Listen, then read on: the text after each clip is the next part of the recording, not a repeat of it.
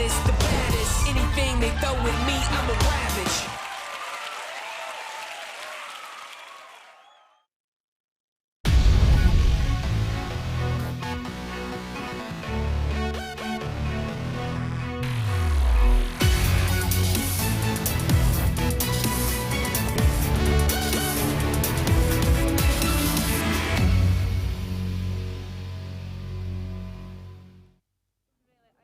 Hello once again, welcome to Prague and the PokerStars European Poker Tour. It's day 4 of the main event. We started with a field of 1,154. We are down to 41 players. Today we are aiming to get down to the final 16, the final 2 tables. I am James Hartigan, alongside me Joe Stapleton. Hello my babies.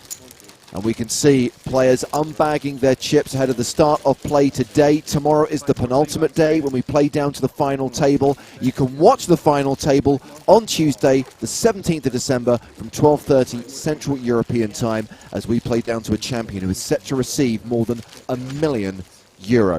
We want to hear from you over the course of the day. The hashtag on Twitter is PokerStarsTV. Make sure you follow at PokerStars Live for updates on future live events as well. We're streaming on Facebook, we're streaming on YouTube, and we're streaming on Twitch, where of course we have the live chat. And we encourage you to link dem accounts. You gotta link it, you gotta do it. We're gonna give stuff away.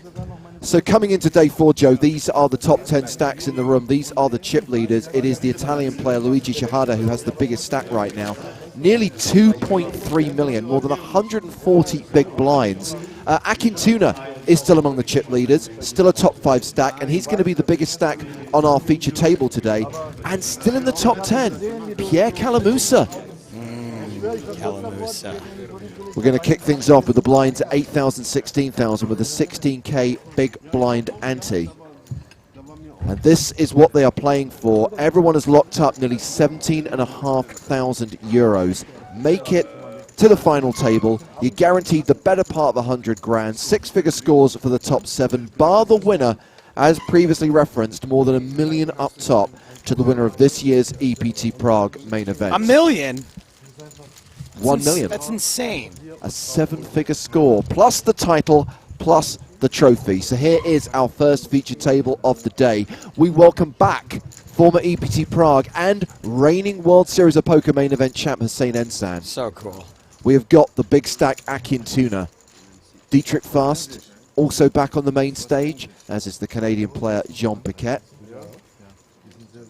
So probably 5 levels today. Possibly we will play into a 6th level in our quest to get down to 16.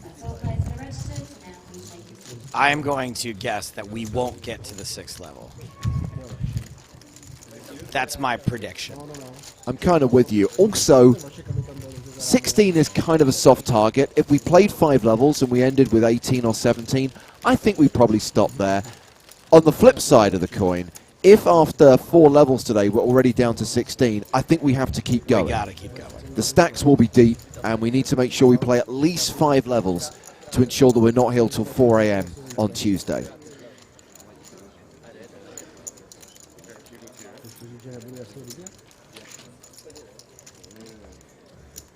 Pretty excited to have Hossein Ensan at this table. I don't know what it is about this guy, but man, oh man, does he know how to run deep in a poker tournament. Ran into him at breakfast today. I hadn't seen him since the World Series win. Overjoyed, gave him a big hug. Accidentally told him that I loved him.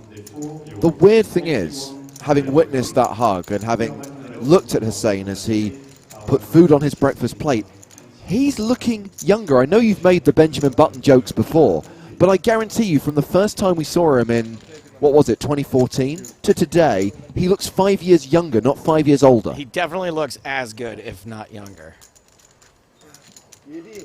So here we go, first hand of the day. Akintuna still stacking chips, and we can't read his cards because they're all over his reader. Stacking tuna? Just slide him right under there. Oh my God. Oh, the problems of having... You're making it worse. 1.9 million chips. Not going to play the first hand. I can't deal with this right now. Just please, just take these. Folded to Roland Chassing. a player with nearly 22K in live earnings. He's out.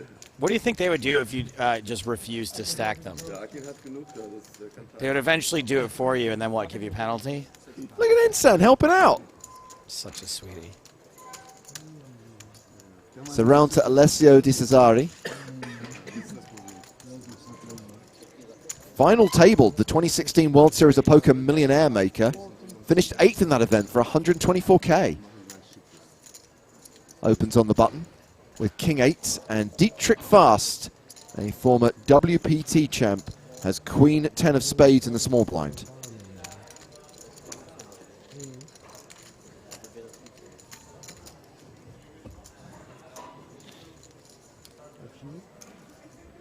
Didn't exactly make him a millionaire, the millionaire maker, did it? I think you have to win it to be a millionaire. I hate the fine print. Here comes Didi. It's a re-raise from the small blind.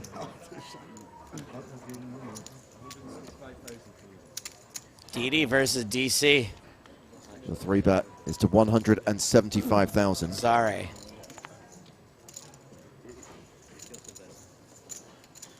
So we've got Boris Kuzmanovic in the big blind with ace-10. Oh. That's awkward. That's a fold. Action back on Di Cesare, and he also folds. So first hand of the day goes to Fast. The WPT he won was the LA Poker Classic in 2016, and for that he did receive $1 million. How do you know that? He has his Hendon mob blocked. Fortunately, he's unable to block the WPT's website. Okay, gentlemen, when I give you your two cards, if you put them side by side in your box, before you look at them, at the beginning, you need to have some sort of thought process. Dietrich Fast really is a unique individual. Who blocks their Hendon mob? German players who are concerned about being hunted down by the tax authorities. Oh, right. Well, hope they don't know what the World Poker Tour is. It's like a German IRS agent watching this stream right now. He's like, we got them! Here comes Hussein Ensan. Oh, he hasn't got cards in front of him. He's folded. He's just counting chips. Good for him. Does he need cards, really?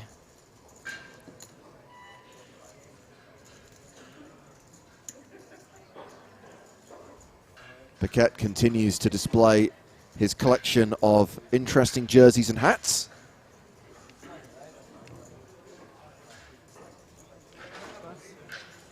The C on the hockey jersey stands for chief. If you're that team's chief, you wear a C. Round to Fast on the button. 9-7 off.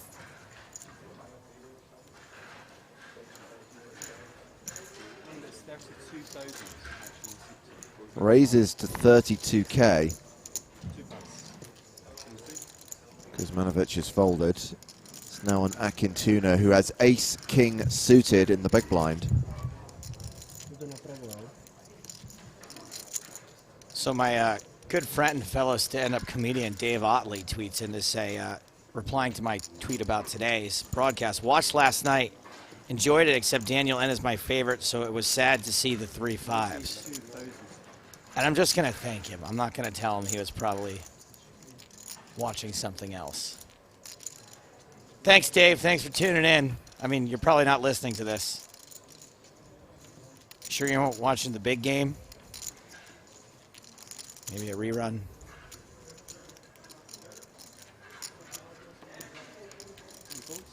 A fold from Fast. And Tuna's stack continues to grow, closing in on the 2 million mark now. Bumblebee tuna, bumblebee tuna.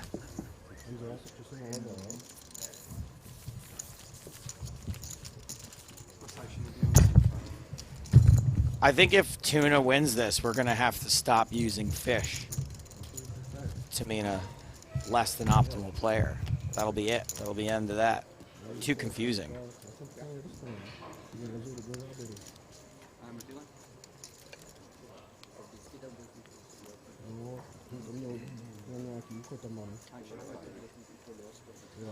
Samo wants to know, does anyone know if Sebastian Mallets is still in the game? I believe he still plays poker. He's still in the game. Thanks for your question.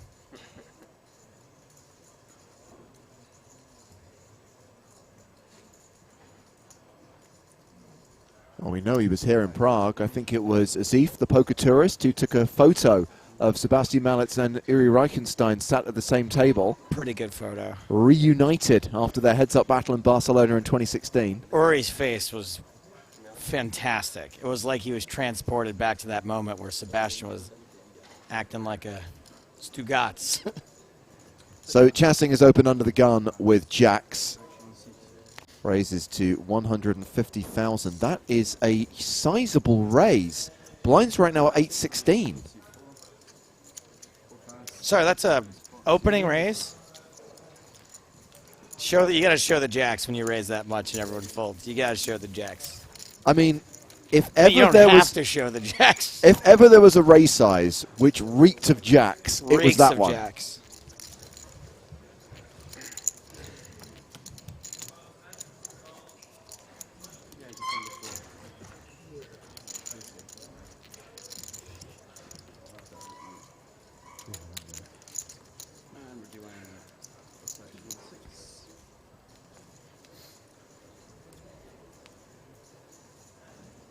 Fourth hand of the day. Piquet under the gun. Won 600k in live earnings, but this is his first EPT main event cash. Question is, how big will that cash be? How deep can he go? Hey, congrats.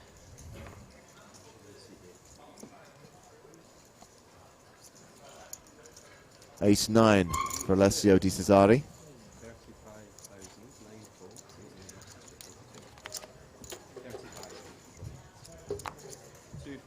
The raise is 35,000. Table chip leader Akintina with 6-3 of diamonds on the button, calls in position. Huh. Round to Roland Chassing in the big blind, who has Queen 3. He folds, so we are going heads up to the flop. First flop of the day. 6-3 of diamonds, huh? All right. Ace, Jack, Deuce on board, no diamonds. Such a typical 6-3 of diamonds flop every time, right? Every time you play the 6-3 of diamonds, it comes ace high. Such a promising starting hand, but I know. somehow It's unlucky. always seems to be losing. Continuation bet of 30,000.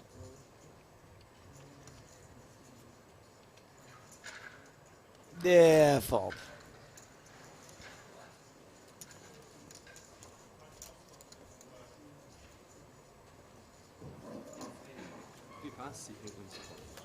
He does fold. Hello from down under from the Durkin Warrior, James. He comes from a land down under. 40 degrees down there. Freezing. I thought it was supposed to be summertime.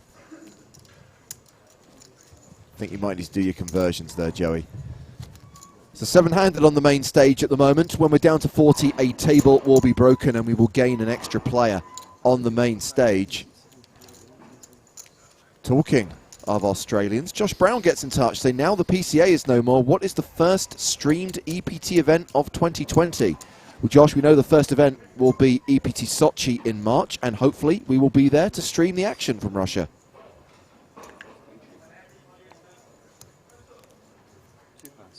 I believe that an announcement on future EPT and future live events in 2020 is imminent. Are they going to announce PSPC too? Yes, they will re-announce it.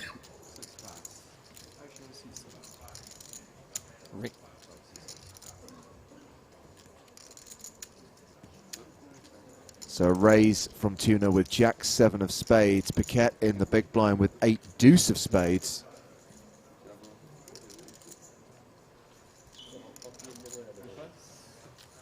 pretty tough with that size stack, even to take 3 off, I'd say. I think you're supposed to. I don't know. I don't really know what you're supposed to do there. It keeps changing. I don't really know the current meta after the latest expansion pack's been released for poker. I'm still like 2 expansion packs back.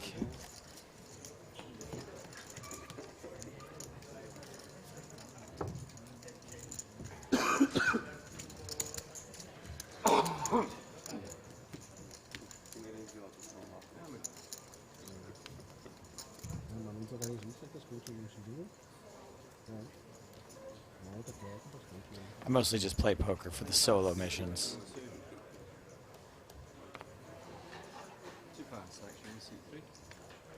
For those of you asking after Lex, I can confirm that Lex is still poorly. In fact, he's not going to arrive in Prague until later tonight. He wanted an extra day to recover.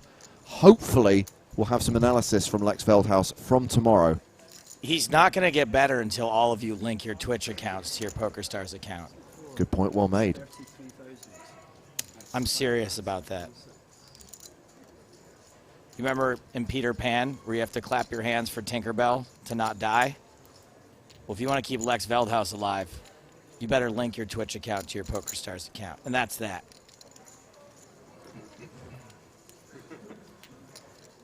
Late position raise from Ensan with Jack-8 of hearts. Paquette fold to the small blind. Disazari in the big blind with 9-4 of diamonds.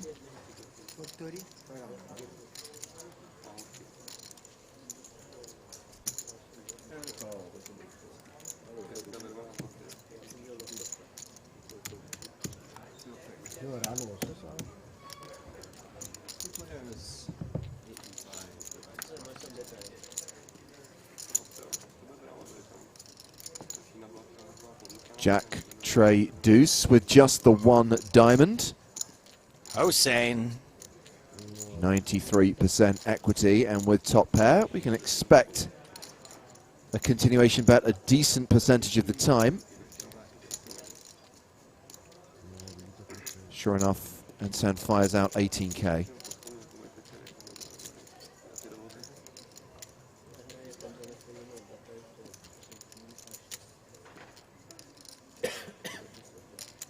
And Disazari is hopefully raising.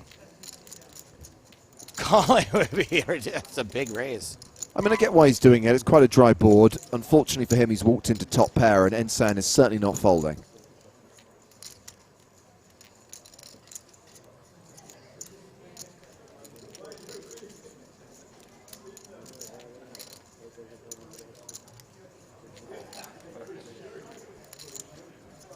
A reminder that the shot clock is in play. It was brought in at the start of day 3. It'll be used throughout the main event. 30 seconds per decision. If you need additional thinking time, you do have time bank cards that you can play. Ensan is already into 1 card. Yeah, walking into top pair here is really bad news. Because for the exact same reason you raised, it's pretty hard to have a value hand on this board. Yeah. And there's not a lot of value raising Disazari could be doing. So the re-raise to 143,000 gets a fold. Ensan chips up. Now playing close to 600K. A reminder that we're at the 8,000, 16,000 blind level. Level 21 of the EPT Prague main event. Still 41 players remaining. That's what we started the day with.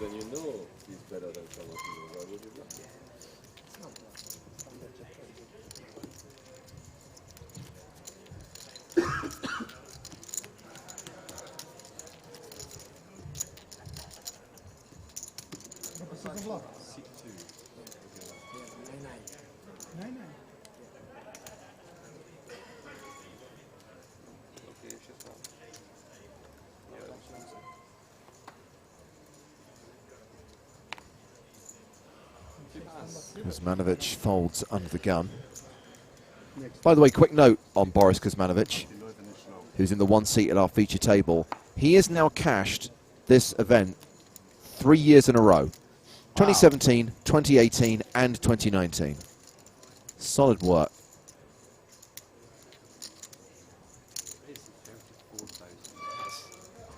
And Sen back in action, raising with pocket fours.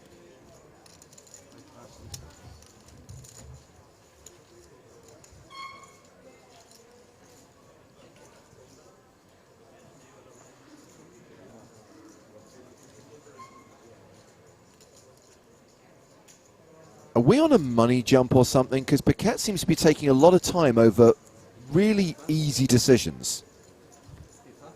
I mean, this whole thing is money jumps. Well, 41 players left. the next jump is going to be when we are down to 39. So, yeah, whoever Close goes out enough. next gets 17,460. Same for 40th, and then a jump to 20.5. By the way, there's money for you guys as well. We have got our daily PokerStars TV free rolls. Keep watching. At a random time, you will get the name of the free roll and the password. You'll only have 15 minutes to register. We'll have $1,000 in the prize pool for that one. And of course, there'll be the additional free roll, an all-in shootout, which will be exclusive to those of you who have linked your PokerStars and Twitch accounts. Just go to settings, account details, connect your accounts. You will receive a ticket to today's all-in shootout that will be at a random time. There'll be another one tomorrow and another one on the final table day. But think about the future. There's going to be so many exclusive promotions and giveaways. There's every reason to do that because they will be exclusive to people who have their Twitch and Stars accounts linked.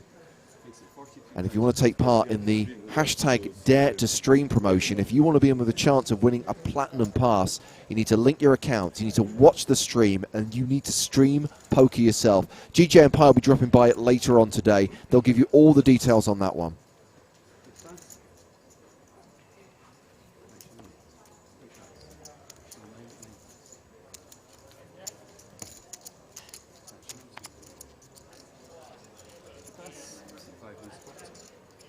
So Hesh gets in touch on Twitter, says, I linked my account to Twitch. I have 2 Twitch community tickets, but no events attached to those tickets. Did I miss the tournaments or something?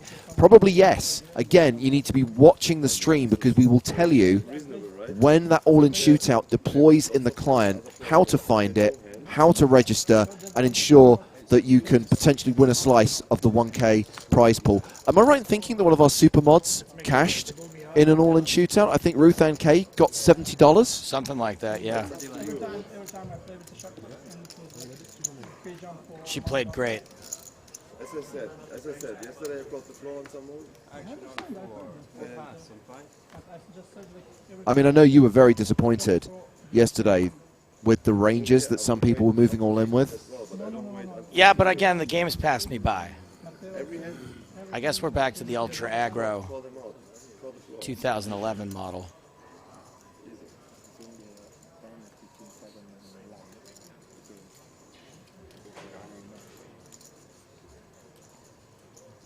Piquet, Jack 10. He's announced raise. Now he's going to figure out how much.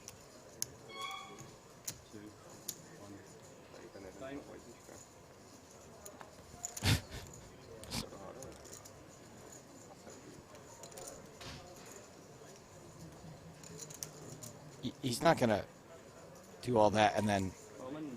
Well, this seems to negate any stalling he might have done if he's just going to get it in with Jack 10. I'm confused. There you go.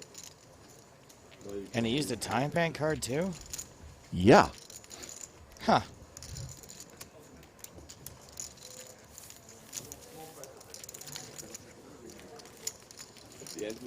Well, here's the shortest stack at the table with 208,000. The 2 biggest stacks being Tuna and Desizari.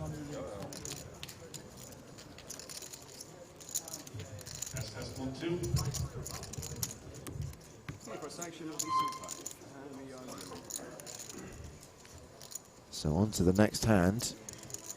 Hand number 10. All players registered for the EPT high roller, please start taking your seats. Your tournament will start in about 5 minutes. I heard you were on TV show. Big Nick in the background announcing that the high roller starts today. If you want to follow the action in that one, PokerStars blog is your friend. Of course, the live updates team at Poker News also providing reports from the floor on the high roller event. Different choice. Jassing raising under the gun with ace-9. Piquet with a decision. Invited 2 years ago. They're both red. Then the show decided, okay, there's something more important we put in. So she got cut out.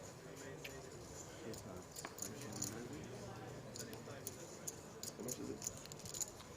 33. Pocket eights continue to be dealt at the feature table. My goodness. What did it take? 5 whole hands? Dietrich fast. Considering his options from the cutoff. 2 faults, 3 faults. Action on 6 faults. Hussein in the big. Yeah, fast is just called. Ensan can see a relatively cheap flop with 8-6 off.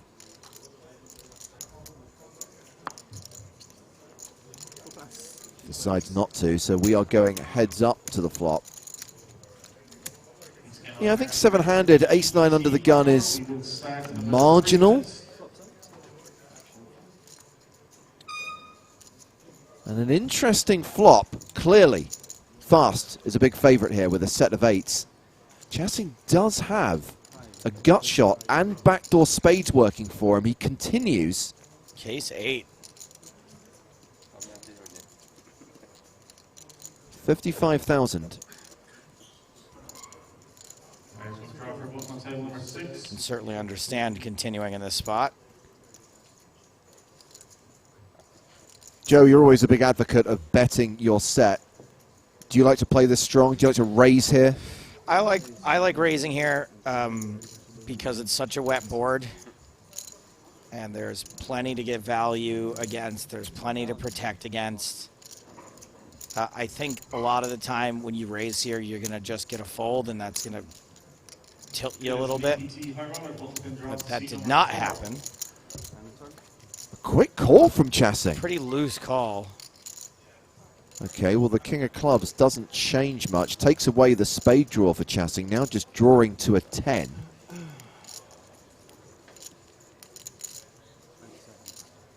And having been raised on the flop, he barrels and bets a third of his stack. I think he's decided that Dietrich is just playing an aggressive game here. Right. Doesn't have it very often. I think that this is a dangerous game to be playing if you're Jassing, especially because I think at worst Dietrich's going to have some sort of combo draw. He's going to have a pair and a flush draw, a pair and a straight draw. Probably a better straight draw than you. This is a 3-day event. You could already have a straight. Every player will start with 6 timeline cards. I mean, from Fast's perspective, you're looking at a guy who, and I know you should never stereotype, but is probably, your perception is going to be they're pretty tight. Right. He called my raise on the flop, and now he's betting big, a third of his stack on the turn. Is my set good here? See, I think that based on the archetype of person you've described, I think that they're going to check their big hands in this spot. I think that they're going to expect that Dietrich is going to bet again. Well, Fast has a pretty good read on the situation, moves all in, and there's not really much to think about for Jassing. Yeah, I think it's going to be very, very rare that Dietrich doesn't have the best hand here. I do think that Jassing is far weaker than you would expect him to be in this spot with no pair, no draw. So I understand, you know, if Dietrich knew exactly what the situation was, he'd probably just call. But since he can't possibly know that, he's going to assume that there are lots of bad river cards for him. The raise makes perfect sense. Interesting hand, which sees Fast now move over the million mark, 1.29 million, and it sees Roland Jassing become the shortest stack at the table with 204K, roughly 30 minutes into day 4 here in Prague on the European Poker Tour. And we're dealing first action of C6.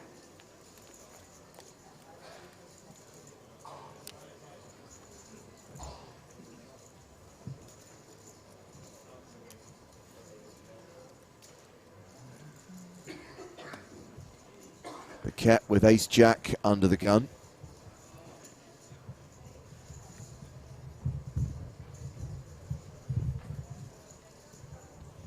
Could just move all in with this stack.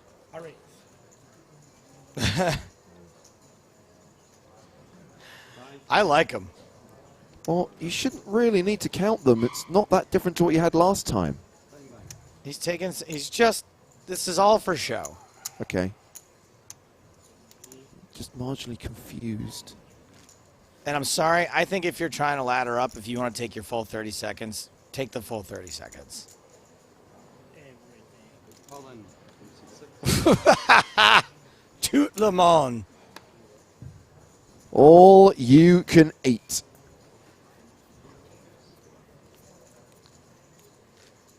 Everything. Action C2. What do you mean, everything? Everything. 2 pass. 3 pass. 4 pass. No. And 5 pass. Looks like he's going to win himself the blinds and ante. Thank you. He's fun. He's fun. We're still at 41 players. No eliminations so far on day 4.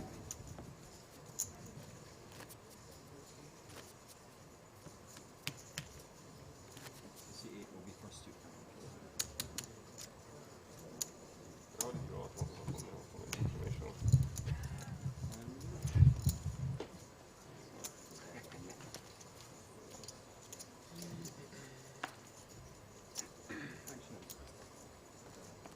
8 pass in section C9.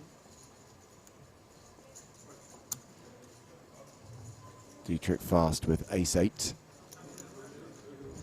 Isn't Dietrich German for the trick?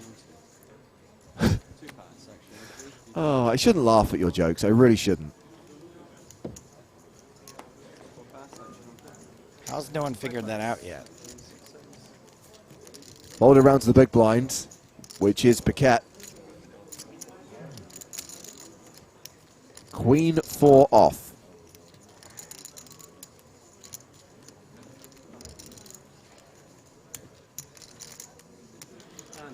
And that is a fold. He even takes the extra time to fold one card at a time. I love it. I will allow it. Into it.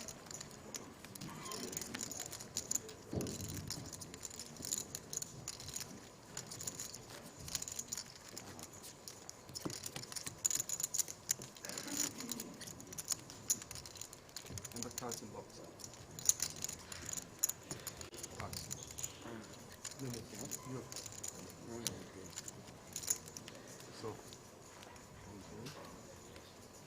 I love it. Hussein Ensan helped Akintuna stack his chips at the start of the day. He's now teaching Roland Chassing where to put his cards so the RFID scanners He's been on a can read TV them. table or two.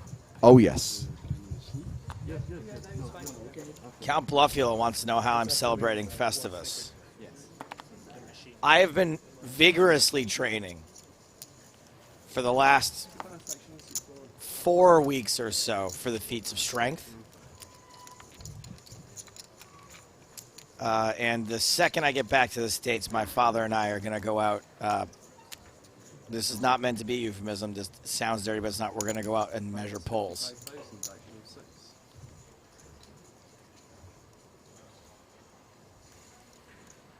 So Chassing has raised the button with King 10. Paquette with 8-3 in the small. See, I'm not going to allow this. I'm actually getting a little bit frustrated by this. Look, this is what you get if you put a 30-second shot clock out there. If you put a 30-second shot clock out there, he gets his 30 seconds. And he's not even using the full 30 seconds. 5 and support.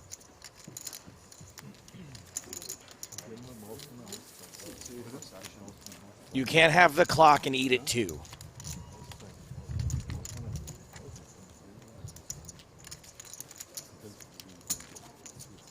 So this is what we've been talking about today, and over the last few days, in fact. You can now link your PokerStars and Twitch accounts to be included in exclusive events and giveaways, including the Dare to Stream promotion, including the all-in shootouts that we have every day of our Prague coverage. Go to settings, account details, and linked accounts.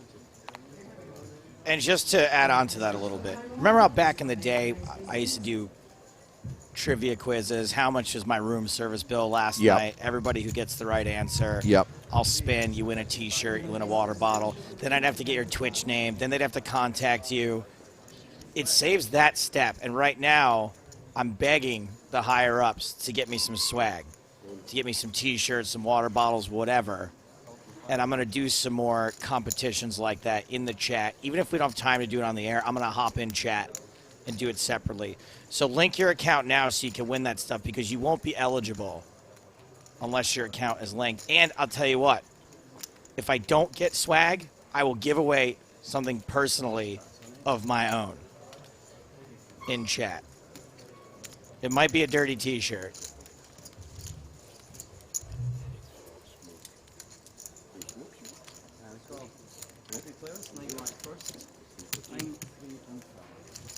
Exactly, my personal water bottle.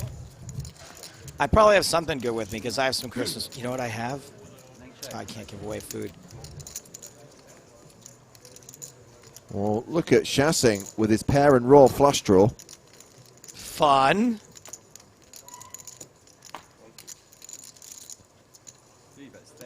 All in. That's what I would do. Oh, I thought you were saying that's what No, he did. he hasn't done that. I'm just saying what I would do. It's Tuna who's bet with a straight draw of his own, 30,000. I mean, there's so much to love about this board when you've got Queen Jack with the Jack of Spades. Would you do that without benefit of seeing all the hole cards like you get? Yeah, 100%. I didn't even look at the other two cards when I saw Shassing's hand, and I'm like, loving it.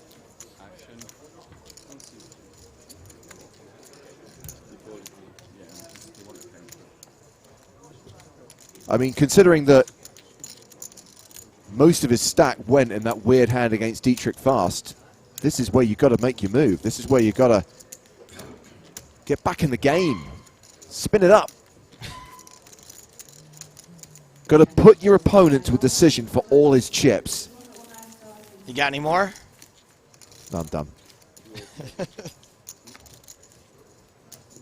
Hey, if it's good enough to call, it's good enough to raise.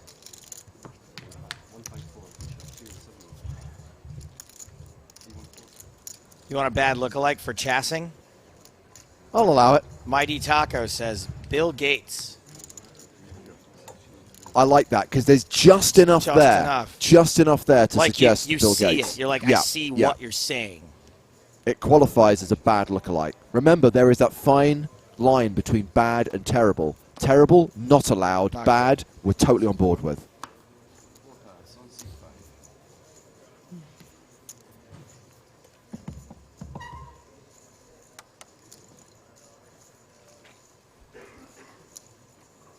Yeah, see, Robkin sees a little bit of Tim Cook in him as well. He's basically every tech genius ever. Applesoft. And by the way, I think you'll find the gentleman's name is Tim Apple. That's right, Tim Apple.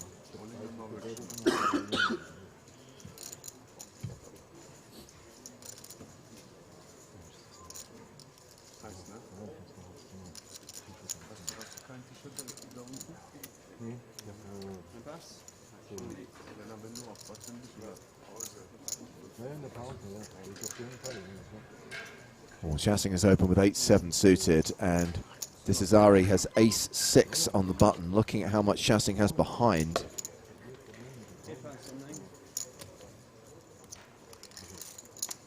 Yeah, I like it, Rat Nibbler. Clive Sinclair as well.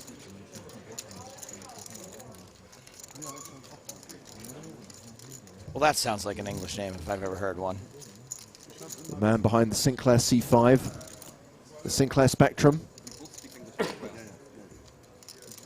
I got nothing. I have no idea what you're talking about. Read a book. Doesn't sound like something that's in very many books. very hot and forgot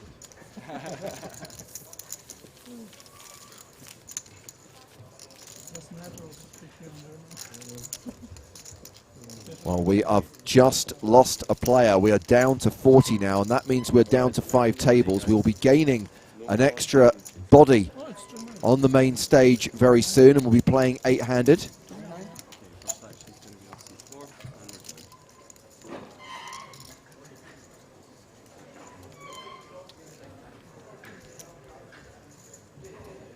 In fact, I'm hearing it was Andrei Stoenescu from Romania who was eliminated in 41st place. Well, that doesn't sound right. In this of all years. You know what would be good is if you could link your PokerStars account to your X Videos account. I would get a lot more mileage out of that.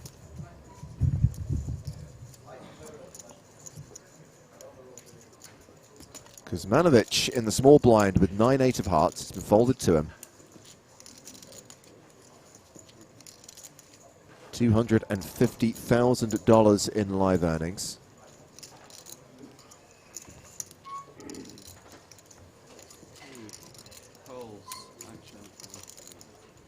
Decides just to call.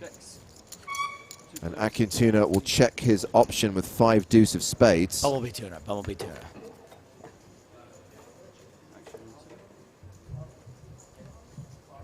And it's Jack 9-9. And that is a pretty solid flop for Kuzmanovic. Bets into a pot of 48,000 and gets a fold.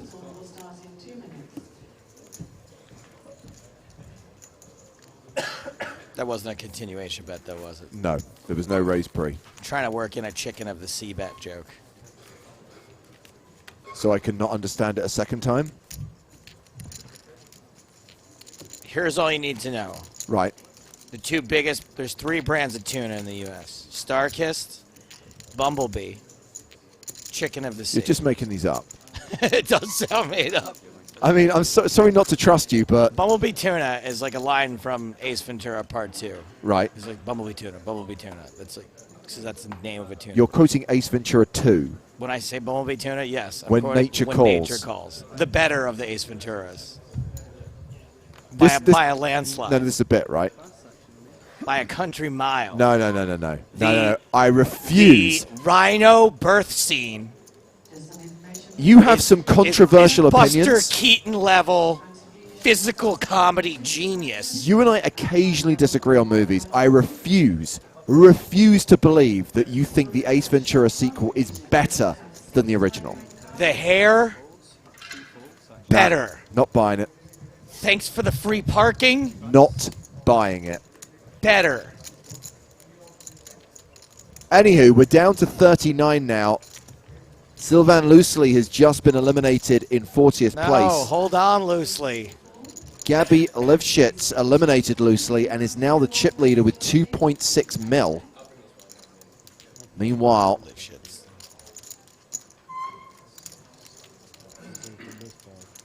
So how much stalling is Homeboy going to have to do now to get up to 23,000? so we had a Gibbons here. Gibbons! Shassing limped under the gun with 6s. DeCesare raised with King-Queen in the hijack. Ensan. There's 3-bet from the big blind with Ace-Jack. No triple Gibbons from Shassing, who, by the way, Peter Blow thinks looks like a beardless Corbyn. Hashtag too soon.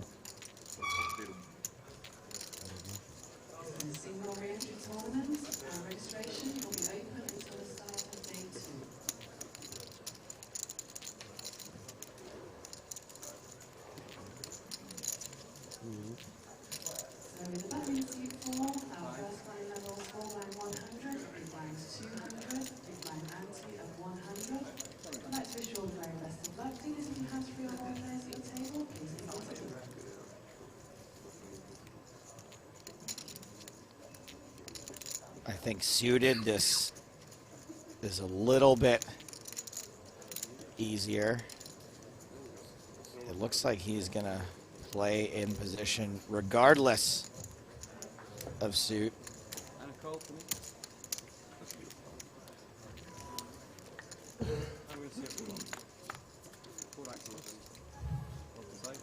And it's an ace high flop. This is all Ensan.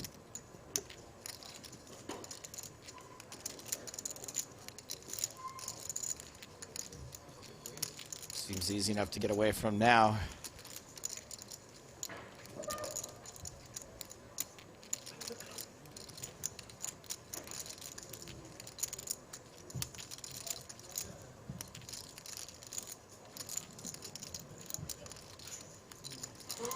If Hossein Ensan wrote a book or a series of strategy articles, I would read every single one of them. I really want to know what his thought process is.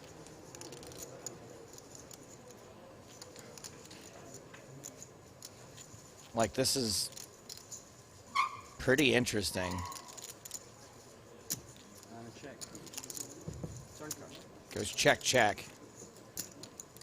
I mean, he checks in a spot where his opponent has almost no chance of catching up to him. Now, I mean, this is a great card for Ensan. Yeah. Great card. Now he can bet and get a call. the way he intentionally knocks the stack over like that. 93,000.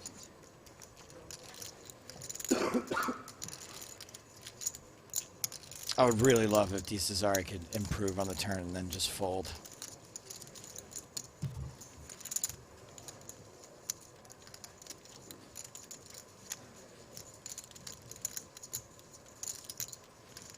I mean, you would expect Ensan to, after 3-betting the flop, to bet if he misses, Yeah. right? It's a little strange for him to bet even though he didn't, to check even though he didn't miss. But the delayed continuation bet is pretty suspect. It's just that you've caught arguably the best card you could have.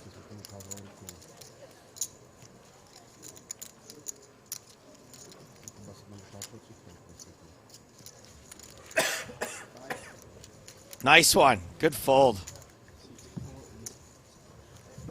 Does not get trapped, but it's another pot for Hossein Ensan. Up over 700,000 now. With 39 players remaining. 2 eliminations so far today during the first level of day 4. And sounds like we are now getting a new player at the table. Everyone's being asked to move around a little bit to accommodate Fidan Zahiti, bringing a stack of more than $1 million to the table, 1,054,000.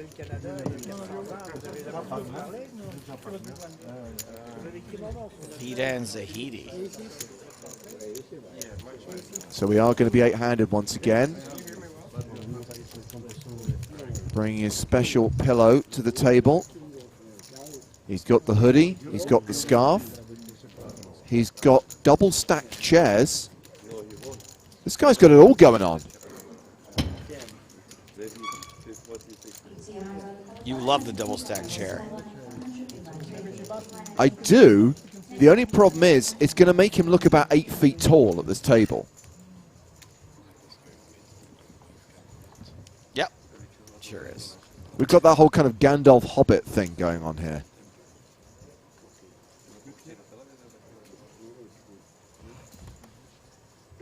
Hand 18 underway. Paquette first to act. Deuces. In the muck.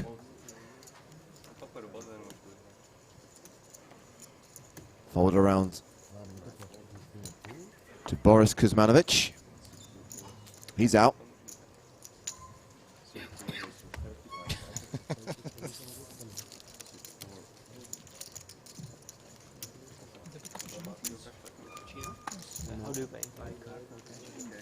Where are we at here? There has been a raise. Tuna has opened on the button with ace-5 of hearts.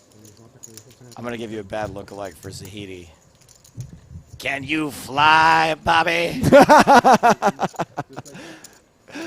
Oh, Clarence Boddicker, a.k.a. Kurtwood Smith.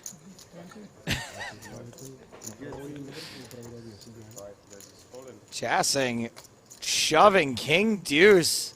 Come on, Sal. Tigers are playing tonight. Never miss a game.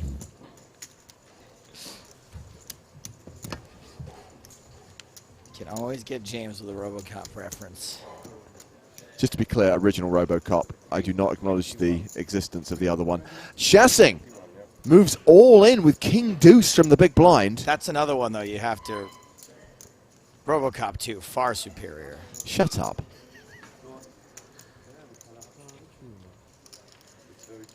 Center's right. Smart play by Shassing, putting Tuna to a decision for all of his chips.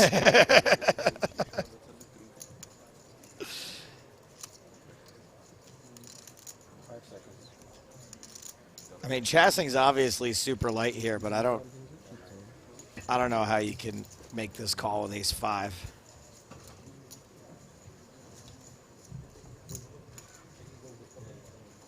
I would never expect him to be this light. I think best case scenario, you're up against like 4s. That is a call from Tuna. He did it. Shassing at risk and behind. Yeah, he made a pretty loose call against you, but he was right. The Bill Gates / Tim Cook / Clive Sinclair / Jeremy Corbyn without a beard lookalike is at risk. Here's what I don't like about this, though. Even like when your ace high is ahead, right? Still live cards. The flop is King, Queen, 5. Wow. A post-flop flip. It is indeed a race. Shassing ahead for now with a pair of kings, but Tuna's got a lot of equity. Hearts, 5s, aces, all working for him. And now the diamond draw for Shassing, who becomes a 72% favorite. The river is the 7 of hearts, though. That is the flush for Tuna, the nut flush, which sends Shassing to the rail. Hey, sometimes King Deuce gets cracked. Cashes out for 20,540 euros. Piquette's about to ladder up again also. He's got 5 more to go. 38 players remaining now. Looks like we're coloring up.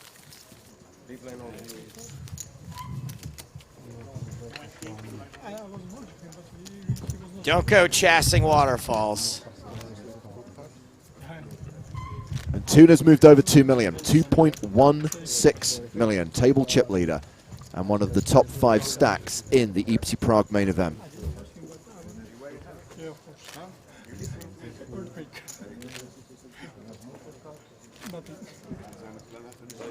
That's not a lie. He's listening to someone telling him what to do. See? The question is very bad. Some folks have sent in photos of the Sinclair C5.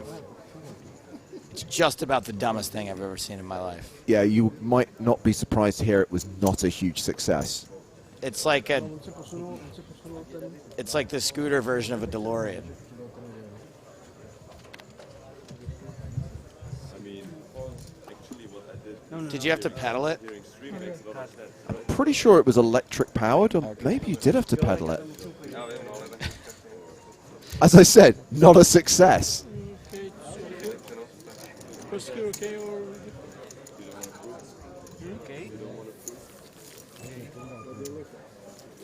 that a walk for Piquet that had?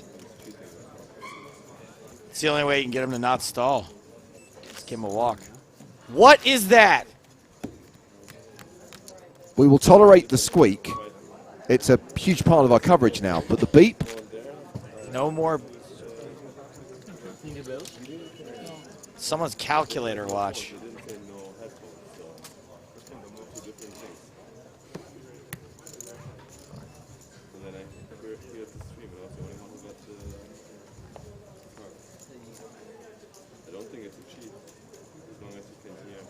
Oh, it's a card machine. Someone's paying for something.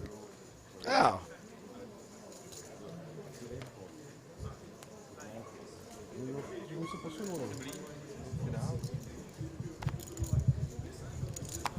Folded round to Tuna.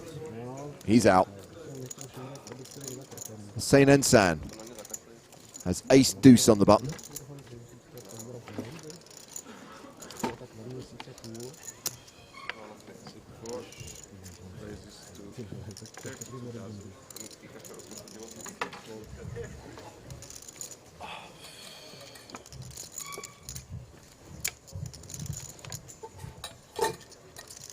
My bad lookalike's actually a really good lookalike. Na na na na na na na na na na na.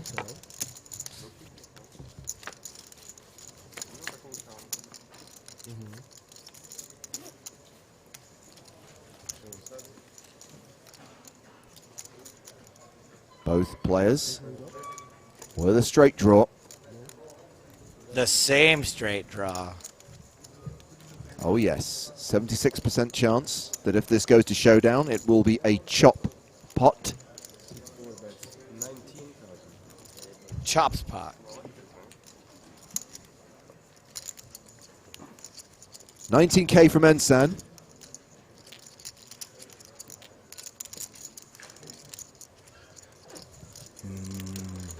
ZD.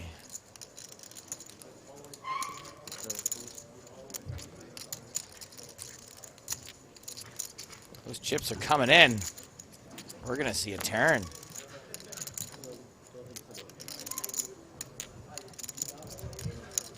Well, that turn card is the uninteresting 6 of clubs.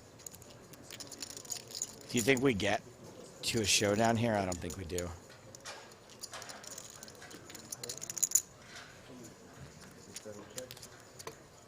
Smooth 817 says, I'd buy that for $1.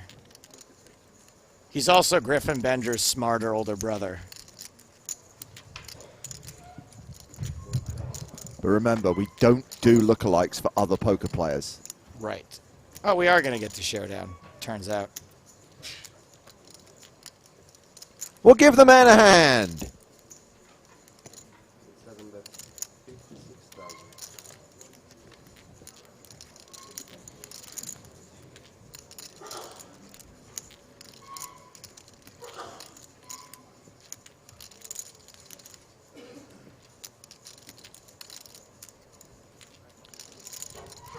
Get your emotes out, guys.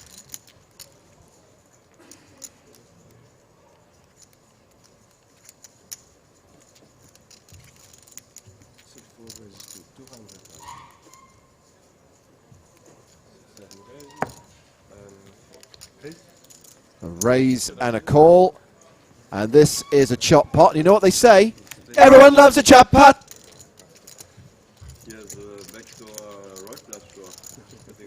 There it is. Let me see your chops. Let me see your pots. Hatchet time. You know what's cringe? People who write cringe. That's cringe. It must be difficult never creating anything in your entire life, but just cringing all the time. Well, I guess we are going to be friends, Richard.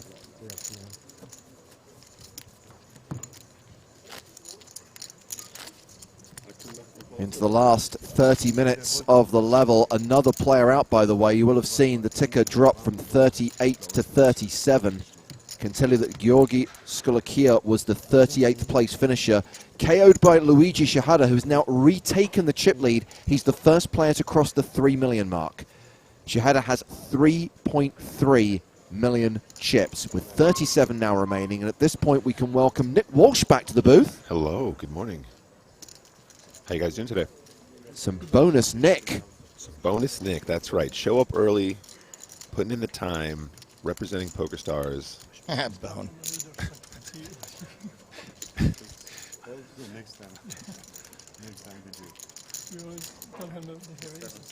getting some Game of Thrones vibes here from alternative scarf guy here. We've already established he's Clarence Boddicker from RoboCop. You can't derail that now. Very nice. Otherwise, Sorry. you'll stop me from doing constant RoboCop references, Nice. which I thoroughly enjoy doing. He's already said 11% of the script. I'm sure you absolutely love the most recent RoboCop as well. We don't talk about it, and we don't acknowledge its I existence. thought you might say that. Thank yeah. you. What a strange and unusual film. Interesting question here from Gray Overcast. Yep. Was Ensan supposed to raise the nuts? Or you can only just not check the nuts? He did raise. It looked like he just called. No, Ensan raised. The other guy called. Ensan put him all in? I think it may even have gone raise all in call, but ultimately it doesn't really matter. I'm not a fan of that rule in general. It's all luck. It's all luck anyway, Joe. It really doesn't. Ultimately, it doesn't matter. It doesn't matter why they're dressed as a tiger.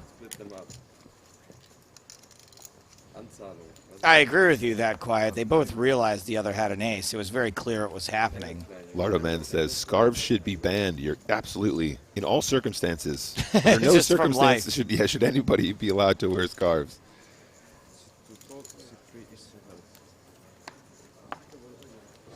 How do you guys feel about that? By the way, you know, there was some over the years we've seen additional like face masks, hockey masks, ski masks, scarves.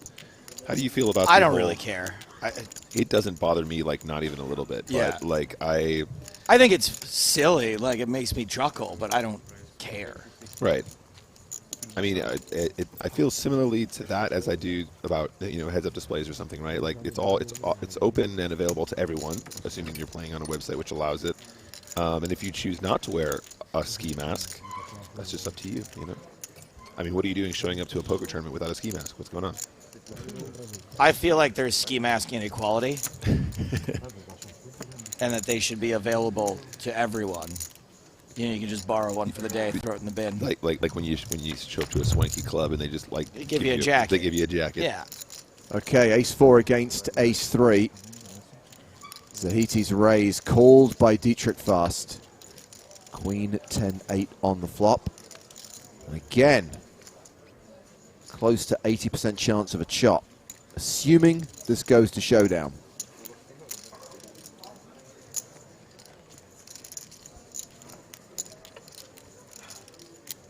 Caesar on Twitch says, hey, even a scarf won't cover bad play.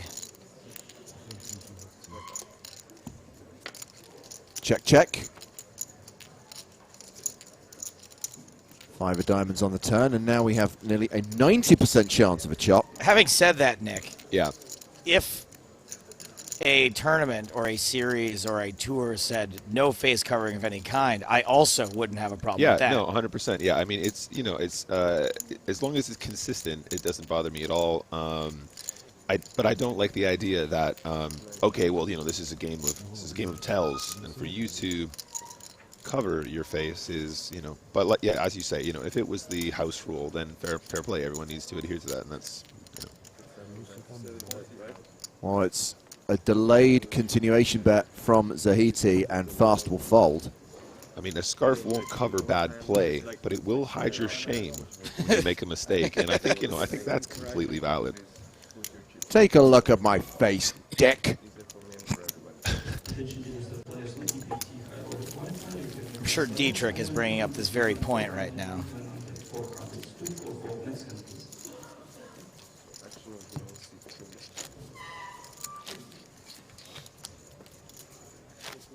What did you guys get up to last night?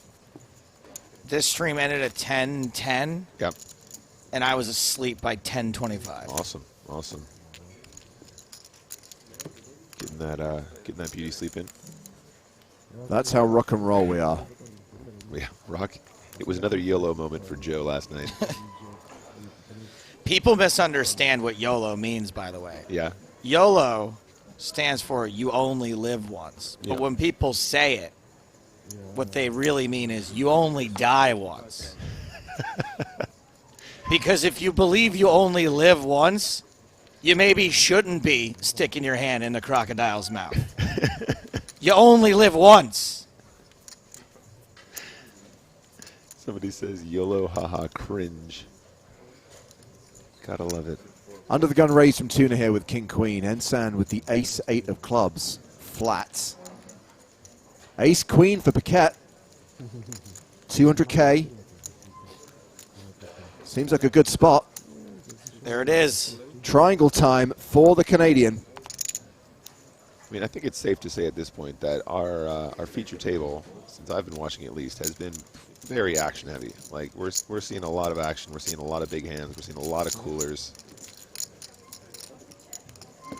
It's fun times. It's fun times. I mean, it's exactly what you want to see if you're going to watch some poker. Absolutely. We saw Tuna call it off with ace-5 suited. Slightly different dynamic than this. This was button versus big blind.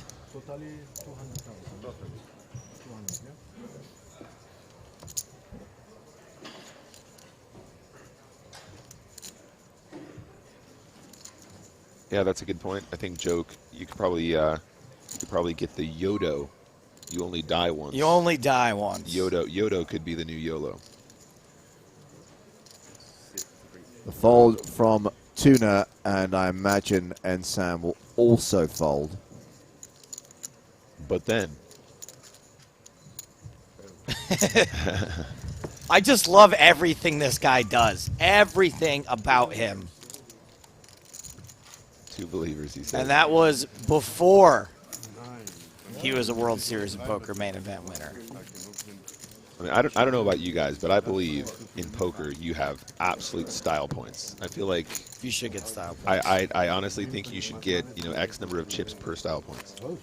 Don't forget, we're heading towards the second PokerStars Players No Limit Hold'em Championship, scheduled for August of next year.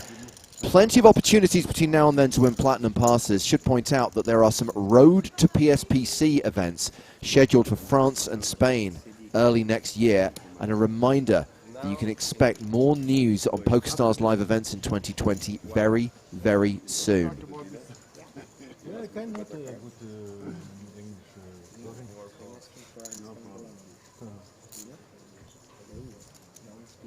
Paquette with Queen 10 suited. So you told him that they don't speak German? I understand. They cheat everything, but I don't care. 6 that's 30 raise 32,000. Raises to 32K.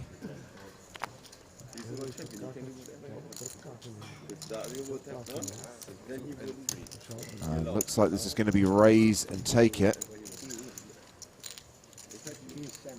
Sure enough.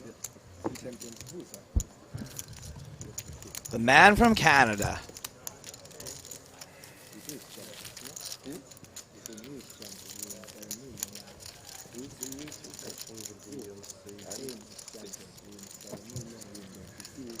I never won a EPT.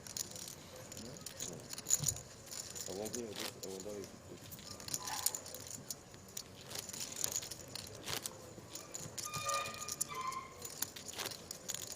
Hashtag embrace the squeak. Those chairs still doing their work here on day 4. As I entered the room, the most pronounced sound I could hear was in fact squeaking coming from your coming from the headsets, and I just embraced it. Got to embrace the squeak. You just got to embrace it.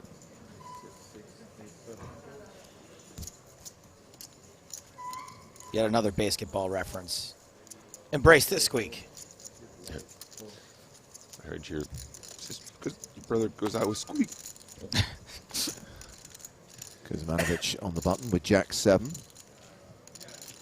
I recently discovered another movie from them, which I didn't even realize existed. Orgasmo? Orgasmo. Orgasmo's terrible, but also awesome. I mean, I was watching it, and obviously it starts with the two Mormons going door to door, and I thought, is this the premise for Book of Mormon? Yeah. It turns out not at all, but they just love those Mormons, don't they? I think Cannibal the Musical is also has a Mormon theme to it also.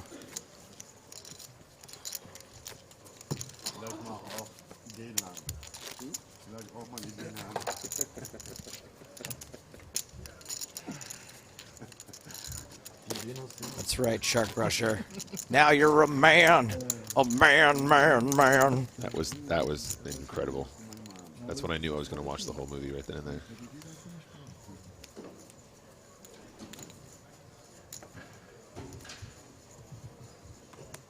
Any update, Joe, on whether you've been able to secure some extra prizes that we could potentially give away to people who have successfully linked their PokerStars and Twitch accounts? I don't have an update yet. I'm being told they're digging around. I mean, we are at that time of the year where you have to start looking behind the sofa for loose change. If only PCA were still happening, we could do my unwanted Christmas regifts. But Christmas hasn't happened Yeah, I yet. guess you can't give away stuff that you don't know you're going to receive yet.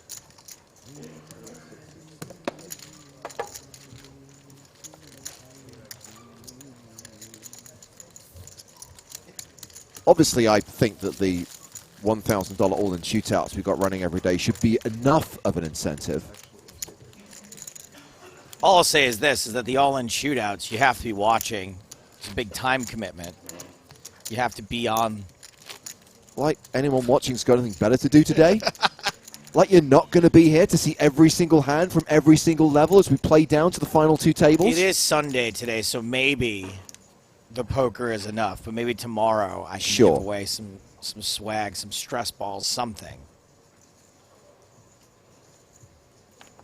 Now today is the day when you watch the stream and you play poker, especially as it is half-price Sunday, 50% off buy-ins of all major events on a Sunday. Is that true? That's true. Absolutely. Half-price Sunday Storm, half-price Sunday Warm-Up, half-price Sunday Million. The guarantee's still $1 million. The buy-in, 50% of what it usually is.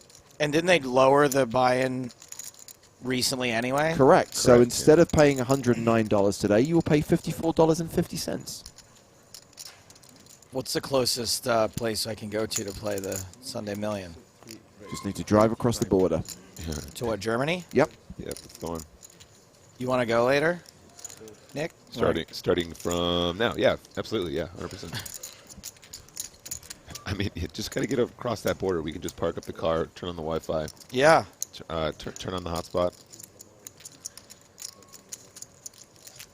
Yeah, I mean, I think I'll be arriving back in the United Kingdom this evening, but I think I'll be a little bit late. Probably just in time to late reg, but... Just in time to sit down with a 15 big blind stack and It's spin half it up. price. What are you complaining about? Well, I'm not, yeah, and Lord knows, anybody that watches my stream knows I don't know what the hell I'm doing if I have more than 25 big blinds, so... I'm in the same boat. It makes perfect sense to me. I hate having 30 big blinds. I just don't know what to do. 25 feels great. James 30. lives in the 19 big blind zone. So King 9-5 on the flop here. This is Ari has paired his 5, but can't be too excited.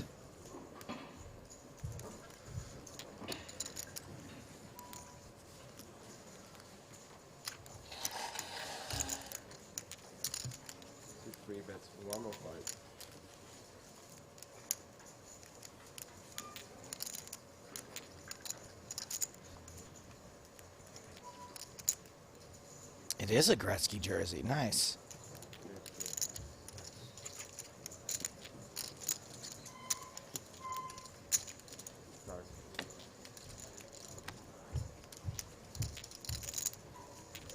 Well, this is Ari, doesn't know it, but he's now an 85% favorite. Do you feel a little bit better about your pair of 5s on the board pairs here? Yeah, absolutely. Paired boards are almost always a good thing if you have a made hand. They're almost always a good thing if you have even ace high. As we were talking about yesterday, there was a couple interesting spots where once the board pairs, you know, you counterfeit everything. It makes it harder for your opponent to have 3 of a kind, etc. That's not to say this is an easy spot to play, though.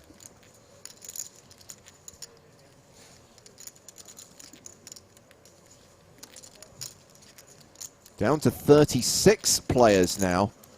Hearing from the outer tables that Luke Marsh has just knocked out Roman Herald. Nice one, Dersh.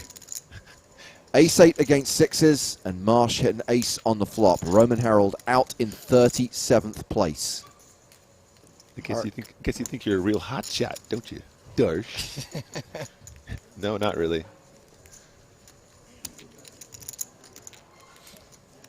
So Tuna has barreled for 125,000.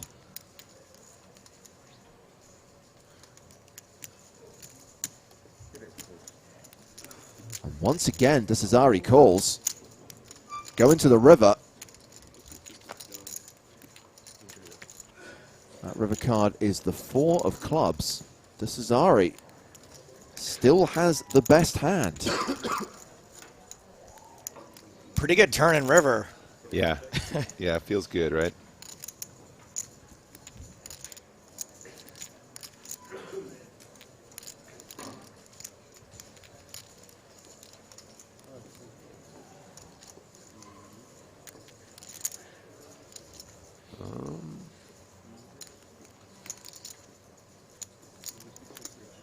Well, he's emptied the clip. Yeah, I mean, he's picked a good spot here. We have no way of knowing what exactly his read is, but it's certainly a spot where he's putting a 5 in a very tough spot. Meanwhile, we've lost another player down to 35, and this one hurts. Gail Bauman out in 36th place.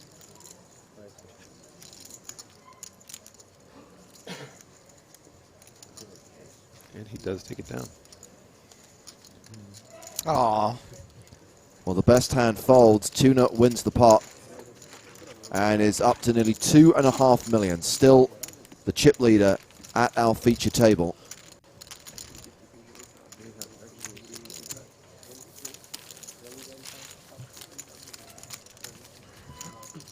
So confirmation that Gail Bauman is gone. 35 players remaining now. 6 eliminations so far and roughly 15 minutes left on the level until we hit the first break of the day. 152 big blinds for Tuna.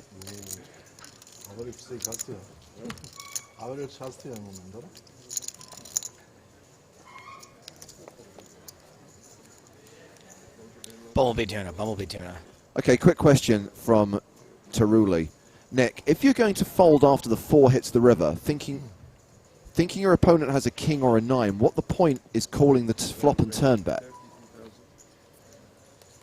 Well, I understand the sentiment, and there are certainly situations where you say, I'm going to do X on the turn, and I must always do X on the river, but I don't think that was one of those spots. I mean, it's so player dependent, and we see it a lot when we have lots of grudge match, heads up matches, etc. Right? You know that your opponent is capable of X, therefore you must always do Y. And obviously, when you're calling down, you're hoping that your opponent is just going to give up at some point. You know, I like the play. He's obviously picked a fantastic spot to put in the barrel in the river, and sometimes we call with the intention of trying to get additional information on later streets. Other times we say, I'm not going to. I think the most common example I can think of is if you're going to flat call with King 10 pre-flop, when it comes 10 high, are you really going to start giving up, you know, a pair of 10s in a situation where you don't have that many chips? And I think that's a very different situation than we just had, because he's going, I believe I have the best hand, but I'm going to see what happens. I believe I have the best hand, but I'm going to see what happens. And then on the river, he decides against it. So I absolutely understand the sentiment, but I think that was one of those situations where he was hoping to get additional information, and he got all the information he needed, despite the fact he was getting bluffed. So he got false information.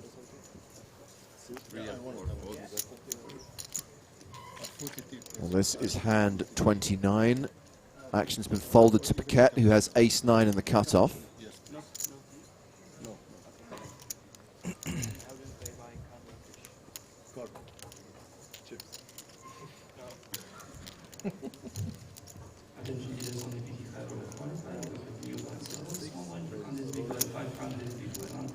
He is all in. Shoves for 310k, and Zahiti's got 8s, the hot hand at the feature table for the last 3 days. Always with the 8s. And that's a call. If you're shoving ace-9, obviously this is a pretty ideal situation. Finding a flip when you're shorty feels great. Like Christmas Eve versus Christmas morning, one of these two hands has a slight mathematical advantage. Well, let's see if the snowmen's hold and if Paquette is eliminated here.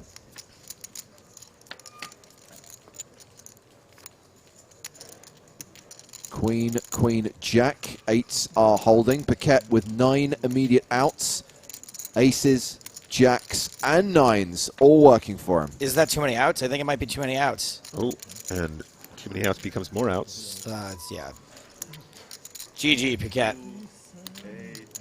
He's dead to a 10-jack, king or ace on the river. The river card is a 6. Paquette busts. I mean, you just want to see that counterfeit because there's nothing better than counterfeiting somebody in a pre-flop all-in situation, right? The flip side is there's nothing worse than losing to a counterfeit. So yes, Exactly. agreed. Yeah, right. We know how bad it sucks when it happens to us, so you know it's got to feel good when you're doing it to someone else.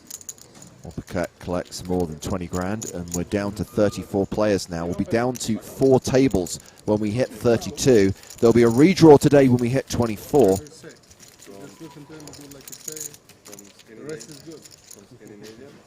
Kuzmanovic now the table low man with 308,000. Tuna still the big stack with close to 2.5 million. Zahidi made Gretzky's head bleed. And I think we're going to keep this lineup for the second level of the day. We're 10 minutes from the break. And when we come back, we'll have the same guys. Good table. None of them get KO'd between now and then. Is there a reason why he didn't go all, why he went all in and didn't just hold out for as long as possible? Absolutely. He found himself in a situation where he had an opportunity to win a lot of chips at non-showdown. When you're short stacked, the most effective way of winning chips at non-showdown is to go all in. Also, if you choose to raise ace-9 off and you get shoved on, you have to make the decision for your tournament life as to whether or not you have the best hand, and very frequently you'll be forced to fold. So the decision to shove hands like ace-9 off in a situation where you're very frequently going to have the best hand, you're also going to perform very well versus calling range in most situations. It means that you don't give yourself any tough spots. You are going to win a ton of chips because remember, with the antes in play, there's a lot of dead money on the table already, and you don't give yourself any really, really ugly decisions where your opponent is going to put you in a bad spot with a hand that potentially could be an inferior hand. You know, if you min-raise ace-9 off and get shoved on by king-10, you have to make the decision right then and there as to whether or not you're going to call. You probably will call. Ace-9 off is definitely getting up there when you're short-handed. I say short-handed when you get round to, blind v blind or whatever. Well, this is blind v blind, queen 10 versus queen 9, and both players pair their kickers. Pair of 10s for Dietrich Fast, pair of 9s for Boris Kuzmanovic. Yeah, it's okay.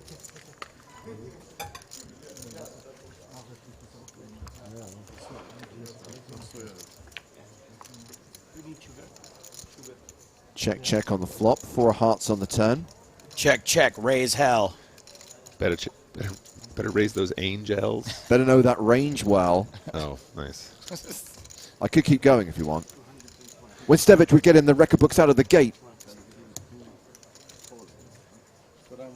Okay, maybe I'll allow the use of cringe for that one. Love me some EPT rap. I mean, I for what it was, I think it was always going to be cringe, really. So for it was relatively not that cringe, considering the fact it was always going to be cringe. I don't know if this story will translate, but I'm going to try. Okay. So, like, within a year of the rap coming out that mentions how no one's ever won 2 EPTs, Vicky Corin won a second EPT. Correct. And James and I were on location, I think in the Bahamas. Monte Carlo. Monte Carlo, where they were... Kuzmanovic comes from behind here to improve the trips on the river.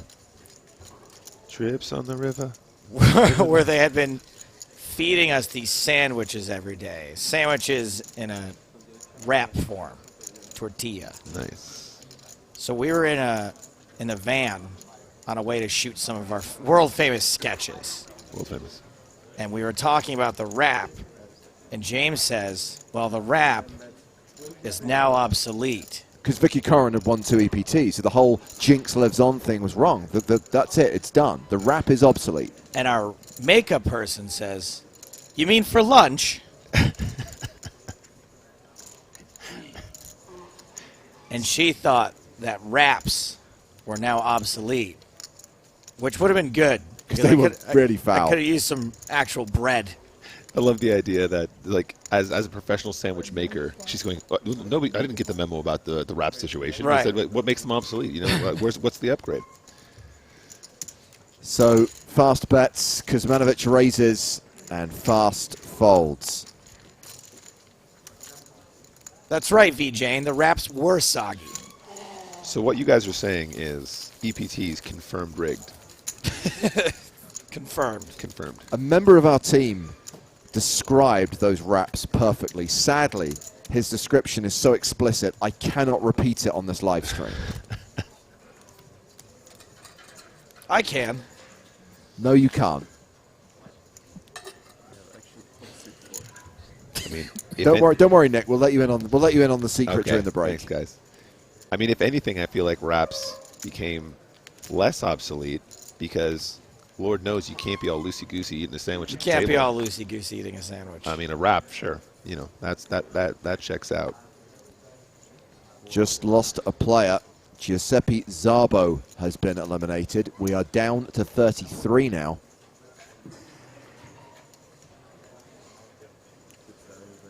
And here we have a raise from Zahiti with ace-10.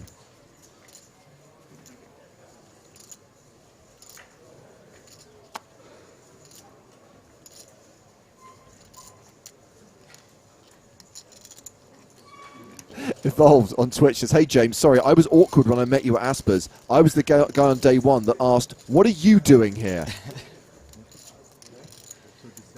He was so surprised to see you that he was angry about it. I guess he's thinking, what are you doing live streaming a £140 buy-in event? Which, to be fair, was not an unreasonable question. But that was a £140 event featuring Chris Moneymaker with a Platinum Pass awarded. That was why.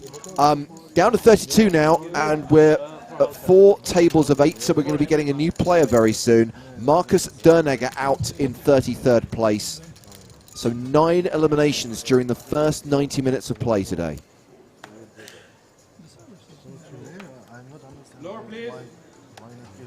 Dernegger, bust out.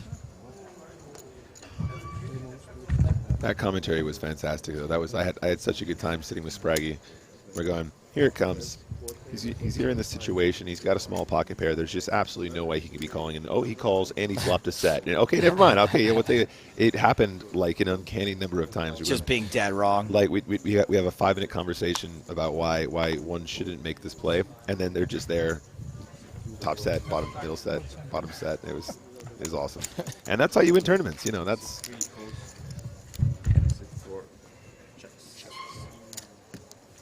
Just keep flopping sets. King 10 versus 10-9. Ooh, King of Hearts here as well. Yeah, lots for Tuna to be excited about.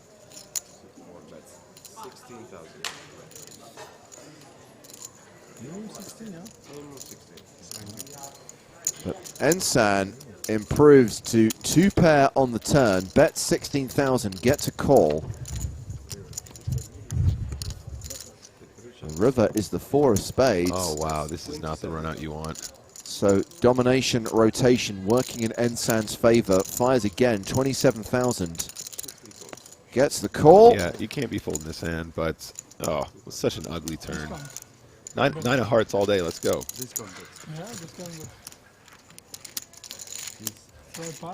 Hossein in the membrane and San in the brand.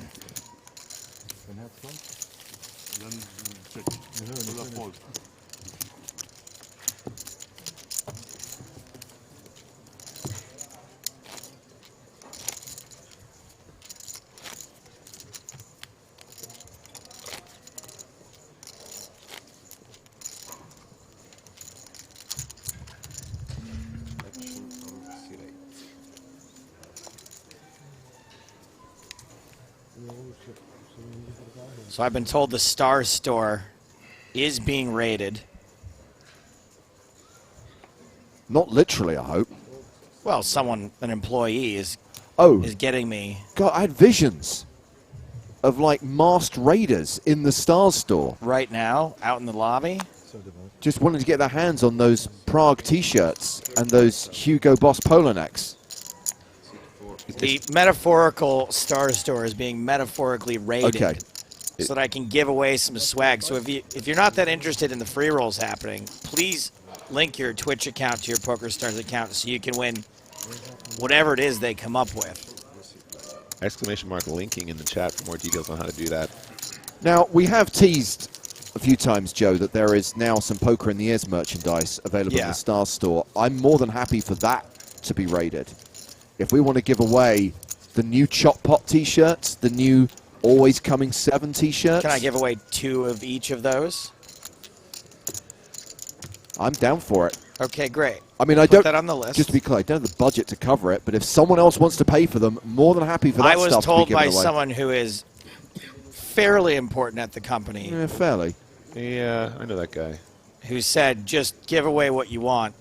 Okay, sweet. While you're at it, if you could put in a request for a backpack for me, that'd be fantastic. What's the Joe. most expensive thing in the Star Store? What can I get away with? We mentioned Luke Marsh earlier. He is taking the vacant seat at our feature table. Oh, I bet you think you're a real cool guy, don't you, Darsh? Stan Darsh. Darshy Darsh. I saw him at breakfast yesterday. He gave me the I know you do the Darsh nod. I bet you think you're a real hotshot, don't you? We are going to gain another player as well because we should be 8-handed, but this is the last hand before the break. Can we get another one? Or someone busted? Yeah, Morton Havam is also going to come to the feature table, but is still racking his chips. So he's going to miss this hand. So we have C5 at the table now, and action on C2.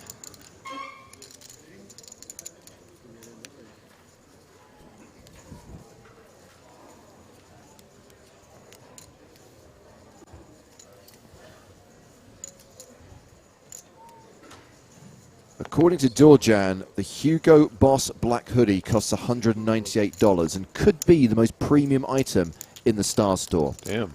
Star Store, selling stuff, Star Store. How much Stars coin is that? Well, Stars coin is a penny. Oh, that's a lot of Stars coins. Oh, yes. Although I'm pretty confident that if you do actually buy it with Stars coins, there is a discount. Slight discount. Yeah, as opposed to just buying it at face. Tahiti opens on the button with Jack 8. Desazari in the small blind with Ace 5. Now, I'm probably not going to get one of those, but if you link your Twitch account to your PokerStars account, I'm going to give something away for free. I think people will like the new Chop Pot t-shirts. I think we should go with at least 2 of those, and Always Coming 7 is one of everyone's favorite memes. Yeah. So let's go with that as well. 2 Chop Pot tees. And maybe a signed headshot from Joe Stapes. No, we want people to link their accounts, not delete them. Just something that shows your range, Joe. Decent flop to Jack 8.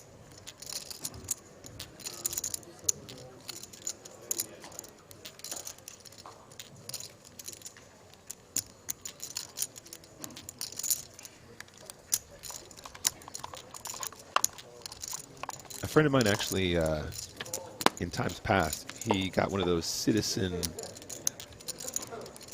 watch PokerStars branded ones. Now that was a bad boy purchase, and unfortunately, I think he lost it. But In a poker game. yeah, right.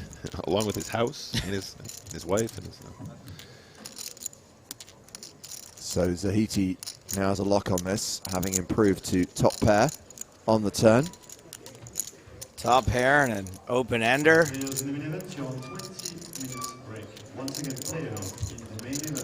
Oh, this is going to be greeted by a pretty fast fold. And we are going on break as we come to the end of the first session of the day. 90 minutes of poker completed, 9 eliminations, 4 tables remain. The aim today to get down to the final 2 tables. And when we come back from this 20-minute break, we will stick with the same feature table. We still have one of the big stacks, Akin Tuna. We have a former champion, Hussein Ensan. And oh my God, he's wearing shorts. He Short can wear shorts. whatever he wants. Short shorts. The next blind level will be level 22. 10K, 20K, with a 20K big blind ante. Boris Kuzmanovic edging into the danger zone. Danger zone! And more live action from the Prague leg of the PokerStars European Poker Tour when we come back. We're just one more than you. We started seat 2. Your 1 is our 2. Okay, anyway, we need to chip raise this working, yeah? Should we do the chip raise first before we do the chip count? That'd be better though. I tell you what.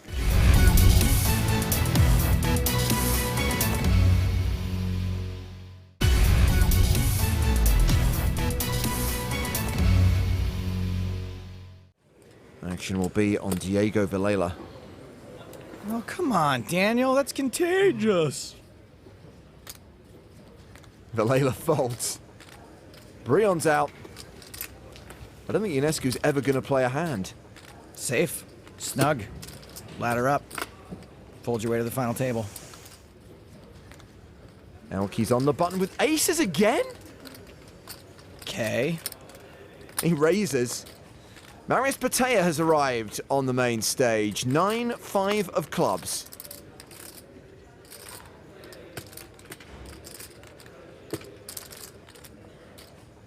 Oh. He calls out to the small blind. Well, this is what Elke wants. Hossein Ensam with 10-7 off in the big. Looks like Hossein is eyeballing some of that quote-unquote dead money out there. Bad timing, Hossein. A re-raise to 31,000.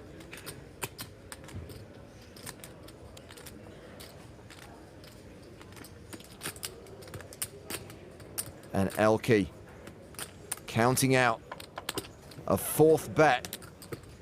A re-raise to 82,000. And Patea couldn't fold quickly enough. I go all in. What? This is exactly what Elke wanted. Ensam blasts off. Oh, Alter. Runs 10-7 into aces. Oh, my hand, 10-7. Love this guy, but this is a massive punt. It's not done yet. Yeah, 10-7's a good hand. It's my favorite hand. It's about as good here as it is in bowling. There's no need for Ensam to stand up. He's not at risk here. Well, he may need to walk it off. The flop.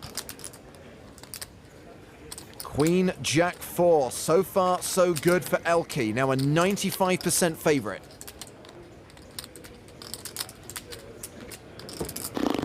Yeah.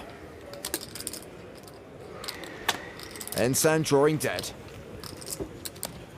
Elke doubles up again with aces. Nice hand. Somebody get Ensan a red suit and a white beard because he has given Elke quite the gift. Close to 800K now.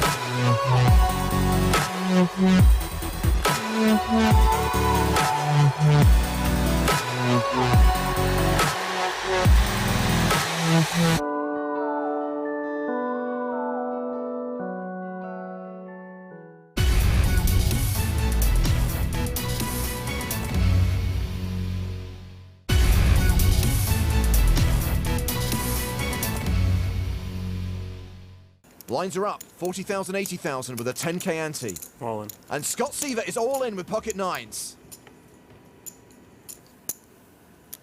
Just the blinds to get through.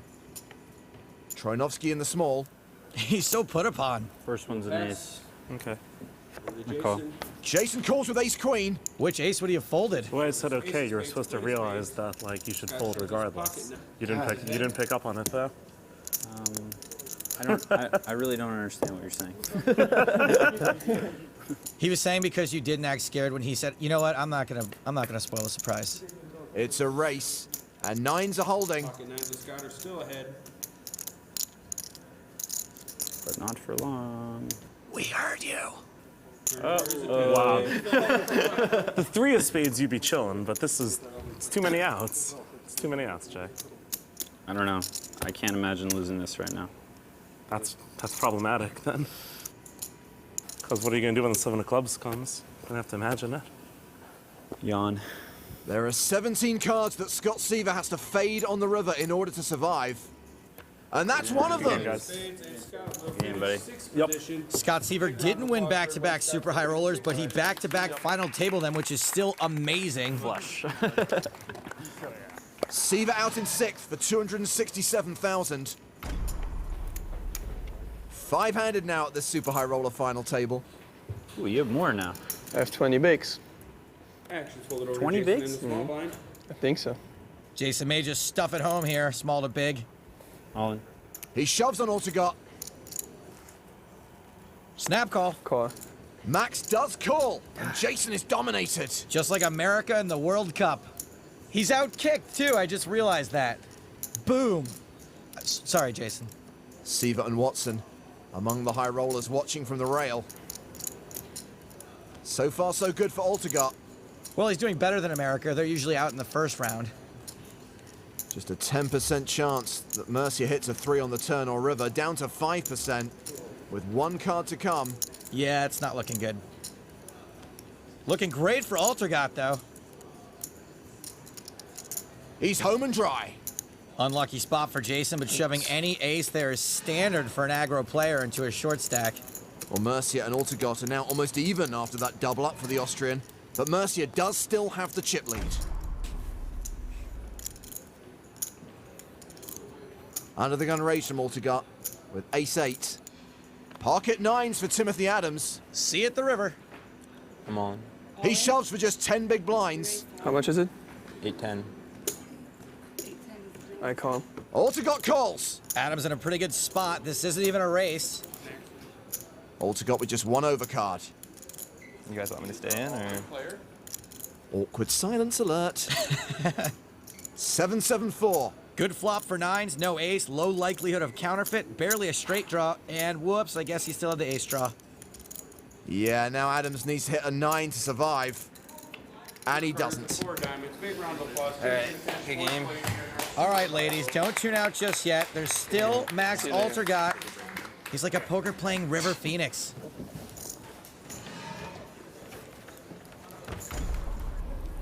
Blinds are up to 50 and 100,000 with a 10,000 ante. Sorrell with queen 6 on the button. And this looks like a raise. Sorrell makes it 215,000. Jason Mercier has ace-7 suited in the small blind. Jason knows Sorrell's going to be raising his button pretty wide, so I'd not be at all surprised to see him 3-bet this. He does 3-bet. It's a re-raise to 505,000. Max Altagot with ace-6 suited. If Max reads this as Jason wide 3-betting Sorrell's wide open, we could see another bet here. Nah, he gives it up. Action back on Sorrell. I don't think Sorrell's ever really thinking about calling in this spot, so he's either Hollywooding his fold or thinking about 4-bet bluffing. Looks like it's option B. Although he has pump faked us before. Here we go. This is a 4-bet to 820,000. The pump without the fake. How much is that? Sometimes we see small 4-bets that give opponents a good price to call, but this situation's a little different. Jason is getting a good price to call, but he'd be in for a quarter of his stack, out of position, with a marginal hand. So I think most of the time he's going to decide right now whether Sorrell's got it or he's just messing around. On. Mercier shoves. Sick read by Jason. Sick aggressive play. Thinks Sorrell's getting frisky early in the 3-handed and shoves for great justice. Sorel folds and Mercia chips up to 4.3 million. Mitzi and Mercia in the blinds. Altagot on the button, first to speak. He's got pocket jacks. Incredibly strong hand, three-handed. He raises to 200,000. Sorel has king-queen. All in. And he shoves! Here we go. Call. Altagot calls, and we're off to the races again. I had a jack. That's good news for me. How do you wake up with a hand there? Whoops. Mitzi needs to hit to survive. It's a low flop. I got a diamond. If running diamonds hit, Mitzi's queen-high flush would be best. The turn is the three of spades, taking away any backdoor possibilities. Mitzi needs to hit a king or a queen. He's got 6 outs. Gonna need a pair. It's a full house for Altagot. Look, guys. Mitzi exits in third for 679,000 euros. Nice hand. All right, played great, buddy. Give me the hug. All right, good game, buddy. Sick run for Sorel. The 400 or 500 people that have pieced him are gonna be pretty happy. And we are heads up in the super high roller.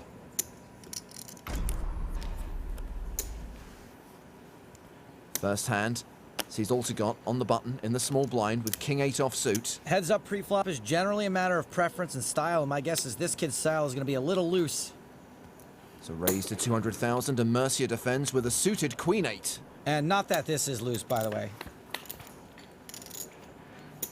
King 9-5, top pair for Altagot. Altagot can continue for value. Mercia checks to him. And Altagot continues for 200k. And this is where heads up can get tricky. Jason would sometimes actually have the best hand here with queen high, but he would often have decent equity, especially with a good turn card. Mercia calls. We go to the turn. And it's a great turn card for Jason. Picks up a straight draw and a flush draw. He checks once again. Not much reason for Altagot to stop betting.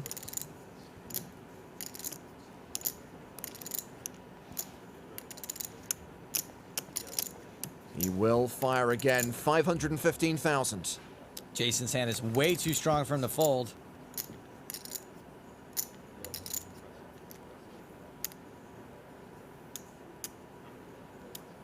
Ruh-roh. Jason has counted out a check raise to 1.21 million. I think this raise might look like exactly what it is.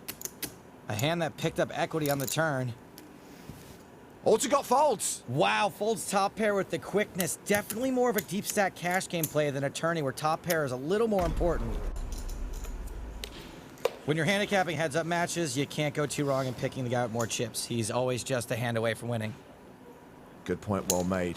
6 deuce offsuit and a button raise from Altagot makes it 200k. See? Loose. Mercia with 8-9 defends. Easy call. 6 deuce in bad shape for having live cards. The flop, ace 8-7 with 2 hearts. Mercia checks second pair. Altagot checks behind. Mercia improves to trips on the turn. He's got a lock on the hand. Max with no pair and no draw. Mercia now leads for 260,000. Yeah, Jason's leading here, hoping to get 2 streets of value. And Max is in real danger of ending up playing the board here. Those are the 100k chips. This is a raise to 700,000. Max is raising, hoping it'll buy him some extra fold equity, but no. Tough to get your opponent to fold when you're repping his hand. Mercia deciding how fast he wants to play this. He decides just to call. He wants to give Max another chance to bluff the river.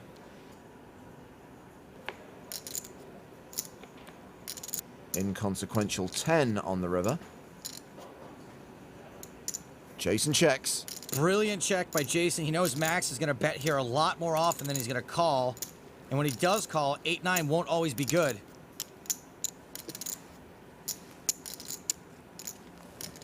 Max bluffs again for just over $1 million. Jason's almost always just calling here. Call. He does just call. And wins a huge pot. That was a super play by Jason. In fact, it was actually Super B. Superb. Ortegot's got queens. He raises. Mercia looks down at King 7 of diamonds. Jason a big dog, and it doesn't look like he's folding.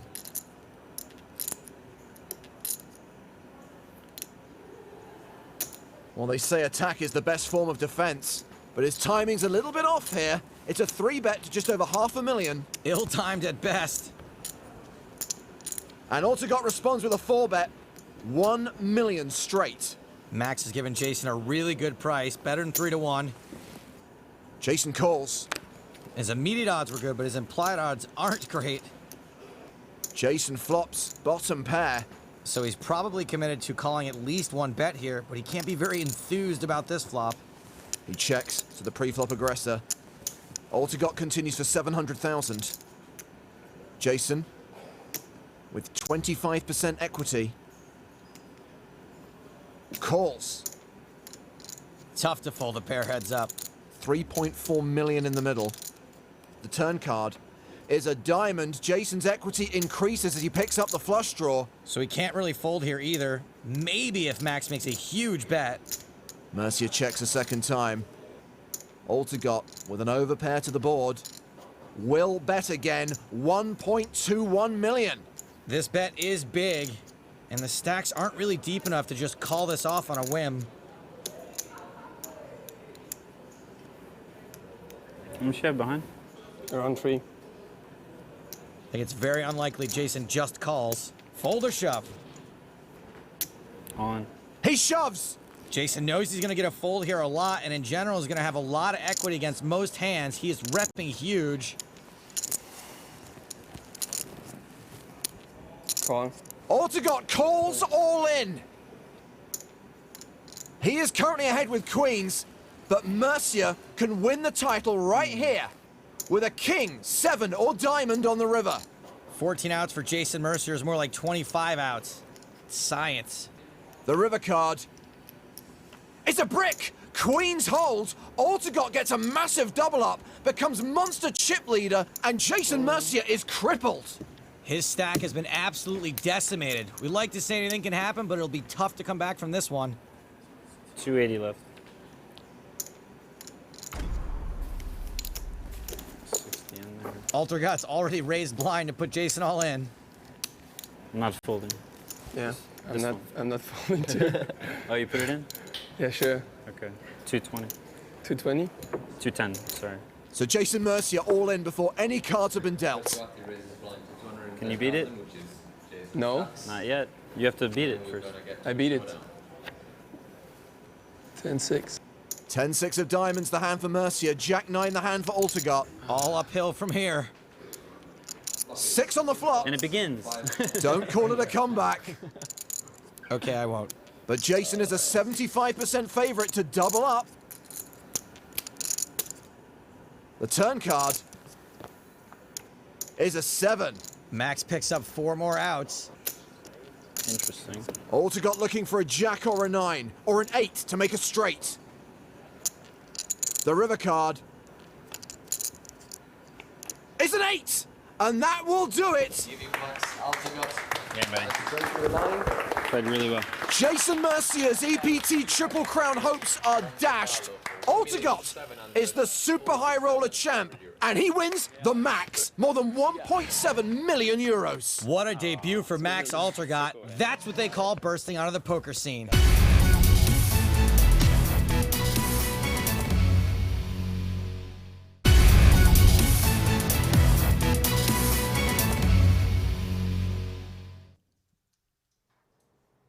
Welcome back to Prague, hosting the PokerStars European Poker Tour. This is day 4 of 6 in the main event, the day when we aim to get down to the final 2 tables. Right now we have 4 tables as 32 players remain in contention for the first prize of more than 1 million euros. I'm James Hartigan alongside Joe Stapleton. Hello, my babies. And Nick Walsh from Team Pro Online. Doobly done. So here are the players we're watching right now on the main stage at our feature table as the blinds go to 10-20 with a 20k big blind ante. Akintuna, one of the chip leaders, the big stack on the main stage with 119 big blinds. Boris Kuzmanovic has fewer than 20 big blinds right now. We've been watching with keen interest the run of Hossein Ensan, a former EPT Prague champion, and of course the reigning World Series of Poker main event champion. Just before the break, we were joined by Luke Marsh, who made a deep run in the PSPC at the start of the year. The other new player to the table is Morten Vam. Morten Vam? You'll notice, by the way, that we've just lost 2 more players. We're now down to 30. During the break? Francesco Candelari apparently went out just before we went on break. And in fact, just as the break started, there was still a hand in progress at the outer tables. Filip Zakernik went out in 31st. So apologies, we're coming back with 30, not 32. All right. How do you feel? Final 30 EPT main event, and you got kings in the cutoff. How does that feel? It's got to feel pretty good. I mean, I assume. I don't. I mean, you know, we don't like to assume, but never assume. It's a 45,000 selection, selection back to 6-2. Kuzmanovic, the short man at the table, has 9-7 off in the big. Don't do it. Ah, he's doing it. He defends. Yep, I think 9-7 off is usually a defend in these situations. Sure, I could just, you know, see all the whole cards. Ace 10-4. Here's that spot again, Joe. We were talking about it yesterday. You got a underpair to the ace. Do you have a c-bet here? Do you c-bet in these situations? I think as we're getting shallower, we were talking about how as you're shallower, you're going to have more checkbacks when you got, you know, second pair, etc. And you're certainly going to be checking back with a hand like 10x. 7 bets 40, 2 folds, 7 wins 40. He decides to bet 40k. And a quick fold. I might check there, but not for the usual reasons I would check in ace high flop. Yeah, right. So just to recap, both Candelari and Zakernik went out just before the break. With 30 players remaining now, redraw at 24, trying to play down to 16 here on day 4.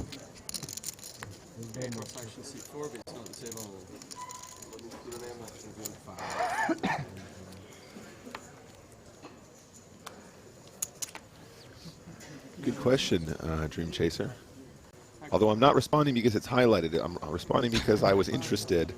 What happened to Mask Guy? Dr. Giggles? Dr. Giggles. Not 100% sure.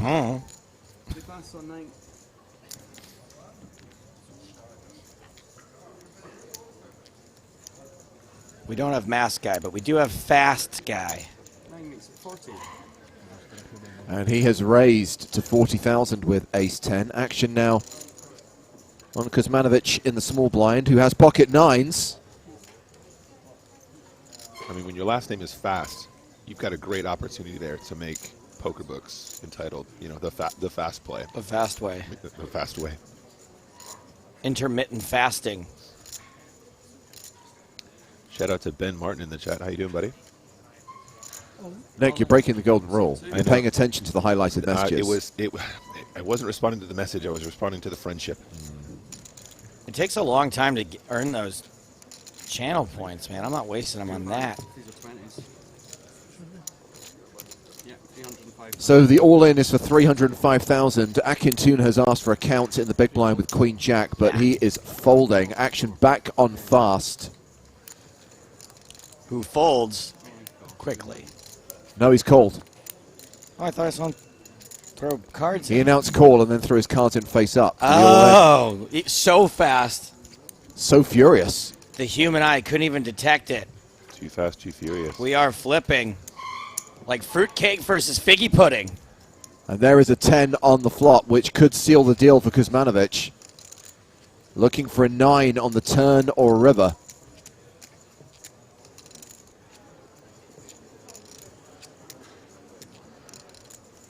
He is the at-risk player here and is down to 10% equity.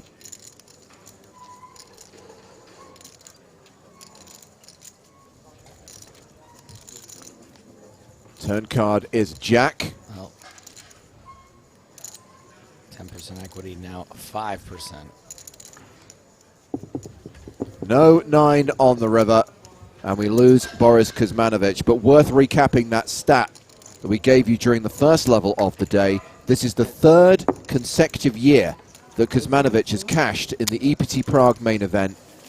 And his cash today is worth 23,560 euros.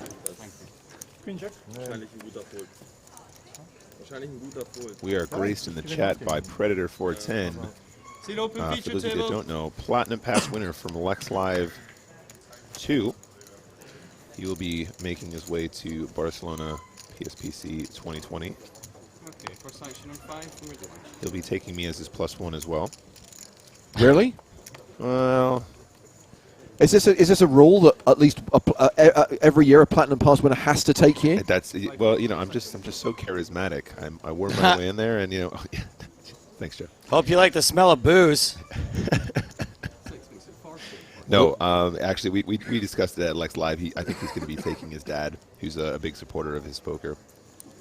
But you know, it's all right. Back pocket, it's fine. Luke Marsh is opened here with a6. My dad's a big supporter of why I need to go to therapy. Wouldn't be there without you, Dad. Thanks, Bob. 7 pass action on 8. Nice raise, Darsh. Alessio De Cesare has 4s.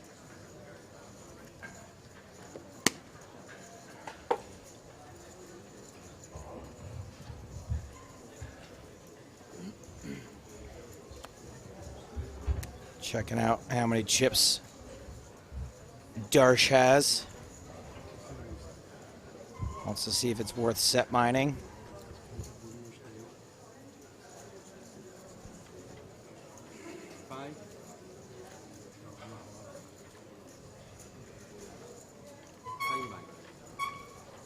Does still have players to act behind that he has to worry about as well.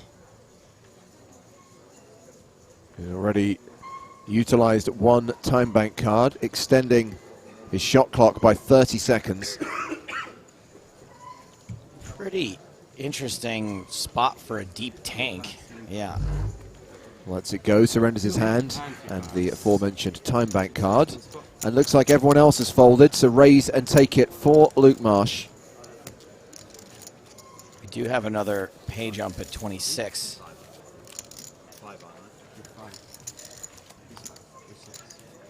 On this table, we go by the boxes. We start on seat 2. There's 10 boxes on the table. Skarma used some of his chat points for a random emote, and he got hard again. Condolences. Some fellas are lucky, and some ain't. Okay, we are dealing for sections on seat 6.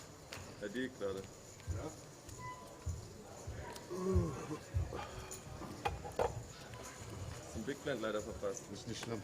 Er hat gewonnen. Action's going to start on Marsh. Luke took your chips. Folds. Clarence Boddicker folds. Hard for them though. Pay your time bank. You had a great hand. Round to Tuna, who has 9 deuce on the button. Seat 3 bet 60,000. And he is going to 3x it, makes it 60k. And San has folded the small blind. Vam in the big blind with 10-8 suited, and that's a call. And that flop is ace king 9, so a pair for Tuna.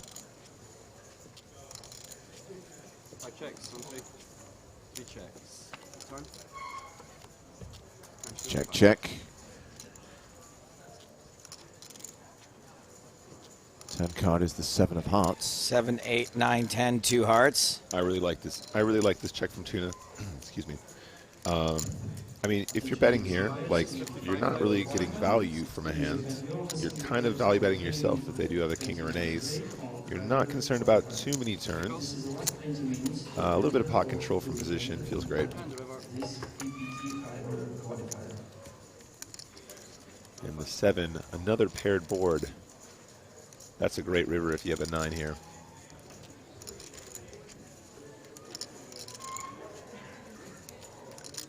This is an interesting spot because now he has to decide whether or not he's going to try and represent an ace or a king in a situation where it went a raise and a call. And he is going to try and go for it here. Now, when your opponent checks back on this flop texture, as we were talking about yesterday, it's not a sign of weakness. In most cases, you have showdown that you're trying to get to showdown. He's going to have a lot of king X. He's going to have a lot of 9X. He might even have like queen jack, something like that. I guess you got to be worried about the 9Xs because you're not beating any of them. Yeah. However, chopping when the board double pairs, right? Yeah, you are going to find the chop against the same hand, but a bet and a call, and I like it. Yeah. Bluff called. And Tuna now up over 2.6 million. Yeah, I mean, I love the play here. This is exactly why you can be checking back with 9X type hands. Your opponent will be capped to a certain degree because a lot of their super strong stuff will be 3-bet pre-flop, of course. But if you are going to opt to check back bottom pair on the flop, you do need to be willing to call on later streets. And I love this play. I love this play. Ensan now the shortest stack of the table with 685,000, but not short stacked with the blinds at 1020. That's right. You don't say that. You don't ever say that. Whether he's wielding a big stack or whether he's short stack ninjaing, there is no stopping this man. If he gets eliminated, I might actually cry. Are you going to have the opportunity to talk to him? I did at breakfast today. Oh, nice one. I know you said you were upset because you didn't get a chance to, or was it that you wanted to interview him? I wanted to be there. You know, I already had FOMO. Yeah. And then with a player that I adore so much and that I had been a sort of a part of his rise before that, it really stung to not be there. So Marsh defends his big. We have a Queen Jack 3 flop. 6 jacks, actually. I think we're going to see a c-bet here from the 9-6 of diamonds every time. If you do choose to play these hands, you need to be c-betting, and this is a fantastic texture to be c-betting at. However, 10-8 off is a fantastic hand to check raise in these situations. Or at the very least call to see what your opponent is going to do on later streets. From the cutoff, his range is going to be significantly wide, and he's just going to have to give up a ton. I wouldn't be surprised if we see a check raise here, though. I do believe that in Marsh's situation, your best play is to put your opponent to a decision for all of his chips and move all in.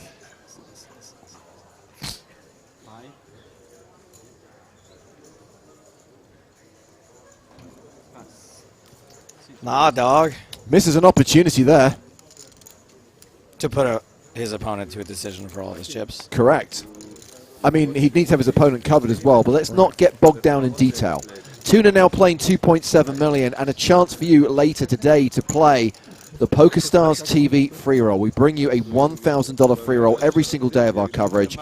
Watch out for the name of the free roll, the password for the free roll, and of course the start time. You'll only have 15 minutes to register, so we won't give you much warning.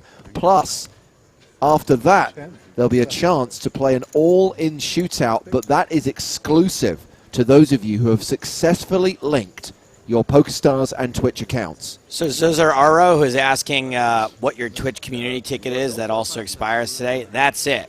That's the thing. Keep your eyes and ears open. Yeah, if you guys aren't linking your account, what are you doing with your life? Go and do it now. Support the community. Support yourself. Make it a reality. Go get it. So just to be clear, account linking's been live for a few weeks at most. Right. And already we've got these $1,000 all-in shootouts every day of the EPT Prague coverage. Awesome. We've got a promotion awarding 2 platinum passes. Just think about the giveaways. Think about the exclusive events that we're going to have in the future. Yeah, absolutely. And I'm giving away T-shirts later. Oh, yes. Poker in the ears. t-shirts. That's right. The new merch now available in the Star Store. Now, I'm not going to sing the jingle again. When you guys say that it's the new Chop Pot T-shirts, it's not the old Chop Pot T-shirts that were on Star This is Store, a right? completely new design. Awesome. Yeah, I'd love to see it. But yeah, for real, guys, it's so important to me and all of the streamers on Twitch that you guys go and link that account. I can't impress upon you enough how important it is that you do that so that we can continue to grow and we can prove that the power of Twitch exists. It's not like blockers. It's not fake like blockers. It's not fake. It's not fake. It's real. It's not like fake like blockers in mainstream media. Board pairs on the turn. What are you going to do, Darsh? Checks.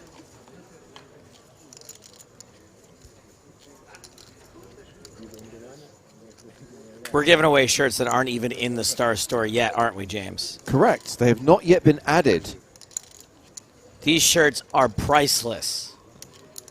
They literally cannot be bought in. For at least a few days, if not weeks. Is it bought or bought in? It's bought in, right? It can't be bought in. It's bought in. And San bets with the best of it. I like the bet here a lot. The check on the flop is awesome. I also like that line. But once your opponent doesn't lead turn, you're almost always going to have the best hand here. If your opponent has a 5 or a 6, they're very frequently going to try and defend their hand on the turn. They're going to try and protect it by putting in a small bet. Maybe get called by worse. It is a value bet.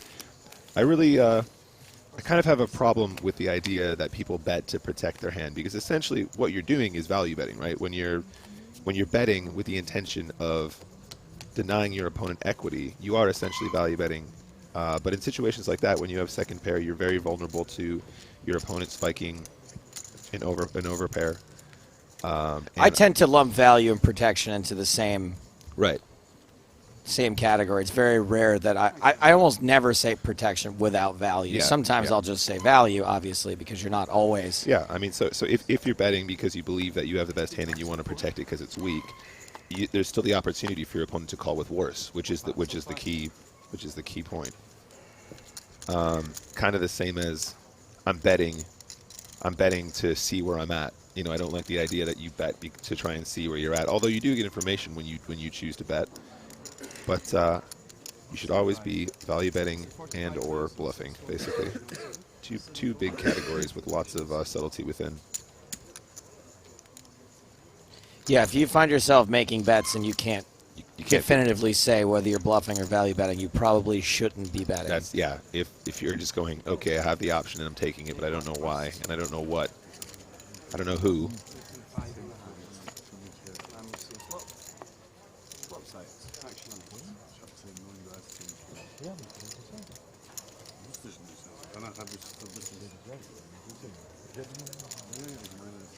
Jack 4-3 on the flop.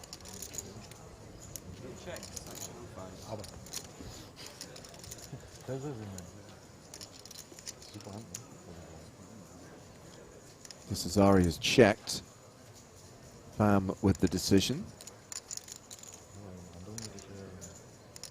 Yeah, I mean, I think Ace King can be a check here. They are, as you get shallower, you do want to have more checkbacks with Ace-X type hands. On this kind of a texture, your opponent will have plenty of 4s and 3s. When people defend in the big blind, they're defending uber wide. And a flop like 4-Jack-3 hits your opponent way harder than it does you opening from in position.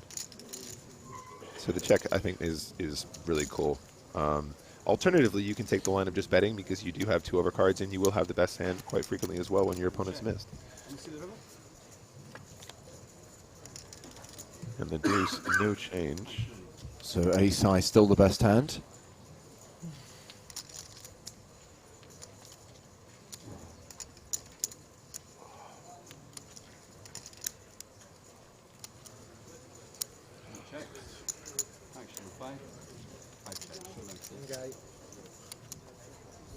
All right.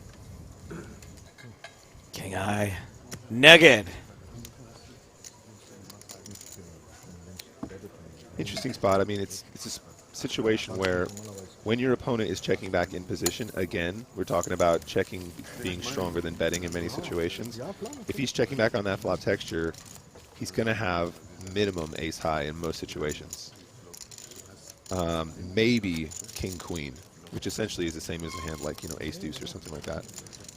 So when it checks down, you really want your king high to be good, but for the most part, you know, you're probably not going to get your opponent to fold because they're just going to have too many things that they are checking back and trying to get to showdown. If you're checking and you don't know if you're value checking or bluff checking, you probably shouldn't be checking.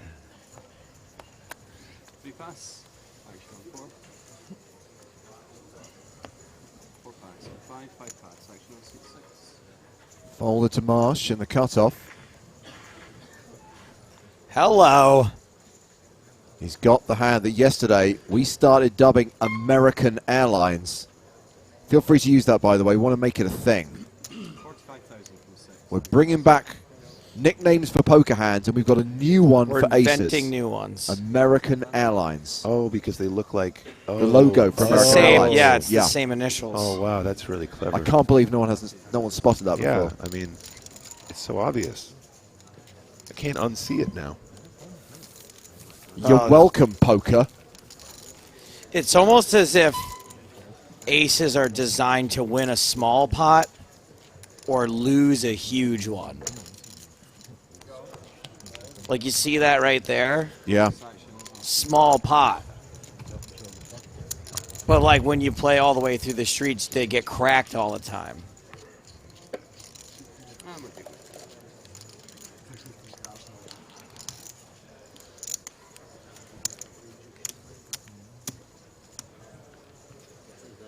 Action 4. Next hand. 4 pass. Action on 6. And Sand folds under the gun. Round to Marsh. Now, this is Ari. Queen 3 on the button.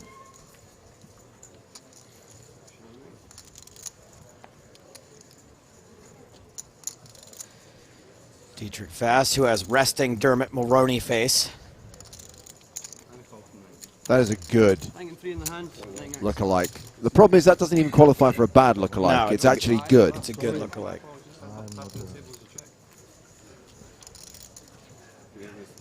Tuna has not checked.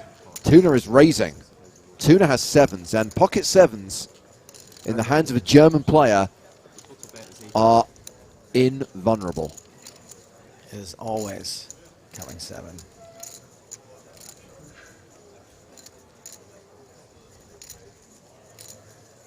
He's raised to the tune of 80,000.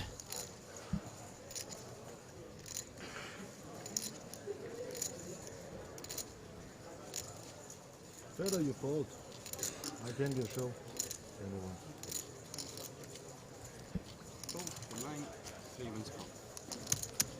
Fast folds. Tuna shows. Yeah. It's no problem. And we move on to the next hand. This is an interesting and quite common mentality, right? When, like, amongst tournament players in particular. So here we go. Details of how you link your PokerStars and Twitch accounts. We keep talking about the importance of doing it, but we haven't really told you how to do it. In the client, go to Settings, Account Details, Connected Accounts. It really is simple. Only takes a moment, and then you'll be eligible for exclusive all-in shootouts throughout our EPT Prague coverage and many future giveaways as well. Now, on the subject of Twitch, Nick, I don't know whether you were part of the conversation yesterday. I have a huge problem with some of the terminology. Okay. Specifically, raiding. Yeah. To me, I want this rebranded viewer dump, because you're effectively going into someone else's stream and viewer dumping. Speaking of viewer dump, I'll be right back. But I do like the idea of genuinely raiding someone else's channel and stealing their audience. Yeah, no, I can get behind that 100%. I don't know where that term comes from, but I mean, talk about how to spend your channel points. This was Reggie's idea last night, that you, if everyone watching combines their channel points and say for every 10,000 channel points, you steal a viewer who was happily watching something they wanted to watch, and then you force them to watch whatever you're streaming. Yeah, yeah. And they can't leave. They can't even close down their browser. They have to watch. I still think, you know, after 50K, you should be able to literally take somebody offline if they are streaming. You know, I like just absolute. What would that be called? An assassination? The channel assassination? I love it. But yeah, no, I think that would be so funny. And like, just think about the content. Think about the YouTube videos where somebody saves up all their points having watched for like 6 days straight or something, or 6 months straight or something, and then they're going, hey, watch this, I'm about to steal all of Ninja's viewers. I mean, that would be awesome. That would be awesome. And it would be a great community thing because we'd all be working together to raid, to steal the audience of other streams. Thank you, Wreck-It Robin. He is emailing Twitch right now. We're not going to charge for this idea. Give it to him for free. Let him implement it. Get the devs working on it first thing tomorrow. No, get him working on it now. I want an overnight hackathon. We got Imaginecast in the chat. My main man, also a PokerStars streamer. And we've got Kings here with Tuna opening on the button, but looks like no one else has a hand, and he is going to raise and take it.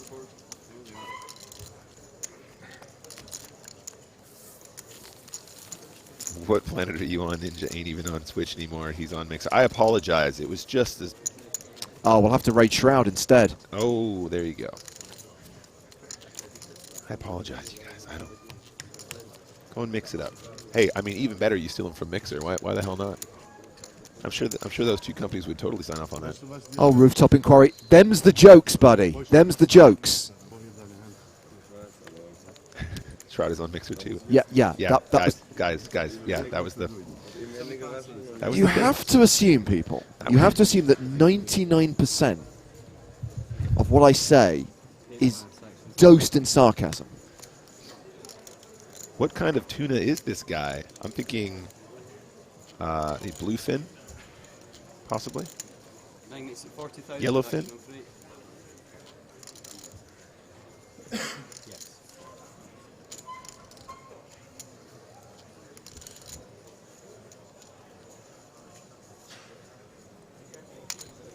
Yes, so 125,000 from 3, action on 4 pass, 5 pass, action on 6. So Fast opens with Ace-Queen, gets 3-bet by Tuna with Ace-King. Marsh gets out of the way with pocket 4s. Back on Fast. Two of the bigger stacks of the table here.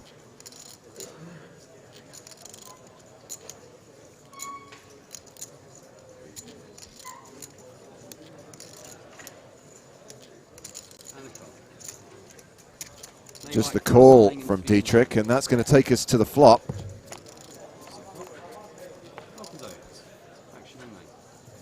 Seven tray deuce with 2 hearts. Players remain with EPT high-roller qualifier. We will be restarting in just 2 minutes. All players, please take your seats. That's 2 minutes to restart. All players in the qualifier, please now take your seats. 3 bets, 125,000.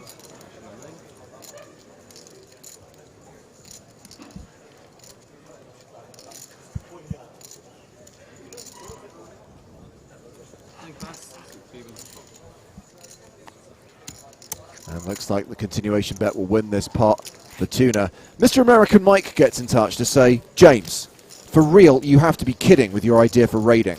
Worst idea ever. Nobody would like that. Nobody would like to be forced to watch someone. Terrible. I refer you back to the comment I made a moment ago about 99% of what I say. We had somebody in the chat earlier. I'm giving a lengthy explanation about how you can get people to fold and therefore win chips at non-showdown anytime. You could have just said fold equity. Why don't you simplify your commentary? We don't have time to listen to this commentary right now. We're too busy for that. Meanwhile, Tuna is closing in on the 3 million mark. He is on a tear right now. Ensan with 8-7 off.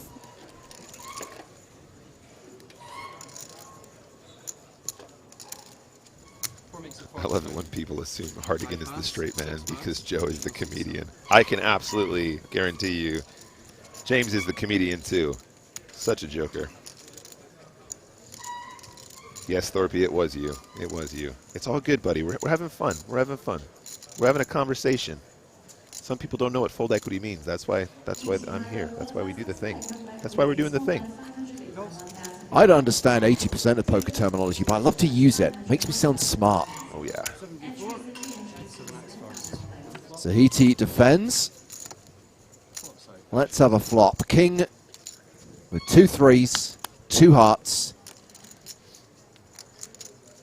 Next level rating could be looting and stealing all of their subscribers as well. That sounds like a game I want to play.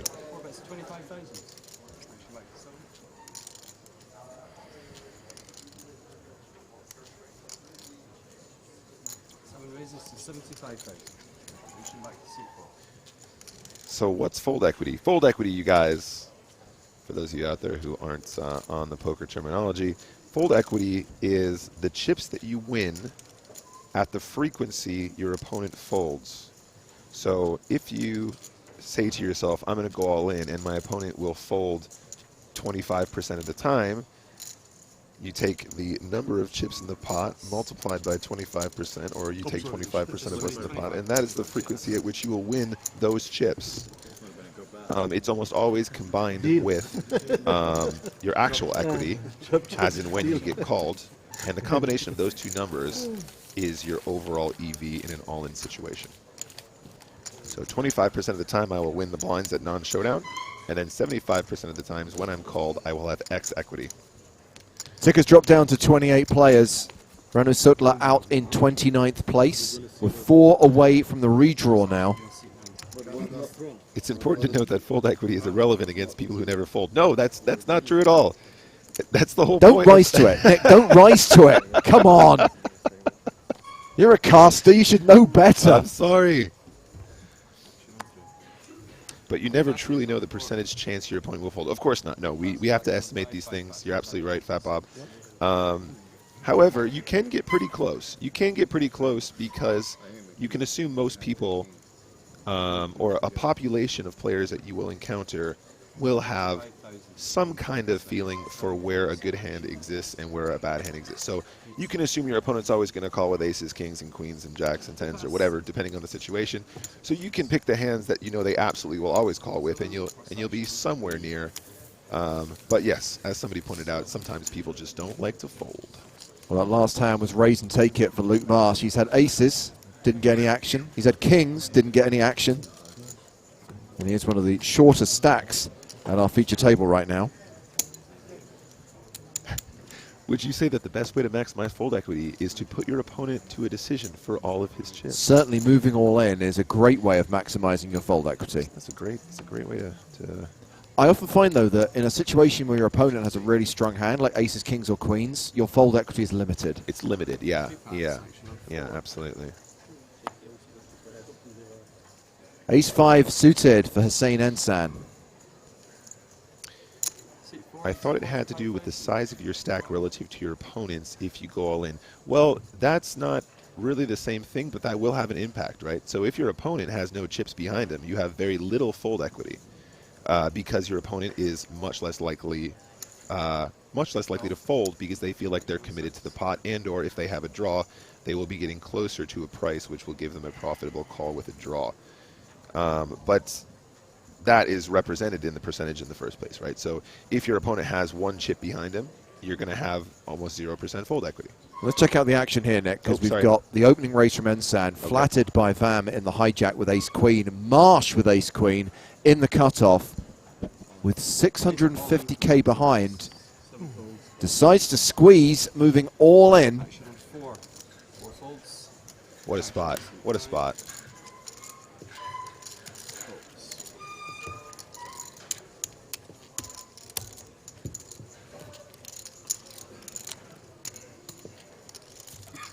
And picks up a lot of dead money there and gets his stack back up to around 800k.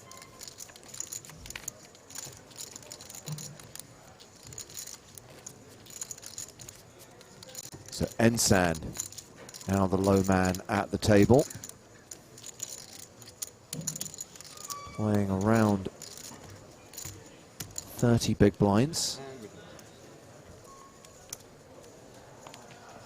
Tuna, the dominant chip lead of these 7 players.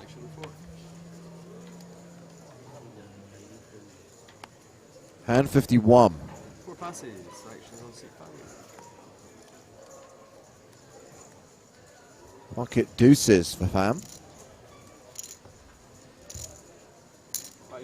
50,000. 6 and 7, both fault. Action 8. 8 pass, 9 pass. Action on 3.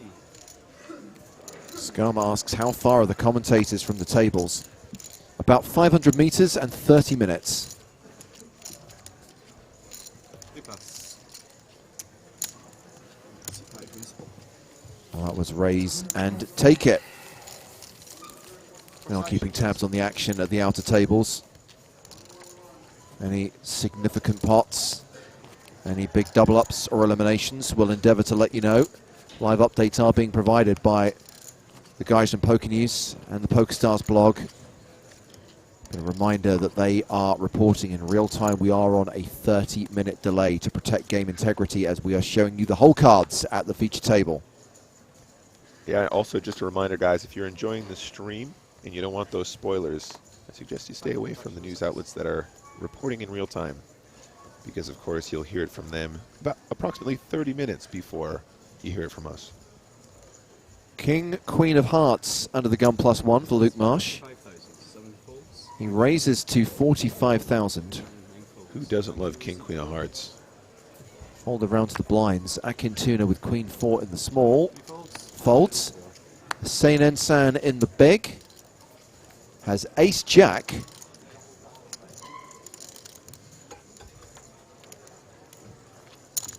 Yeah, I mean, he's been opting for a lot of calls in these positions,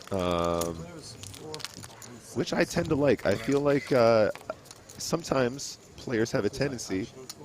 Oh, flop. Still looking good for Ace-Jack.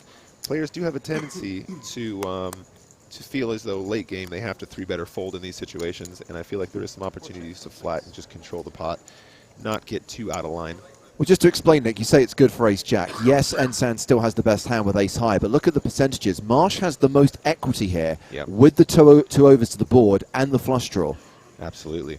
Absolutely. I mean, the Jack of Hearts would be pretty phenomenal on this turn. 45,006. Action back to 4. So Marsh continuing for 45k. Yeah, I agree with the chat here. Ace-Jack off is a very tough hand to play against UTG, but absolutely never going to fold. The actual range of hands that you're going to call with when you know you're going heads up is going to be extremely wide anyway.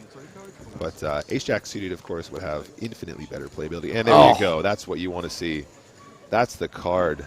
That is the money card right there. So top for Ensan, but he is drawing dead. Marsh has just turned the straight with a redraw to the straight flush. Does he need any more backup here?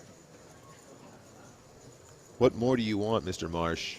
What more he wants is an 8 on the river, because then he probably gets the lot. I mean, I'm not going to lie. Marsh is going to go big here. I know for a fact he's going to bet a really big size. The Jack is such a coordinated card. Your opponent is going to have loads of Jacks when he calls in this flop. He's going to have loads of 2 pairs.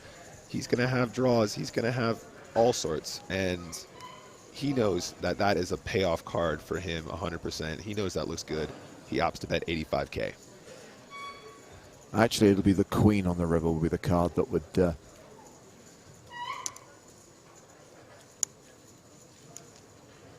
Yeah, the Queen would certainly be an action killer, I think. Yeah. But on the river, you just want to see the deuce of diamonds, and then you can go uber big one more time. That's right, ladies and gentlemen, uber big.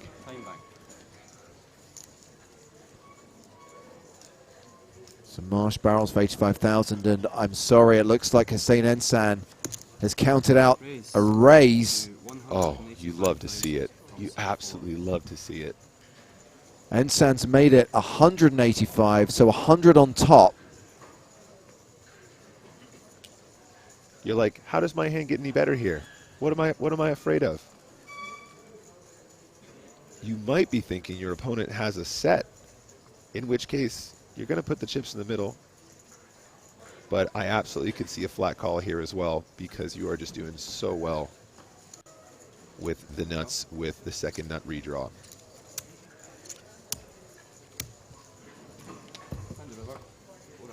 The river card is the 8, so the straight on board, and Ensan could very well think they're chopping now. Yep, this is one of the cards we were talking about. Action Killer Central. 580,000 in the middle. Marsh moves all in. Ensan calls all in, and he is out. Wow. Marsh has Ensan covered, and we lose the former EPT Prague champion. We lose the reigning World Series of Poker main event champ. He's out in 28th place. I was not expecting that river. I was not expecting that river shove. Daddy. Well, it's just like my real dad. Out of here. Now's your chance, Joe. Putting his coat on, never to come back again. It's a shame. You hate to see it. Ensan did just shove, right? Or was it a check shove call? I mean, I saw the triangle in front of Ensan. There was certainly an all-in at some point. I didn't quite see the action, the order of the action on the river. Yeah, I think it was Ensan who jammed. And he got called. Either way, end result. Whoever shoves, the other's calling. Wow. I mean, I'm just not. We're talking about action killers. That didn't kill his action. Just killed his tournament life. And now Marsh has got another big hand. Pocket Kings under the gun. He's up to 1.4 million. And he's just raised to 45K. We are Marshall. Just clomping along. Tuna in bad shape. On the button.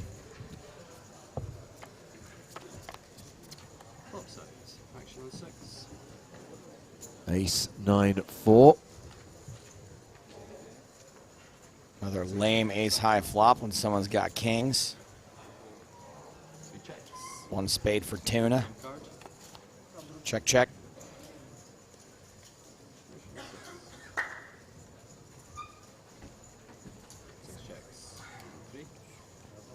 Tuna, as I suspected, drawing dead. 3 bets 55,000. Action on 6. 55.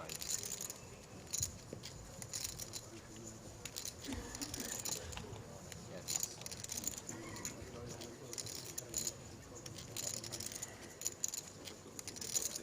Marsh may be looking to do some bluff catching. Checking twice now.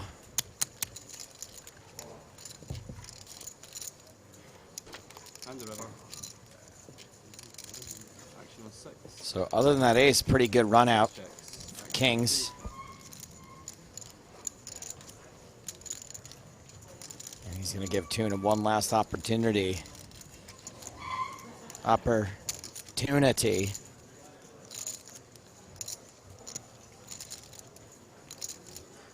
Oh dear. Bluff. Chips into the abyss. That's chunky at least.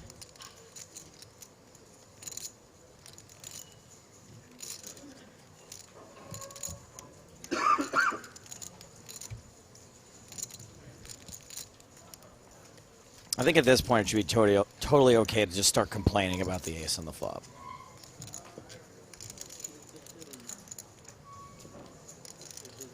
Nice Marsh call, Darsh. finds the call. And he has just won 2 huge pots in a row. Finally gets some action from a premium holding. First time, it was raise and take it with the kings. This time, takes a decent chunk off Tuna. 1.7 million now, up 1.2 million on the day.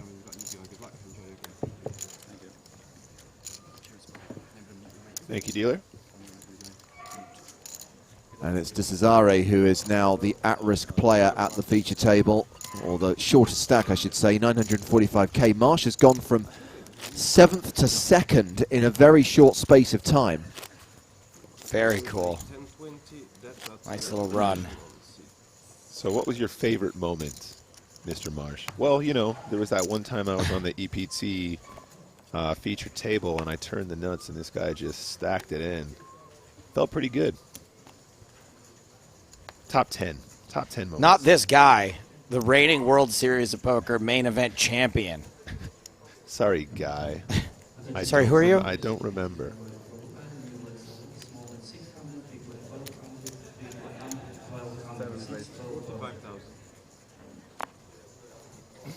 See, cops don't like me, so I don't like cops.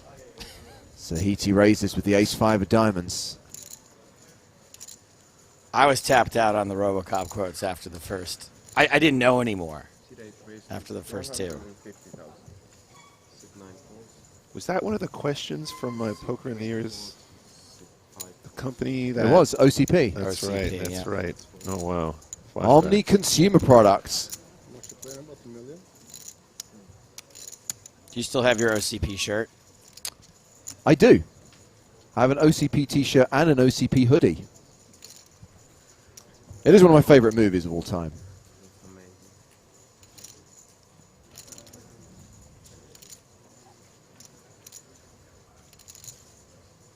Chewbacca comes in with a hashtag fun fact, but the villain in RoboCop is the dad from that 70s show. He is also Leslie Claret in Patriot, which is one of the best TV shows of the last decade.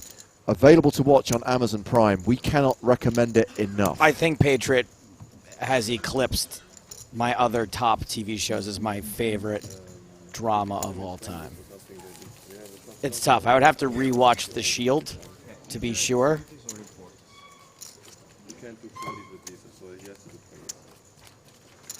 Apparently, Stephen Conrad's got a new show on a streaming service called Epix. There's another streaming service? Yeah. Or like a streaming channel, kind of like Crackle. It's with Ben Kingsley plays the lead. It's called Eternal... Can't remember the name of it. But Huff saw it, said it's real good. What's it called? Ben Kingsley Epix. Perpetual Grace. Desazare with ace-10 of clubs. Opening under the gun to 40k.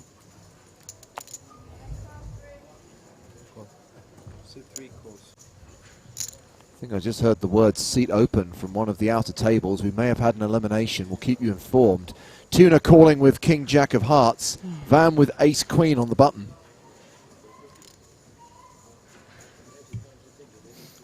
Look at all these hands. HVAM sounds like an elite terrorist squad. Anti-terror squad. Glad you corrected that. Got to bring the HVAM in. It could be terrorists too. Both sides. Anti-terrorist squad. That's the A. So it's a 3-bet to 140,000. We're bringing in HVAM. It's the next Tom Clancy game.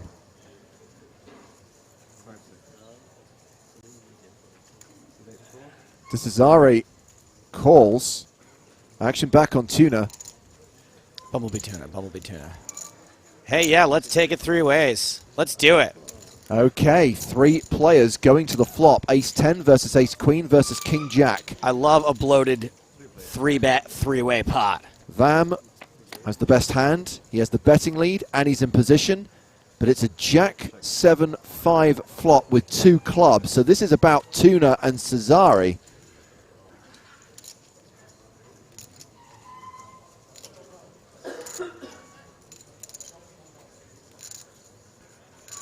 Action has been checked to the pre-flop aggressor. And Vam checks behind. Turn card for free.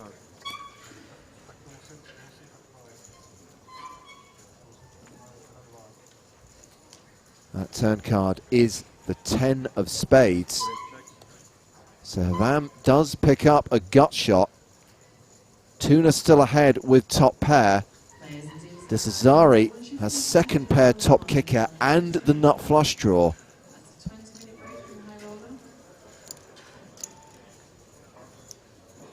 And here comes Tuna, wielding his big stack. A bet of 190,000 into a pot of 470,000.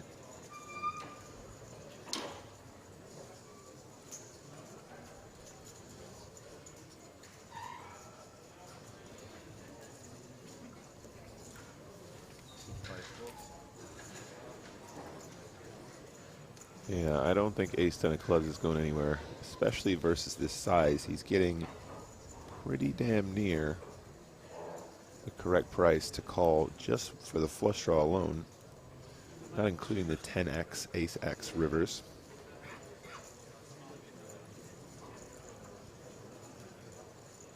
Much like using the term literally to mean figuratively, he is going nowhere. And you'll see the ticker just drop down one. We did lose a player from the outer tables. Hearing that Orpin Kisisakoglu was eliminated in 27th place. More like Orpin, kiss him goodbye. So now we're down to 26, 2 away from the redraw. Can't believe that Alessio's folding here. Instead, he moves all in. Wow. 710K to call. Tuna likes to make the hero call. He does.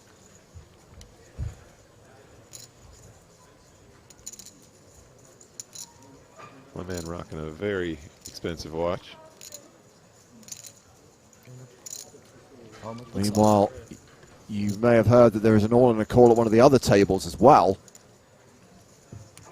I've got a feeling he's going to call this, you know. Just like Duke Duke says on Twitch, Tuna can.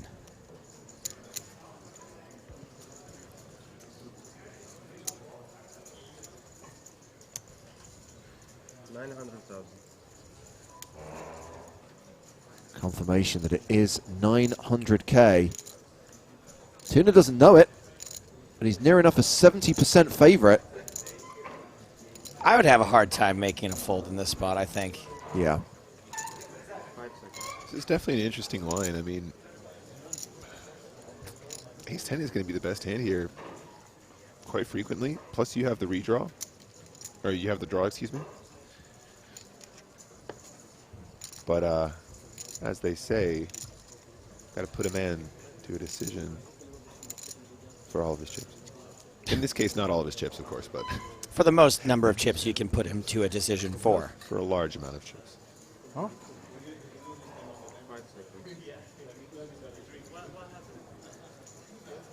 I mean, when you have King Jack of Hearts specifically as well, your opponent, you're not blocking any of the draws that you'd like your opponent to make this play with. So it's a tough one. It's super hard to fold in this spot, I think. But big stage. These are high stakes. Meanwhile, there was an all in a call at the outer tables, and we've just lost Jedlička in 26th place. We're now at 25, 1 away from the redraw, 1 away from 3 tables.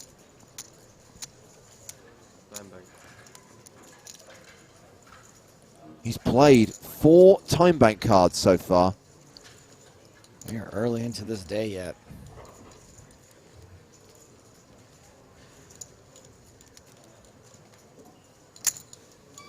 And he makes the call. Good call. And if Desazari does not improve on the river, we are going to be down to 24. We will have hit the redraw. Clubs, 10s and aces working for the Italian. 13 outs, but only 1 chance to hit. The river. Right color, wrong suit. Desazari busts in 25th. And surely Akintuna has to be chip leader now with close to 4 million. More importantly, we will stop the clock because we will have the redraw and players will be reassigned seats around the final 3 tables in the EPT Prague main event. What a day Akintuna is having. 3.86 million now for Tuna. He has nearly doubled his stack.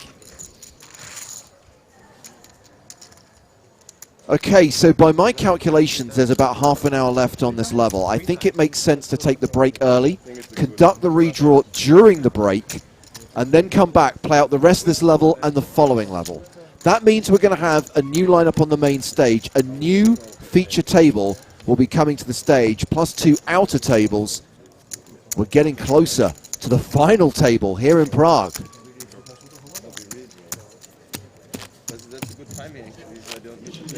Plus, here's an incentive to keep watching. When we come back from break, when we come back after the redraw, it will be free roll time.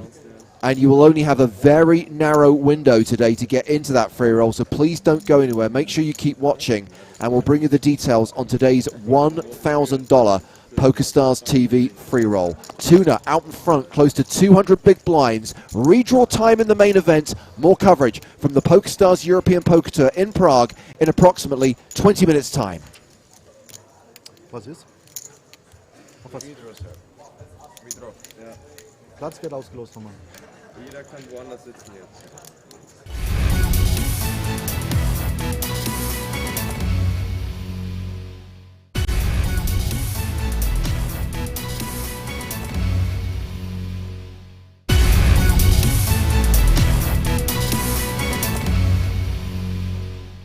Back to the action at the main feature table. It's on Mike McDonald. He folds. Peter Chan also passes. Ola Shemian has King Jack. King Jack, hijack. Yeah, keep going. He raises to 14,000. Jason Mercier folds. I'll wait until Peters is out. As does David Peters. Pocket sixes for Phil Ivey in the small blind. Well, we know he's not folding. I just hope he acts quickly. He doesn't like the cameras to be on him too long. He calls. You got like 2 left? Yeah, something like that. Well, Justin Bonomo has folded the big blind, so we're heads up to the flop, and Ivey flops a set because he's Phil Ivey. He checks. Is that really all it takes, is being Phil Ivey to flop a set? Why haven't I thought of that? Shemian checks behind, ace on the turn. Ivey checks a second time. Magic 8 Ball is all gonna try to rep this ace. Ask again later.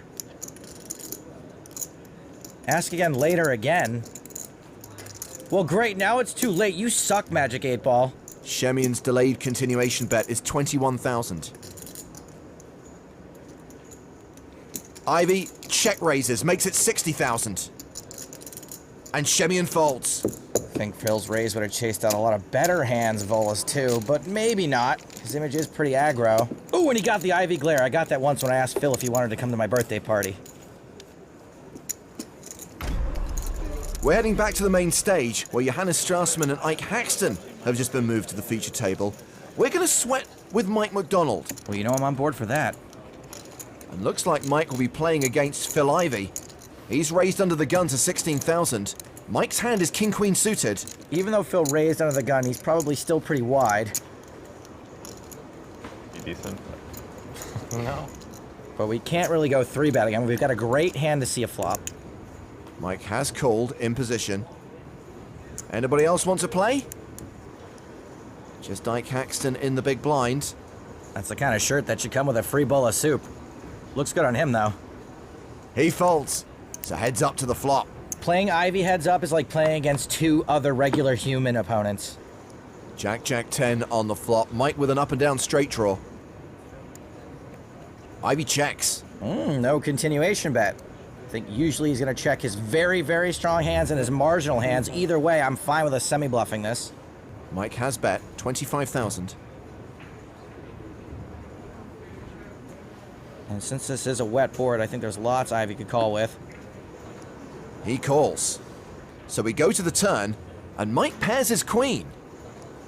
A lot of draws just got there, but we're now beating a 10. Having check-called the flop, Ivy will now lead the turn for 60,000. I don't see him leading the turn with a 10. This will be a tight fold, but any 2 big cards are a big part of Ivy's range, and many, many of those hands are ahead. Ace-King, Ace-Queen, Ace-Jack. Shall I continue? Well, Mike clearly thinks he's behind. He's folded. Like I said, tight fold. Gotta be a history-based decision. Ivy had 9s. Man, he got you guys good on that one. Remember when I was all like, call, he never has it here. And you guys are like, no, we want to fold. Well, look at Mike's sad little face. Live with that. Meanwhile, back at the feature table, the relentless Olashemian raises under the gun with ace-10 suited.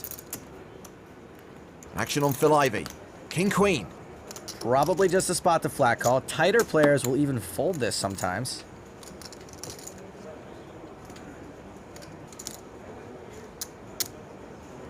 Ivey does call, in position. Justin Bonomo folds the button. Mike McDonald gives up the small blind. Peter Chan in the big blind. Peter's part of the Macau crew. He's cashed a couple of times on the Asia Pacific Poker Tour. And would you believe I have the exact same watch? He calls. Three-way to the flop. Well, looks very similar. Yeah, but yours is made of plastic. The flop is Queen 8-3, top pair for Ivey, second pair for Chan. Action check to the pre-flop aggressor. Check. Shemian does not continue. Everyone's got funky checks going on. Except Ivey, he's not checking. He bets 28,000. Come on, Peter. You've got a pair, why not? You can suck out on Phil Ivey. He calls, Shemian folds, heads up to the turn, which is another 8. Chan is now a 95% favorite. What was that? It was a suck out noise. It's a new thing I'm trying. Yeah, don't try it again. Chan now leads the turn for 50,000. It's gonna catch on. This is a strange spot to lead with trips or at all, so Ivey might think he'd also play a worse queen this way. Ivey calls. The river card is a king. Ivey now with 2 pair. Ivey improved somewhat. He's got less than a pot-sized bet behind. How much you playing for? Okay. If Chan sets Ivey all in, he will be in a weird spot.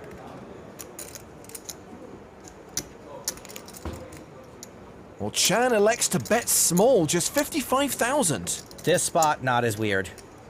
I think he might be missing value. Ivey feels compelled to call, but he loses more than 150,000 chips in that hand. And Peter Chan becomes the new tournament chip leader, playing more than 1.3 million. Yeah, buddy, you beat Phil Ivey. You didn't get max value, but you got value. Oh, and he looked at you. That's a sign of respect for him. You're a person to him now. Dan Cates. 40. Jungleman's raising. Nice pronunciation. 40. Ace-jack of clubs for Cates. 7-8 of clubs for Negreanu. He calls the 40k. You do what he do. I do what I do, man. You never know what comes. Pocket kings for Phil Ivey. I was gonna say Daniel would be in trouble if we saw clubs. Now he's in trouble no matter what. Here comes the old Ivey Hucklebuck. A re-raise, a 3-bet to 135,000. Fabian Quas folds the big blind. It's back on Cates. Against someone as aggressive as Ivey, Jungleman might be tempted to call, but with the effective stack depth, Ace-Jack doesn't play very well, and he just got raised after raising pretty early. He folds. Daniel hates folding, hates it! But on this occasion, he lays it down. Ivey gets that one through and adds 131k to his stack. And check out this classic Ivey celebration. Back to the main feature table. Action on Phil Ivey. King-queen offsuit. Queen. Good even under the gun. He raises to 40,000. Gets a fold from Peter Chan. Fabian Quas is out. Ace-3 for Mike McDonald. He folds. Dan Cates has king-jack of spades. Dominated. He calls on the button. Quark gives up the small blind. Cool. Low calls in the big blind with 10-6. It's actually fine with the odds he was getting. So funny, Jungleman can't even look at Ivey. 3-way to the flop. King-jack 3, top 2 for Cates.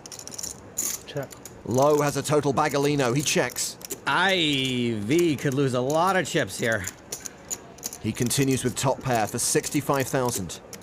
Cates could smooth call this, or he could raise, knowing Ivey raised under the gun, and this is going to hit him a lot.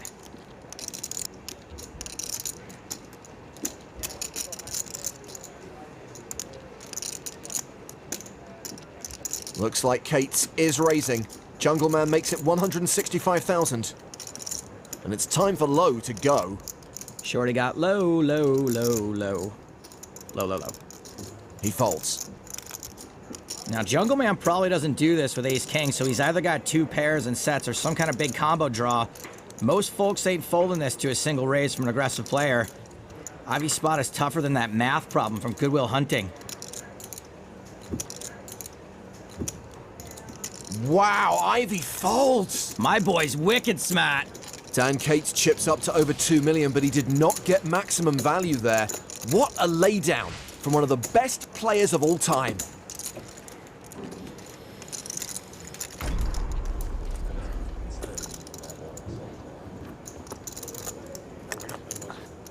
Ivy raises to 55,000. Peter Chan, another member of the Macau contingent with Queen 10 of spades. Yeah, come on. Suited Broadway in for a discount. Does this man not look like the kind of guy who likes a discount? Burgundy Sport Coat knows what I'm talking about. He defends his big blind, and we go to the flop. Ivy out of position, but with the pre-flop betting lead. He's maybe having to adjust a little bit to these wild cards. 8-7-5 flop, ace high still good. Ivy's also up and down. I think Ivy may be used to playing against these guys in Macau, too. He checks. Now, this isn't a board you would typically expect Phil to check raise, so I think taking a stab here in general ain't so bad. Chan does take a stab, 50,000. Chan's usually going to have a decent amount of equity against Ivy's checking hands, but not today, though, buddy. Not today. Ivy does have the perfect hand to check raise.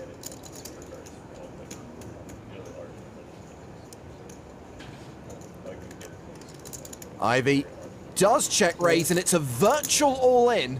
Those last 4 chips, not in play. A bit too stringy, Mr. Ivy.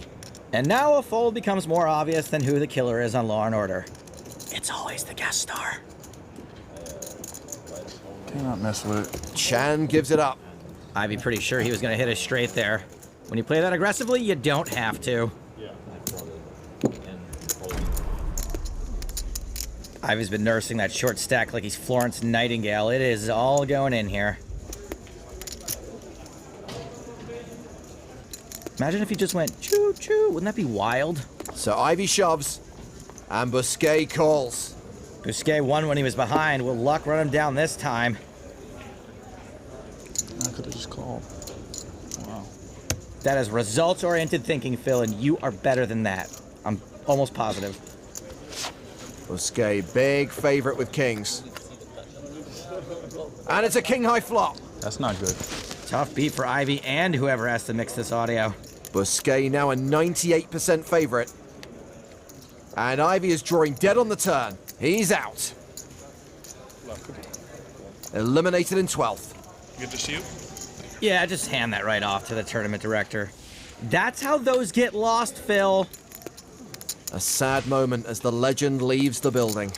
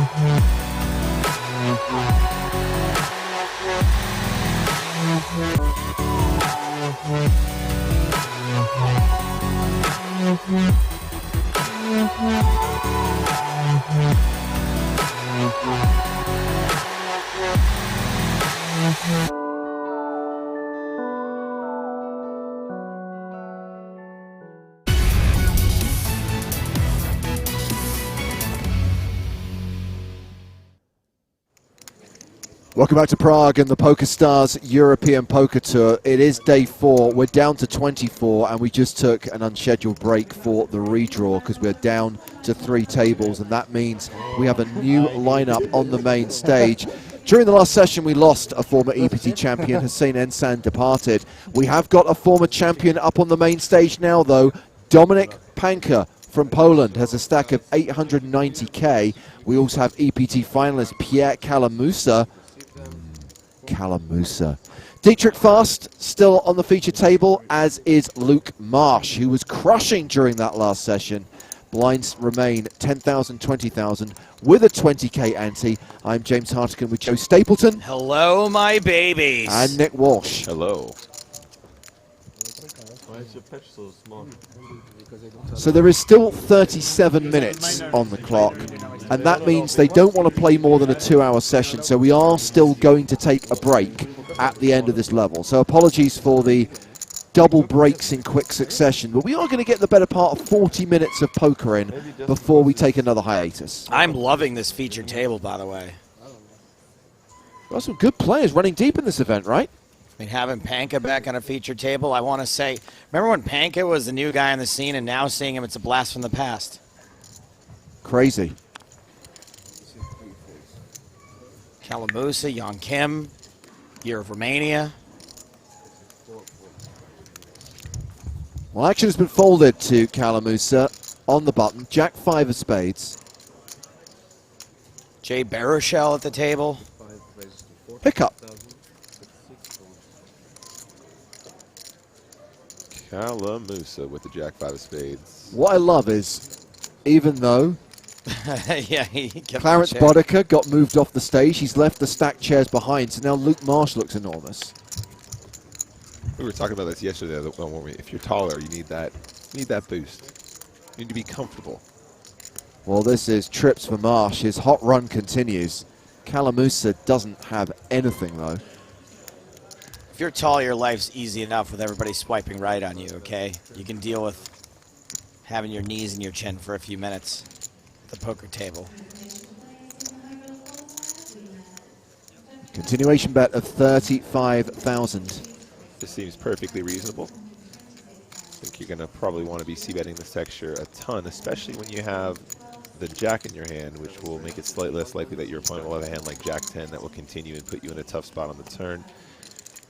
He check raises with the Queen 8. Now, I love this because reg v reg, when you check raise with a queen here, you put your opponent in a situation where he needs to decide whether or not you are doing this with complete air, because likewise, this is the kind of texture where a check raise can be very effective.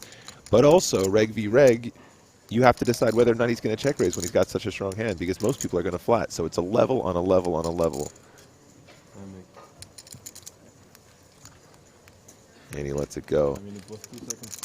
I like it too, because I think they're never really going to fold anything reasonable either. Well, and so the whole point of the conversation is that if you were playing versus a recreational or likewise, oops, sorry guys. That's okay. Just want to get the free roll info out there, Nick, because it did open for registration while we were taking that break. It's open now, and you've only got another 7 minutes to register. What can we do is the name of the free roll. The password is TELL, T-E-double-L. So register now for today's $1,000 PokerStars TV free roll. You'll find it in all PokerStars real money markets, excluding the Czech Republic, Italy, New Jersey, Pennsylvania, and Portugal. A reminder, the name of the free roll, what can we do? That's the game to search for in the Stars lobby. The password is TELL, and apologies for the short notice. When we get an unscheduled break, it makes things hard, but if you get in there now, you've still got 6 minutes to register. There's no late reg, so do not hang around. Run, tell dat. Yeah, guys, as I was saying with that Queen 9 flop, if you're playing versus recreationals, you're going to want to take a slower line because they're not going to level themselves into calling with weaker hands. They're usually just going to be given up too frequently. But it's an interesting adjustment that you make based on the players you're playing. And if you're playing on an EPT feature table, you're probably going to be playing with some people that have played some cards before. Yeah, and just from a non-super in-depth analysis perspective, I think it's like the least suspicious place to get more money into. Yeah. Is in that spot right there, where you can flat there, but then anything you do that's aggressive after that point is just going to set off all kinds of alarm bells, and I think that's the place where you can most under-rep your hand, even though you're putting more chips in. Right, absolutely. I mean, and you know, if you flat the flop, people are, like I said, people are going to see-bet that texture so frequently that they're just going to check back loads of turns and you're not going to get additional value. But if they do have Jack 10, if they do have a draw, if they do have a 9, you're going to, yeah, they're calling and you're going to build a big pot.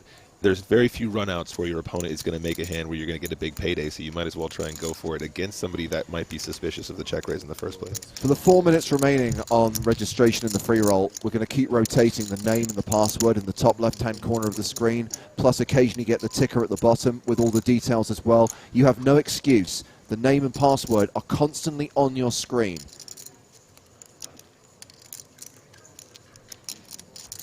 Meanwhile, we've gone three-way to this flop.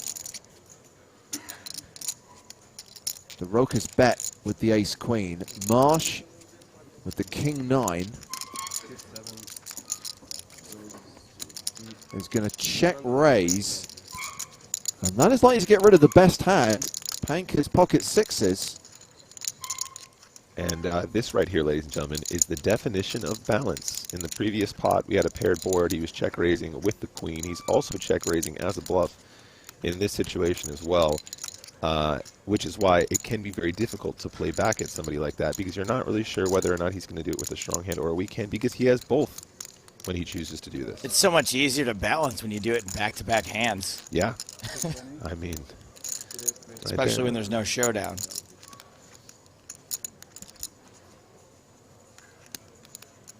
Panka has re-raised.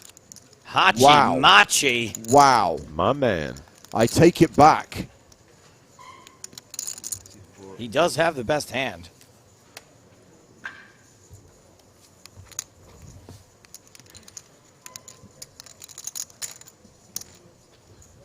And that's why they pay him the big bucks.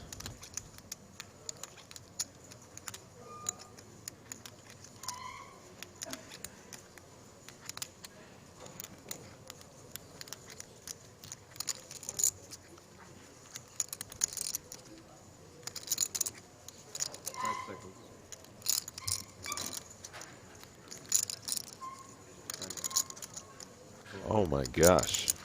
Now we're playing cards. Now we're playing some poker. Oh man. Did Marsh just call? That's right. He's taking it to the turn. King. Okay. Picks up a gut shot to go with his 2 overcards. That's like one of the most intense floats I've ever seen. I love this float. This is some level. Talk about levels. I think we're on the 6th floor now.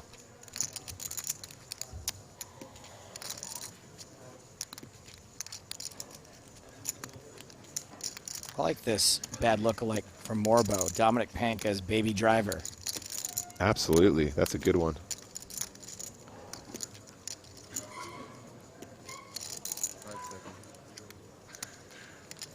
God, that call from Marsh has got to look so strong. Yeah, you got to love it. I mean, the cool thing about having 6s in position here is you can be the one to decide whether or not you're going to showdown in most situations.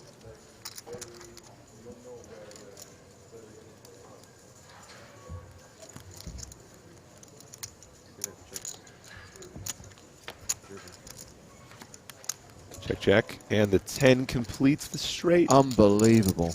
Oh my God. So you're floating with King 9 because you don't believe that your opponent is strong, so you can take it away. And then when you make the straight, you really want him to be strong again. Right. You're like, oh, please have a 5. Play the rush. Now, at this point, Marsh has to think he wants to go big, right? Because his opponent has shown quite a lot of strength at this point. He decides to bet all in. He's all in for $1,525,000. Well, it's all into call for Panka. Well, we know he's not getting paid. Yeah, I mean, this is, we hit the nail on the head. He knows that his opponent is going to be strong as hell, or he's going to be folding to pretty much any bet, and therefore he's going for the overbet all in. Makes lots of sense. I love this play. I would have loved to see what would have happened if it was like a deuce if on you the didn't river, complete though. the straight. Yeah. I mean, we have to assume that when it goes check on the turn, he's going to try and take it away on a later street. So he doesn't need to play But, you know, it's way easier if you just make the straight, runner. What a run for Luke Marsh, both at the previous table and at this table, up to 2.16 million. Plus he's got the booster seat. I think it's like a stretch of for 2 to 3 seconds. You know, like you said, time. Somebody in the chat says it was only 600K effective all-in. Thank you for pointing that out. You're absolutely right. What is Dietrich complaining about? Like in the past, and now it's not strictly. I mean, you didn't have to have like a benchmark at somewhere, you know? Yeah. And the benchmark I think he's complaining that Marsh needed to give up a time bank card. He didn't act. You said time bank, then he has to pay a time bank. Once plus reaches 0, doesn't have time bank. So you have to pay time bank. Oh, Marsh is not amused. Gives him the thumbs up.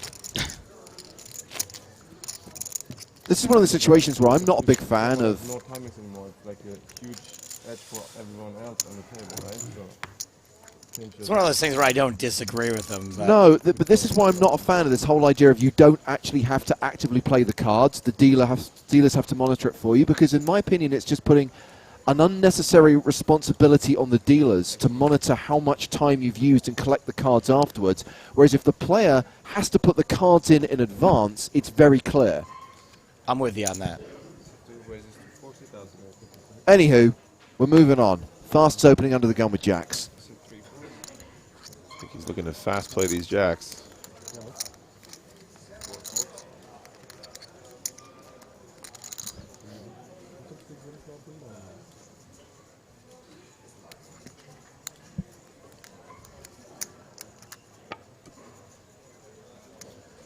Kalamusa in the hijack with ace-8 of hearts decides to let it go. No merci.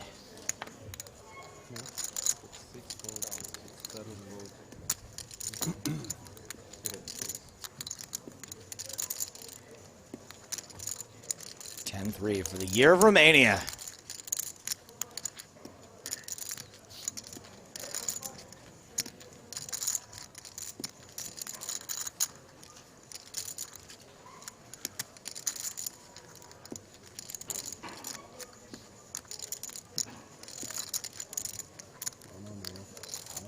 And a call. I'm expecting a call here. If I'm not mistaken, it's any suited hand when you're getting a price such as this. I hate it.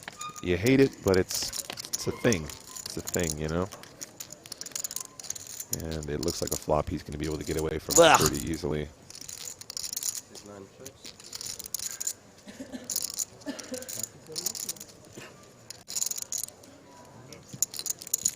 Got a PSA at the end of this hand.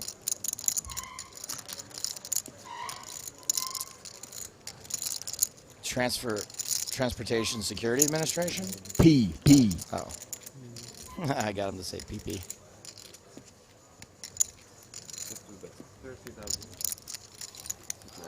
I bet in the fold.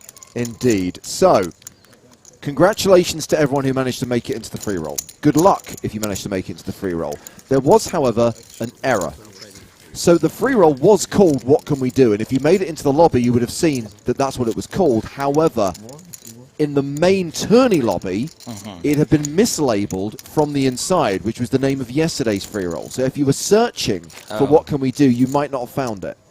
So apologies for that. I will do what I can to get the prize pool for Tuesday's free roll, which is on the final day of our broadcast. I'll do what I can to get that prize pool boosted as a way of saying sorry. $5 extra.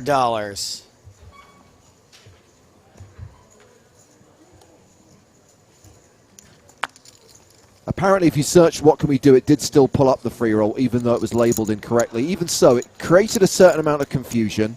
I don't like our audience to be confused, which I know is pretty difficult. Fighting a losing battle, but I still think there was a mistake. I don't like mistakes. I like to apologize for mistakes. So let's see if we can boost that prize pool on Tuesday. Mr. Marsh finding himself in another spot here. Another pretty good spot. Yeah, I mean, the man is unstoppable.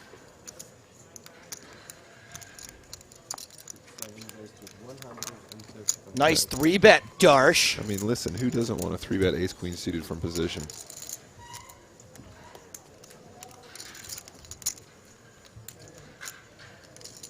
Action, my Darosha.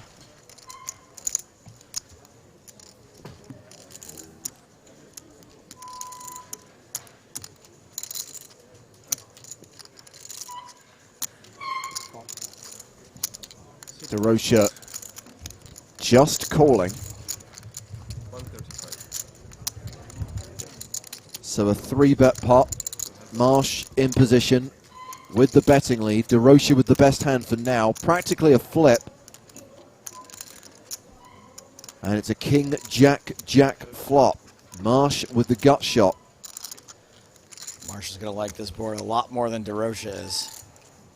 Little does he know, though, he doesn't want to see that 10.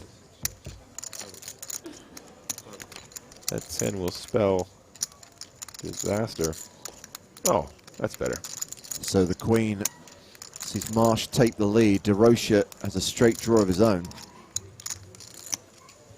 I don't think the 10s are going to do anything in this situation. Again, when your opponent is checking back on this flop texture, They're going to have something. They're going to have showdown of some variety. And if the 10s are good, they're good.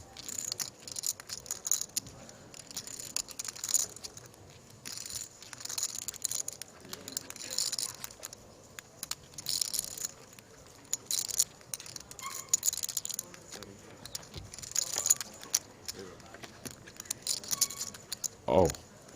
9 on the river. That's the straight for Darosha.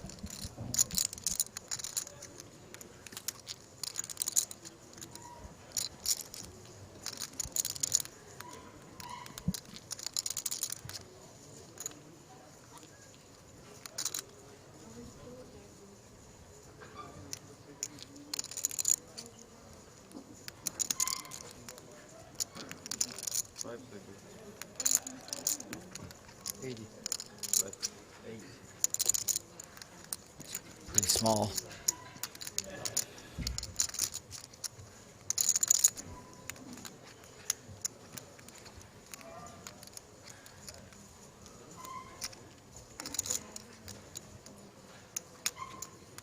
I mean, when it's a bet this small, do you just call, see the loser, and move on? Showdown, please. Yeah. Move along. Move along. Yeah, I like this size. I mean, he's played it pretty cagey. It's the first pot I've seen Luke Marsh lose in quite some time. And it could have been worse. Much worse.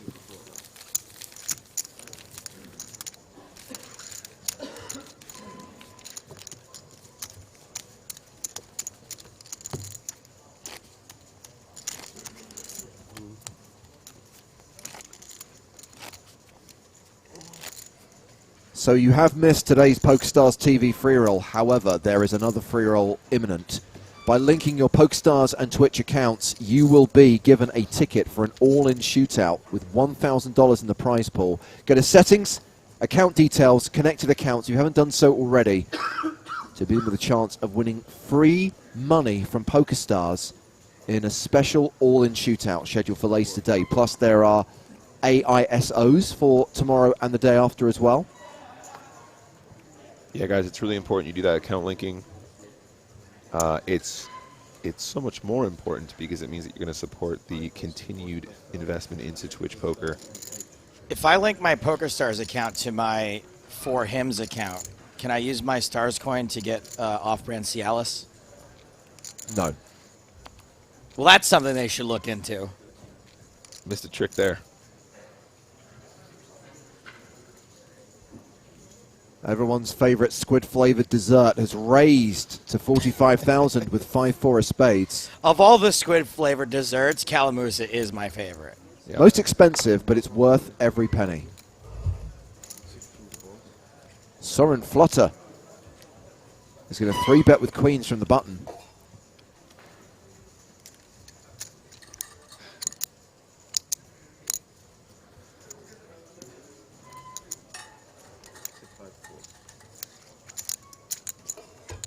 And that is a call. from Kalamusa. Ace, ace, 6. Saw the 6 of spades, and I was like, queens could be getting cracked, but that was it. Let's see what Romanian Sebastian Malitz wants to do.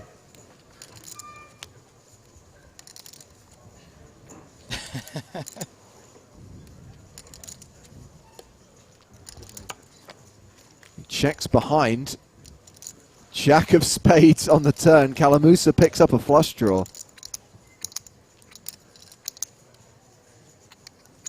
I really like the check behind here on the flop with the queens.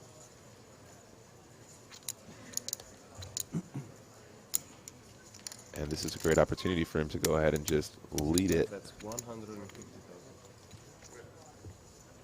With that FD.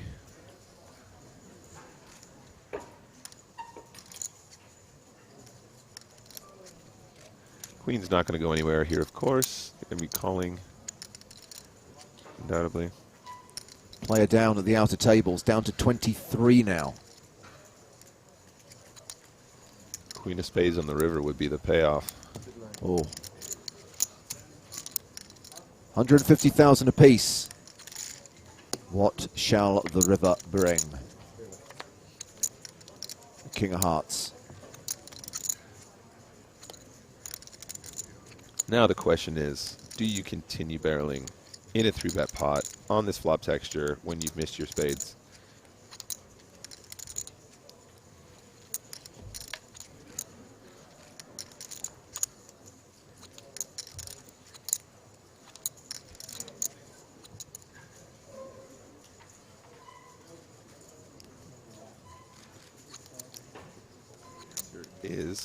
The answer is yes.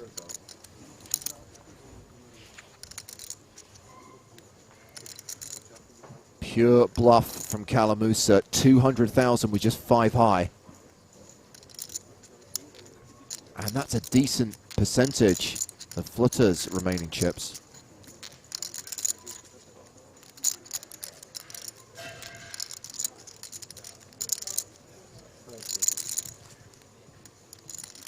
This is such an interesting spot. He's got to be considering how many ace X combos is your opponent going to flat when you 3-bet pre-flop.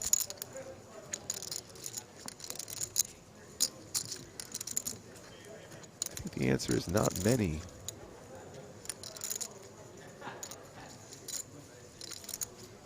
He folds the queens. But he does get it through.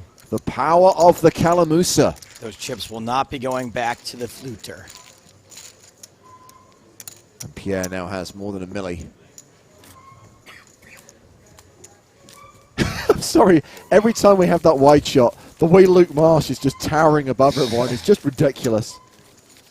It'd be pretty neat if your seat raised and lowered based on your chip stack. I kind of feel during the break we need to check whether he still wants the double stacked chairs or whether he is happy to be brought back down to earth. I think it sets a dangerous precedent when you let people start doing that, because then everybody's going to want to do it. You got to assert dominance. How many chairs you got, buddy? Right. I got 3 chairs. I'm not giving them up. I mean, the next complaint will be how many, maximum number of chairs. No scarves anywhere. Scarves are banned. Multiple chairs are banned. I'm surprised that Dietrich Fast hasn't asked for 3 chairs. Yeah, exactly.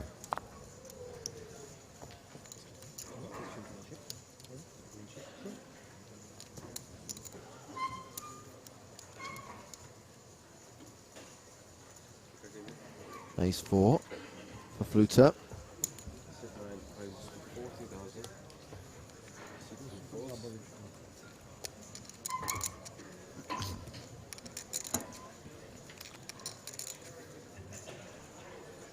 Ace 4 off here is a little bit on the wide side. But of course, from the cutoff, you can start to open up that range. Also, you just had to fold queens on the river. And as we know, if you lose a big pot, you got to get back in there. You just get straight back in that boat. Well, this is a 3-bet from Gabyon Kim in the small blind. He's re-raised to 135,000 and he gets a fold.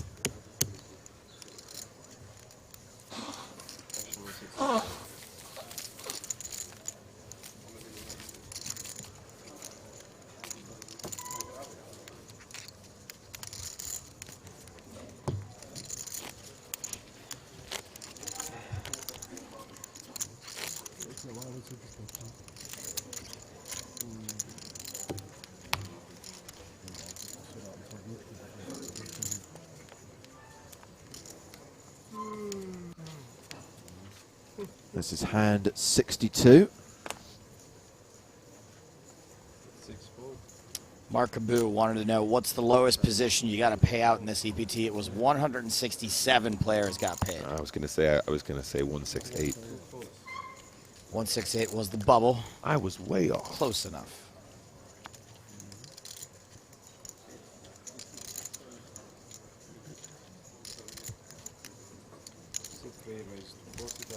Gabyon Kim. King 7 on the button. Min raise.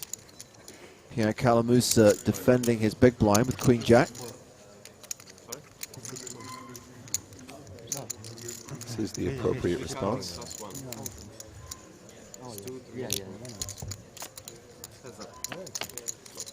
Pierre covering his nose is how you can tell there's a fresh batch of Calamusa being whipped up. Where are you from? Brazil. Far away. Brazil. Germany. If it's not burning your nostrils, it's not being made correctly. You stay longer in Europe? Long? You stay longer in Europe or only Prague? No, I stay about 30,000 apiece. All pairs on the turn. Did it go check flop? No, 30K. Okay. The Ace of Diamonds is a fantastic card for Queen Jack. Another situation where the paired board is going to make you a little bit more confident. Now, here's a spot where you can just river the nut flush. Then you go home with a million. Yeah. And wait, what? Calamusa has the Queen of Diamonds. Did it go check on the river? I think it did. Wow. It's unexpected.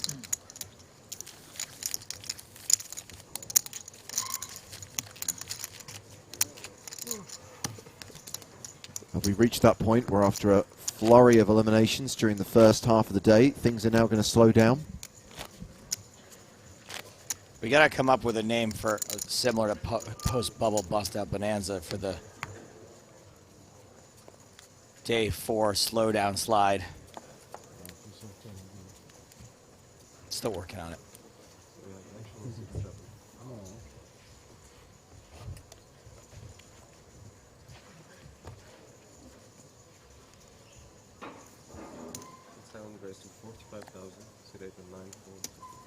The elevated Luke Marsh opens under the gun with pocket fours.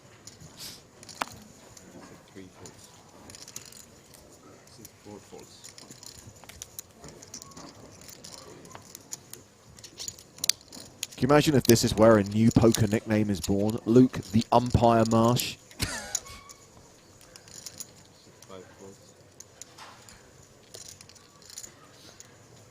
Calamusa calling out of the small blind with King Jack. Aces for former chip leader Luigi Shahada.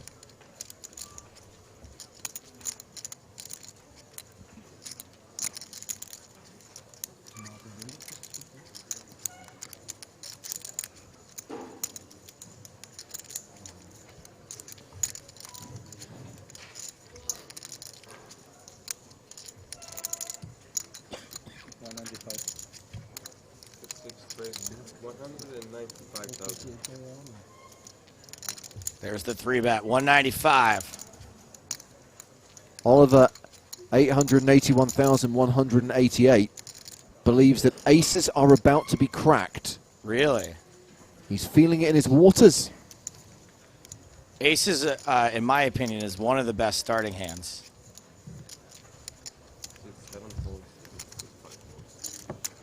Excellent camera work here. And Kalamusa folds as well. Shahada takes it down with American Airlines. Did not get him cracked.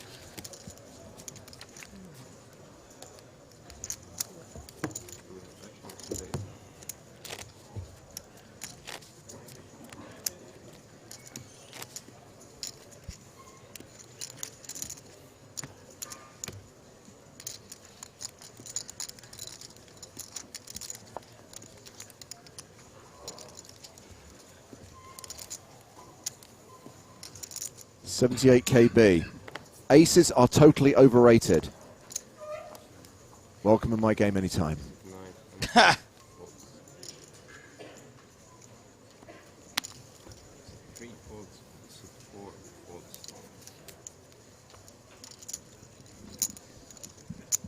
Round to Kalamusa on the button.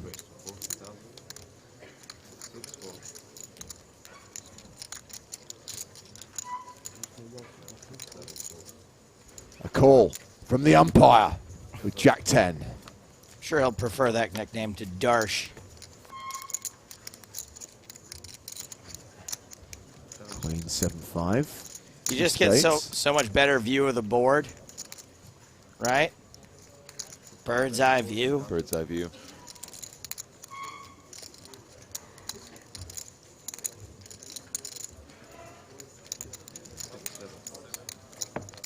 Kalamusa C-bet. Elicits a fold.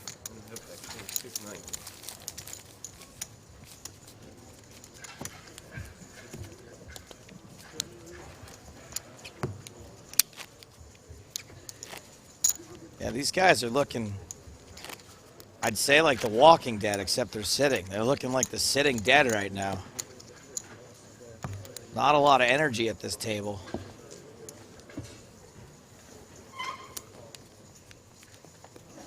I'm going to blame Dietrich Fast. For no particular reason. So this is hand number 65.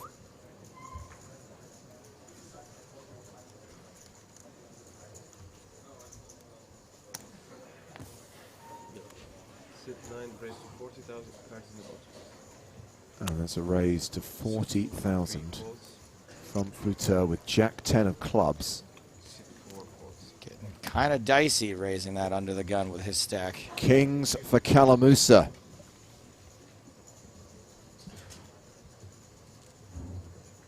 I think he's going to assume Fluter is going to be a little bit stronger than this. Hence the re-raise, which folds from the blinds. 130k total, back on the original raiser.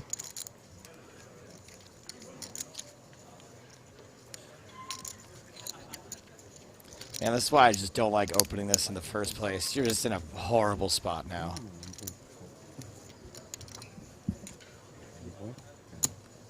Yeah.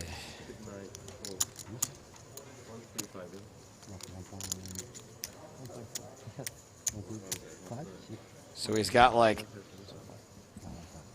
a fifth of his chips in the pot now with Jack 10. Yeah.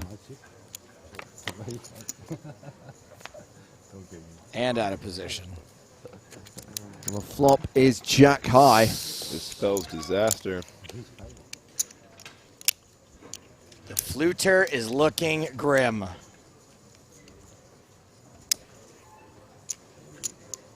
This is exactly what you want to see for those kings. And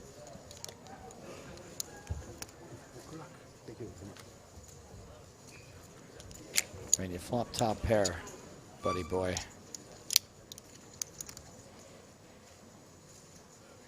Kalamusa continues for 100k. And He's all Fluter in, moves quick all call. in. Snap called. And Fluter is way behind here. There is a 77% chance that he is eliminated on this hand, looking for a jack or a 10. Club for a sweat. 8 for a sweat.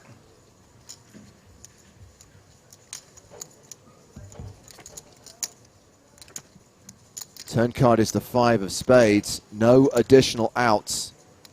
Has to be a jack or a 10 on the river, or we're down to 22.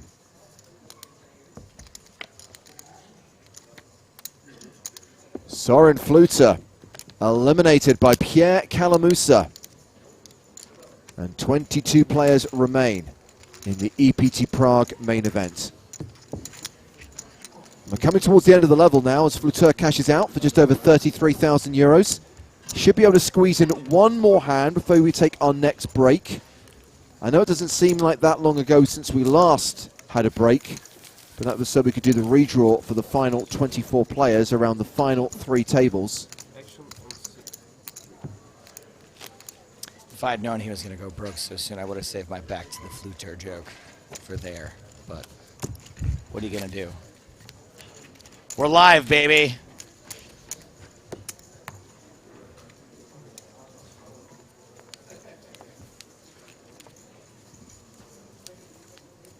Look, it's like he was never even there. Can you guys at least talk about him? Say something nice? Execute hand 66.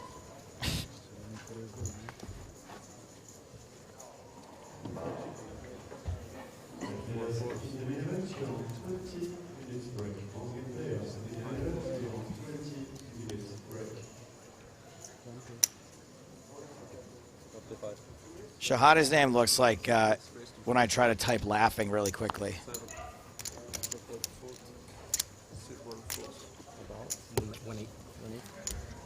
That was raise and take it, and everyone is desperate to get out on break.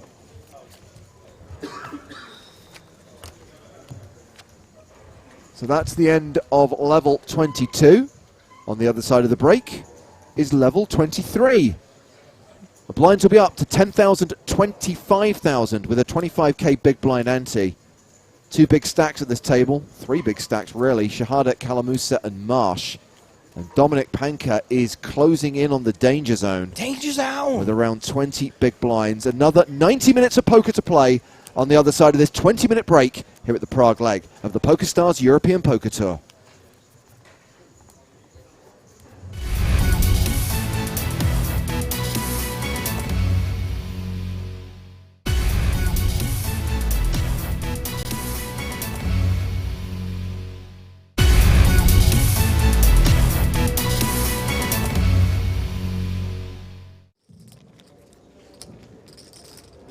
Action here on Asan Umarov, the online qualifier. He folds.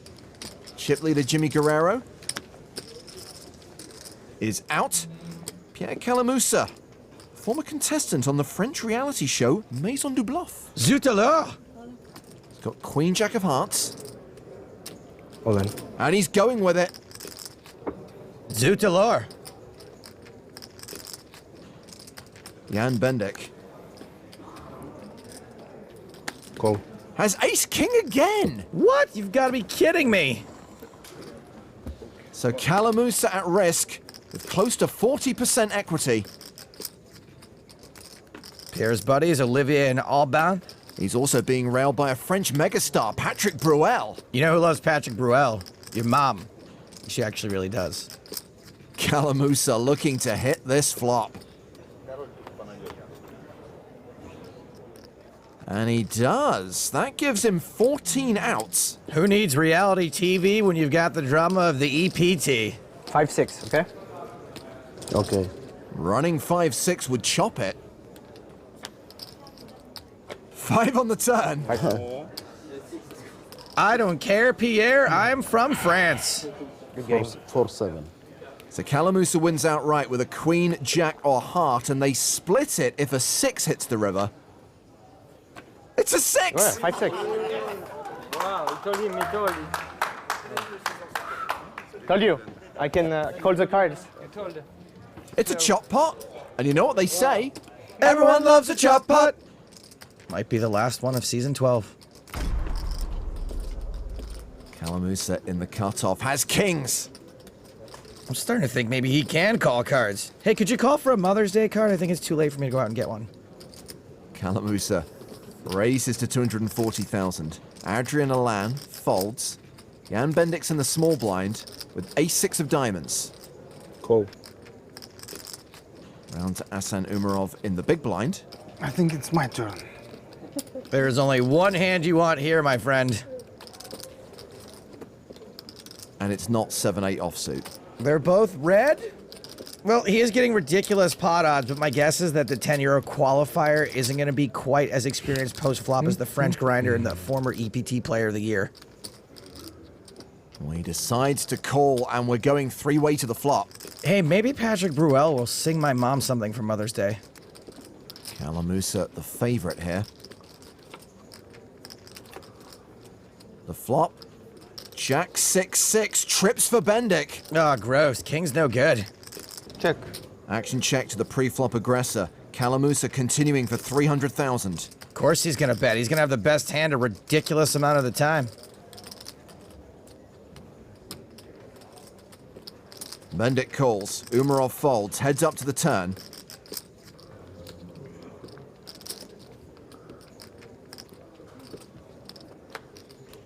It's a 5, meaning Bendik is a 95% favorite. And it looks like he's going to lead. Maybe he doesn't like that spade. 1/3 pot, $500,000. Could have been a little bigger.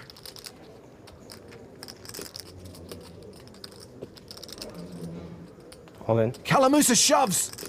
Cool. Nice work inducing. Kalamusa at risk and drawing to just 2 outs. King. Unless it is a king on the river, he is out in 5th place. Poor guy probably expected to be up against a flush draw most of the time. All right.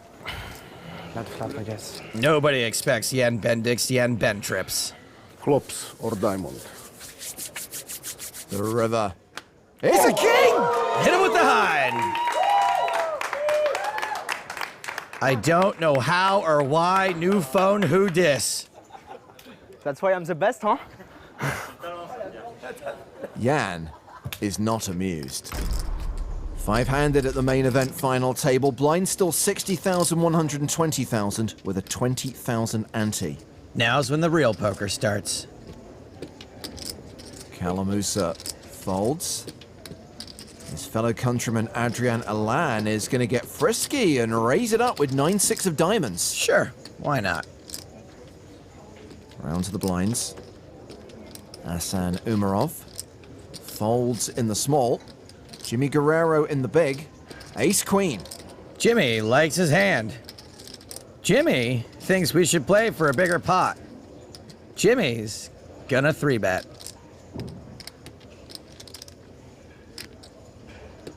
The chip leader re-raises to 850,000. What's Alan doing? 4-bet alert.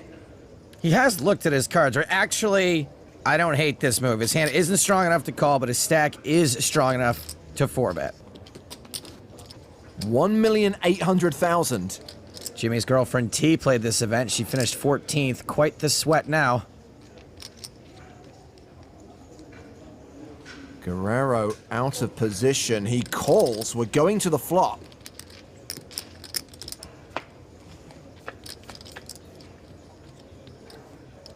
Well, Jimmy has flopped a gut shot and a flush draw. He is almost a 9-1 favorite here. That was a hell of a flop for ace-queen with the queen of hearts. He's checked it to Alan, who had the pre-flop betting lead. He continues for 1.5 million. And that is a terrible flop for 9-6 of diamonds.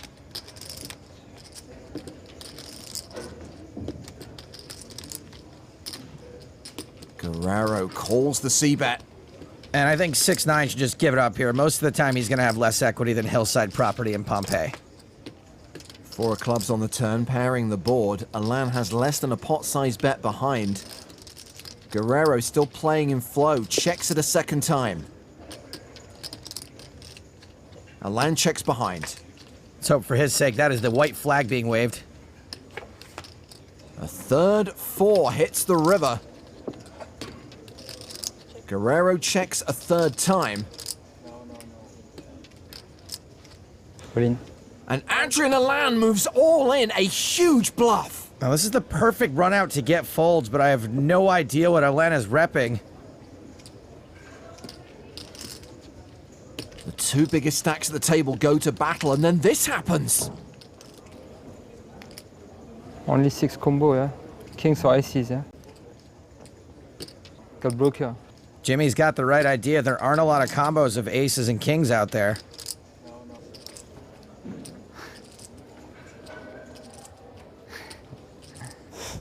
Yeah, well. Yeah, wow. Unfortunately, he is not beating ace-king as a bluff. Tough spot for him. Even tougher for that coffee stirrer. Sorry. If he finds a call here, a land's out. Show me if I fold. Maybe. Hein? Tu verras dans une heure. Ouais, tu veux? Tu verras dans une heure.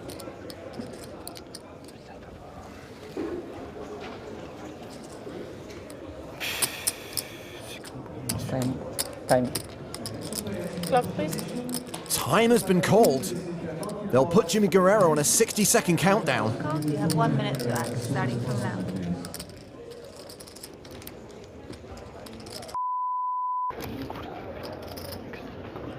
My French is a little rusty, but I'm pretty sure he's complimenting his opponent's play. C'est sûr que tu bluffes. C'est sûr et certain. T'as pas dit, vas-y. 30 seconds. He knows this is a bluff most of the time.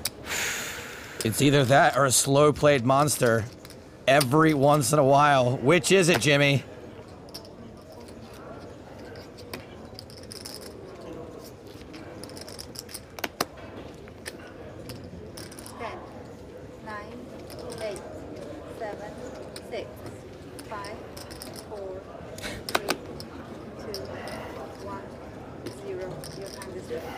Yeah, nice bluff. Sure bluff. Sure. Very nice bluff. Vous savez quoi? J'ai pas les couilles de payer, putain. J'ai as-dame. Sérieux? Ouais, je te jure. Vraiment? Ouais. He shows it! Ouais, je sais, il bluffe. Aïe! Je sais, il bluffe, j'ai as-dame. Voilà, je sais.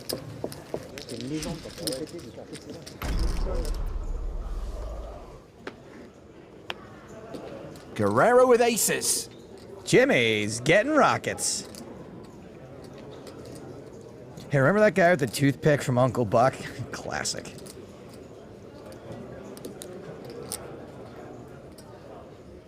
So this is a raise from the button to 350,000. Alan is folded. Action on Bendik in the big blind. 350. He's got King 7 of hearts. Sure, why not? He calls.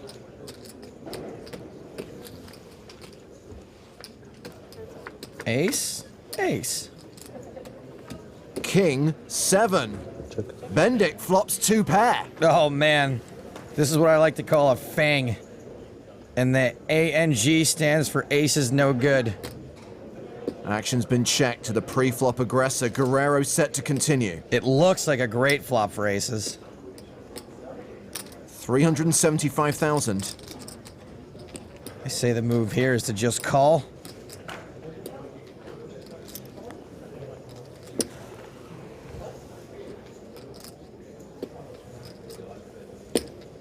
I don't think this is going to be a call. Yeah, and Bendik has made it pretty clear that he marches to the beat of a different drummer boy. He check raises to 925k. I mean, clearly that's what attracted Angelica to him in the first place. How's Guerrero going to respond?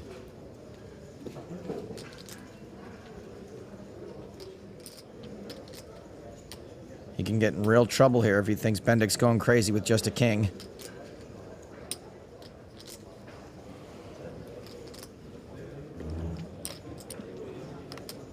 He's counting out a re-raise. That's 1.85 million.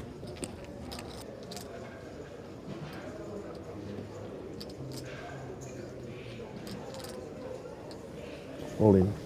Like what? Bendik shoves and Guerrero snap calls. Wow, I am surprised to see aces get it in there so happily. Yeah, nice hand. Give me a 4. Nice hand. I cut. A quarter of the time, he's gonna catch up. Team Bendik hoping that kings and sevens hold here. Turn cards are deuce, additional outs for Guerrero. Deuce or four. Or an ace. The river card is a queen. Nice hand. Nice hand. Bendik doubles up.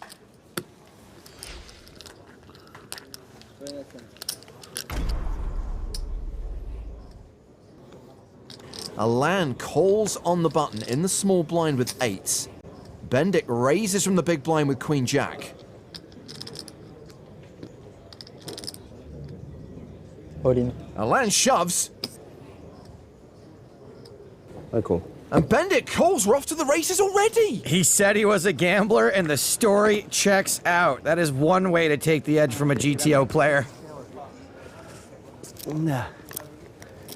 This is for the title, everybody. Flip není zle zaplatěné v mojich žetonech.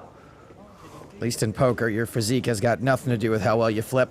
The flop is crunchy, all clubs. If the flop's the first hurdle, Alain just caught a toe.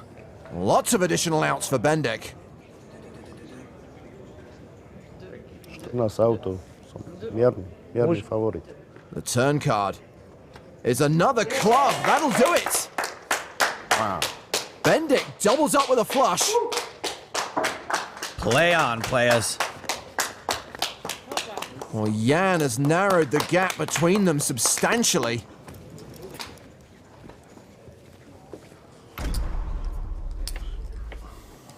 Adrian Alan, first to act. Pocket eights. Here we go again. He raises to 525,000. We may be going again. Bendik's got tens. This isn't a flip. Here comes the re-raise. Bendik makes it 1.65 million. No, now that he's got chips, he's not all jam happy. Well, they are pretty deep. It doesn't have to go all in pre-flop. Alan just calls, and he'll get to play the flop in position. And he flops a set! Maybe, just maybe, the ace will save Bendik from getting stacked here. I don't know, the ace might be a scare card, but I'm pretty sure Bendik's fear receptors went out with popcorn ceilings. He's continued the flop for 1.6 million. Alan calls. Will that slow Bendik down? Nothing has slowed him down thus far. The turn card is a 10. That's ball game. A cooler developing here, set over set. Now Bendik finally slows down.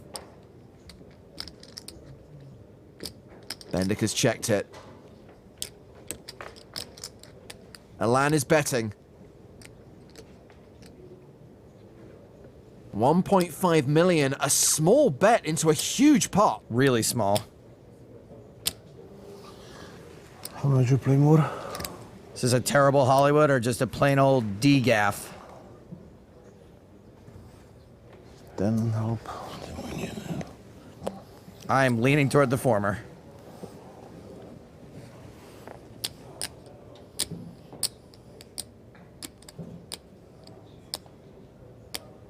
Alan breathing heavy. I think it's because he expects to have the best hand pretty much always. Bendik loading up for a check raise. He makes it 4.25 million. Everything in his hand has been standard up until this point. Against another player, Alan may not be loving this, but Bendik plays everything super fast, even two pair hands. Just a call from Alan, and he's gonna need those quads again. Oh man, I didn't even think of that. Nobody gets quads twice. Complete brick on the river. All in. Bendik shoves. Alan calls, and it's over. Let's everybody take a second to let this sink in. The grand final champion has been crowned. Jan Bendik has won the EPT 12 grand final. And France cannot believe it. EPT 9 Player of the Year, 3-time main event finalist, and on his third occasion, he is a winner.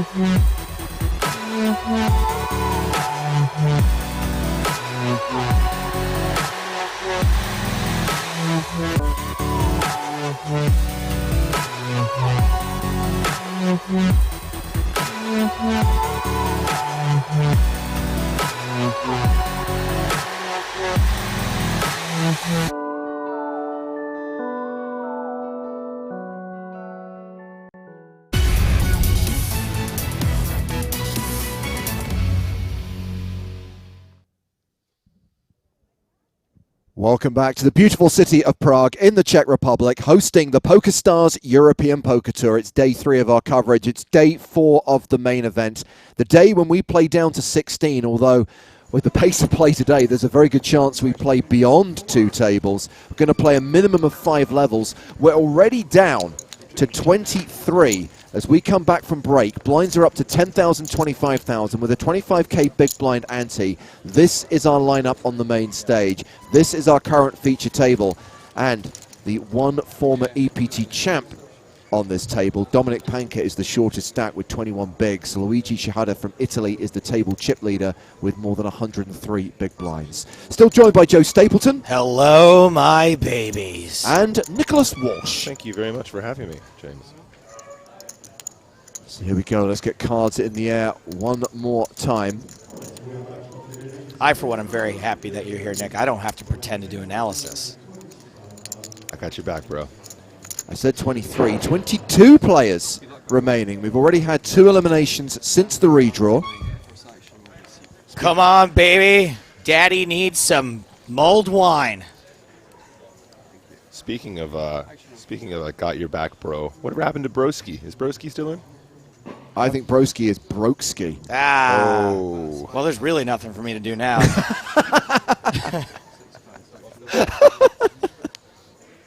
Cool, guys. It's been fun.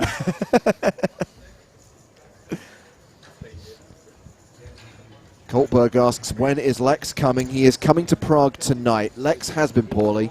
He was due to be part of our coverage today, but he delayed his travel by 24 hours. Hopefully Lex will be on fine form tomorrow and will be dropping pearls of poker wisdom in your ears. A couple people in the chat asking when I'll be spinning again on stream. I'll be back next week, ladies and gentlemen. I'll be back online. I know you missed me. Twitch.tv/OP_poker. Nice. So this is Jack 9 versus Queen 6. A raise from Luke Marsh, called by Gabyon Kim, and a Queen 4 flop. Marsh continues to run hot. By the way, during the break, we said to Luke Marsh, are you okay with the double chairs? Yeah, I like it. So he remains Luke the umpire Marsh. Nice flop, Dersh. We've got a reversal here. In a previous pot with Marsh, we saw him check raising with trips. This time he's in position, though. And I think it's going to get through here. What were you going to say? Were you going to say get through? Or did you change it when you saw a fold? No, I was going to say I think it's going to get through here. I was going to additionally add to that, though. There could be some floats here with 2 overcards to the 4.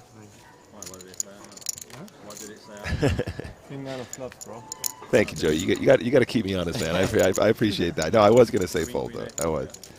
Oh, the Queen 8. Yeah. I thought the Jack 5. Absolute critical skill if you want to do casting of any kind in poker. The ability to justify anything at all costs. Correct.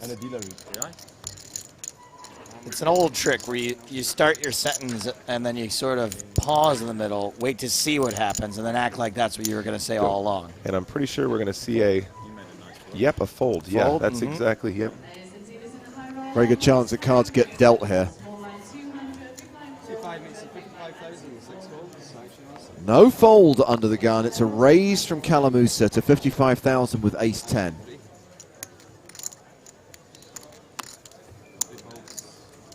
Round to the big blind. Ricardo de Rocha. He folds.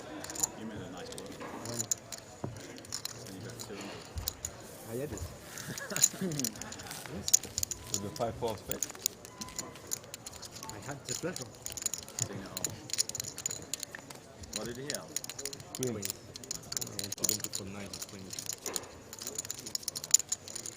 So, Nick, explain to me exactly what alcohols I'm smelling coming from your body right now. Wow, thanks, I've man. been waiting all day to ask you, but well, as I mentioned, Hard Rock Cafe, banana. you're really taking in the local flavor. Yeah, huh? yeah. At the Hard Rock. Did you guys hit up McDonald's on the way home? Some genuine Czech McDonald's. Banana pina colada, White Russian. I mean, a Czech White Russian. Can I get another banana cognac?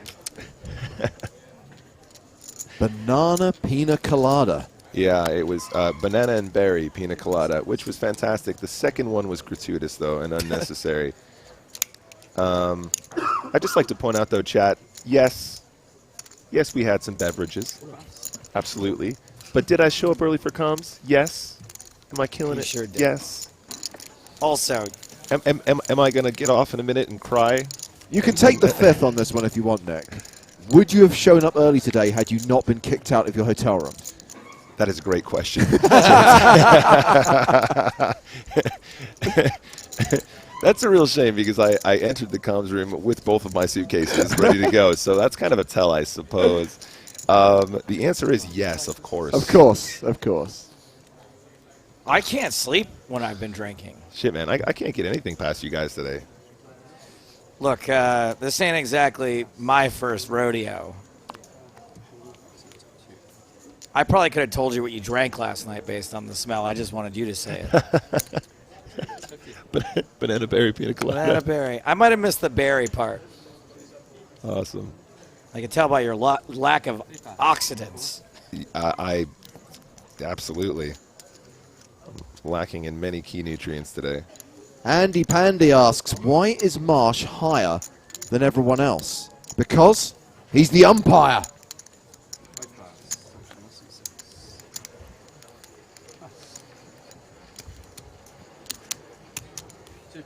Raise from Dietrich Fast, called by Ricardo de Rocha. 9s versus 6s, a queen, 3 flop. Don't get it twisted, guys. There were beers too. There were beers too. I was reaching for the not Czech stuff for the memes, you know. PokerStars and the European Poker Tour urge you to drink in moderation. Absolutely. Everything in moderation, including moderation. 2 bets 50. Continuation bet from Fast. I mean, if you'd call here with a 3, you got to call with 6s, right? I believe so. 3 is happy days. For some reason with 6s, you're just like a little more reluctant. Funny, isn't it?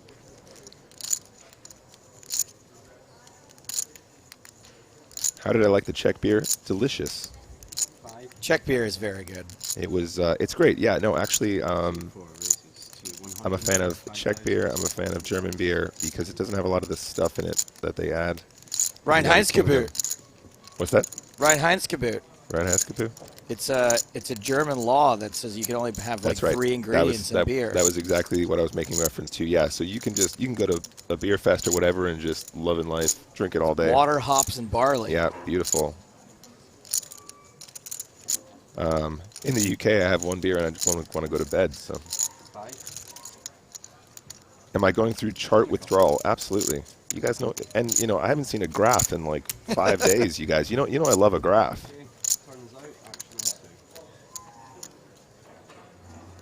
This hand going to the turn. Deuce of clubs.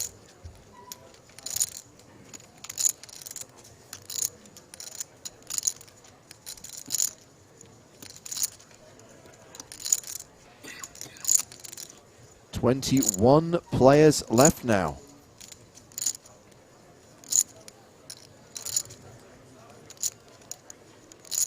Another elimination from the outer tables. 4 bets 125. Interesting. Yeah, so de Rocha raised flop and he's now barreling turn, 120,000, and he might just push Fast off the best hand here.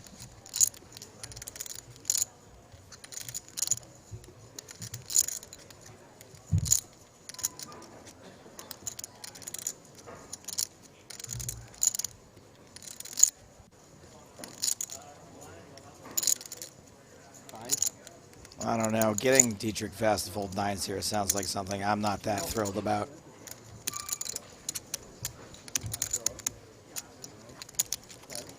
Well, we're going to the river. 650K in the middle. And the river card is a 4. And this goes check, check. 9's good.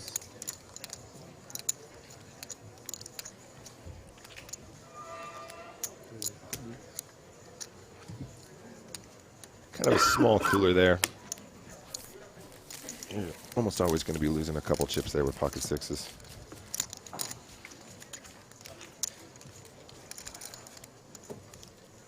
So we are encouraging you to earn tickets for all-in shootouts that we're running during our EPT Prague coverage by linking your PokerStars and Twitch accounts.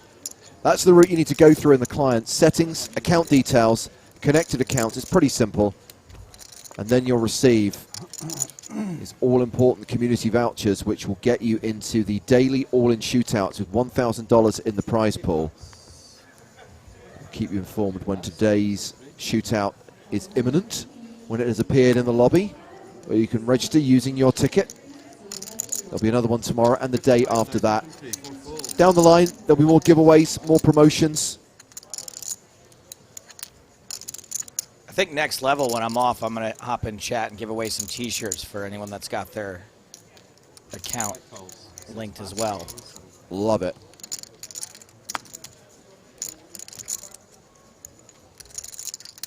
Pocket jacks for your boy Darsh, the umpire.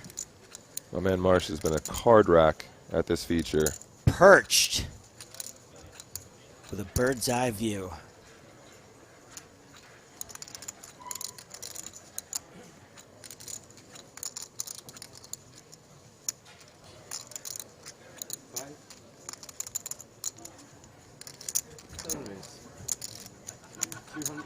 It is a 3-bet.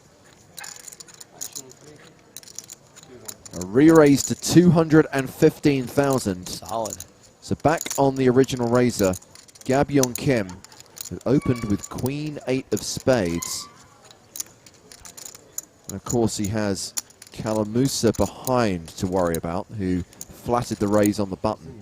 Seems like a pretty trivial fold that he is going to use a time bank card on.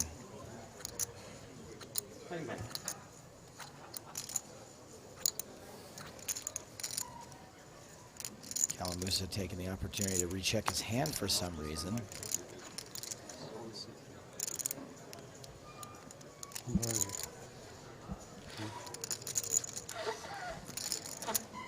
Did he say something?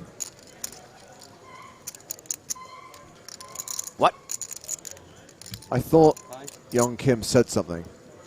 Oh, yeah, all right. He said raise. So the time bank card is all part of his master plan. Oh, he didn't. Floor, please, feature table. Okay, so I thought Yong Kim said the word raise. Apparently he didn't say anything. He's put out chips, but it's not enough for a 4-bet. Oh, this could really backfire on him. I'm pretty sure he's put out enough for it to be ruled as a raise, so he's going to have to make it 215 plus another 160, 375. If this gets ruled as a call, that's... No, I think it's more than halfway there. It's enough to be a raise. But it will be the min raise to 375. Obviously, we'll wait for the ruling from the floor.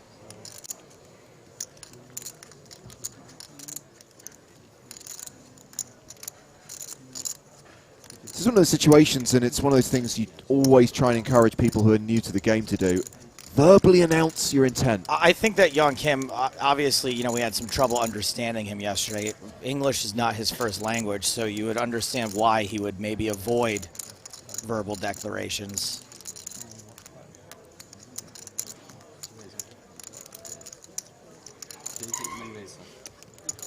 So it is a min raise. It will be a 4-bet to 375,000. And obviously, you know, he can't really react to this either. Yeah, I mean, he's You got to play it cool. Because any reaction will be a massive tell. Yeah. No, no, no, no. Take away the blue, put in a green. That's yours. Perfect. Thank you. 375 is beds. Action effect. I mean, does that mean you just slam dunk, shove the jacks? Well, Calamusa has folded the deuces. It is back on Luke, the umpire Marsh. I think it's really... There you go. Yep. Marsh does move all in.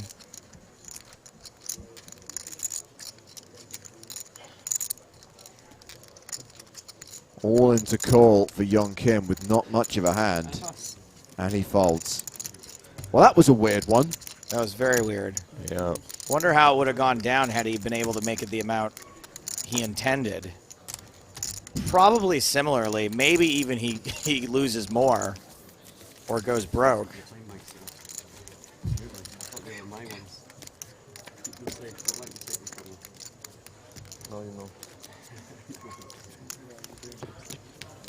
So he is the second shortest stack at the table now, behind, or rather just ahead of Dominic Panker, who's playing 545k.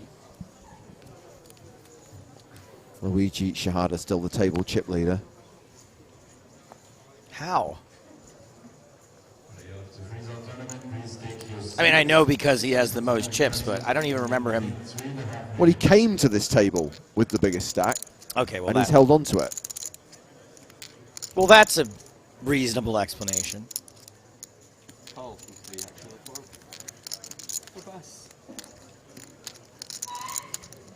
Well, this time Young Kim just calling the opening raise. 50,000 from fast to once again has pocket nines. Young Kim calling with ace-8 suited. Calamusa calling with pocket threes.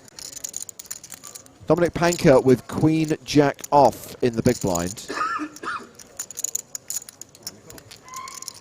4 players, 8 acts first. 8, 2. Oh, hell yeah. I spent a lot of time on the internet watching multi-way action from the Czech Republic. Ace, queen, deuce. Panker pairs his queen. Young Kim has paired his ace.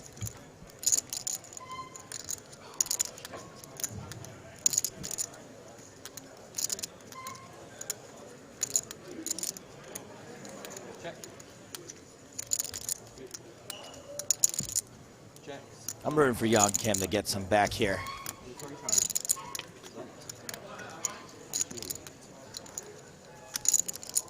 Seven of clubs on the turn with the action getting checked around on the flop. I think I like the pot control check with the ace-8 here. In a multi-way pot, if you start building pots early on and it starts to get aggressive on later streets, it just becomes a really expensive mistake if somebody's got a set of twos or something here.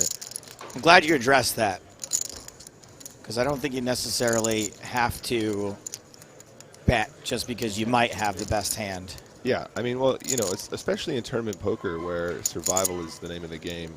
You want to think about like what's the outcome, and what's the best outcome for me here. When you have ace-8, I don't think you're not going to get any massive value from anything else in this situation. You're probably just going to end up value counting yourself against a stronger made hand. You don't want a huge pot.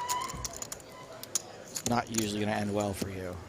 You don't want to build big pots with sort of strongish, medium-ish hands. Now, if you were in a heads-up scenario, it might be different, though, of course, because there's a lot less out there, a lot less opportunity for your opponent to have you wrecked. Got some nice tweets coming in, James. You see these? Indeed. Thank you to Scott Adamson. Just want to say I love the work you guys do. When I first moved to China and had no English TV, I'd watch the new and old coverage of the EPT and listen to the podcast just to help me feel more comfortable. I know what it's like living in a foreign country. Now, not as foreign as China, but, you know, the little things that remind you of home can mean a lot. And John Delano with a callback to one of my fake options on a recent podcast quiz. That queen-8 hand made as much sense as a tin hat on a garden snail. I'm proud of that one, John. Thank you for utilizing it.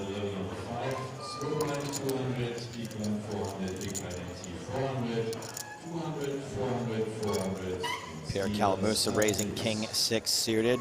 And it's Panka's turn to have 9s. I feel like 9s is the hand today. I gotta say, baby driver all the way. This guy's got style, and those, whoa. He's kind of got a baby driver grin as well, doesn't he? He just needs some headphones and he's all ready to go. Yeah, there's a lot going on under the surface there. Yeah. Just sort of bubbles up in the corners of his mouth. I promised myself I wouldn't smile.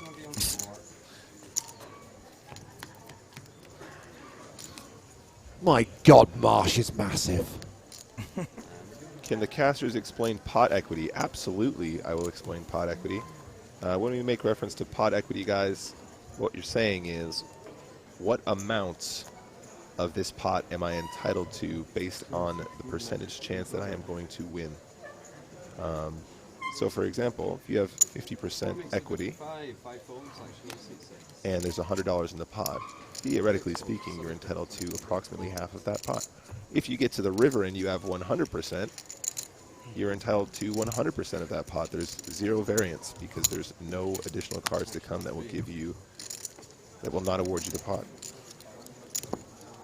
Under the gun raised from DeRocha with 7s. And looks like that's going to do it for that hand. Oh, sorry, chat. They wanted Stapes to explain that one. I couldn't have been. I wouldn't have been able to. I had no idea what it is.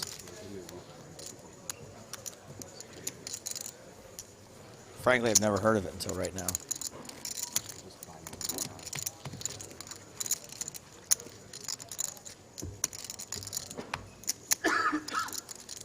Okay, we're dealing. Yes, we are. Oh, are they talking about the percentages? Pot equity, yeah. The percentages, that's what I call them. Yep, those ones. Hand 75 here. Can you explain how to drink sensibly? No, I can't, but Joe Stapleton can. I mean, I could explain how I do it, but most people aren't like me. In that I don't get hangovers. And I don't, my behavior really doesn't change very much at all either. So Young Kim completes with 6 deuce in the small blind. DeRocha checks his option with Jack 10 in the big. This is a good follow-up question from Dr. PB, actually, that I'm going to let Nick handle. Sorry, what was that? A good follow-up question here.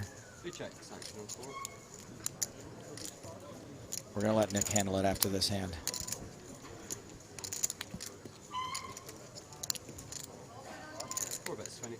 Got a gut shot for DeRocha. And Jack High is still the best hand. That is a bet, followed by a fold. Well, lots of exciting stuff going on at the moment. We've talked about the various free rolls we have running during the Prague live stream, both the daily password protected free rolls and the all-in shootouts for linking your Twitch accounts. Don't forget that the Winter Series is imminent, starting on Christmas Day and running until January the 13th. With $50 million guaranteed. There are 82 events in total with 3 buy-in tiers, low, medium, and high. Plus, as part of the Winter Series, a special edition of the Sunday Million with a $3 million guarantee. So Dr. PB was asking, casters always say the player should know their pot equity.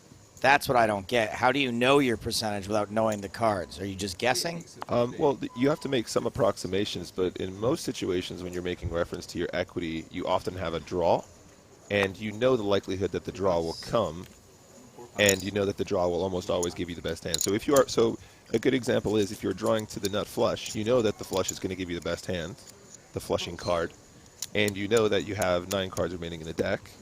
And then you can work it out from there. A good rule, and also a video that I made for PokerStars School somewhat recently, is the rule of 2 and 4. And what that means is if you take the number of cards that you know will make your draw, in this case 9, you multiply it by 2, which gives you the rough equity that you are going to hit it with 1 card to come. And if you have the turn and the river to come, you multiply it by 4. And it's actually pretty accurate. It's a good way to estimate your equity in those situations on the fly. It's close enough to work with. It's close enough to work with. And then using pot odds, we can we can estimate what kind of a price we require in order to make a break-even or plus EV profitable call. I want to rewind to the first sentence because Joe asked you a simple yes or no question, which was you have to guess, and you gave the classic politician's answer. You have to make some approximations. In other words, yes, you have to guess.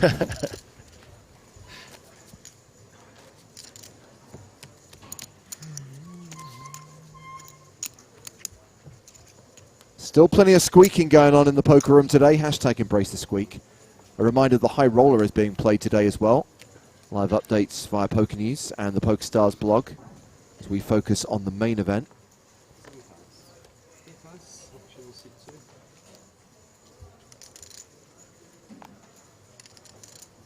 Actually, hashtag fun fact.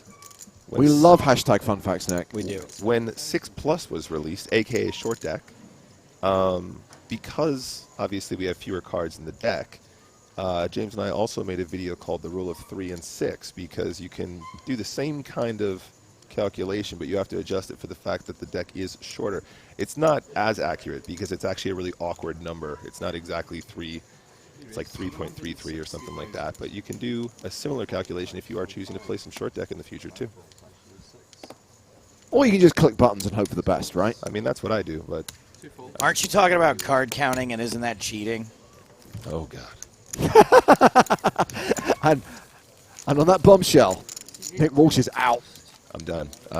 If I had a penny for every time, oh, you play poker, can you count cards? You count cards? Oh, my. And when you find yourself in a situation where you absolutely must be polite and you can't just blow off the question, oh. You should say, yes, I can count cards. There are 5 in the middle and there are 2 in front of me. I've got 7 cards. I usually just try to explain it as just saying, it goes, there's only 52 cards in the deck. You know, it's not that hard to count them. Nice. Just reminds me of the old, I want to play a game. Do you know how to play 52-card pickup? My Uncle Mike would get me every time. Every time. You fell for that more than once? Many times as a child, yes. Mine would be like, I know what that is. I don't want to play it. My uncle would throw it on the ground and go, pick him up anyway.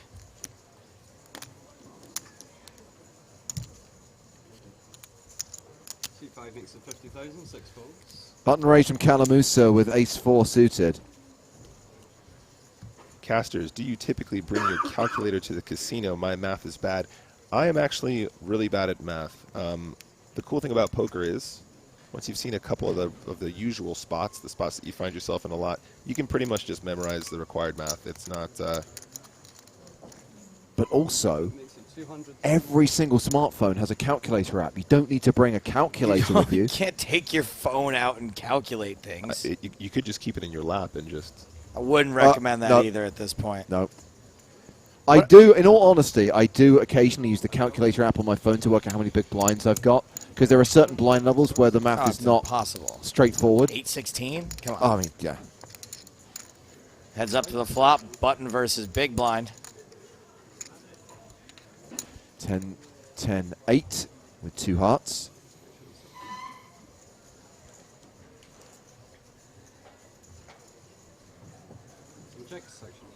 A lot of people getting very impatient that they haven't received the tickets for today's all-in shootout. It's a long day, people. Who says it's going to be in the next 15 minutes or even the next hour? Got to keep watching the coverage. Should be glued to your screens, playing down to 2 tables. Big names, battling. Firing chips. Making flushes.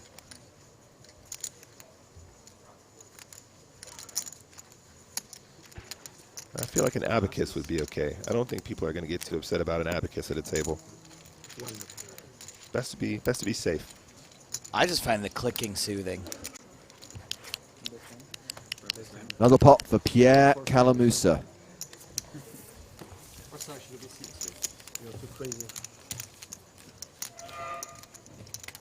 Hey Joe, when will you be performing in Europe? It's going to be a while, I think. I'd also like to know. Aren't you performing in Europe right now? Right this second, technically performing in Europe. As far as stand-up comedy is concerned, I think I'm working right now on possibly having an Edinburgh run. Oh, nice. In August. I will definitely come to that. It's the earliest I've started working on it. Have any talks taken place about a comedy show at PSPC 2020? No.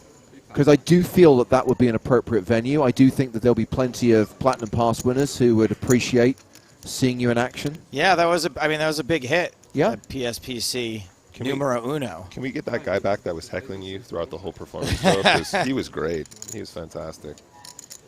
I'm also pushing for a potential return of the live podcast at PSPC 2020. Oh, as that'd well. be fun. Maybe we could combine the two into some shambolic show. I wonder. I guess if the podcast was the opening act, we could make people sit through it to have to get to a big name comedian. Top pair for Calamusa. I do have a show, as long as we're talking about it. Friday night, this coming Friday night in New York City, December 20th, in Greenwich Village. You guys can check out my social media. Give me a shout if you want a ticket link. That show does sell out regularly, though, so get at me quick.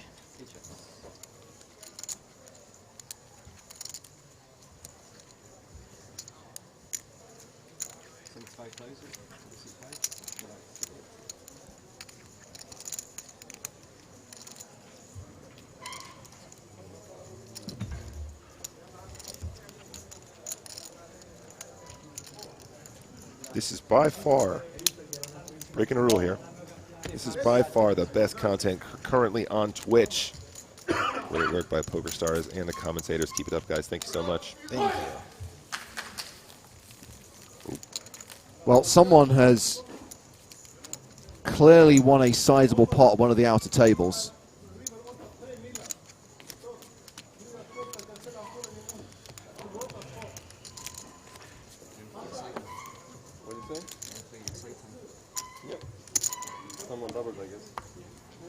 Yeah, I can hear the chairs pushing away now. Sounds like a double elimination. Doesn't have to be this event. Why not make it a quadruple elimination then? Sure. Why not? Hey, how about we go for he knocked the entire table out in one hand. Well, you can only count. You got to listen to the number of squeaks. Hashtag embrace the squeak. Shout out Curtis Lambert Poker, a friend of mine from Brighton. How's it going, buddy?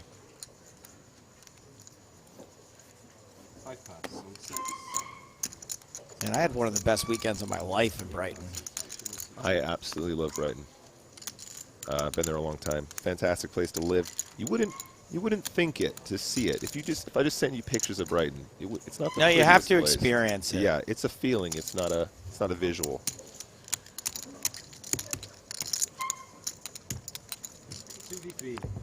Dietrich defending with his pocket sevens. Trips for Kim. For Jan Kim, I should say.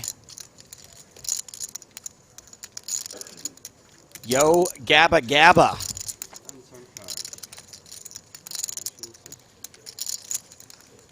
Check, check.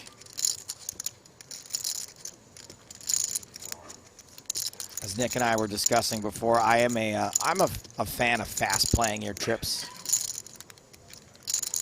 Fast can't play the trips here. Young Kim can play the trips. I'm not huge on slow playing trips. Playing fast and loose. But maybe this will work out for him. I know everyone's inclined when they flop real big to slow play it. But I just think that when you're playing against other aggressive players who don't like giving up pots, that when you bet your trips, let's say you bet your trips and fast folds immediately, I think it's a hand that he's probably going to fold on later streets anyway. You might as well start building a pot. People don't like giving up on flops. They do not.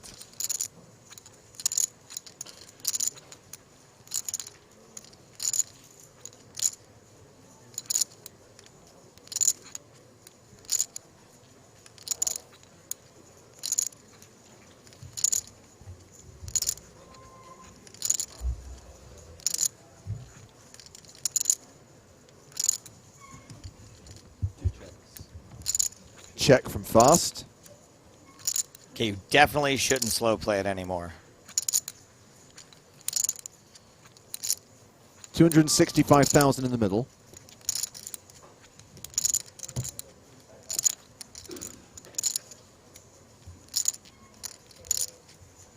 C3 makes it 85,000. Pretty small, 85K. Pretty tough spot for Dietrich as well, because it's only the jack. Yeah. C3 shows good jack. 2 nuts. So Young Kim adds 235K to his stack. On to the next hand. Panker, still the shortest stack at the table. He's the only player at the table who's got less than $1 million. Oh, that's squeaking. What does this tweet mean? Have you given up on El Comentador? I really miss him. I think someone is implying that El Comentador is not a real person and rather a character played by Joe Stapleton. Oh, well, first of all, not the case. Second of all, I'm pretty sure he's just sweats the Spanish players. Correct. I don't know that I've seen any Spanish players. I'm still really excited about the idea of pulling an Andy Kaufman, creating a character to enter into the Dare to Stream. And what was the name of his alter ego? Tony Clifton. Tony Clifton. All right, what are you talking about?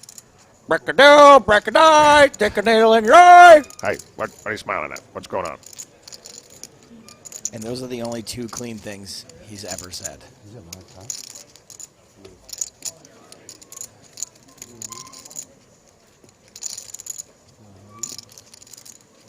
Maybe we could create a sort of Rodney Dangerfield. Was that his name? Mm-hmm. Maybe a Rodney Dangerfield-esque character could splash onto the scene for the Dare to Stream. Tell you, my raises get no respect. No respect at all.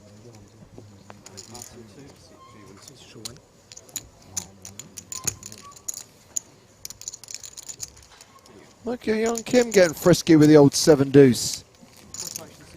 Yeah, he's got some chutzpah in him. What a cheeky chappy.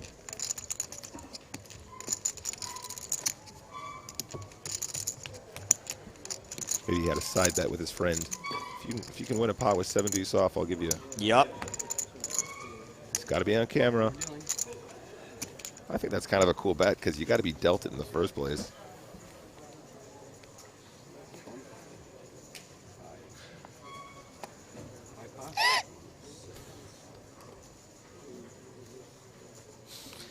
It's almost worse now that the room's a little emptier because you can hear him from further away. Yeah. There's now an added echo to every single squeak. So 3s for Shahada, the table chip leader. 8s for Panker, the table short stack.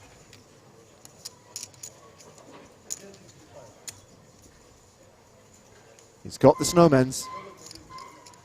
Nom nom.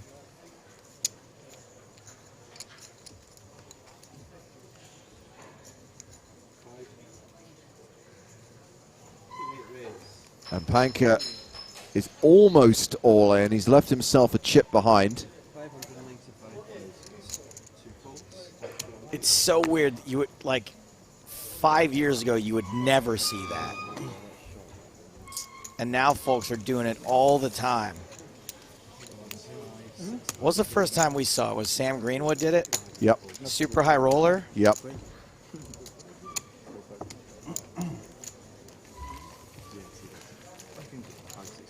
Well, that shove gets through.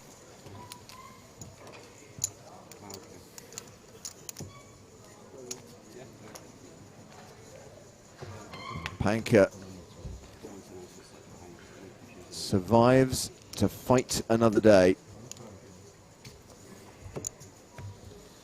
Corius asks, how does the camera know which cards they have? Well, if the hand goes to showdown or there's an all-in and the players flip their cards over, the overhead camera will clearly see what the cards are. Thank you for your question.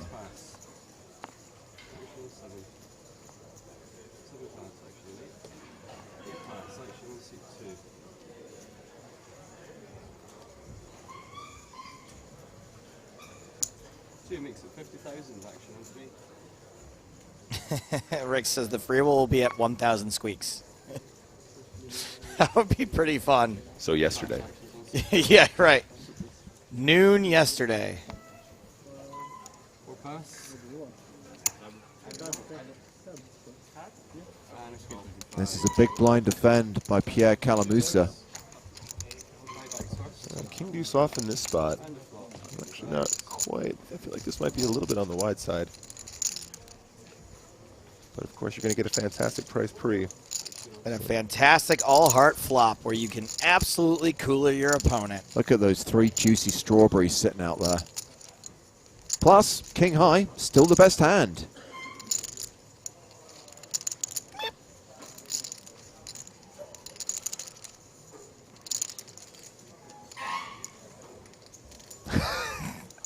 Hashtag embrace the squeak. Really good one there.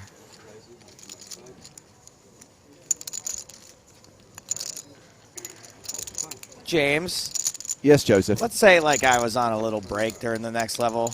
Yeah. And let's say queen on the turn. Stop here for fast. Let's say I took a chair, went into the turn room, took a chair, and just dragged it all the way across the length of the room. Why would you do that? For the lulz. Oh my god.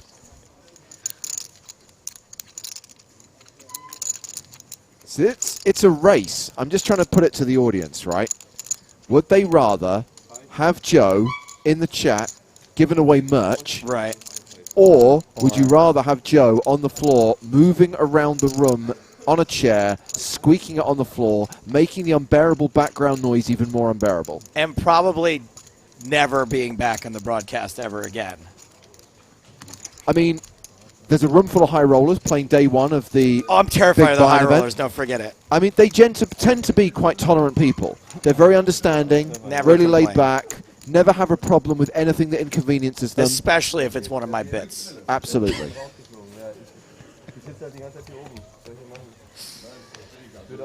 Oh man, I miss the good old days when nobody took any of this very seriously.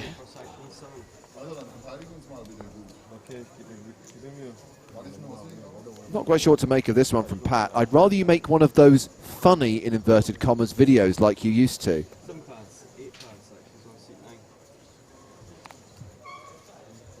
That's a good way to describe them. They were funny. Both funny peculiar and funny ha-ha.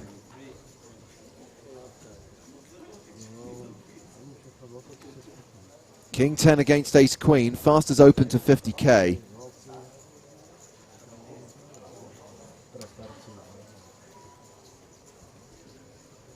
C3 raises to 160,000. 4 pass, 5 pass. Yeah, we see a 3-bet with the ace queen. Pocket fours for Shahade.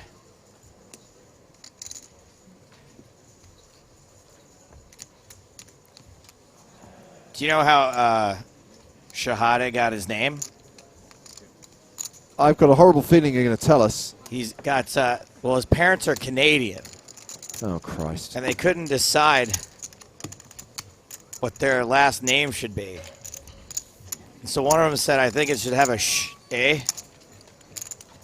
And the other one said, I think it should have an A. A? A. And the other one said, I think there should be a D. A. And that's how they came up with Shahade.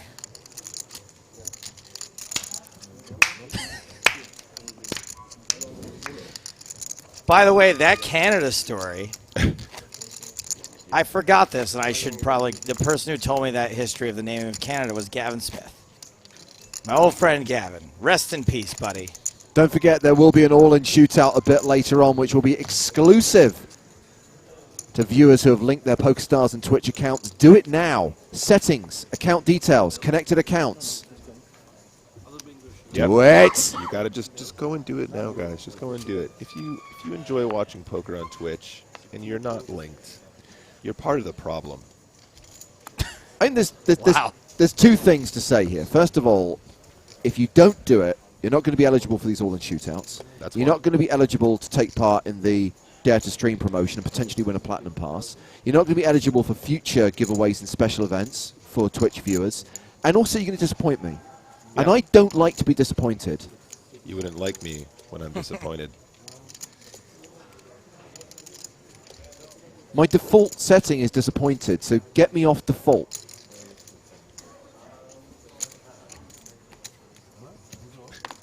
I love the idea you just showed up today disappointed. You know, like, convince me otherwise.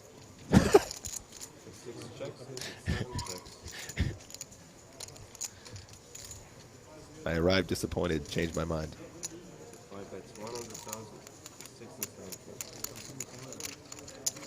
Well, it turns out even people in play money markets can link their accounts as well. Very nice. Love to see it. No, guys, all jokes aside, it is absolutely crucial that we are doing that account linking. It really will define how we are able in the future to create content for you guys. So just go and do the right thing. Do the right thing. Lisa Fatty says, my default setting is disappointed. You sound like my dad. Well, Lisa Fatty, I am your father. Oh. Yes.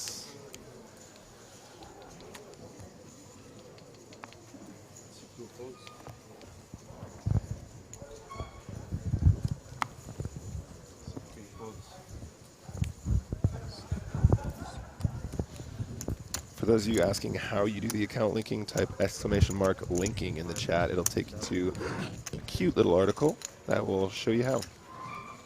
Did Wreck-It Robin write the article? Because he's really good at explaining things. I love me some Wreck-It Robin. I'm not sure who wrote the article, but I do love me some... well, chances are it's going to be Robin Wreck-It Robin or Twitchy Pete. And only one of them has two working hands at the moment. So my money's on Wreck-It Robin. That's right. Also, one of them's really good at explaining stuff. The other one gets Wreck-It Robin to explain stuff for him. Heads up to this flop. Dersh versus Calamusa. Six is holding strong.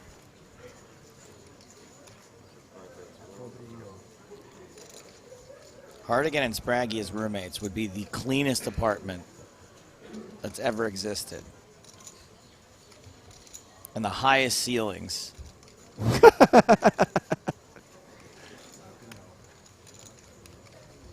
Why is this being touted? Is this budget cuts next year? This year. Imminent. 7 on the turn is an overcard to the sixes, but you're not that worried about it. Plus, you got a gut shot now. I'm self-aware enough to know that I'd be a nightmare roommate.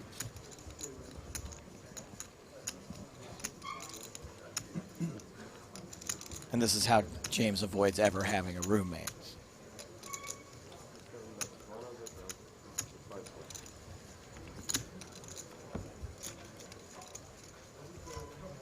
It's like whenever I ask my girlfriend to handle the recycling, she just messes it up royally every time to the point where I stop asking her.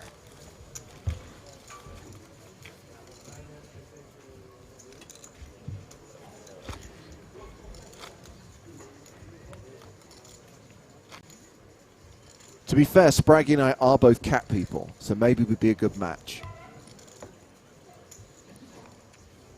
Is that what the movie Cat People's about? No. People who are cat people? No. Is it about cat people? People who are cats? It's about people who turn into killer cats. It's a sci-fi horror thing? Yeah. Really? Yeah. Is that? Are you being for real? I mean for real. Sounds like somebody would make that movie on a dare. The original is like a black and white movie from the 1940s. Paul Schrader's remake is Malcolm McDowell, Natasha Kinski, I think. Huh. And Schrader's version is incredibly violent and graphic, whereas the original is a lot moodier and subtle.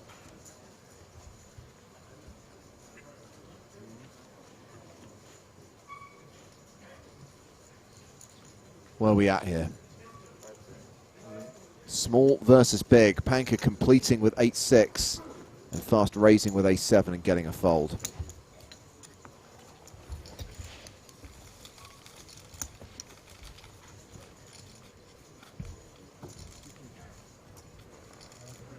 So there was a lot of bust outs, earlier in the level, like very early, but none of which we've witnessed. And the action has slowed over the course of this level. Still 21 players remaining. This is a good question. Patrick wants to know, how many poker tournaments have Joe and James done together? A lot. Next question.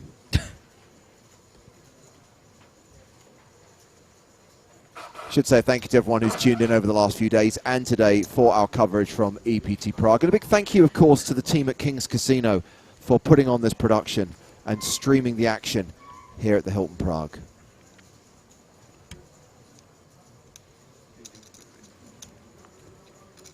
You princes of Prague, you kings of the Czech Republic. Under the gun raise from DeRocha with King, Queen suited. And Dominic Panker has got the hand I like to call American Airlines. Dominate Panka. Come fly with me.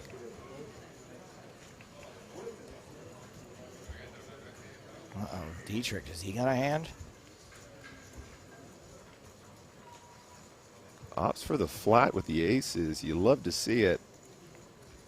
Ace 6 suited in the small blind, and with the flat in there, Didi could seriously be considering a squeeze-a-roni. He's not squeezing, though. He's also just going to hope to get a flop. Yep. Kim's going to get a real cheap flop with King 9 suited. Remember, he got a bit loosey-goosey with the Queen 8 suited. Is he going to 3-bet with King 9?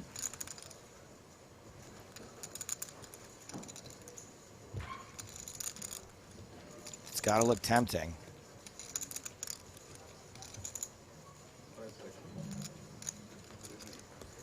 Nope, just a call. So we're going 4-way to the flop. Just what you want with aces. I don't always play aces, but when I do, I like to take it to a 4-way flop. And that flop is 9 trade deuce, all spades. This is all Panker. Oh. Kim does have a 9.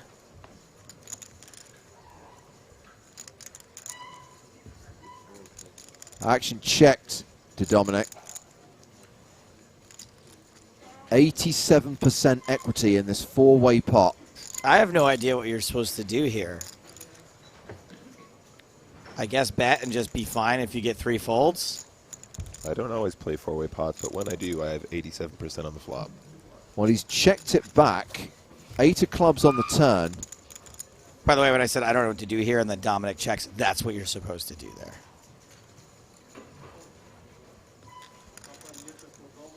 Fast now drawing dead. Checks.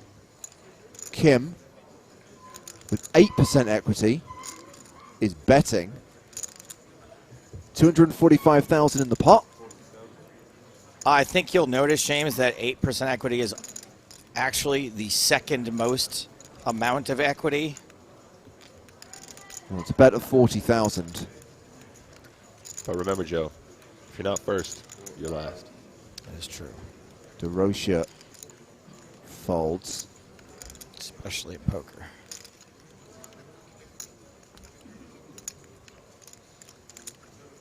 Merry Christmas to you, Woody. Merry Christmas. God bless everyone.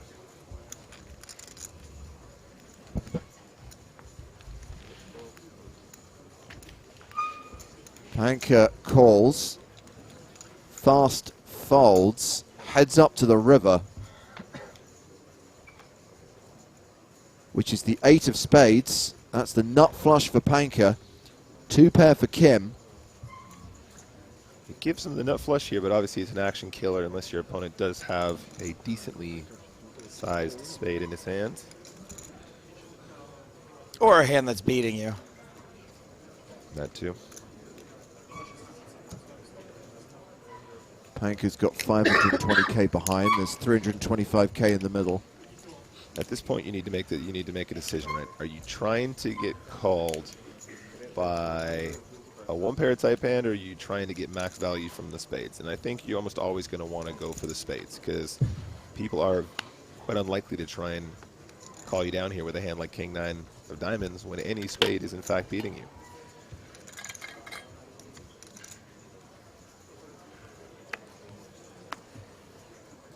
And Young Kim folds. Undersea Monkey tweets, yeah, he's got the bullets, the pocket rockets. Those are all old school names, Undersea Monkey. I was on an American Airlines flight from Vegas to Los Angeles, and I spotted that the logo, the AA, looks just like Aces. So I've come up with the nickname American Airlines, and we're trying to make it stick. So that's what we want to get out there. It's been forever since there's been a new nickname for Aces, so I think, yeah, American Airlines is the one. In the words of the Workaholics, you got to be fresh. Poker needs new content.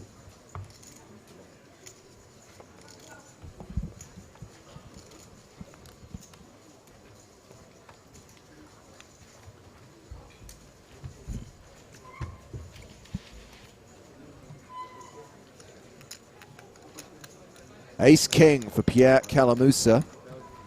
And that's an under the gun raise. 50,000. Round to the blinds. Gabyon Kim in the small blind with Jack 10 of spades. Very pretty hand. I feel like I always do better with Jack 9 of spades than Jack 10 of spades, though, for some reason. Suited gappers.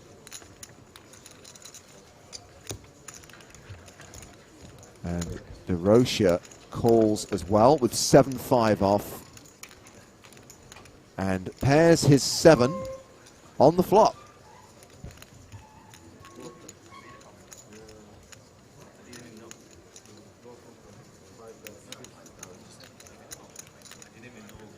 Hey, if Aces really is American Airlines, you should always make a delayed continuation bet. Hey, yo. Like it.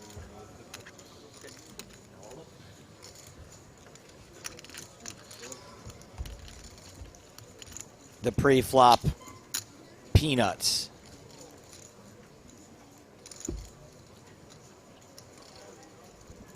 Calamusa has continued for 60K. Action now on DeRocha, who has the best hand.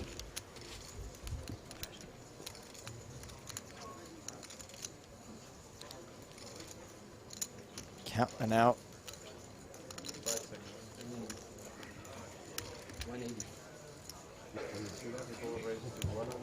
A raise. Calamusa folds before he can even get the amount out.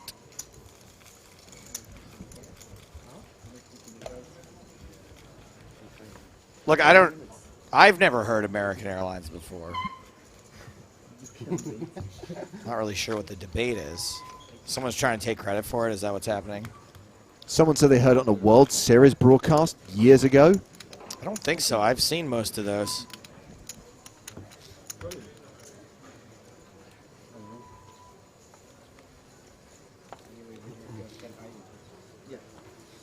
American Airlines was used in the 1980s. Yeah, a lot of people used to fly American Airlines in the 1980s. These days, Southwestern, more popular. I think I flew American Airlines in the 80s, yeah. Yeah. My first trip to Disney World. Hand number 90, action folded to Gabyon Kim on the button, 8-7 of hearts.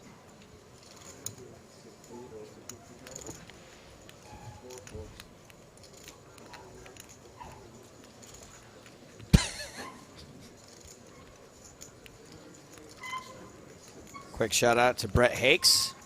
Big fan of the commentary. Thank you. Loving the support, buddy. I appreciate you. Calamusa with American Airlines re-raises to 150,000. He is about to take flight.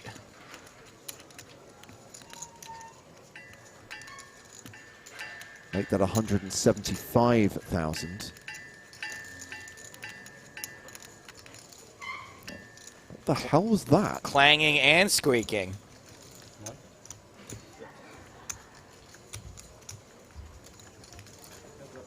Dietrich's just off to the side playing the triangle.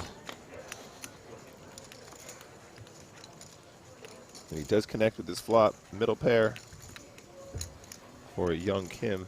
It's funny, whenever I fly American Airlines, I miss my connection.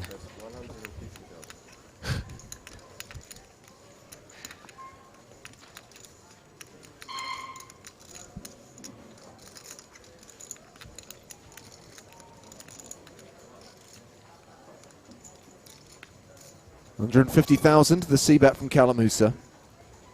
You're just so annoyed here. Why isn't it two hearts instead of 2 diamonds?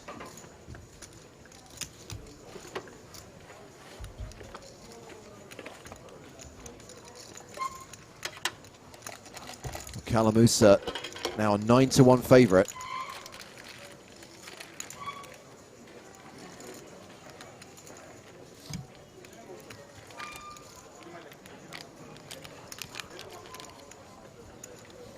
Fires again.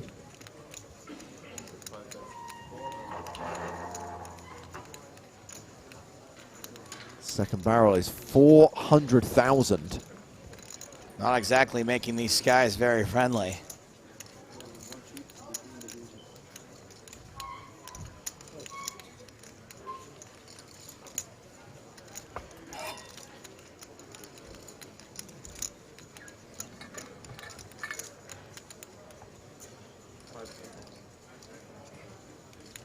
Kim playing a time bank card. Does not have many left, I don't think.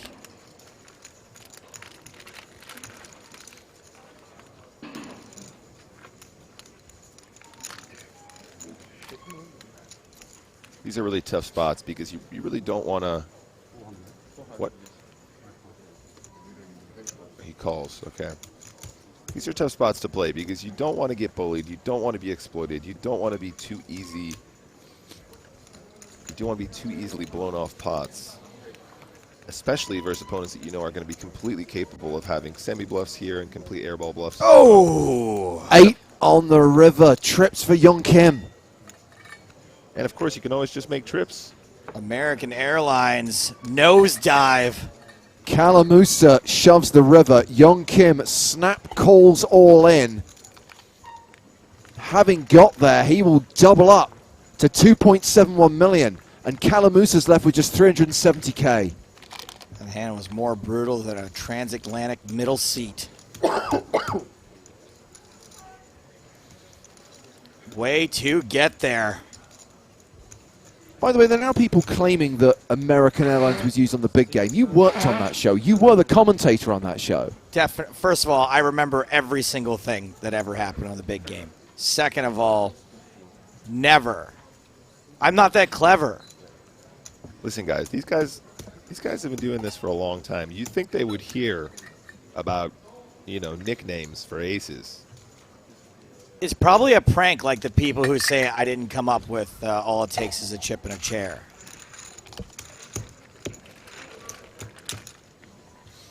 How about a little, just pour some out for Pierre Kalamusa. Brutal way to get stacked.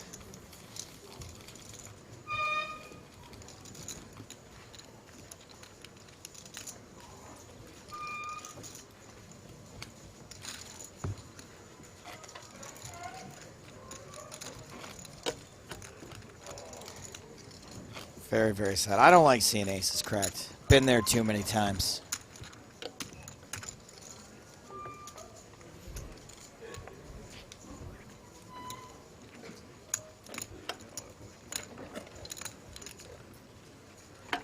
Still 21 players remaining. Hang in there, Pierre.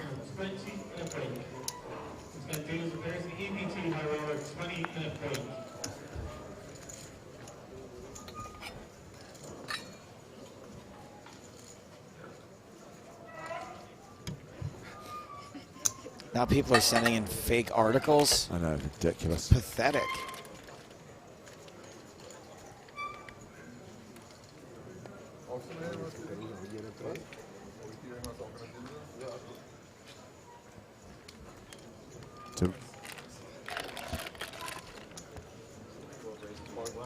Queens for Daroka. Let me try that again, guys. Sorry, I was muted there for a moment. Whenever I see this name, I'm always reminded of the lead singer of Rage Against the Machine. It's not the same at all. It's Zach De La Roca. That's pretty close. It's pretty close.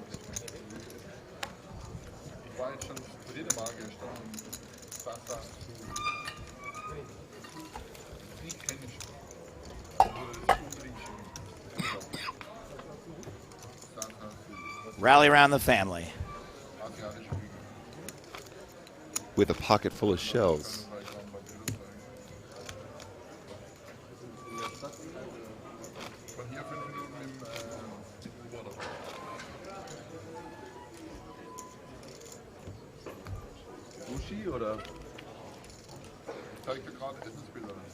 Come on, Dietrich, get back over here. It isn't DeRoca, it's DeRocha. Of course, I was testing. You passed. This is hand 92. Jack 10 of spades for Gabyon Kim. And that's a raise to 50,000. Yo, Gabba Gabba.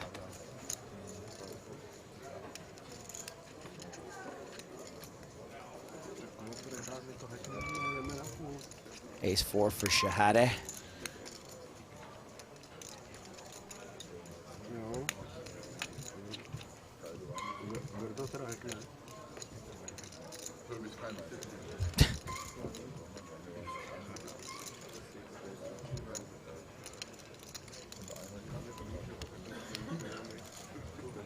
That's a re-raise. Yep, 3 bets to 200K.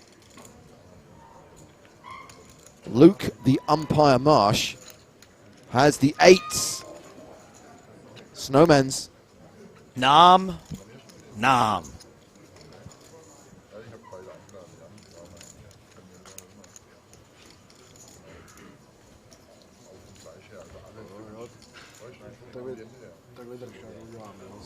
This is a really, really interesting spot.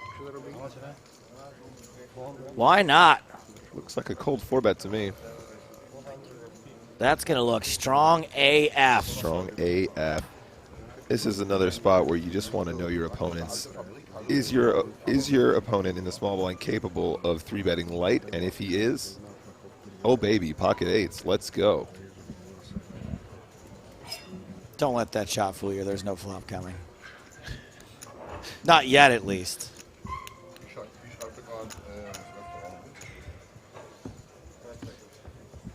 Just had a thought, you guys. This squeaking, is this... We made reference to the first winner of Who Wants to Be a Millionaire and the coughing. Ah! Do you think we're going to look over this footage in the future, James, and we're going to discover that Notice in fact, a pattern to yeah, it? somebody's indicating... Oh, God, don't say that. Don't even plant the seed in people's minds. Cue squeak. What should I do here with ace 4 facing a 4-bet? I fold. Oh, wow, the footage of that is so funny to look back on. Well, you saw the baseball scandal this summer too, right? No, I did not see that. There was a team that was clanging a baseball bat in the dugout when they were stealing signs. Oh, man. Yeah, it was the Astros. I like that. Shahade folds and just gives them the chips. Here you go. Take these. These are yours.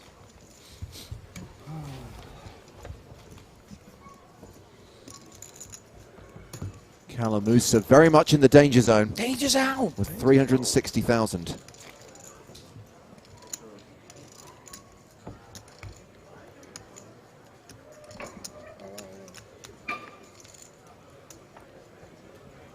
Here's a hashtag fake fact from Joe Neals. Did you know that Luke Marsh is the 34th tallest person in the UK, coming in at 7'3"? Good fake fact.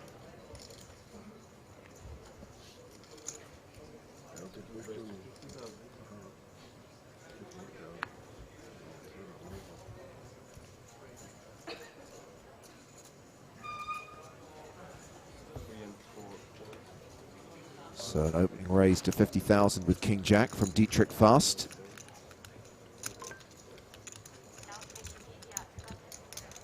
And this will be raise and take it.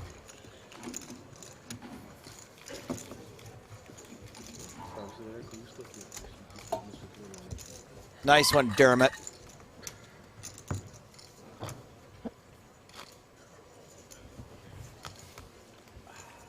So EPT Sochi will be the first European Poker Tour event of next year, and you can win your way there.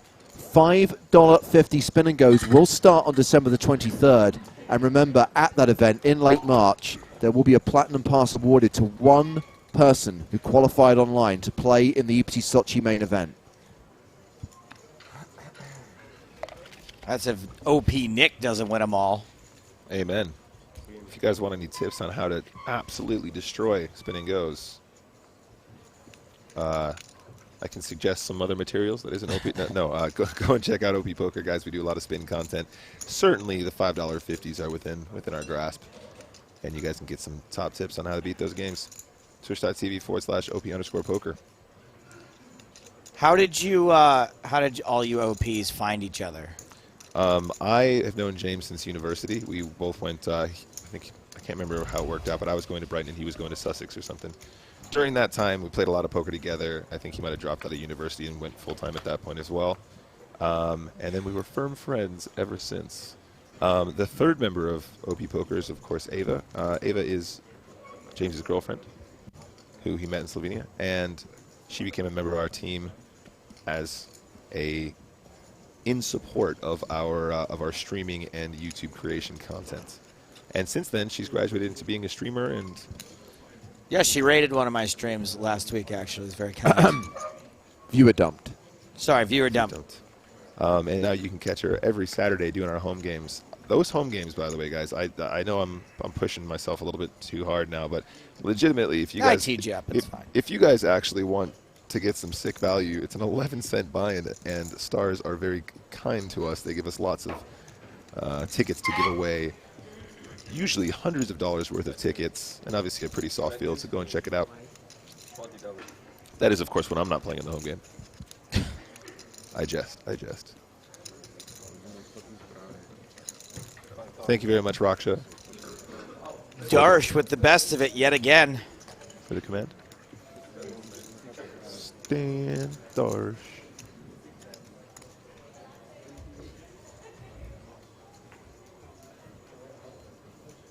That is true. Predator does get an honorary membership, assuming he's taking me to the PSPC.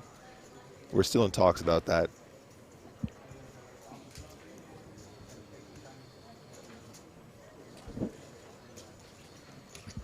Shahada calls the 60K bet on the turn. Misses the river in a big way. That's a full house.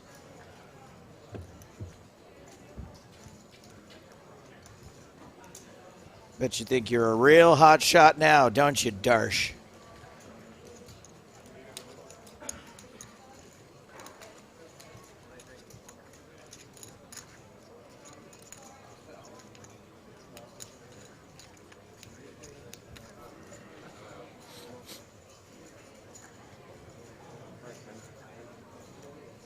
Here comes the value bet. Aries, of course, you're an honorary member, buddy. You are one of the official O people. Don't worry about that.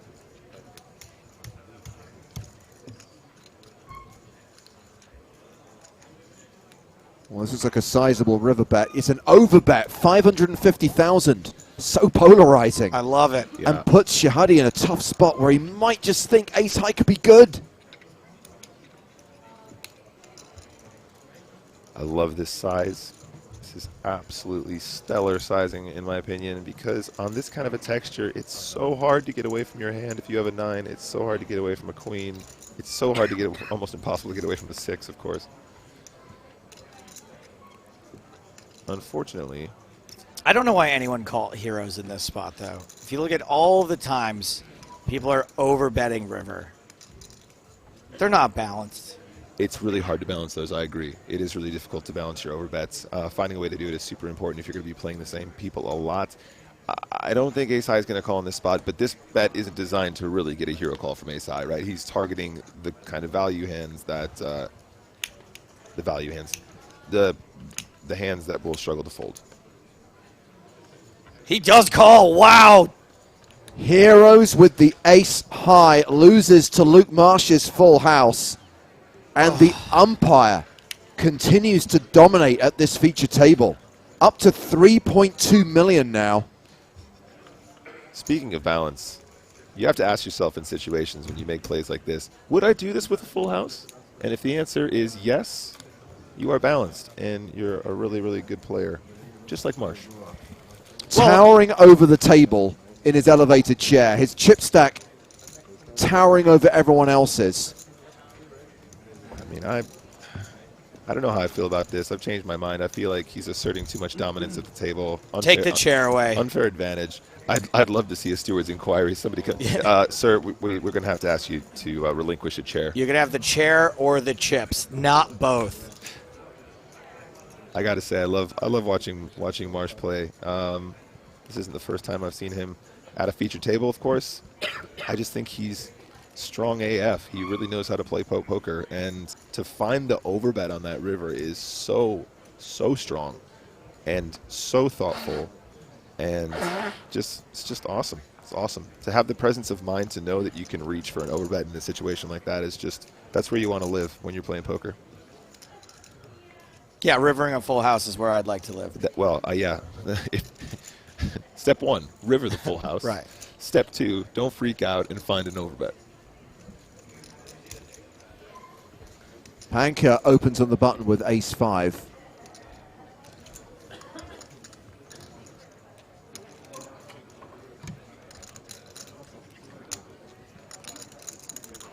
And an interesting big blind defend by Gab-Yong Kim with 8-3 off. Maybe he just hates Dominic Panka. Chat Pro's out in force today. Love to see it. Just let them have their moment. Ace 7-6. Top pair for Panka. 1730 brings up a good point. You know how I always say all it takes is a chip and a chair? Yep. What if you have 2 chairs? And also considerably more than just one chip. Yeah.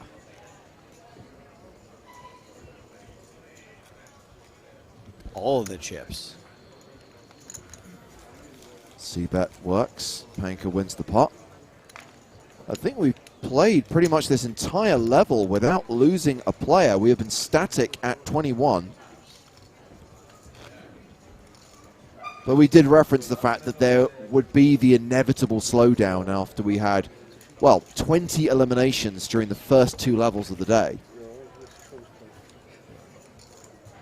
Still pretty sure that we're not going to need to play a 6th level today. I think we'll be done after 5, even if we haven't quite got to 16.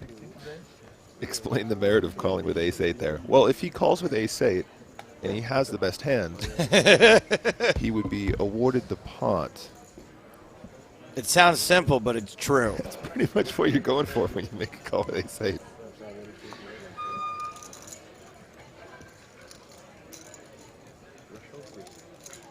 Ace, Jack for Shahade, and Jacks for Dietrich Fast.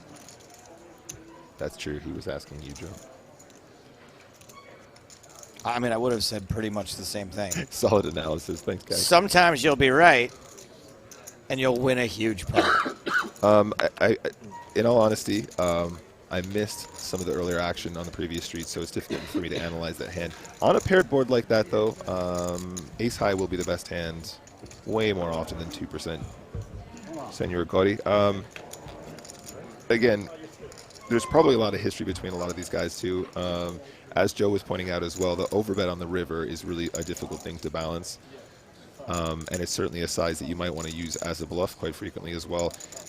Would I have called with ace-8? I'm not sure. I didn't actually see how the hand played out, but I think on that kind of a run out, it is reasonable to assume that ace-8 can be the best hands some of the time.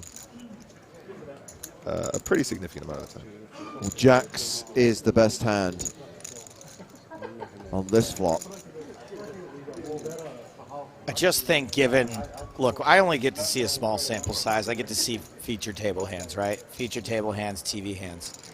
But I think if you folded every time somebody overbet the river, you're probably winning in the long run. I just don't see that many river overbets as bluffs. I'd say like 2 out of 10. 80% of the time, it's for value.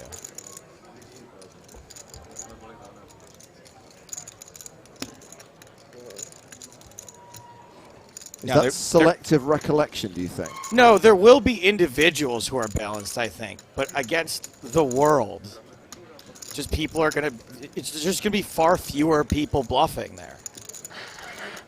I think I actually go the other way, Joe. I think when I'm overbetting rivers, I'm usually bluffing too often, in fact, the other way. But I don't know, I guess it's super texture dependent though as well, right? Like if there's 4 spades on the board and you're pretty sure your opponent's going to have a spade in his hand and you're overbetting the river there, it's almost always going to be an overwhelming we're talking about things from 2 different perspectives, right? I'm just talking about, of all the hands of poker I see, yeah, which is, again, it's feature table hands. It's, it's not, I'm not out in the field and I'm seeing just one table, a relatively small sample size compared to a poker player. I don't think it's selective memory. Well, I mean, and also it's because the river overbets for your tournament life are more memorable. So if anything, I would remember them more. Well, and also, like as you say, a lot of the stuff that you see is at an EPT level as well. So, for sure, EPT level, and I think people play slightly differently on TV tables versus the way they may play out in the field. Right.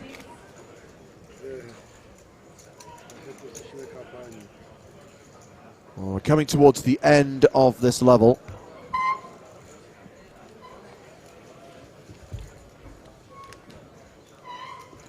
A few more hands to play before our next 20-minute break.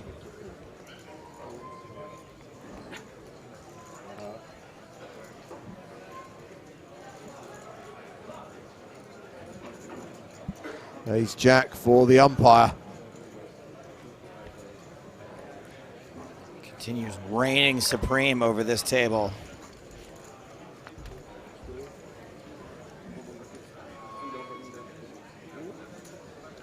Good question, Jojo. Where is the Nick emote? PokerStars. What's going on? I mean, look, I was part of this broadcast for about 9 years before I had an emote. What have you been around for, like 8 months? I just arrived this morning. Hang in there, pal. Stick it out. See you in 8 years.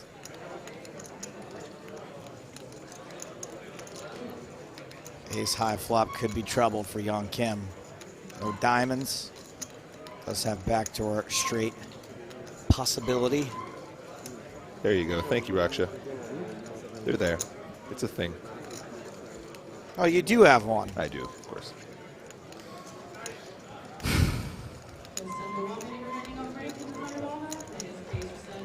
Eight years too soon in Joe Stapleton's mind. You pay your dues, and they disrespect you. Be right back, firing up MS Paint. Thank you, PokerStars. I appreciate you. Board pairs on the turn. And young Kim has still got kicker problems. Yeah, this is a pretty dreamy scenario for Ace Jack. Ace Jack is just strong enough where you're pretty confident that you're gonna have him out kicked a ton. Interesting. Oh, it goes check on the turn, and on that river, no change. However, the 6 is kind of a scary card. Your opponent certainly could have some 6x. Could also have some 4x as well, to be fair.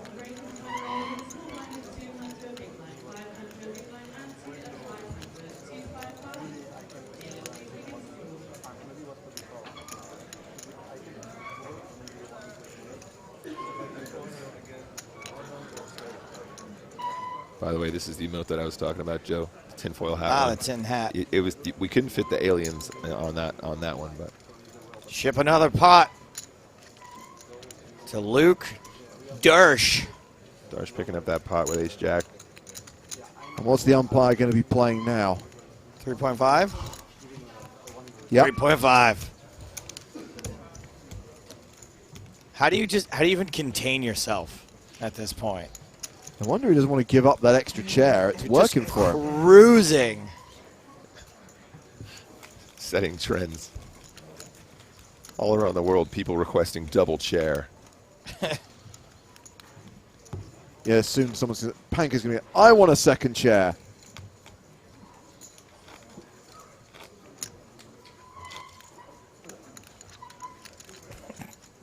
Squeaking is so good.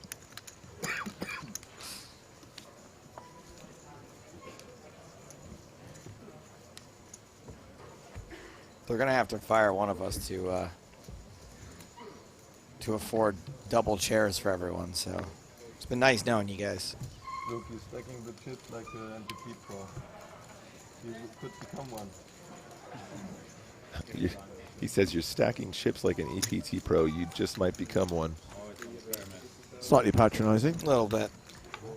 I feel as though, yeah, somewhat of a neg.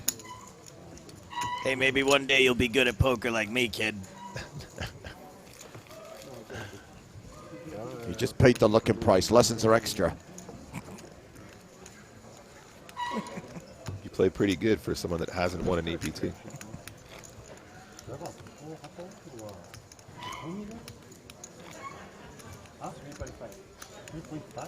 Marsh, table chip leader by some margin. Calamusa still the table short stack. Marsh has more than 1 million more than second place. We've reached the flake, hand 99. And it's 7-6 suited for Dominic Panker. What a pretty hand. Definitely a playable hand. Definitely a hand that you can play from UTG.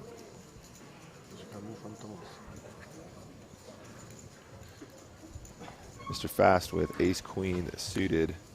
Panker's made it 55,000. Probably going to want to 3-bet this. Nope, just a call. Okay, opts to call. I think this is also okay, but you do open yourself up to being in multi-way pots. It's a little dicey sometimes 3-betting the under the gun raiser. I absolutely can appreciate that too, for sure. Ace-queen suited, as we've mentioned in the past as well, it has much better playability than a hand like ace-queen off. You can stand to take more flops when you got 2 hearts, and of course when you're flopping 2 pair. How is that for playability? Nice. I'm thinking of a flop. Oh, Cha-Ching clearly wasn't watching earlier. Can I give my channel points to someone at random? Anyone know? We're saving them up. We're going to pool our channel points so we can raid Rocket League's audience and force 100,000 people to watch poker. I mean, wow. That would be awesome. Force 100,000 people to watch Joe Stapleton. Shudder.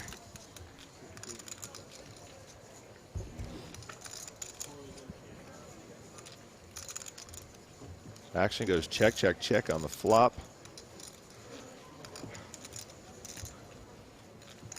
I think that makes a lot of sense because, of course, you're not going to lead with the ace-5 from the big blinds. And if you are going to play these weaker ace-X type hands in the big blinds, you do need to control the pot. You don't want to go too crazy. Certainly, King-Jack is a hand that your opponents are going to have. Opening UTG, calling UTG +1.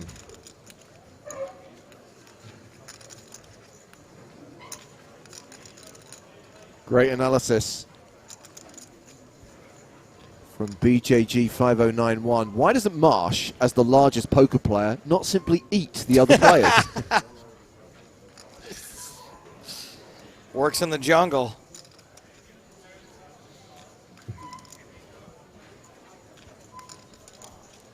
That's about half pot here.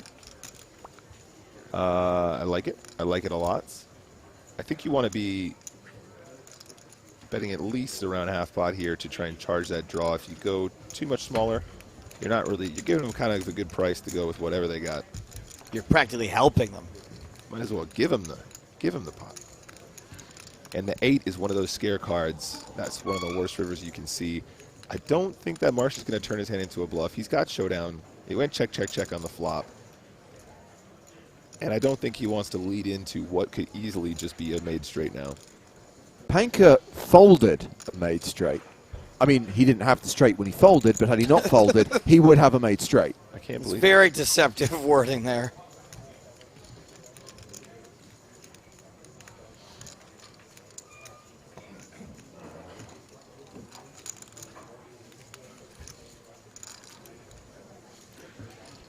That is a great headline. Poker player eats other contestants in order to win the jackpot. That's exactly how newspapers would cover it. It goes check, check on the river. I think that's perfectly reasonable from the ace-queen. You got 2 pair. It feels great, but any jack there. Didi, the only player that's been able to get chips off of Luke Marsh. The only way you might be able to justify it there is knowing your opponent would usually lead that river if they made their straight, knowing that a lot of people are going to check back strong hands like ace-queen. Might be able to justify that on the river some of the time. But when you're playing tournament poker, if you get check raised there, you pretty much want to quit the game forever. So he decides to go for the check instead. Seems reasonable. It does. Hand 100, and I think this could well be the last hand of the level. Fast with king 7 under the gun, folds. Nay.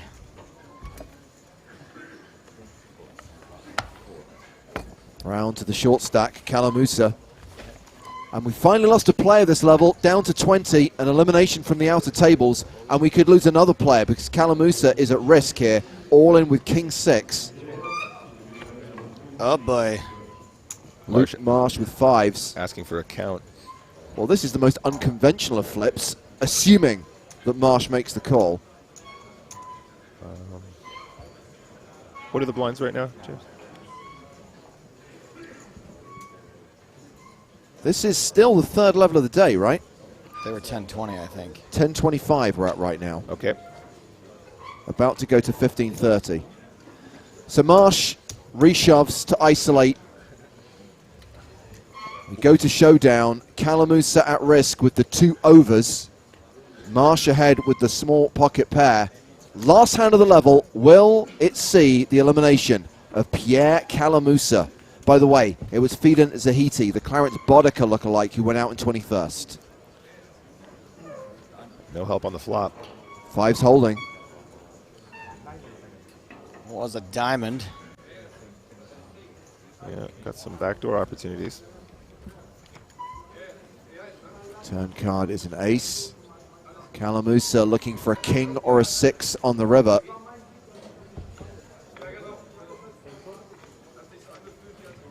It's a 4.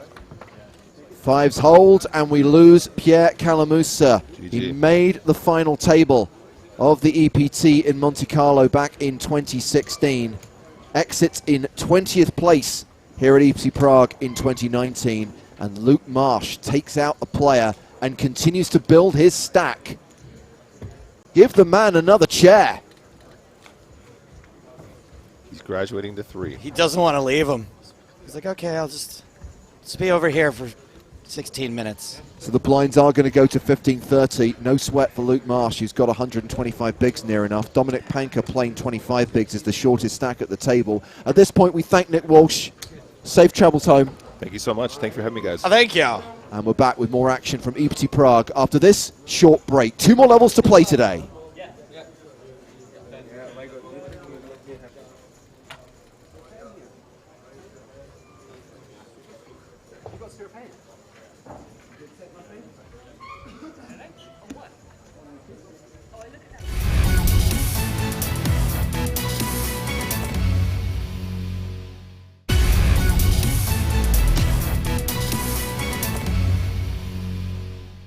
So Giuseppe Pantaleo on the button with Jack 8 offsuit.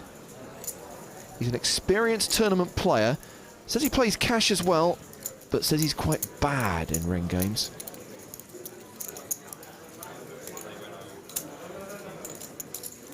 He's had a good tournament so far. A very aggressive player, this hand being no exception, makes it 165,000, gets Tor Stung to fold the small blind. Lozano looking interested in the big blind with Jack 10 of hearts. This is a good hand to call and see a flop.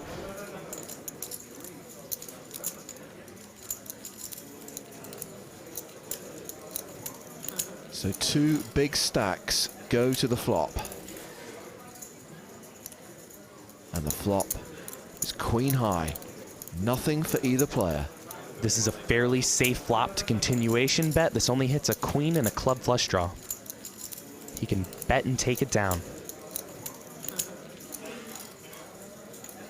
Or he can think about it and check back. Another queen comes on the turn. It's also a third club. And Lozano feels like he can steal it.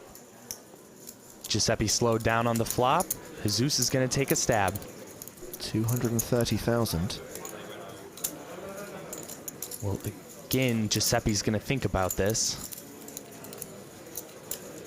We saw him happily float against Chandra de Vries. Yup, and it looks like that's what's going to go on here. Giuseppe has a cunning plan in store. He's going to float this turn with nothing to try to win this pot on the river. They both have the same hand. Queens and deuces with a jack kicker. The aggressor will probably win this pot. Lozano has not shut down. He bets a second time. And Giuseppe's reaching for chips. It looks like his plan is falling into place. He's going to raise Jesus off this chop pot. Makes it 790,000. If Jesus thinks Pantaleo's on the steal, can he find the courage to re-raise him? Well, Jesus can't possibly call this river raise. He could only be good if Giuseppe was calling his turn bet with a complete airball to bluff the river. To win, he needs to re-raise. He's called! Immediately. Well, it's going to be a chop pot. Whoa! Pantaleo's just mucked! Giuseppe just forfeited the pot by mucking his hand, and it would have been a chop pot. Yeah, but you don't think someone's going to be calling you with the same hand, do you? That's exactly why he mucked. I can't believe Lozano called there with jack high, and I can't believe he just mucked. A7 for Giuseppe Pantaleo. I don't suffer from insanity. In fact, I enjoy every minute of it. However, Giuseppe could use a straitjacket in a padded room right now to save himself from further harm. He's keeping up the aggression. He's raised it to 210,000. Kendall Mark gives up the small blind. Konstantin Puchkov also has an ace in the big blind. And it is also suited. And he can make a wheel. Big blind call to bet. So he defends, and we go to the flop. Which brings nothing for either player. And Konstantin checks. I imagine a continuation bet gets through here. The name of the game is bet to win.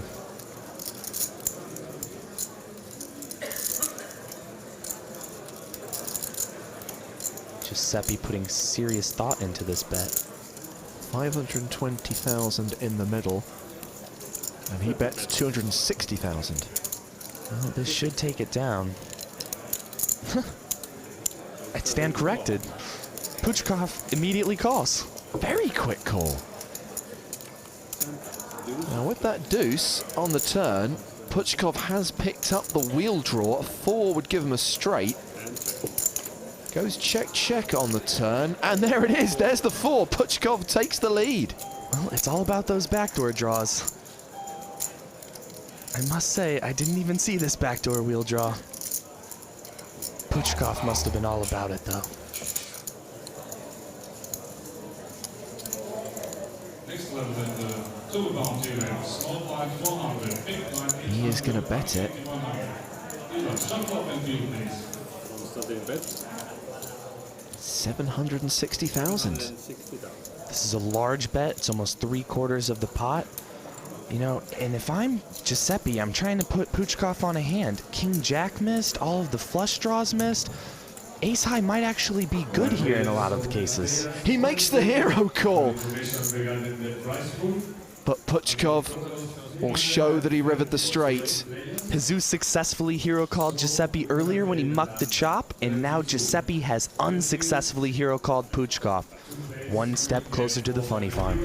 Blinds are still 50 and 100,000 with a 10k ante.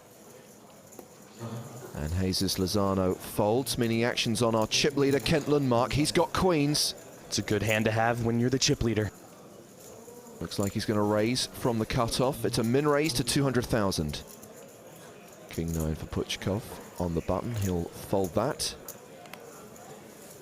Shanda folds his ace from the small blind, but ace-jack for Pantaleo in the big blind. Ace-jack is a strong holding five-handed, especially when you're facing a late position open from the table captain. He moves all in and insta-call from Lundmark. Giuseppe came in today as the table chip leader. However, he is now the player at risk against the table chip leader. And take an aspirin. The doctor's going to need to prescribe an ace for Giuseppe. Well, he's got a jack on the flop. That gives him additional outs. We saw an ace folded, so now he has 2 aces and 2 jacks that he can hit to survive. Lundmark does have a commanding lead here, though. 80% favourite to eliminate the former chip leader. Now he's an 89% favourite. Giuseppe needs an ace or a jack, or we are down to 4.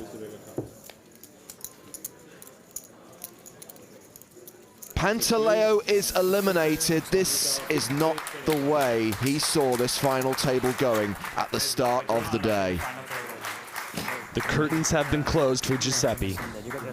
A 5th place finish is commendable. 170,000 euros is a nice score, but he wanted more.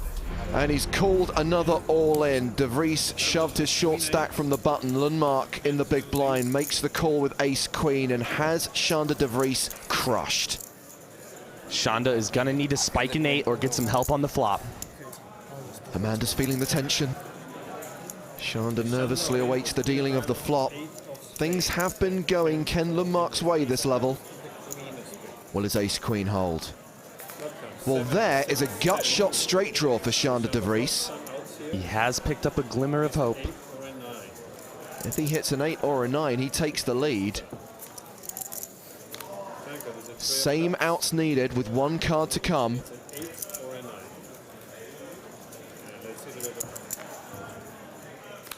But it's not to be. The ace-queen holds, and Shanda De Vries is our 4th place finisher. He picked his spots nicely and moved up the money ladder. He will collect 222,000 euros, so can now live his dream and go traveling with Amanda. And more chips for Kent Lundmark, who seems to be an unstoppable force right now, as 3-handed play begins. 2/3 of the remaining field's awfully stripy. Blinds are up to 60 and 120,000 with a 15k ante. Lundmark picks up ace-deuce on the button and min raises.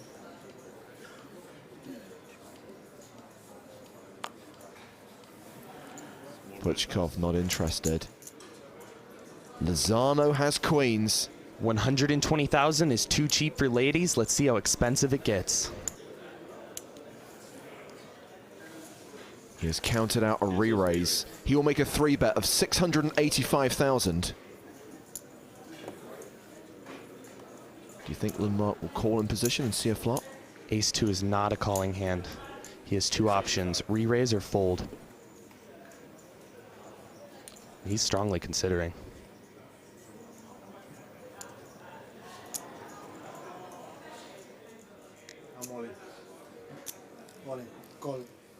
Well, he decided to move all in. That seems like an uncharacteristic move for Lundmark. Kent brought a pocket knife to a machete fight. Let's see if he can ace his way out of this confrontation. The home crowd delighted to see their man is all in and 71% favorite. Kent put Jesus on a light 3-bet and figured he'd fold most hands for his tournament life. However, Kent got it backwards. He was dipping his soup in his crackers. There is a deuce on the flop. Careful, people. You haven't been around poker very long. Lundmark has picked up additional outs, and it's never over until it's over.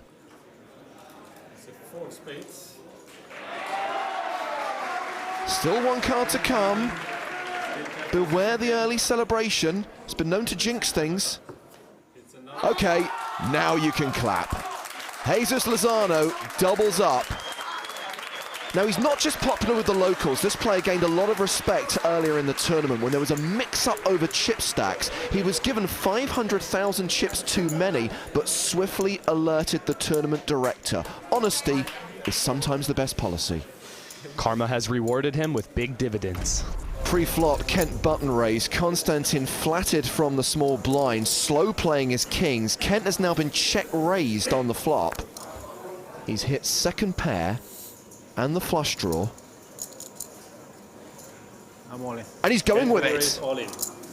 By not 3-betting pre-flop, Puchkov's overpair is highly under-repped. It's also a statistical underdog, considering the number of outs that Ken Lundmark has here. He's putting on a little bit of a show, but I think he's not going to fold this overpair. He's going to twiddle his toothpick before he commits his money to the middle. And call. He is all in for his last 5.7 million. And he sees that he's got to fade sixes, sevens, and spades. This hand is completely up in the air. The largest pot of the tournament. And the Spanish fans know that if Puchkov is eliminated, their man Lozano goes heads up for the title. Stripe on stripe action. Which colors will prevail? Lundmark is the player who needs to hit. Let's see the turn. And that does not help him at all. Puchkov still in front, and now a 68% favourite to double up. Same outs needed for Lundmark on the river. It's a spade. It gives him the flush, and to add insult to injury, it gives Puchkov top set. It's rare to lose when you river the toppest of all sets.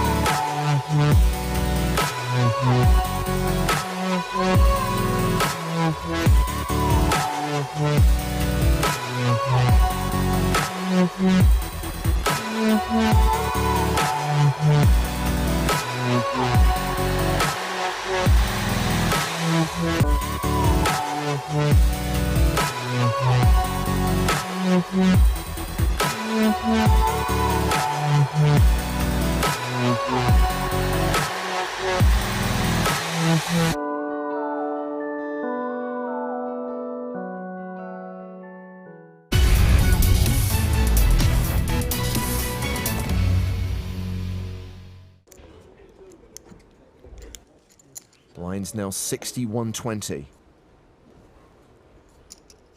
Ferez has ace-9. Hey, that's his lucky hand. That's the hand he busted Johnny with.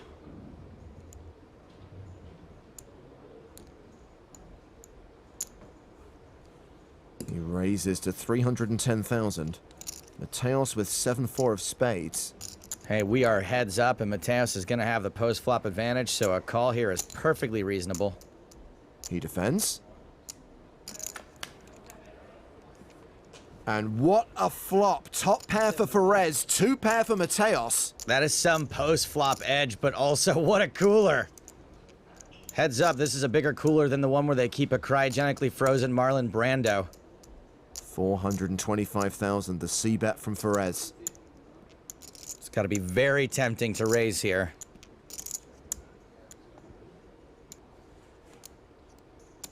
Mateos does check raise. He makes it 1.1 million. Ferez might just think Mateos is trying to push him around, the big bad pro.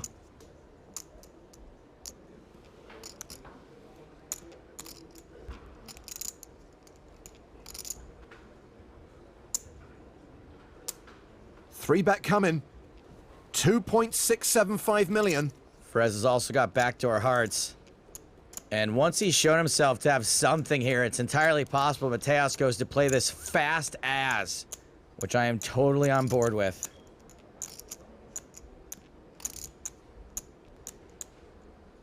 All in. Mateos moves all in. Too many chips in the middle to fold now. Ferez calls, and the cards go on their backs. Dobles contra as 9. Dobles top pair, sí. Ferez has run pretty good this whole tournament, but that can all change in a blink of an eye. Ace of hearts, 9 of clubs, pair of aces. Adrian. The turn card. Jack of diamonds. So if Ferez spikes an ace, jack, or 9 on the river, he's the grand final champion.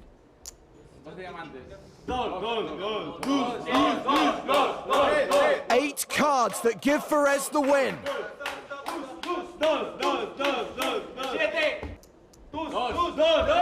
It's a blank.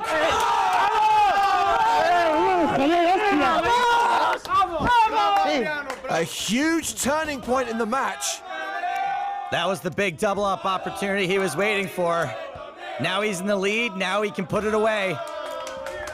Adrian Mateos now has a 7-1 chip lead over Muhyiddin Ferez. And his friends and fans know that we are on the verge of crowning the first ever Spanish EPT champion. Back to the action. Mateos, commanding chip leader. Well, this is a different story than before, eh? Ferez with ace-6 of spades.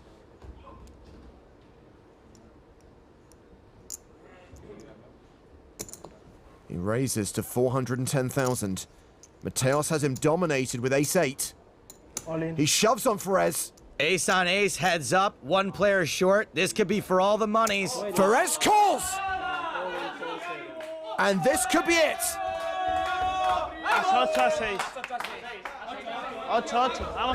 He doesn't need an ocho, he just needs no seis. More than half the time, Mateos seals the deal here.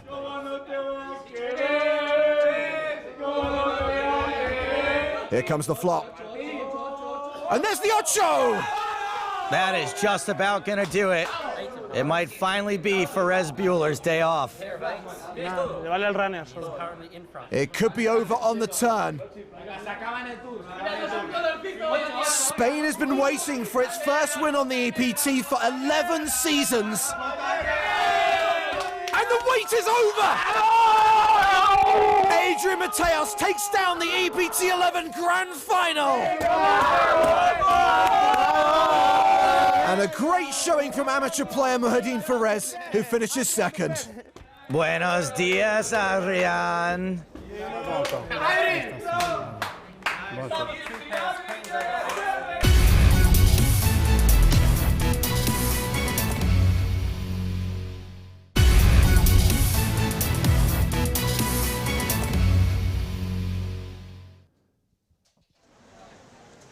Welcome back to Prague, and the PokerStars European Poker Tour. Day 4 of the main event continues. This is the 4th level of the day, which means it is level number 24 of the main event. Blinds are now 15,000, 30,000 with a 30k big blind ante. We're sticking with the same lineup on the main stage.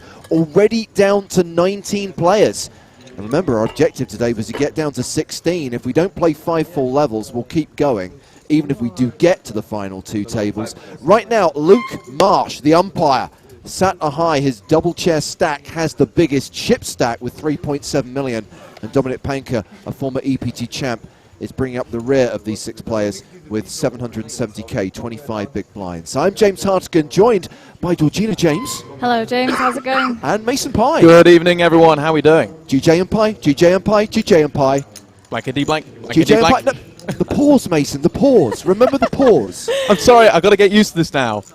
It's our theme song now, so you're going to have to, we're going to work on this before the dual next stream, all right? I have realised a slight flaw in my plan, by the way, which is I'm pretty sure that is a licensed piece of music that means someone who wrote that for blankety blank like 30 or 40 years ago is now going to start demanding huge royalties from this online gaming company every time we use it.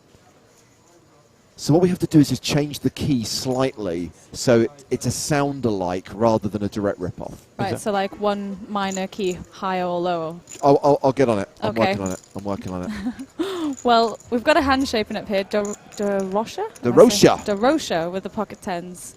And ace king here for Shahade. He was the start of day chip leader. He lost a huge pot to Luke Marsh during the last level. Ace king suited. Am I missing something here? Why is this guy sitting so high? Okay, long story, but I'm glad you asked, because Okay. there'll be people who've just tuned in or people who tuned in during the last level who aren't aware. We got a guy moved to the stage, Fidan Zahiti, who clearly had back pain, and he had 2 chairs stacked on top of each other and a huge cushion. He was eliminated. Luke Marsh was moved to the table and just sat in his seat, not realising it was 2 chairs. Obviously, he looks slightly ridiculous. That's why we're dubbing him the umpire. During both breaks, we tried to take the other chair away, but Luke finds it quite comfortable. So he wants to sit like that. I mean, fair enough. Each their own. As we do see a shove. Wow, first hand back from break. Big action. Yeah, we've got a flip on our hands here. And it looks like Shahade is the player at risk. We think DeRocha has him covered by about 30k. It's pretty close. And right now, DeRocha has the slight advantage with the pocket pair. Shahade is the at-risk player. He needs to hit. And he does. Pairs his king on the flop. DeRocha now looking for a 10 or running straight cards. Oh. Hits his 10 on the turn, but has to fade a queen on the river.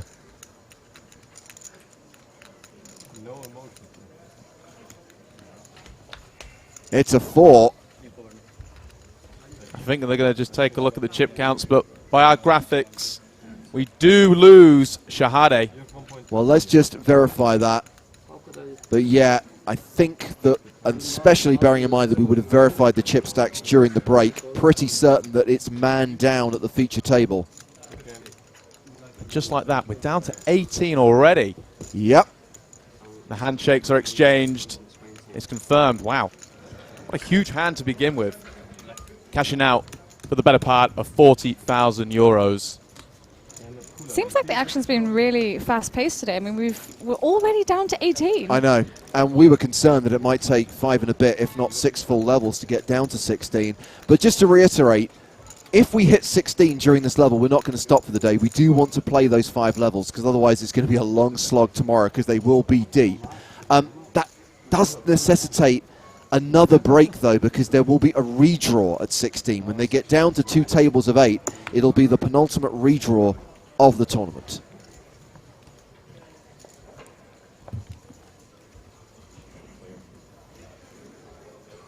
And 102 of the day.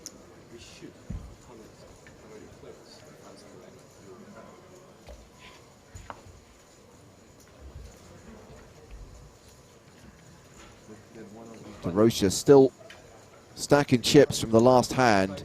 Opens under the gun with ace-queen. Makes it 65,000. Using those newfound chips. King-queen for the umpire, Luke Marsh. I mean, that high position does represent his huge chip stack. If he crosses the 4 million mark, I do think we should give him another chair. Can you imagine every time you hit a new million, just keep stacking chairs till everyone's domineering over the table? He does elect a free bet to 200,000. Back on DeRocha.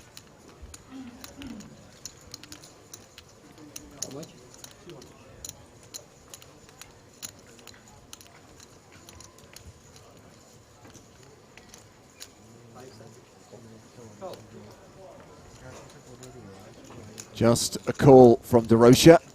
Has the better hand, the dominating hand, but is out of position and does not have the betting lead.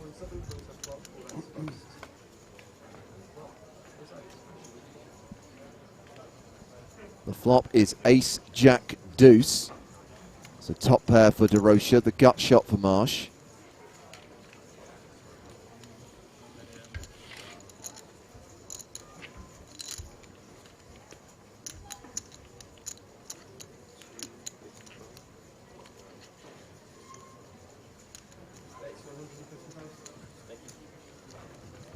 Marsh continuing here. After being the aggressor pre-flop. Yeah, 150,000 is the bet.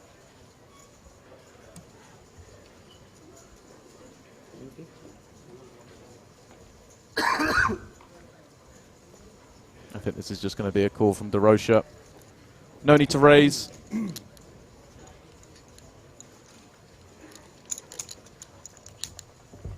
does make the call. Turn card is 9. And DeRocha is now better than a 9-1 favourite. Checks the second time. Will the umpire bet again?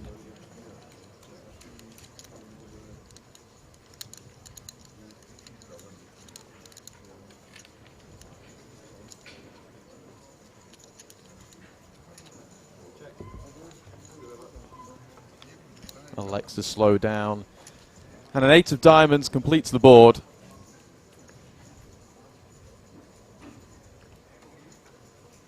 So DeRocha has a lock on this. Maybe we'll see a little bet for value on the end.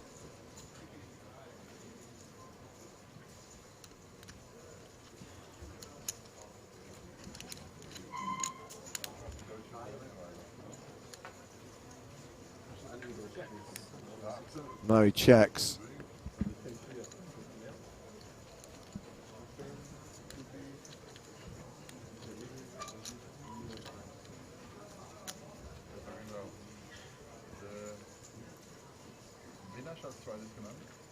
And Marsh.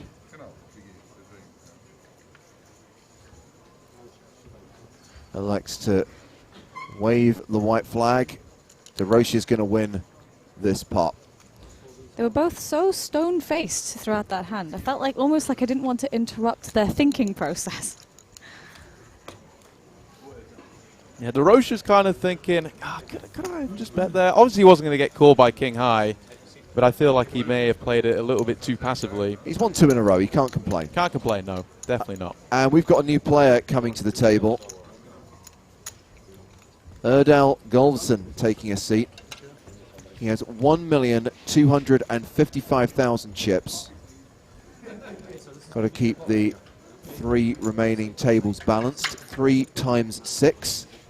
We go to 2 tables when we're down to 16. As we talked about a couple of moments ago, we will have a redraw for 16. Right, James, I can't ignore this because I'm going to be here for quite a while this evening. And Twitch chat knows that I'm a massive, massive Arsenal fan. And they keep on telling me, what's the score, what's the score? And before I came into the booth, we were 3-0 down against Manchester City. So I feel like coming into the booth right now, you've saved me because I can't watch any more of it. It is quite the horror show. Well, now you're just inviting chat to troll you, right? But I just have to get it out of the way. I thought the London Arsenals were quite a strong kicking team.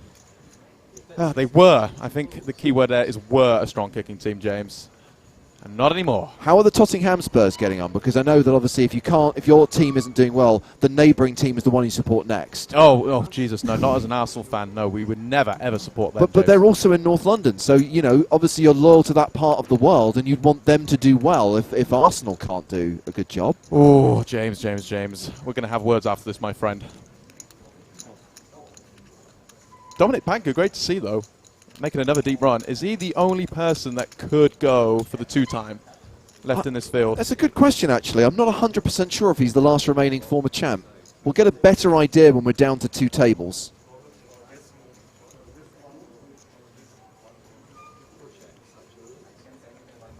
We do have a hand playing out here. Panker with the ace-8 and DeRocha defending the big blind with the 10-8 offsuit. Flop is Jack 7-5 with 2 spades. Ace-8 still looking good so far.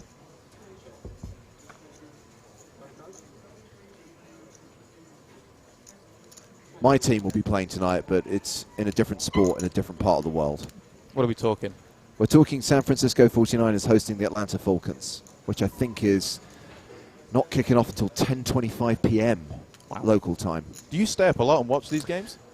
I try to, but I'm a lightweight and I end up falling asleep. Yeah. But I subscribe to the service, NFL Game Pass, where the next morning I can download the games and watch them on my commute or stream them on my TV. And the good thing is if you avoid social media, you can avoid the results Yeah. because it's not like it's on the radio or all over like news sites in the UK. Sure. Well, that makes sense when I asked you what would you commentate on like that was the one thing, the Super Bowl. That does make sense now. Not saying I'd be good at it, but I'd love to do it. Yeah, for sure.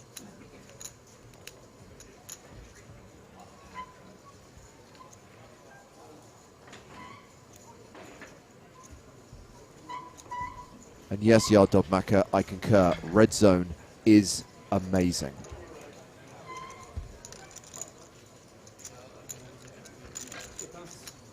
So a bet of 125,000. A fold from Panka and DeRocha continuing to dominate here since we came back from the break.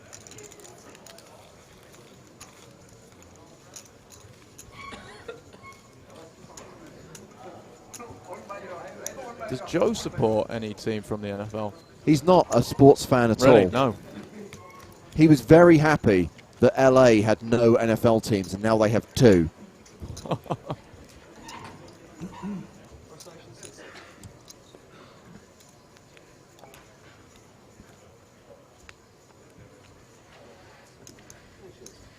We had great fun yesterday teaching Vincent about how franchises move around, and he just couldn't quite get his head around it, that, you know, you would support this local team and then the next day it's gone and would be in a different part of America. Well, not the next day, I mean, it's not that quickly, but yes.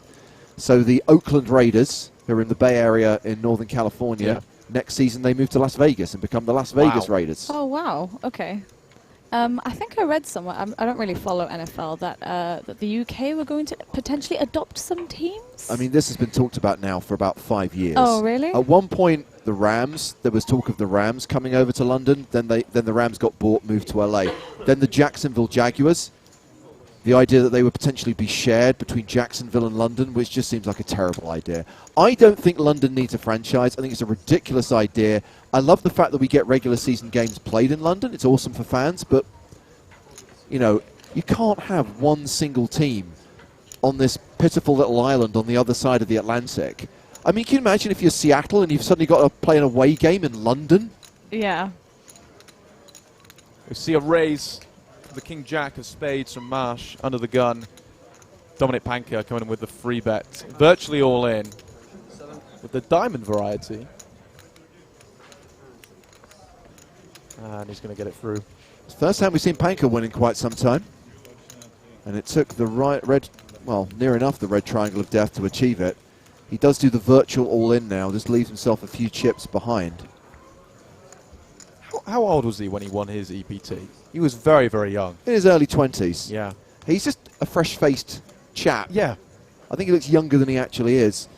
Anywho, you'll notice that we've ticked down to 17. I have been informed that Wing Sang Lee was eliminated in 18th place. So we are on the verge of yet another redraw. One more elimination and we will be down to 16.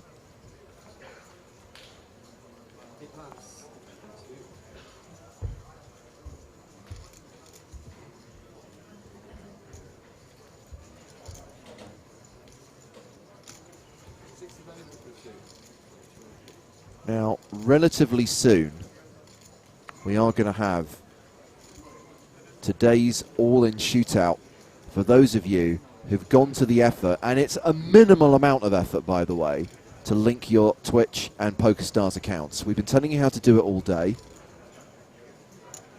Strongly recommend that you get on with it so that you can potentially win a slice of the $1,000 prize pool that will be available in that all-in shootout. Remember, there'll be further free rolls tomorrow and on Tuesday, plus so much more in the future, plus the prospect of competing in Dare to Stream. Exactly. I mean, it's so easy. We're talking about linking your PokerStars and Twitch accounts. So all you have to do is go into your account settings in your PokerStars client, connected accounts, and press the connect button. It's a big green button. Just click that. You only have to do it once, and then your accounts be connected. The only information that is shared is that what your PokerStars name is and what your Twitch name is, and those two are linked together. So easy to do. So many giveaways and community activities that will be planned in future through the Twitch account linking. So just go do it now, chat. Go do it. And when I say it's easy, by the way, I speak from experience, because normally, if I end up going into the settings menu on Stars, I get lost. Okay, but this was so simple. Exactly. Even if you type in !linkin, there is a link to a walkthrough that gives you screenshots of how to do this. And this is not just on the PokerStars client. You can do this on the website, and you can also do it on mobile. I believe this was a raise from Fast and a free bet by Yon Kim with Jack 10 off.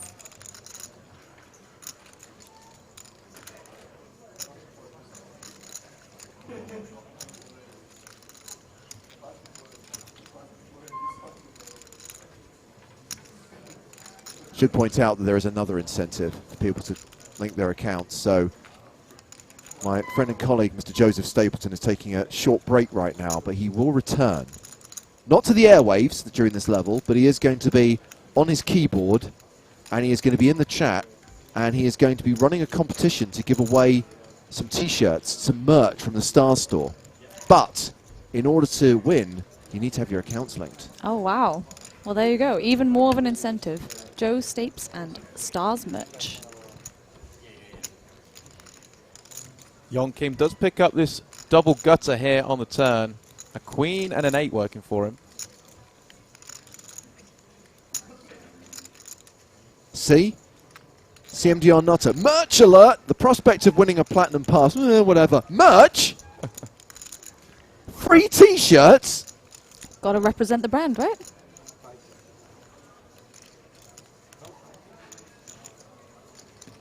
Fast does make the call with the best hand at the moment. Many an out though for Yon Kim.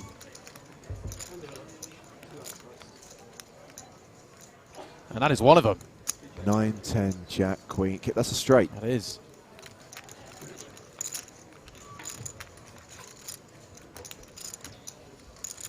Check on the end.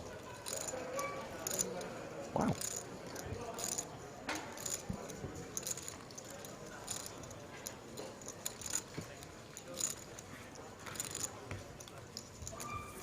Interesting check.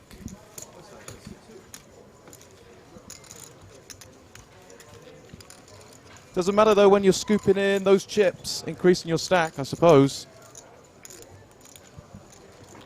Look at the umpire. Literally head and shoulders above everyone else.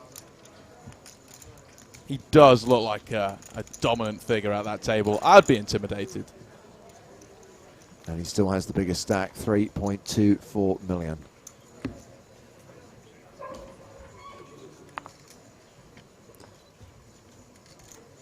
Even just looking at him, I feel the need to sit up really straight and tall just to compete with his doing that. stature.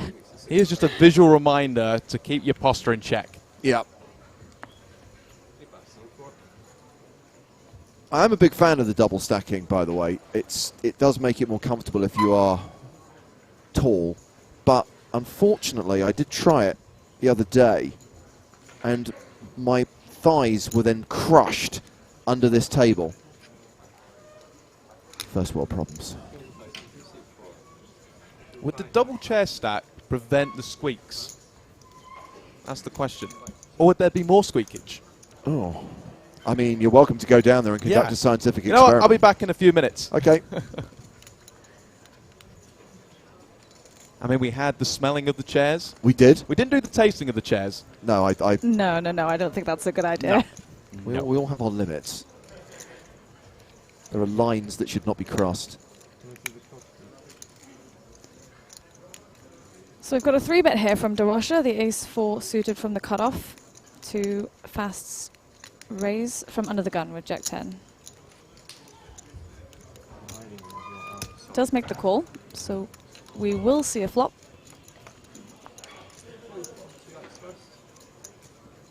Ten, 7, 4, 2 spades. So Fast with the top pair. The toppest of pairs. The toppest of pairs. And Rocha pairing the 4 as well. So who in Twitch chat won the all-in shootout yesterday then? Make yourself heard.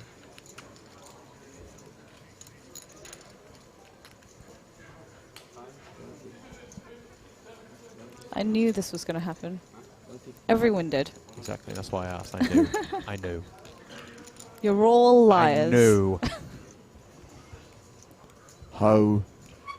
ho, ho.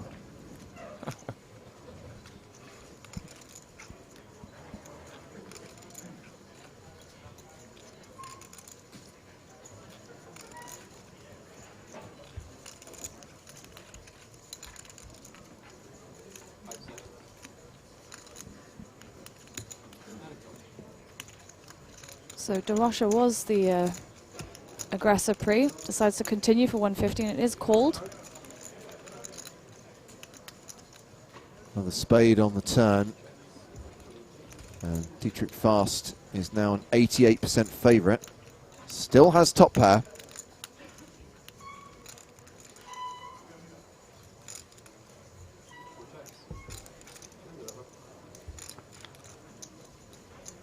Check, check. 8 on the river.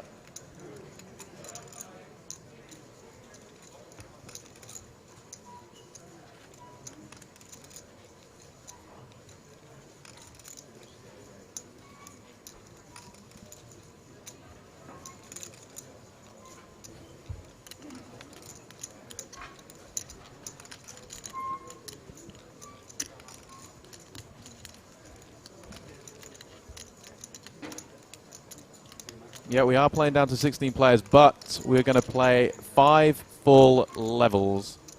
Yeah, the way this is going, I'd be very, very surprised if we got to the end of this level still with 17.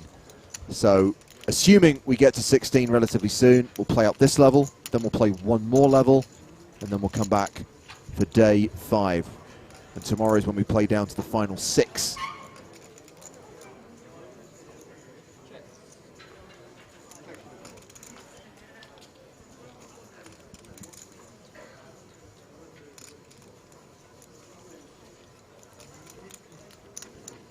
So Fast is checked on the river. DeRocha checks behind. And this pot will go to Dietrich Fast. A serious question from Kurt. Asks if the free roll is available in Arizona, USA. The important thing to say about free rolls is even though they are free to play and require no real money investment, they do reward real money prizes. So if you're in a part of the world, for example, most states of the United States that don't allow real money gaming, I'm afraid you're not eligible. I'm afraid that also includes places like Australia and also certain regulated markets, places like the Czech Republic. Yeah, which reminds me, I was gutted that I couldn't play this half-price Sunday Million today. Yeah. We have 3 half-price tournaments. I believe the Sunday warm-up has kicked off. We've got the Sunday Storm, probably kicking off a little bit later, as well as the half-price Sunday Million. I mean, I can't do the maths on the fly, but I believe it's about $54.50. That is correct. That is half of 109. My maths A-level coming in there. Definitely worth.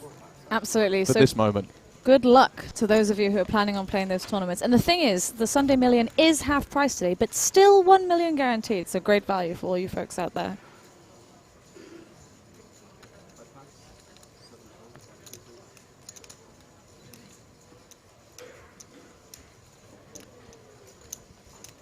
Action is folded around to Dominic Panka in the small blind. Ace-King elects to limp.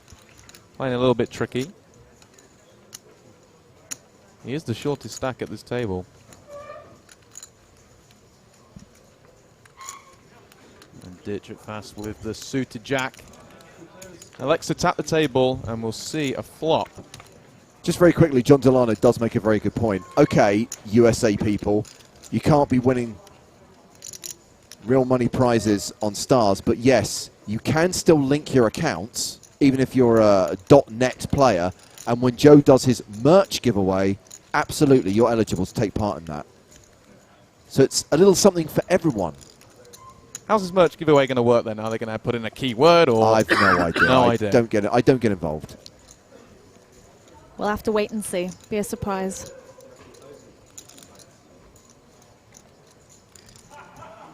Joe's swag bag.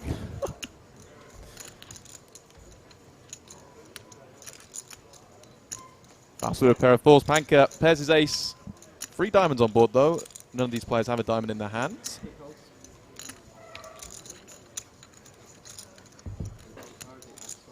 Regarding the merchandise itself, we've already agreed that you are going to have the chance to win exclusive and I'm not using that word in inverted commas because they are not yet available in the Star Store, exclusive Poker in the Ears t-shirts. The new Chop Pot t-shirt, the brand new Always Coming 7 t-shirt.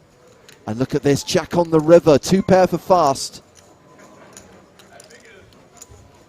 I think what saved Panker is the fact that it is a diamond as well. Oh yeah, 4 diamond board. And Twitch chat, I have seen the merch. It's looking fresh.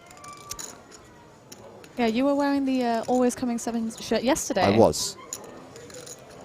And Joe is wearing his Hello My Babies shirt. There is also a Smell You Later t-shirt as well. Oh, I love it. I love it. Yeah, I think they'll probably appear in the online Star Store in the new year. As this goes check, check. And Panker will see that he got rivered. But for now, we'll be giving them away on the stream once Joe has worked out what kind of competition he wants to run. And a reminder, in order to be eligible to win those prizes, you need to link your Twitch and Stars accounts. Thank you, Nick Walsh, for the Hartigan with Shades emotes. Look at that. If anyone embodies thug life, I'd like to think it's me. I think the shades suit you. So the Chop Pot merch, is that ever going to make a return, or? So these are a brand new design.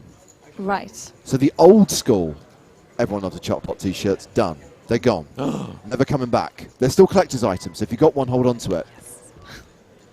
But I really like the new ones. Okay. Might have to try and get my my hands on one myself.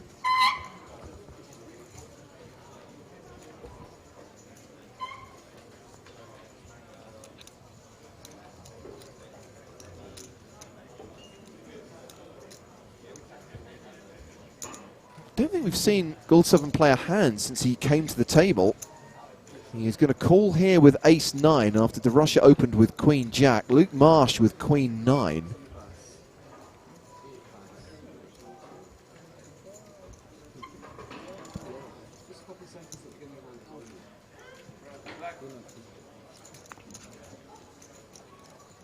Main's Tree says we want to see blood, pain and tears, not a freaking chop pot. I think you'll find that everyone loves a chop pot.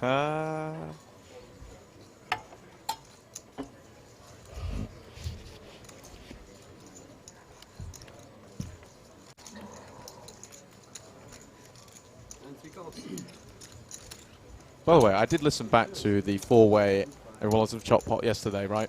Yes. And it was in good harmony. It was solid. It was in good harmony. All clubs. Who's got a club? Who's got a club? DeRusha has the jack of clubs. Kim has the 5 of clubs.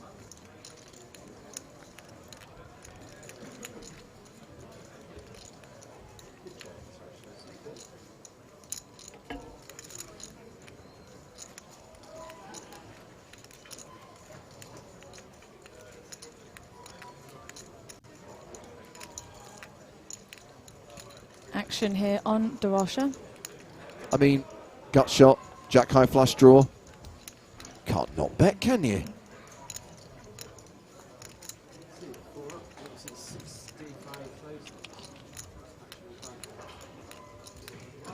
Oh yeah.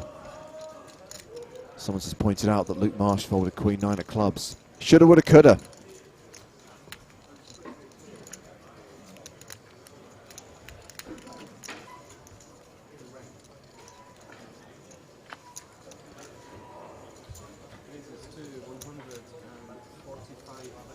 Well, maybe this might work for Gold 7 because he's not played any hands, so he's got quite a tight image.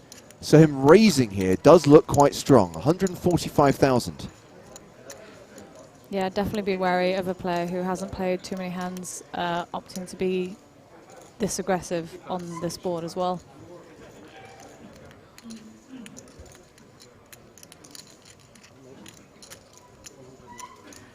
Don't know if he's going to get a fold from DeRusha, though. No. You know, with the gut shot to the 9, obviously the club, albeit not the nut club.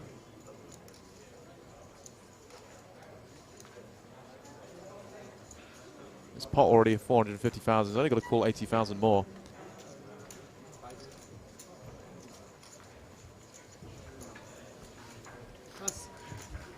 Does get a fold. Wow. Nice hand. Image respected. For sure. And we're coming in with the Christmas jokes. Commander Nutter, what is a poker player's favorite snack? Chips. Thanks for that one. Thank you. We were talking about this just a short while ago. For 1 week only, it's half price Sunday on Stars. 50% off all major MTTs, including the Sunday Million. Confirmation that it is $54.50 to play, but still has $1 million guaranteed. Good luck to everyone. Take advantage of that super discount.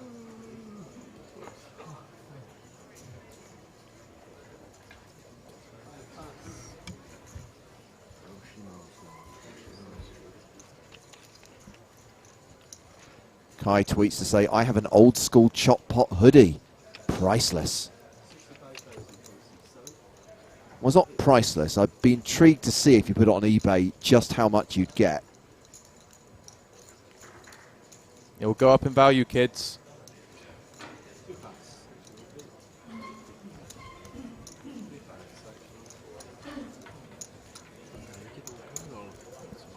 I'm not averse to expanding into mugs, hoodies, and baseball caps. Let's see how the T-shirts do in the Star Store before we start expanding. That's the mistake that virtually every business makes. Oh, really? Too much too soon. You've got to bring it out slowly, tease them in. Exactly. How many great businesses went forward with a rapid expansion plan, opened too many stores, and then went under? Exactly.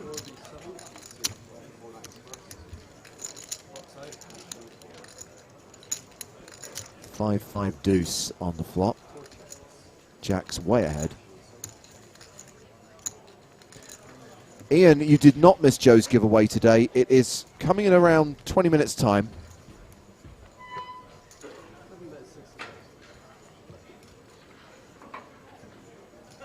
Frank has put in a request for a chop pot mouse mat. Okay, I'll put it on the list of possibilities.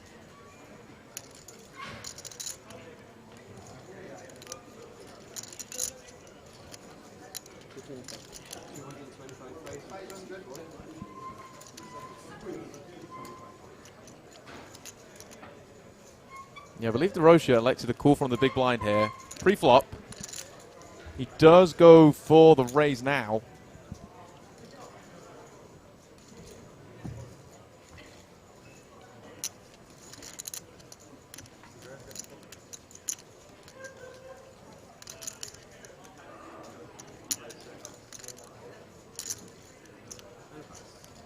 Marsh folds.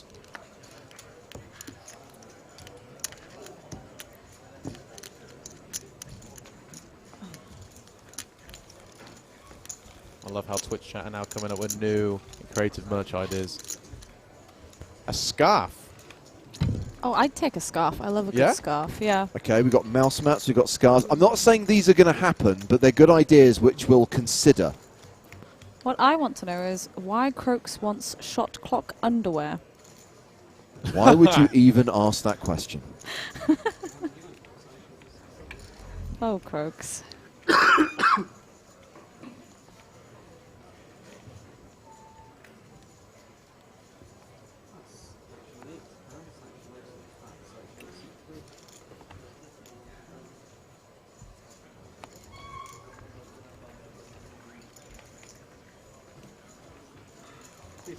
Forward around to Yonkim, who passes on the button. Rounds the blinds. We want some blind v blind sickness. Come on. Let's go. The powerful King 4 offsuit for DeRocha.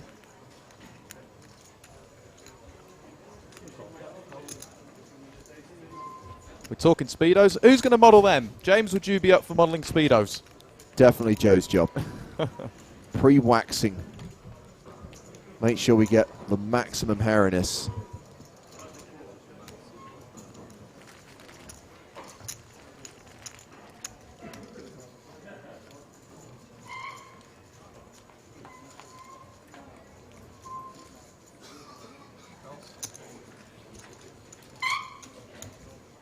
Tried a limp, raise, and then called. We will see the flop.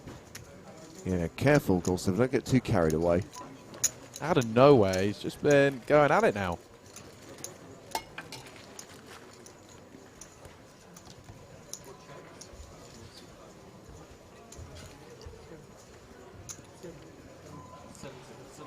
I mean, he's continuing his aggressive action. Decides to lead here.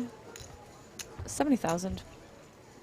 DeRocha with the best hand with king high does have that gutter to the queen, backdoor spades, although it won't be good.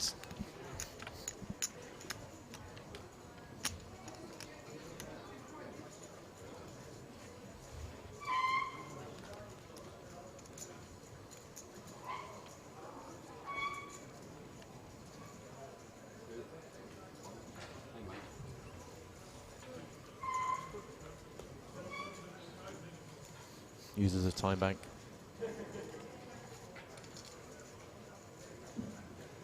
Gulsven just looks very relaxed now. He's won that first pot back from break. And he's like, yeah, I'm going to splash the chips. And gets another one through. Both times didn't even have a pair.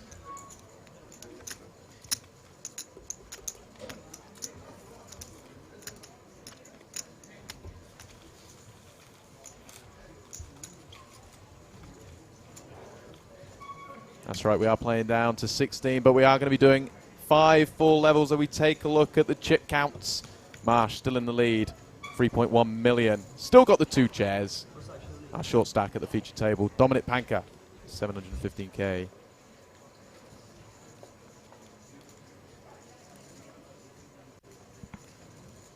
Nelson, hand 1-1-1.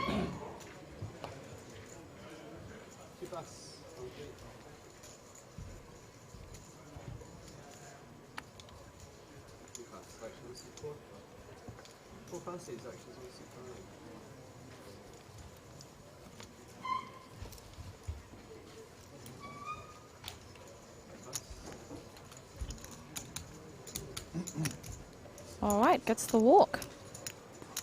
Nice and easy for Marsh.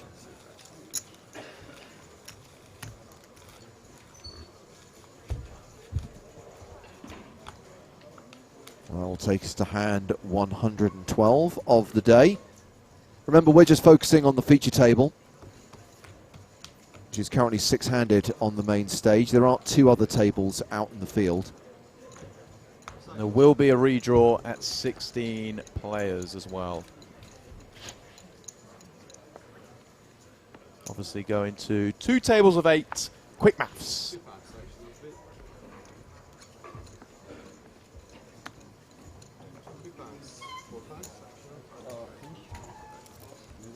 Action folded around to call 7 on the button with King Deuce. I believe as the festival draws to a close, there will be less chair squeaking. By that time, I hope you all have embraced the squeak. Well, you hear chip racks being brought to the table. I think you know what that means.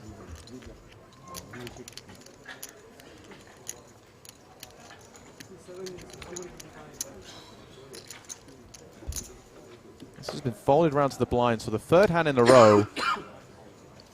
Marsh coming in with a raise with the 4-3 off suits. I can confirm that the clock has been paused. I think we have lost a player from one of the outer tables. I think we have reached the final 16. I think the redraw is imminent.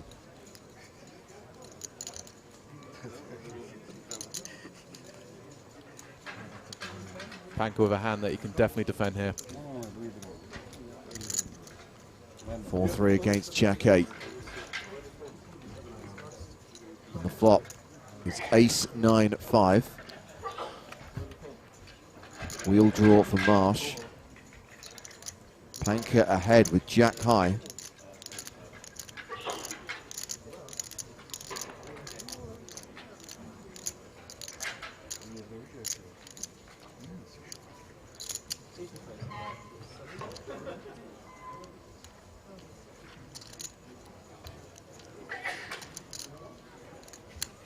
Marsh continuing for 80,000. And a fold from Dominic Panka. So that'll be the last hand played for now as we take another break for another redraw. Down to 2 tables, down to 16. So we'll come back in about 15 to 20 minutes and play out the rest of this level. We'll have a new lineup on the main stage. Now, during the break, let's just check on the stacks of the players we were watching. Panka has dropped below the 20 big blind mark. Luke Marsh playing more than 100 bigs right now. Incredible stack to have at this stage. But then you've got Yong Kim and DeRocha also very deep right now. And Dietrich Farr still has more than 50 bigs. But yes, we are going to take a break. And during that break will be the chance for you to register for today's all-in shootout. And a reminder, this is exclusive to those of you who have linked your PokerStars and Twitch accounts. Settings, account details, connected accounts, that's what you need to do. And by connecting your accounts, you will be eligible. You will receive a ticket to a special all-in shootout event. We're doing them every single day. Today's game starts at 7:30. Registration is going to open at 7:15. So registration opens around 7 minutes from now. The game starts at hour. So it's going to be while we're on break. And it's not open to you if you're in any of the following markets: Czech Republic, Italy, New Jersey, Pennsylvania, Portugal. We should actually also add India to that list as well. And of course, if you're in any part of the world where we don't offer real money gaming, you're also not eligible. So do that while we're on break. We'll be back with 16 players here from EPT Prague.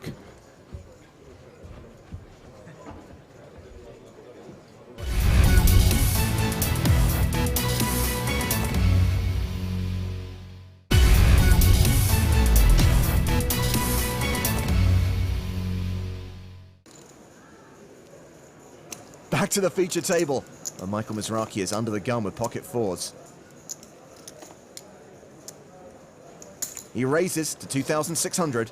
Grinder, having gone through the motion of looking at his cards, raises.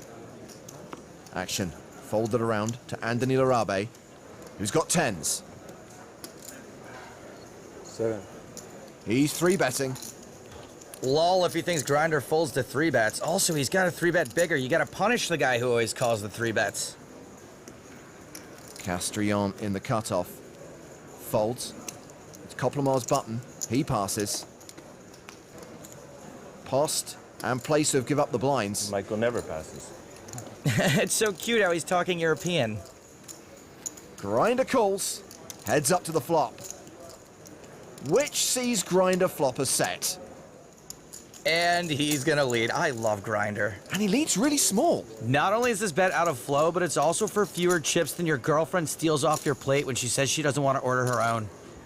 You know they do that. 85. Larabe raises. I only like this raise if you're prepared to get it in when Grinder blasts off, because you can only be hoping he tries to bluff you with worse. I believe that thing. There's a 3-bet to nearly 16K. Something you did over here. I thought you were bluffing. Careful. I don't think his English is good enough to realize what a ridiculous shtick this is. All in, call. Well, that escalated quickly. That was like out of a movie and not a very good one. Larabe at risk. And way behind. The worst part is you knew you shouldn't have done it, and you done it anyway. 7. Wow. I'm not saying nothing else. You got a lot. 10 outs for Larabe. A jack 10 or 6 saves him. It's a jack. Oh, what a waste of a perfectly terrible acting job. Like Samuel Jackson in The Phantom Menace. Larabe up to nearly 95,000. What's Spanish for suck out? Grinder's taking it in his stride. Blinds are up to 800, 1,600, and we are going to pit our wits against Grinder. We're going to play a hand from the perspective of Pavel Placev. He's raised with ace-10, and it looks like Grinder is 3-betting. I don't want to play against Grinder. If I did, I would actually play poker. The blinds are folded. Back around to Placev. You're never folding here, right? Not against you. Against a lot of other people, maybe. I like a just call here. Even though we're out of position, if Mike's got a bad hand, we want to let him hang himself. Placev does call. The flop is King 4 deuce, rainbow. Place of checks. I think we have to check call since Mike can have any too. I honestly don't know what to do though if he bets every street we don't improve. That's the danger here. Grinder's C-bet is 5,100. And there's the call from place of. And we might have to call all the way now. 9. How does he do this? What is he doing? Place of checks a second time. Like I said, I think we have to check call again, but I really hope he doesn't bet that much. Not too bad, 8,200. Right, and now that has me suspicious. I like calling again here just because Mike's such a wild card and will always bet when he's got nothing and sometimes not bet when he's got something.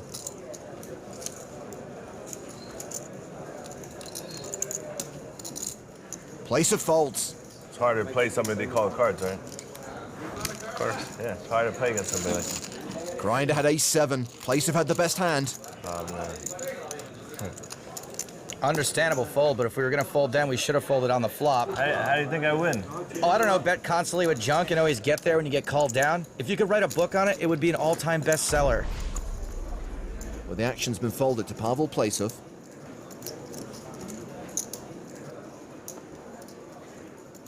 He folds. Do you reckon Grinder's folding? Nope. I once saw Grinder try to raise with 2 sub-sandwich loyalty cards from under the gun. 5-3 of clubs, he makes it 3,300. Pocket 8 for Francisco Perez. He's got just over 20 big blinds. Shove seems fine, especially over the top of Grinder. He's all in. And he's walked into aces. How much? Larabe just asked how much, but what he's really thinking about is Vegas and the bleeping Mirage.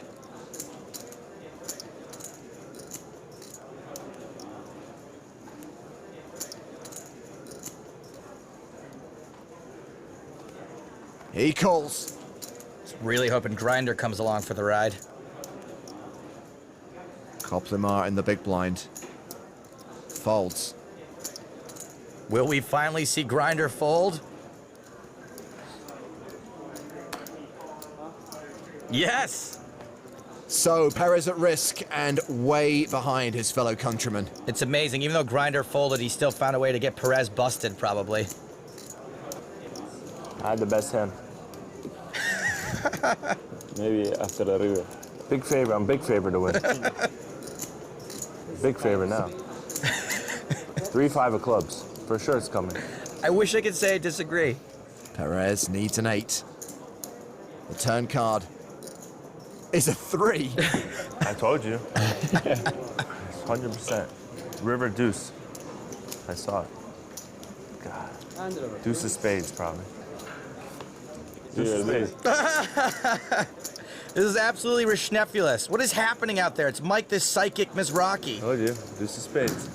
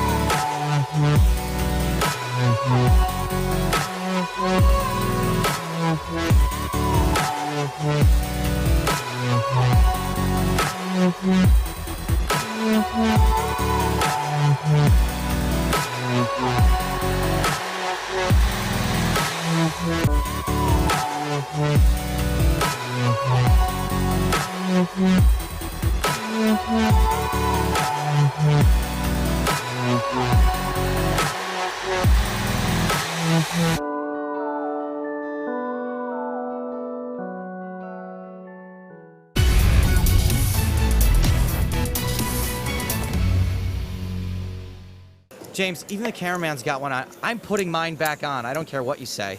Only a few people in the world can carry off a fez, and Joe Stapleton isn't one of them. It's not my size. Nikolai Pabal, ace-9 suited. He raises the button, makes it 450,000. Well, there's 2 hearts out. Hillary folds the small. King-9 of spades for Joni Jokamainen. We know Jokamainen's dominated, but I think we're pretty likely to see a defend here. Pretty strong three-handed.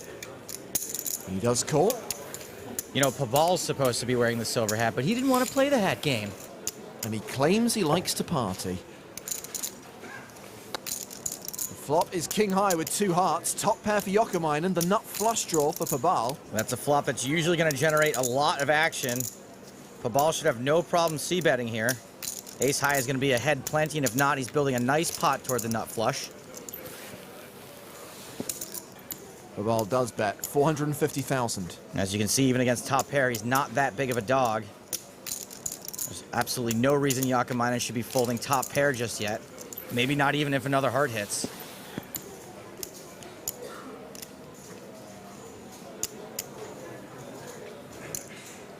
Yoni will call, and we go to the turn. I bet he wishes he had a hat now. 3 of diamonds. Pretty innocuous card. Jokamainen checks top pair a second time. Pabal checks behind. Opts to take the free card. It's a heart on the river. Pabal now with the stone cold nuts. Jokamainen checks to him, and he checks behind. You can't do that. Up goes the nuts. Wow, after playing for 5 days and 12 hours, mistakes like that can happen sometimes. What he has? Second nuts? No, he has the nuts. I don't have second nuts. Then I leave it. One hand? 1 round. No, 1 hour. 1 round. It's actually against the rules to check back the nuts. So we'll be playing the next hand when he's big blind. When he's the big blind next, yeah, he can come back in. Nikolai Pabal gets a 1 orbit penalty. And for right now, you can just stand right here. It won't take long. It's 3 hands. Yeah. Who the this guy? Check that. No. Well, that was direct. Nikolai Pabal made an honest mistake. He obviously misread his hand. But now, for 1 orbit, he has to watch from the rail.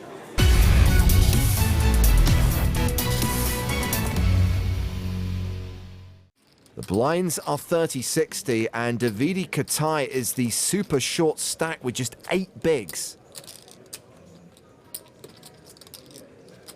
Action folded to Andreas Klatt. I'm a kitty Klatt. Meow. The chip leader passes, so it's round to Katai. Okay, let's see.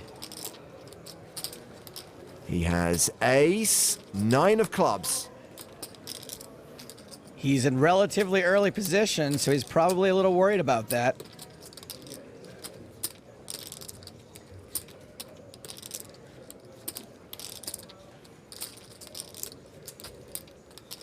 I'm all in. He decides to go for it. Gets through Diego Zaita.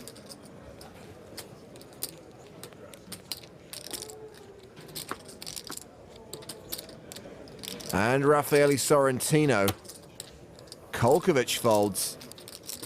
Paniak has jacks. This guy is across all the yaks. He is pan-yak. He is also pan-jack and definitely not folding. He calls out of the small blind. Nardan folds the big blind. The cards go on their backs. And Caroline is already calling for an ace.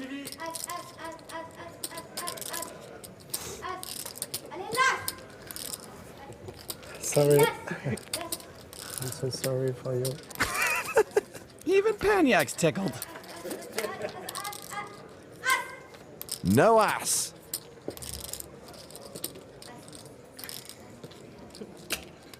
Maybe the turn? She's a machine.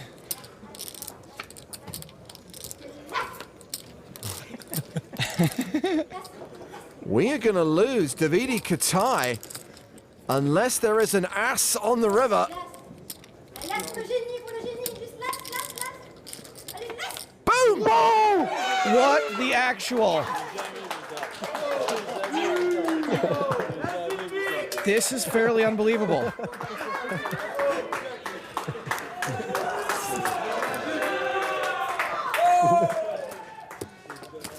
What a lady. How can I lose this tournament? Davide Katai's fiancée comes to his aid again.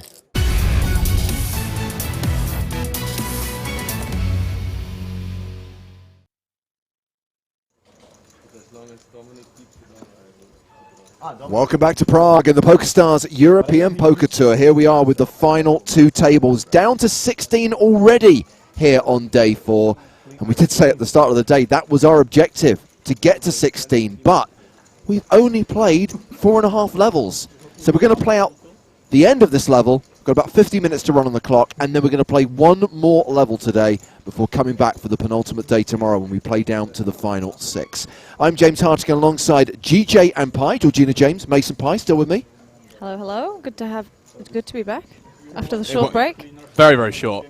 So we've got some familiar faces and some new faces up on the main stage. We've still got Panka, a former EPT champion, who's not too deep right now, but we've got some players with monster stacks. Gabby Lifshitz has got 3.7 million, but what about Norbert Shegi? 5.1 million. Huge chip lead with 16 players remaining in this main event. Now, the question I want to know is, who took Marsh's spot, and have they kept the 2 chairs? I think the second chair has been removed. The umpire has left the table. Blind still 15,000, 30,000 with a 30k big blind ante.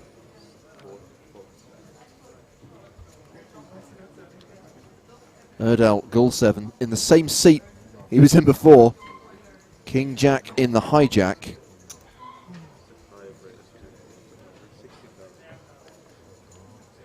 He's raised to 60,000. Dietrich Fast has 10-8. He's folded. Yeah, Gulseven was very, very tight at the beginning of the 4th level. He then started to loosen up a little bit, doing some funky raises, and first hand back from the redraw. Comes in with a raise, gets a call by Tuna on the button, 7-5 of clubs. Akin Tuna still a big stack with more than 3 million at the start of this hand. It's ace-7 deuce. Second pair for Tuna. Check, check. 3 of spades on the turn. Gulseven picks up a flush draw. Again, the action goes check, check. And the river is the king of hearts. Check to showdown. Gulseven wins. That happened really quickly. That happened too quick.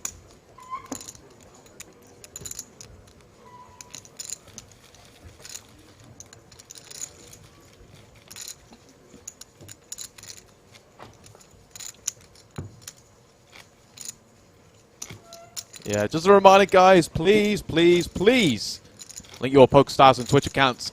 Joe Stapleton is just over the other side. He is sorting out this merchandise giveaway. In order to be involved, you must link those accounts together. You can do so on the PokerStars client by going into your settings, account details, connected accounts, and you need to click this little green button that says connect, enter your Twitch credentials, and you're good to go. Of course, you've got the daily all-in shootouts relevant in real money markets, excluding the ones you see on your screen right now. Today's game starting in 6 minutes' time. And we have had an under-the-gun race here from the chip leader, Norbert Shegi. Gulseven with King-9. And I like his little lucky mascot there. Yeah, that wasn't there before the redraw.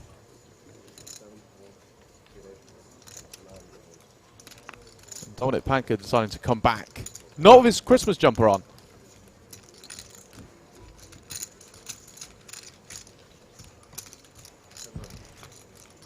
So just the one call, heads up to the flop. And that flop is ace-7-3. Top pair for Shegi.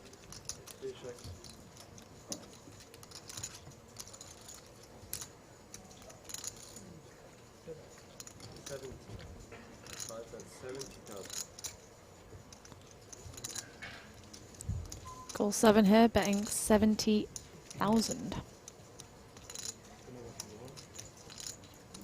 I imagine we're going to see a call from Shegi here with top pep. Sure enough. And that will take us to the turn. 10 of spades. And the chip leader is now guaranteed to win the hand if it goes to showdown. There is no card that Gull 7 can hit on the river, but that's not going to stop him betting.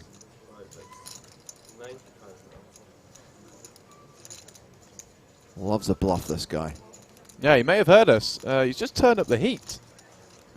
All of a sudden. Gull 7's just in the groove now and wants to play. Obviously not going anywhere with the pair of aces. Obviously the river is not going to change anything. But let's see if he goes for the triple barrel.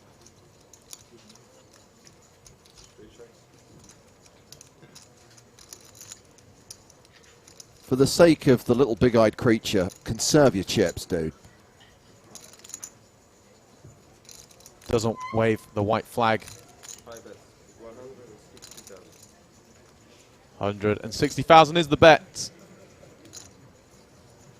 He's representing a very, very, very strong hand here. Going for 3 bets here.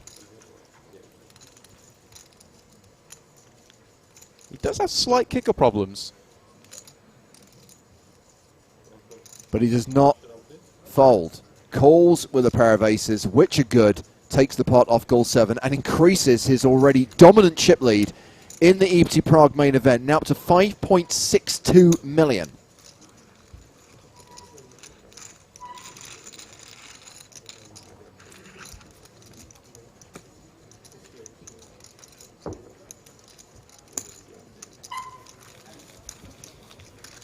So that all-in shootout starting in 2 minutes' time. And then there'll be some PokerStars swag, some hot merch rewarded in the chat by our buddy Joe Stapes.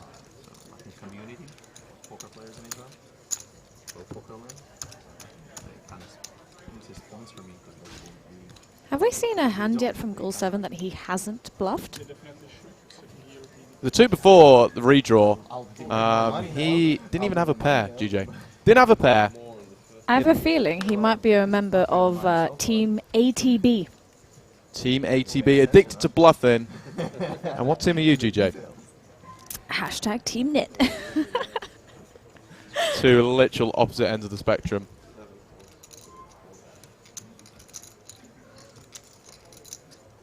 We need to get that Team Knit merch sorted. So we still have DeRocha at the table. He's going to fold the button. Action's now on the small blind. Pop.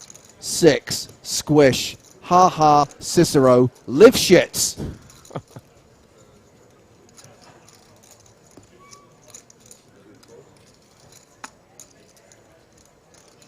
Calls with the 9-3 of clubs.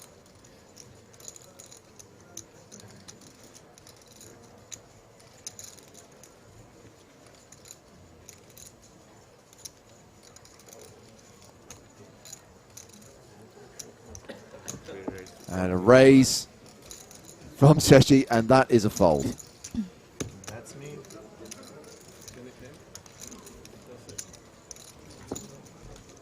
He's asserting his dominance already. All he needs is that second chair. It just doesn't feel right. We need an umpire. He does look very tall already, though. I was going to say, it's not like he's lacking in height, is it? You know, when the camera panned out there, I thought, you know what, actually, he doesn't actually need it. So this is what they are playing for. The next payout is 44,500 euros. Once we're down to 7, everyone's locked up a 6-figure score with more than $1 million up top for the eventual winner. A reminder that this is not even the penultimate day of the EPT Prague main event. We're going to play out another 1.5 levels tonight. We're going to play down to 6 tomorrow. Final table on Tuesday. That's when we will crown the final EPT champion of 2019. You feel you have more than you had? Okay, I've just seen what Joe's quiz is in the chat. This is opportunity to win PokerStars merch, some great prizes, and remember, you have to be eligible. In order to be eligible, you must have linked your Stars and Twitch accounts. Earlier, we had Nick Walsh in the booth, and Nick made reference to the fact that Dominic Panker, still at the feature table, looks like Baby Driver. And there is an actor in that movie that Joe has played poker with. So Joe wants you to name the actor in that movie, Baby Driver, that he's played poker with. First and last name, capital letters matter. Joe, does spelling matter? Yes. Spelling matters. Capital letters matter.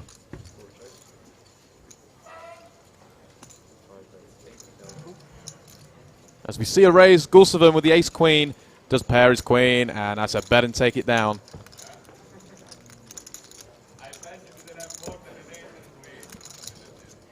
So what merchandise are we giving away? What T-shirt are we giving away? Or are we just going to pick randomly? We've got some Chop Pot T-shirts and Always Coming 7 T-shirts. Okay, these are the two. And how many are we giving away? How many prizes, Joe? 3 prizes. 1 Hello My Babies T-shirt. No. 1 Always Coming 7 T-shirt. 1 Everyone Loves a Chop Pot T-shirt. 1 player bag. Wow. I'm loving the charades in the booth here as well.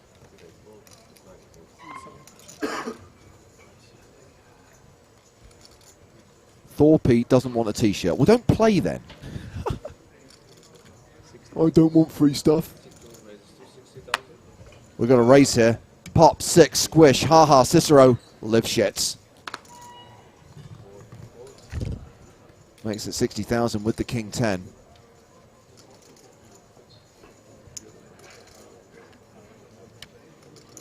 This might be a fate here. Goal 7 with the 7s in the big blind. Oh, here's a question. Is it always coming goal 7? It's almost too much, right? You think the two are going to cancel each other out? Yeah. That is just overkill. Well, we will see the flop.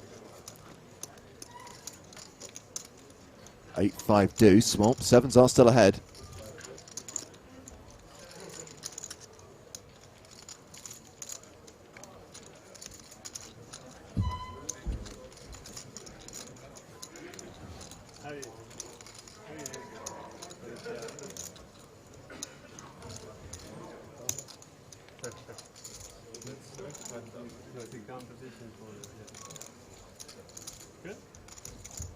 Continuation bet of 75,000 with just king high.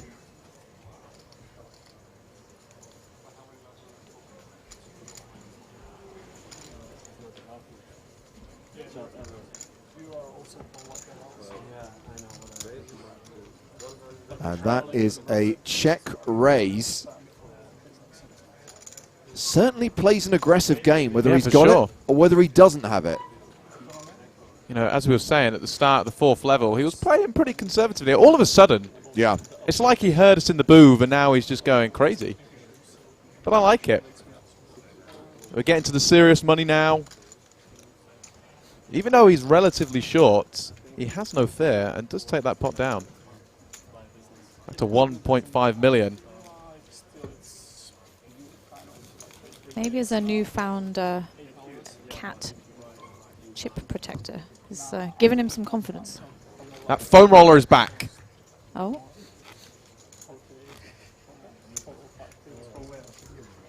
Is he giving him to hug? That's been passed around these past few days. It's almost like a comfort blanket, isn't it? Are we sharing foam rollers at the feature table?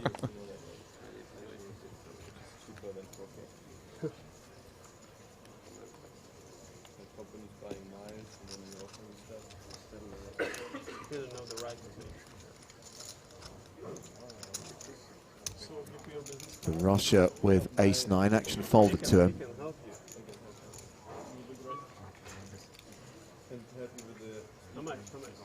How much do you earn?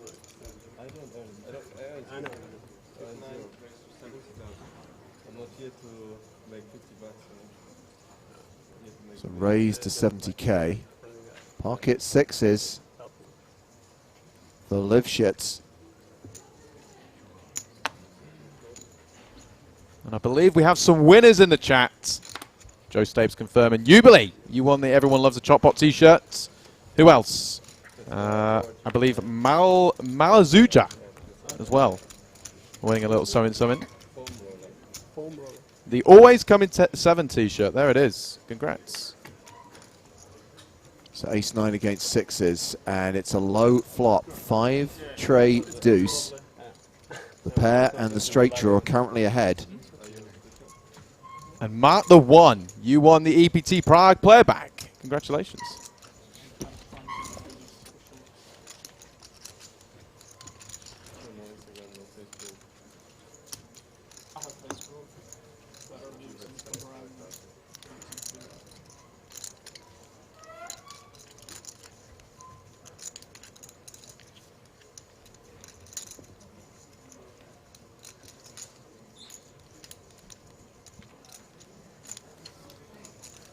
Darosha has checked back on this flop. Livshit's thinking about it. How's the overpair? Quite rare for a pair of sixes. Does have that gut shot to the floor as well. Rainbow board. Got to be pretty happy. And does make a bet of 75,000. Darosha obviously with the gut shot to the floor. Some backdoor possibilities and goes for the huge raise. He does not want to make his gut shot. Definitely not. And I don't think Livshits is folding.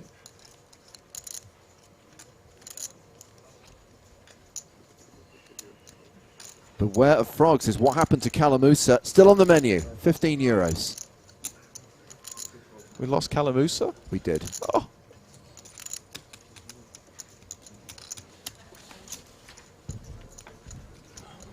So there's the call.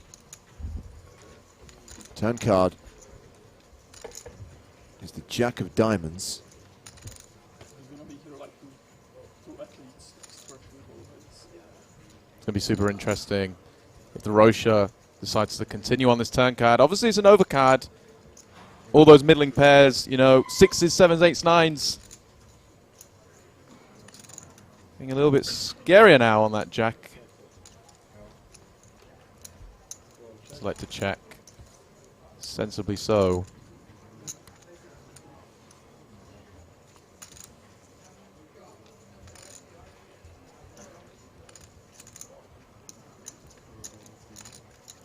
Everybody watching those clips during that little short break, calling for the ass. For maximum. Let's check it. Yeah, he checks behind. The river card is a 9. Oh, wow. So he does get rivered, not by the ass, but by the 9. And just to go back to the question about Pierre Kalamusa, that's kind of what happened to him. Got rivered in a horrible spot, had aces on an 8 high flop. His opponent had an 8, and then there was another 8 on the river. Brutal. At that point, Kalamusa decided to shove. Got snap called, doubled up his opponent, and was then short stacked and was out shortly after. Yeah, this is likely to go check, check. It does. Livshit sees the pain, smiles as to say, you got me. Artistic differences. And Darosha wins that pot.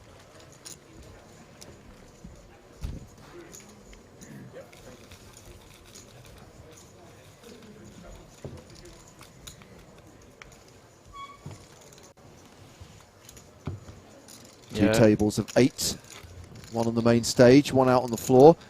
Of course, I don't think we're going to get there this evening. In fact, I think we'd stop the action if it got anywhere near this. When we're down to 9, we get the final redraw of the main event, and all the players will be sat around the table on the main stage. That should happen tomorrow. Such an amazing turnout this year. 1 million for first. Yeah. It seems to me that people really do love this stop. Yeah, and I know that the figures are slightly distorted by the fact that we now have single re-entry, but still, I think 860 unique players is still a decent field. For sure. And this remains the second biggest EPT after Barcelona, which just goes from strength to strength every year.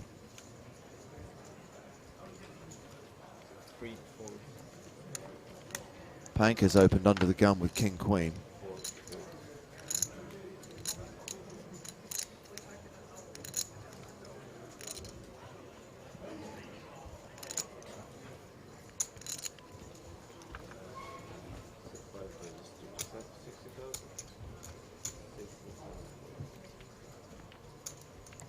Looks like Goal 7's coming along for the ride from the button with the King 5 suited.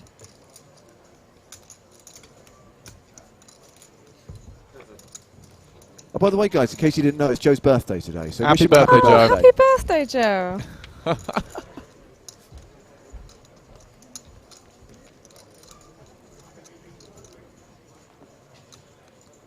Phil's birthday, man.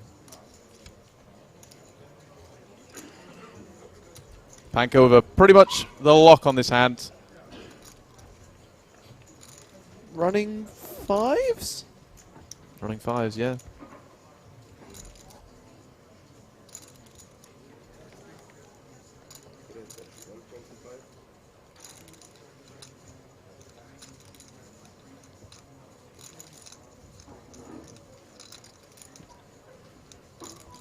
What are we thinking, Golsven? I mean, I would love to see he's been so aggressive the last few hands with seemingly making nothing on the flop. There it is. Look at it. He's gone, wait. He's gone all in. The red triangle of death. King 5 suited. Wow. Even though Panka hasn't snapped, I don't think he's going to be folding this. All in to call. Top pair, solid kicker, got to do it. And he'll be delighted to see how ahead he is right now. Oh my gosh. But just imagine, though. So you're asking for running fives? I'm asking for many, many account crash, Reggie. I think that Goal 7 could do with just taking his foot off the accelerator a little bit. Turn card is a 6. And Panka will get the double up here.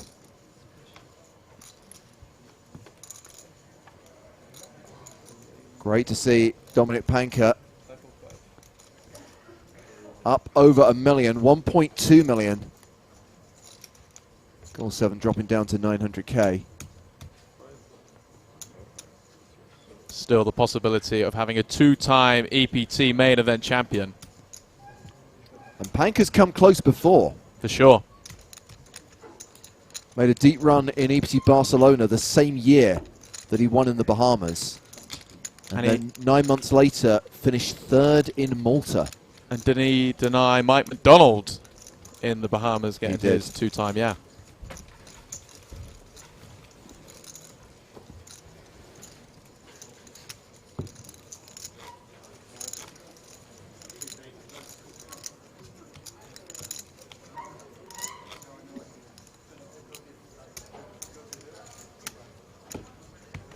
Those are the chips that the players are watching on the main stage right now.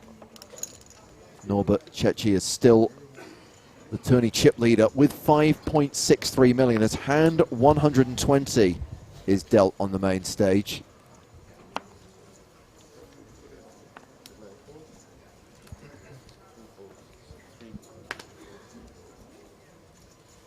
Fold it around to Vastimil Pustina.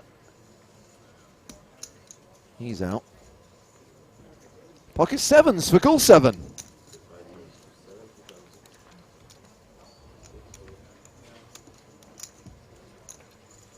I think this is a raise. Yep, 70K. Round to Panka in the big blind. And he defends with Queen Jack. Round 2. Yeah, Goal 7's definitely not slowing down. Oh, so much 7. There it is. Pocket sevens for Goal 7 and a 7 on the flop for a set of sevens for Goal 7. Check, check. 3 on the turn.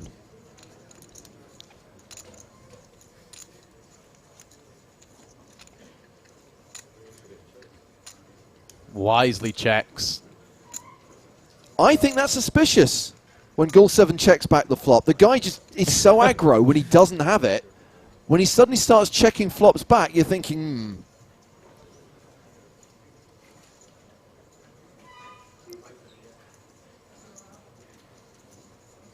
And Panka can very easily fold the Queen Jack. Show it for the memes. Does this count as quad sevens? Goal 7. We could have potentially had 5 sevens there, which definitely would have paid the dragon bonus. Quintuplets.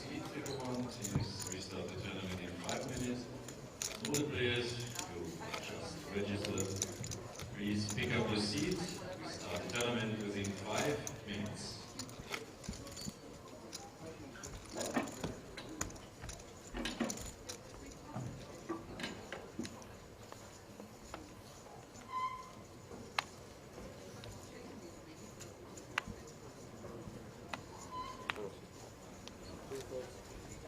Well, that's a couple of folds. Postina is out. Ace. Deuce was the hand he folded.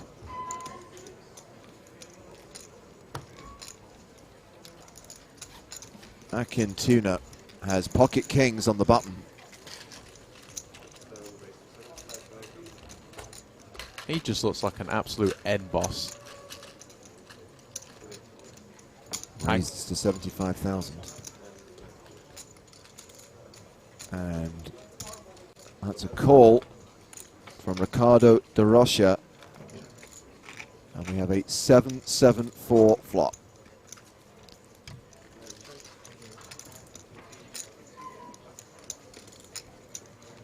Check, bet, fold? Most likely. Ooh. That one, right? Yeah, that went straight through me, that one. Alex to go for half pot. Gets the fold. I've become quite fond of the squeaks. I feel like I'm gonna miss them when I go home. Really? But it's almost therapeutic now, I think, for me. Each to their own. Each to their own, Reggie. I'm just embracing the squeak, folks. So true. I mean, when we say embrace the squeak, what we're actually saying is just put up with it, just put up tolerate with it. Liking it, yeah, it's a little bit weird. We don't want you to enjoy it, Reggie, mate. Just going all out.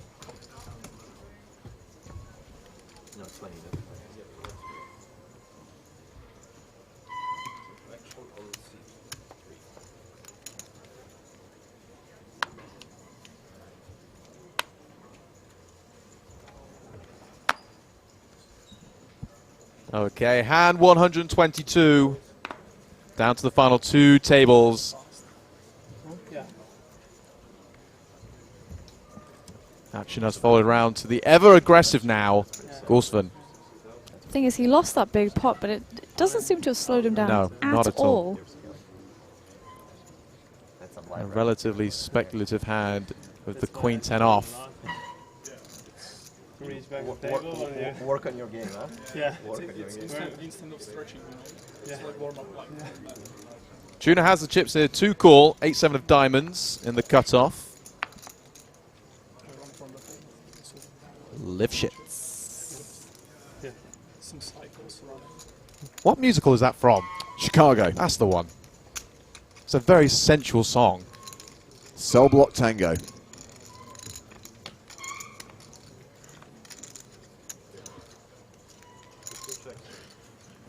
It's actually lip shits in the song, but hey, beggars can't be choosers. I'm surprised you found anything that could rhyme with that.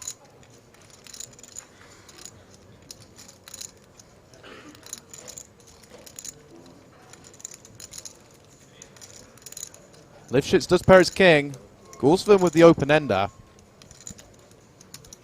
But Tuna with absolutely nothing. Alex to bet. Does have a few backdoor possibilities in diamonds and straights. Feelers, if you have 2 players or more, please prepare the deck. Start shuffle will be. Start the tournament within 1 minute.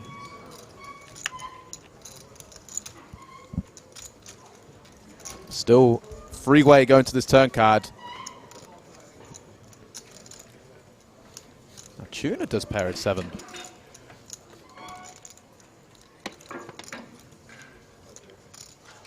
Everyone got a little bit of this board here.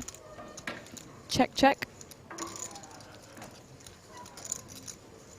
I can't imagine Tuna thinking when he does get called by 2 players on the flop that his pair of 7s are good, and he's going to continue the aggression.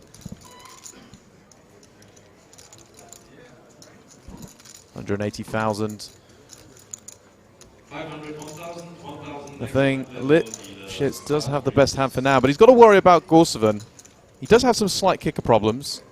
There are many, many draws out there, clubs, straight draws.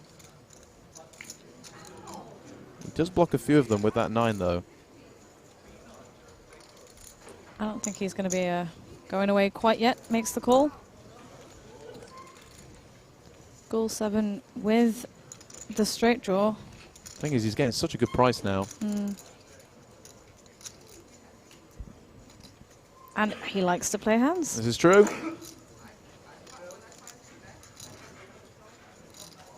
I mean, what would be a car crash card? We're talking a 9.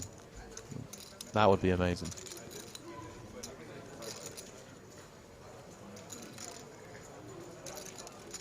I can understand him using his time bank here. Obviously, he knows he doesn't have the best hand, but he is drawing to the nuts. Getting that good price.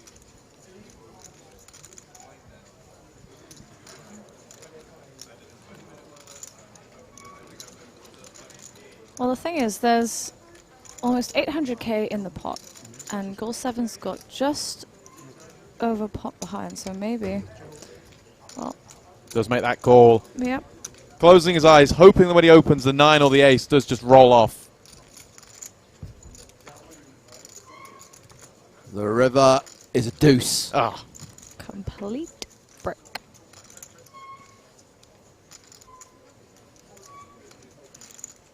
So Lifshitz does have the best hand with the pair of kings. And he should win the pot.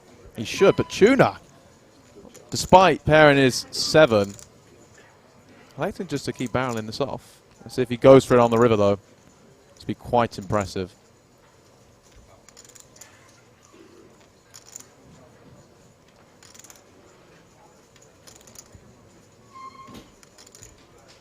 He's like, queen high.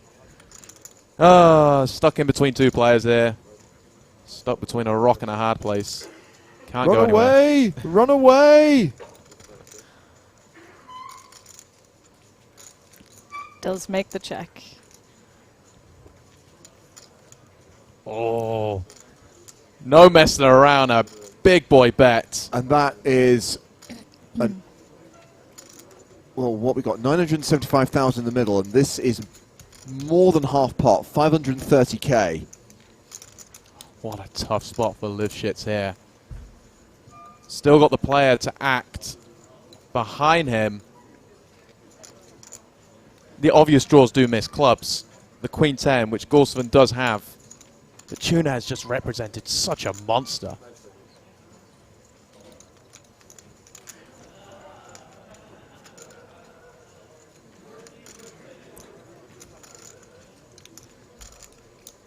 This is not an easy call. No, I'm not surprised he's opting to use some of them time bank cards for this one.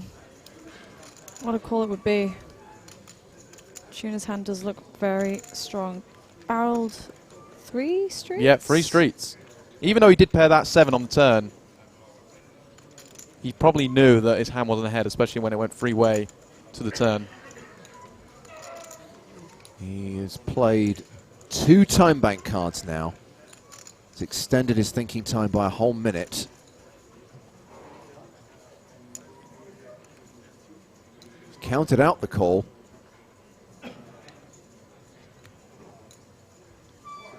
And he makes the call. Nice. Wow. Hang on, though. Oh, of course. It's crazy race time, right? No, it's a fold and a good call from Lifshitz. Tables the winning hand and the pot will be shipped in his direction. He had it coming. That was very subtle, James, and I loved it. You're welcome. He only had himself to blame. 143 bigs, nearly 4.3 million.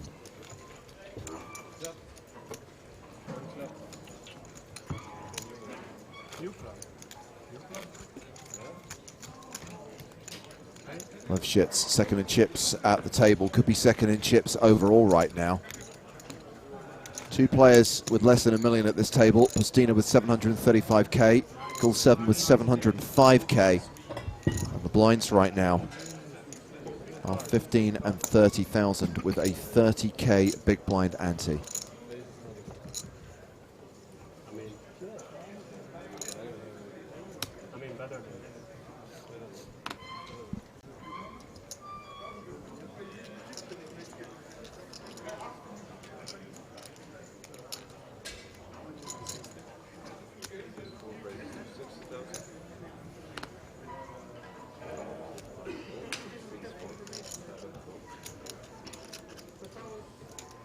As we move on to hand 123 Postina. Ace 10 of hearts raising under the gun. Dominic Panka with a dominating ace. And a reshovable stack.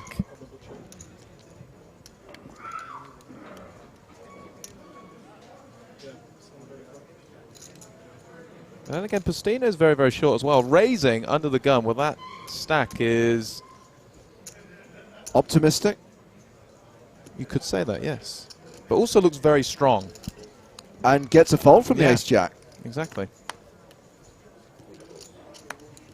So round to the big blind. Norbert, the chip leader. 10-6 of clubs.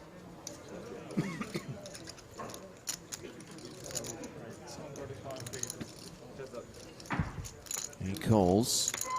And it is Domination Nation. But it's the flush draw for Shechi.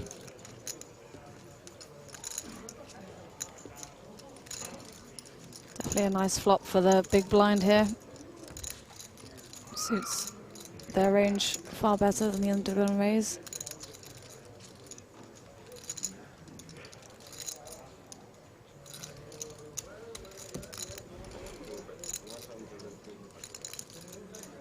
Sampai, I'm not sure if you're even watching right now, but I can tell you that Joe has literally stormed out of the room in response to your tweet. I hope you're proud of yourself. Postina has opted to bet here, 125,000. And look at this. The chip leader shoves on him. And this is what you need to do in poker, people. You've got to put your opponent to a decision for all of his chips. That's exactly it. Has the backdoor potential, but you can't call.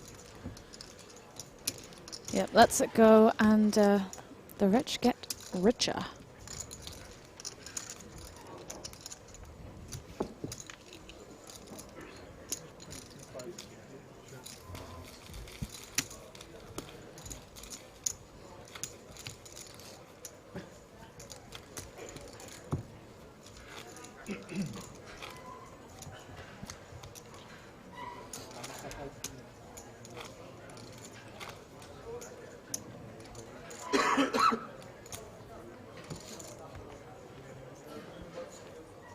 And I believe in literally 1 minute time, the Sunday Million is going to be kicking off.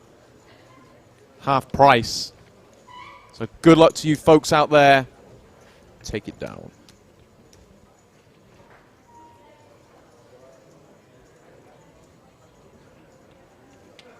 Oh, it started an hour ago. Forget me, forget me. Maybe it's the storm that starts now. It all starts around 7 or 6 o'clock-ish. I've got to remember, though, that we are an hour ahead. Okay, this is 8 p.m. Central European time, which is 7 p.m. GMT. Right.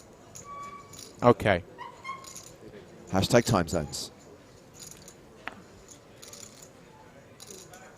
It's the Sunday storm night. You're right, Reggie. You're right. Don't listen to me, Twitch chat. Still remains, though. Good luck.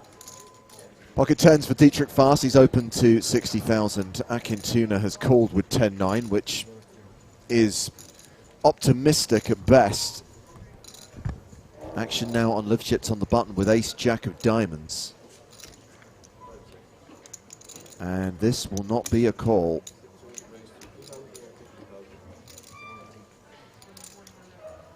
Tuna invited the squeeze when he just flatted. 250k, a sizable 3-bet. Folded Back around to fast.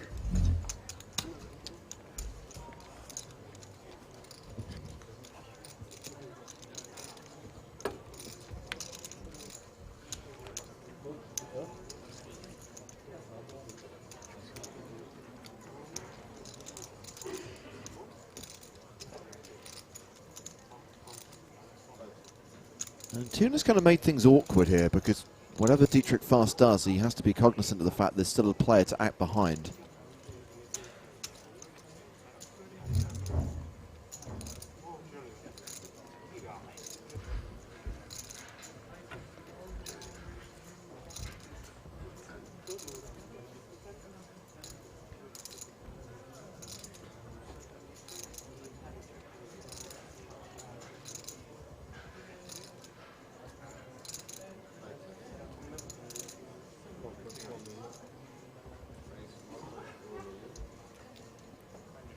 Sounded like a 4-bet. Yep, for most of his chips as well. A virtual all-in. And that will do it with both his opponents folding.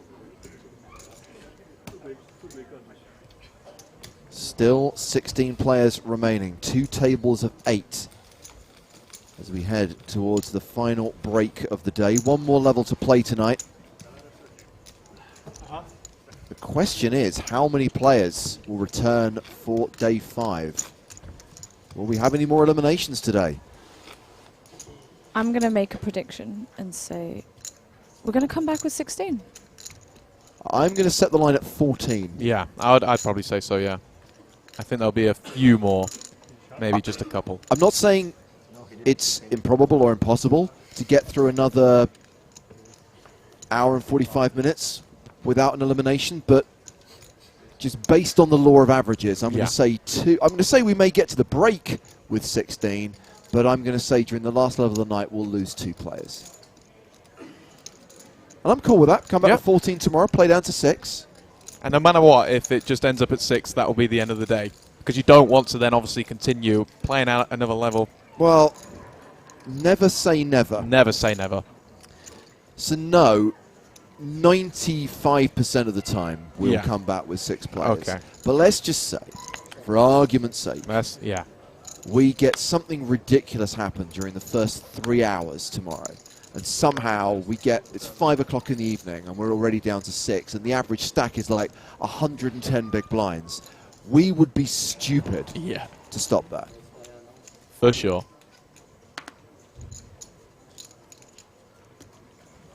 You have to plan for so many possible outcomes. Exactly.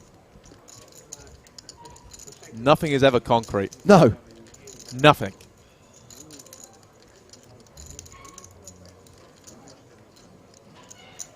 Hijack raise, 9-7 of diamonds. Stina, all in. King Jack of diamonds. Does Gorseven have something in the big blind? A pocket pair. Not good enough for him to get involved. And I imagine we'll see a quick fold from De Rossia with the 9-7, sure enough.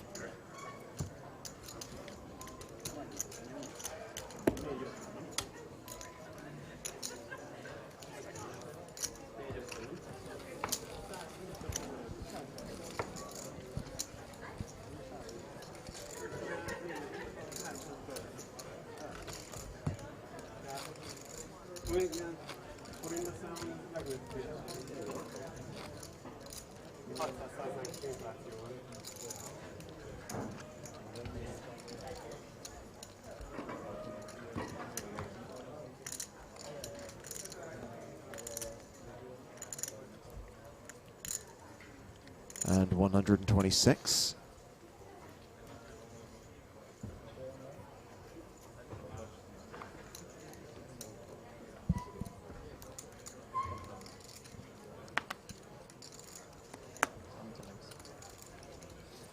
Not as much, right? Like 10 Sundays maybe. Folded round to the button. Postina with Queen 9. Lots of black poker as well. Maybe not as much as 2 years ago, but still a lot compared to comes in with a raise to 60k. Won't have Bill 7 to worry about in the small blind. Let's see what Dietrich Fast has in the big blind. Ace deuce.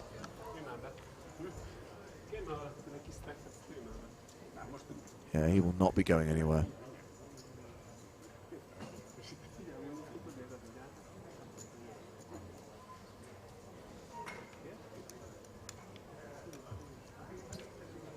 I know yesterday I was complaining about the whole watch time thing and how it just clogs up the chat and it's really irritating, but I'm now going to do it. I believe Raksha26, moderator, smashed over 2 days. How many have you done, James? One day. 1 day, 1 hour. Now, all you need to do, mate. Yep. Stream 10 hours. Okay. Well, I've streamed the same amount of time. This is actually true. That I've been watching. This is actually very true. So. That means you're eligible. You're eligible for our hashtag Dare to Stream competition. I believe as a PokerStars employee, I'm probably excluded from consideration. You know But yes, I will consider myself contestant number 101. There you go. We'll add your name to our spreadsheet. Thanks. Nonetheless. I want to be on the spreadsheet with a big red disqualified through it. To be fair, we smashed through the 100 barrier since we've started this commentary, haven't we, GJ? Yeah, no, we had a fair few people message myself in both Discord and through social media saying I would like to compete in Dare to Stream, having heard about it whilst watching EPT So what are you up Prague. to now? I haven't filled in the spreadsheet though. That's the thing. Guesstimate it. I reckon we're about 108. Okay, I'll be 109 then. Thank you. There we go. I love that guesstimate it, 108. 110. Straight up. Fast playing it tricky with the queens. Coming in with a limp. Oh, gosh. Queens against aces, blind on blind. How ridiculous is this? I love to see it, actually. So Fast just calls. Tuna raises with the aces, 110,000. And the thing is, we know that Tuna is aggressive. He has that rep, so Fast won't be reading anything into this. The shades have actually come off. He's looking very relaxed. Even got a little smirk on his face. This could get very expensive. Really wouldn't even be surprised to see all the chips going right now.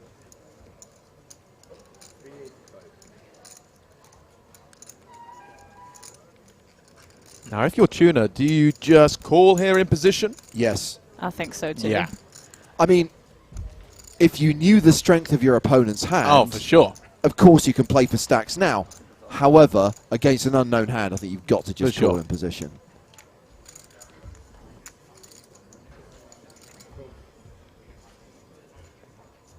And there is the just call. Yeah, I like it. Now, let's just hope for a low board.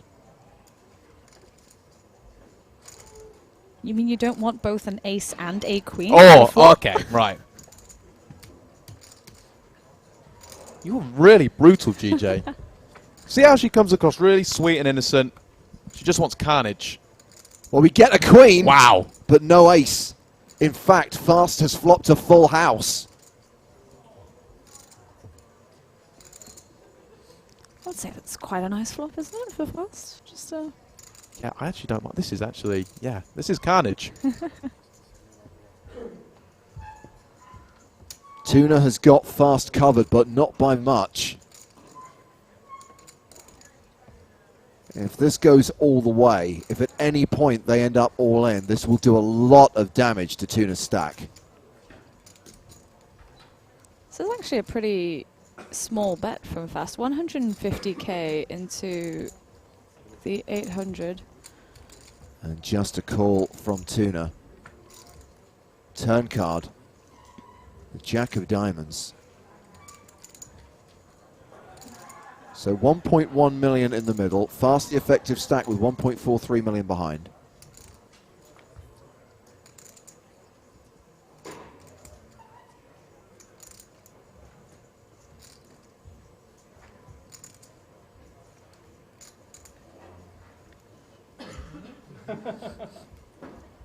Oh. A cheeky check. And Tuna checks behind.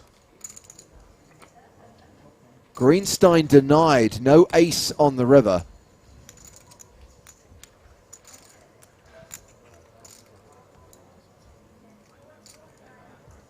You imagine if fast checks again. Obviously, Tuna will bet, and the check shove, that would be impressive.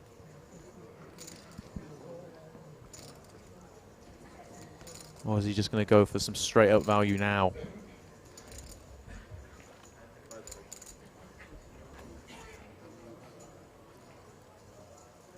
Playing a time bank card. Thinking about the best course of action here.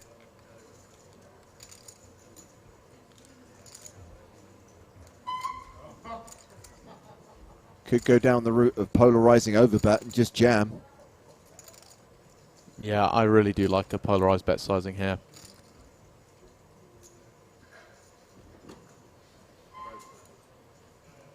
Grabs two big green stacks.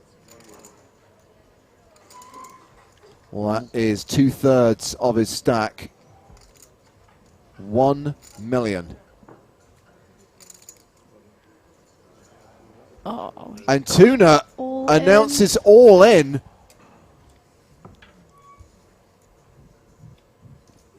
And I mean, what's there to think about? I was expecting a snap call myself as well. Don't slow roll the dude. Get your chips in. Oh my god. Was he worried about pocket sevens? No. There's no way. If you have sevens, you have sevens. No, he has aces. Full house is good, and that is a full double up for Dietrich Fast through Akin Tuna, and Tuna will be left with just 180k. What a hand.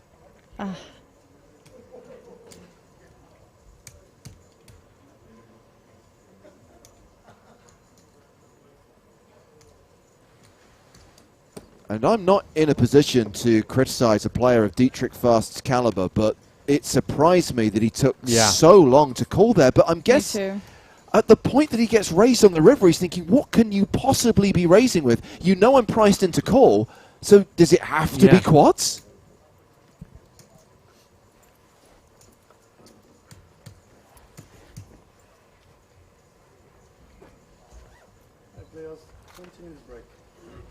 And that was the last hand of the level. Oh, wow, what a hand as well. So we have a short stack at the feature table now. And I believe there is a short stack at the other table as well. We are going to come back with 16 players for the last level of the night. By the way, there is a caveat. If we hit 12 players, if we get down to 12, we'll then play there. We're not going to come back with fewer than 12 tomorrow. But right now, these are the stacks. Norbert still got the chip lead, 145 bigs. Akin Tuna just 4 bigs, with the blinds up to 20-40. 20-minute break, and then we're back with 90 more minutes of poker from the PokerStars European Poker Tour here in Prague.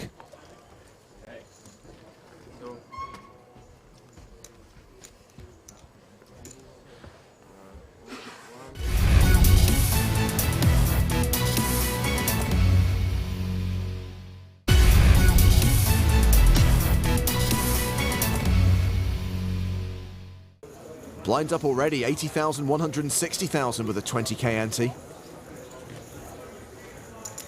Action folded to Fiorini. Queen 9. The Italian will pass. Pocket 10s for Big Toro. Ooh, and they're red. How much is he going to make it? That's 335,000. Then Morguri will fold. Andreas Christophoru's got ace-jack. Looks like we're going to be racing. He starts the hand with just over 10 big blinds. He can't fold and he can't call. He is all in. Whoa there, pocket jacks for Kimo Kirko. How much? This is all going in. I'm all in. He reshoves for just shy of 3 million. Anybody else want to pick up a huge hand? Sormanen is in the big blind. He folds. It's back on Nielsen. What does he do here with 10s? Definite fold. It's one you might give some extra thought to because of the severity of the situation, but this fold is easier than movie theater trivia. Come on, Big Toro. He passes. So Cristoforo is at risk. And he only has one live card. Don't say what you had, please, please. I respect, and hopefully K-Dog does too. Slowly, yes. Ας το βαλεύεις.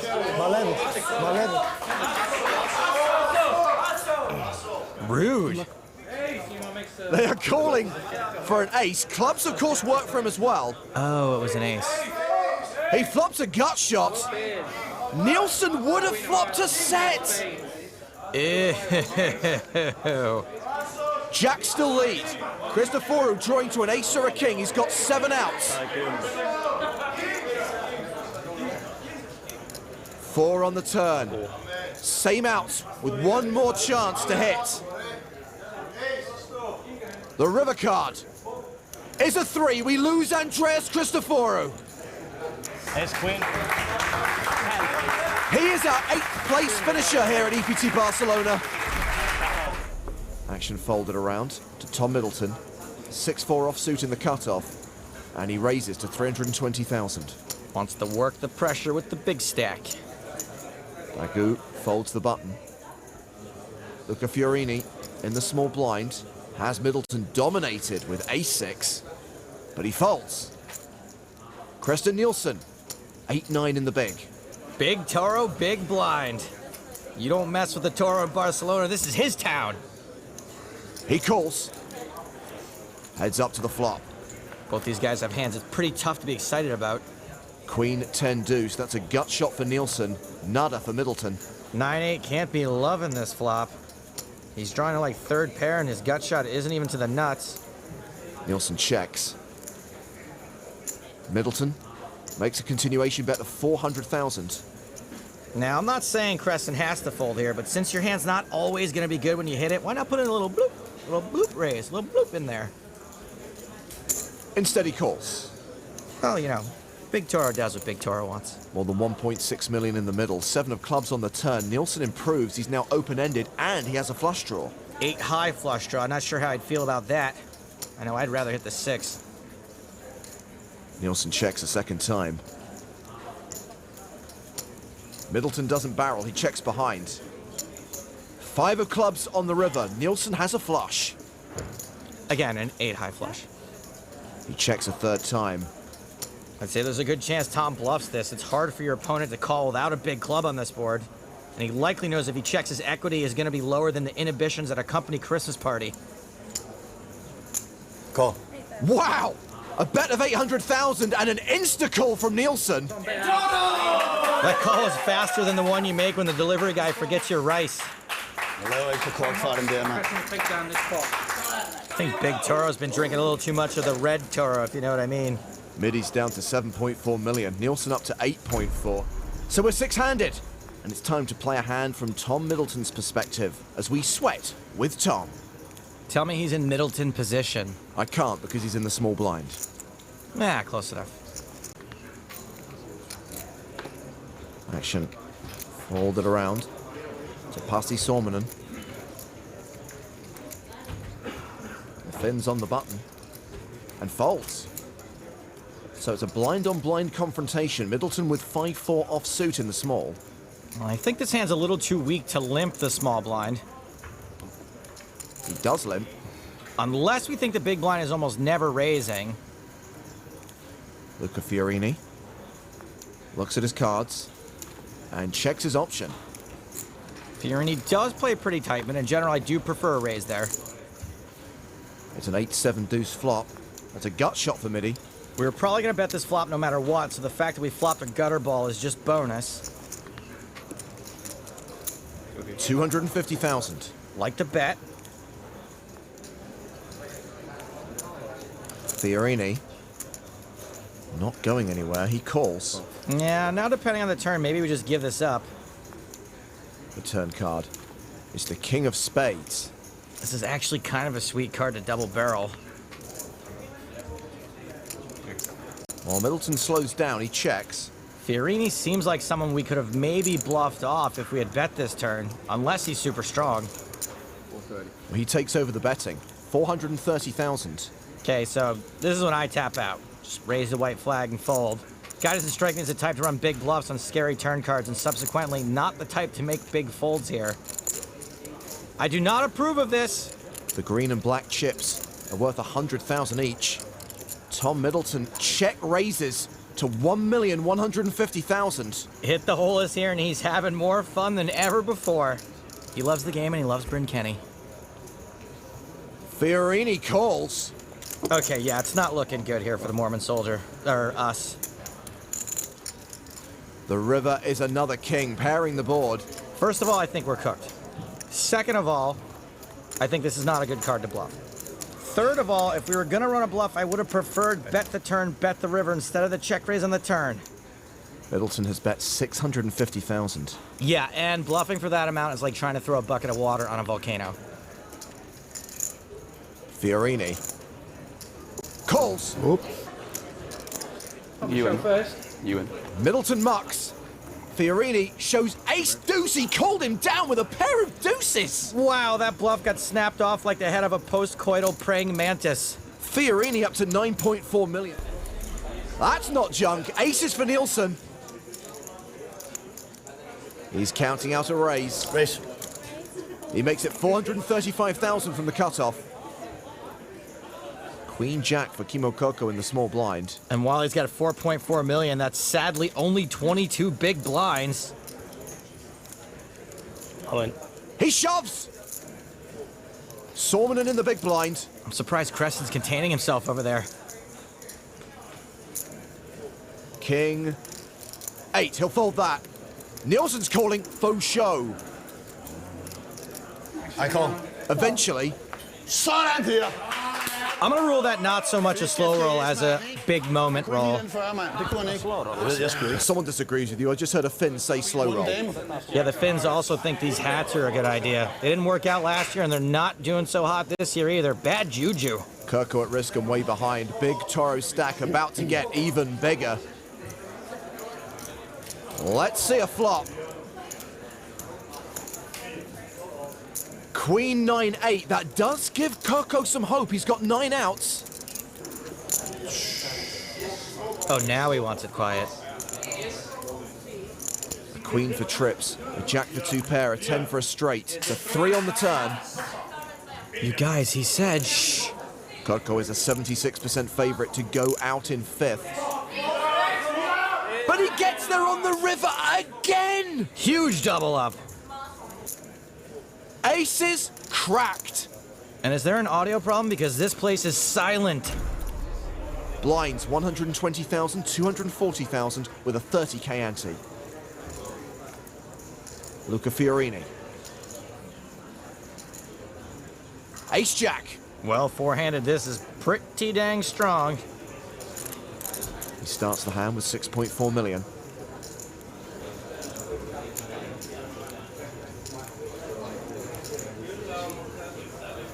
He raises to 625,000. Fold it around to Tom Middleton in the big blinds. Pocket queens. You know those ladies are saying, boy, aren't you glad you didn't take that deal. You guys, shut up for a second. I got a hand. He's going for the big chips. 3-bet coming. Okay, I'm all in. I call. Fiorini shoves and Middleton calls. Four-handed, there was really no other way this could go. And high-variance situations like this are the exact reason why a talented player would make a deal until he backs out. Fiorini looking for an ace. It's a 10-9-4 flop. He's set to depart unless he hits one of his 3 outs on the turn or river. It's a queen on the turn. Yes, it's a set for Middleton. Good card for you. But it gives Fiorini a straight draw. Quarter of the crowd thought that was a good card for Fiorini. The other 3 quarters thought it was a good card for Tom. 100% of the crowd shouted for nearly no reason. He's looking for a king or an 8. It's a 9, a full house for Middleton. Fiorini is out in 4th place. So far, Middleton and his rail are loving the fact that they did not take that deal. Please, guys, a little bit of sensitivity for Luca Fiorini. Blind still 120-240. Middleton on the button, folds. Creston Nielsen in the small blind. Race. King 8 of diamonds.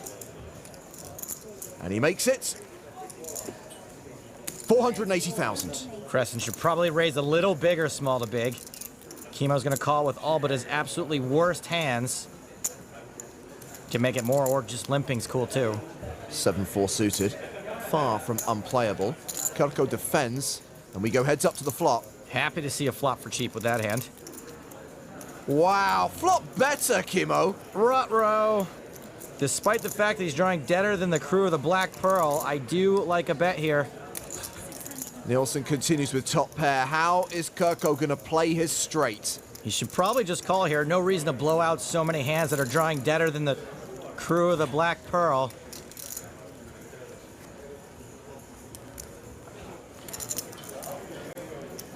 Looks like he's raising. That's a big stack of greens. 1.41 million. How much? Kurko's very lucky he's up against a hand as strong as top pair. I assume Big Toro's calling at least one more street. Hang on a sec. Raise. He re-raises. Nielsen 3-bets to over 3 million. No. There's no reason to play a gigantic pot out of position with just top pair and not even top kicker. This raise is only ever getting called by hands that are kicking you around like Patrick Swayze in Roadhouse. I think the only bigger mistake that can be made on this hand is if Chemo folds. All in. He shoves. I call. And Nielsen calls. And once he 3-bet, Creston definitely had to call the all-in. He's not drawing totally dead. Straight. He's drawing pretty thin. Kurko's a 91% favorite. This happens sometimes when you win too many hands. You think you're invincible. Oh, Big Toro picks up outs. An 8 or a 5 would see him double up. Maybe he is invincible. The river card is a queen. Big Toro is terminated. Okay. Sorry, man. Sorry about the deal. This town's been pretty good to bulls of late. They banned bullfighting in 2012, and in 2013, Creston the Killer, a.k.a. Big Toro, gored his way into 3rd place in the EPT, and into our hearts. 7-3 suited for Chemo on the button, and he just limps. Middleton checks his option with Jack-8. I know it sounds weird, but with how deep they are, Chemo probably should have raised. 6 tray deuce. Kurko with a pair. Not a bad flop for 7 tray. Middleton leads, betting 600,000. Probably just a good spot to call with middle pair, see what happens.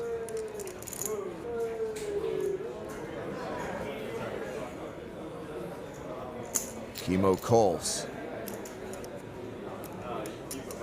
Better part of 1.9 million in the middle. 6 of hearts on the turn. Middleton picks up a flush draw. That's a good/bad turn card for Chemo. Middleton now checks. He's probably gonna have the best hand a lot, especially after Tom checks, but it's hard to get called by a worse hand. Chemo checks behind. King of hearts, that's the flush for Midi. Let's see if he's got the wherewithal to value bet it. Once again, he goes for max value, betting 2 million. Boy, he knows exactly where he's at and has made a great value bet.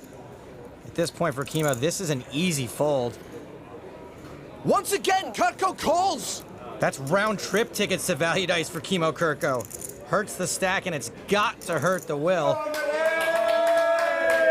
Tom Middleton now with a huge chip advantage over Chemo Kurko.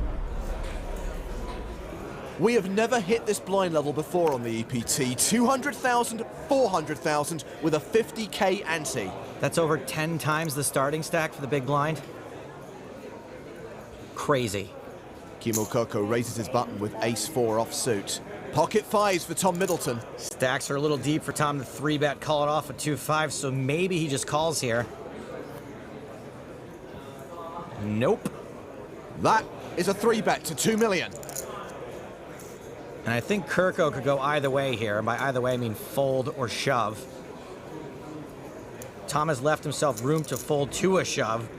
And if Chemo thinks that'll happen a certain amount of the time, he could easily stick it in.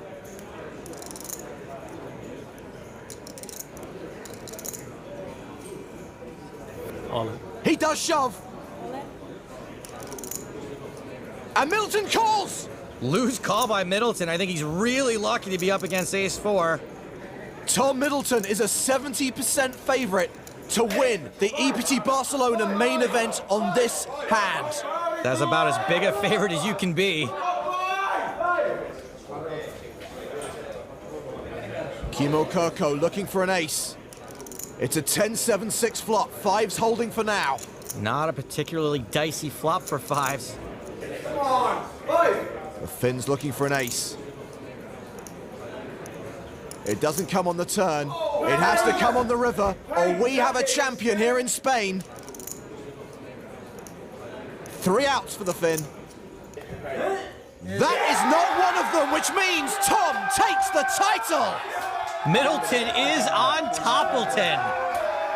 He was the chip leader at the start of day 3, day 4, day 5, and day 6 at the start of the final table, and now he is an EPT winner, joining his friends Jake Cody and Toby Lewis in that elite circle. Also, let's not forget, good game, Kimo Kirko, but it's time for Hit the Hole to hit the bar.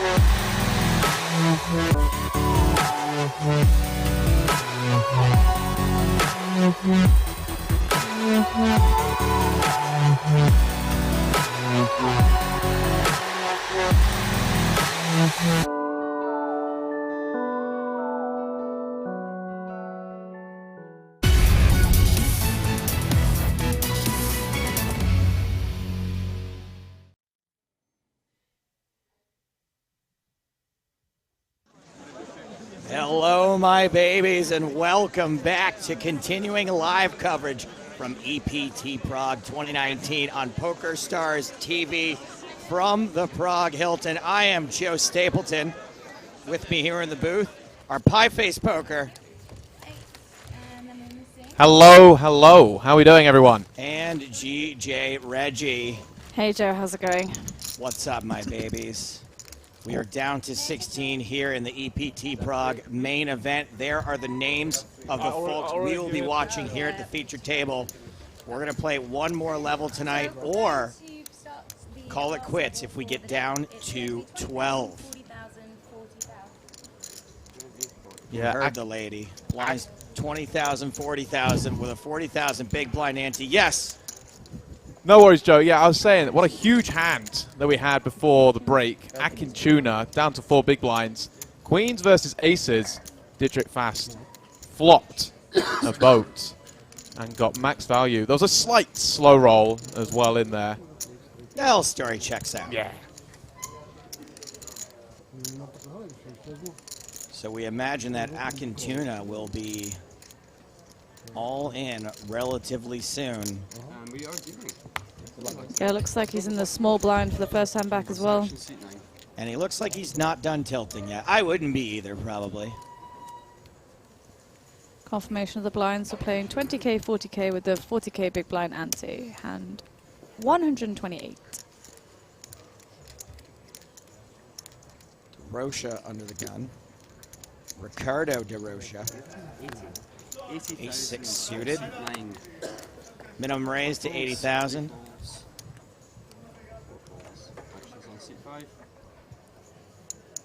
Folded to Gulseven, who has been very, very, very active recently.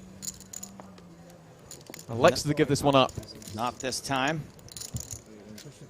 Dee Buddy. King Jack on the button.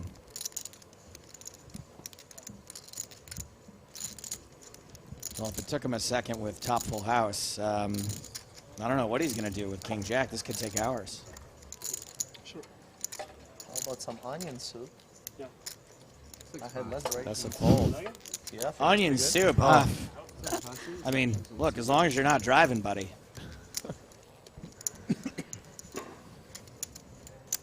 Panka, unfortunately, with a smaller ace, a dominated ace in the big blind, he is going to continue.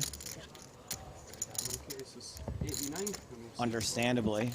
Significant chance of a chop at the moment. Not as significant now as Panka pairs his deuce. But it's only the soups. Where?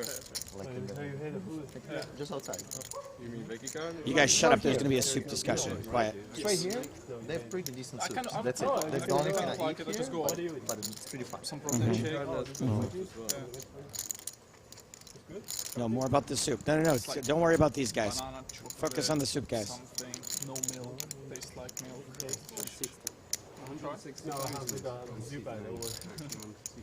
DeRocha continuing his aggression. I'm continuing to try to hear about soup. Yeah. Yeah, this aggression is not will not go unchecked. Or it will, I mean, it will literally go unchecked because Panka can't check. But yeah, not folding a pair.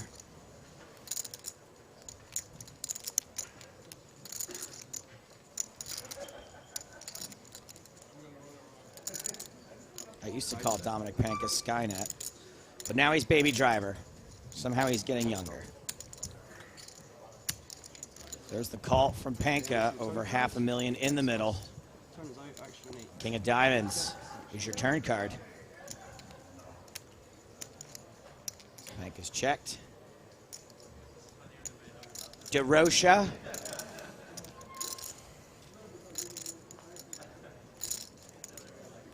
I probably wouldn't be in love with betting again here. It's not like there was a ton of draws on the flop that you could now get your opponent to fold. 5 seconds.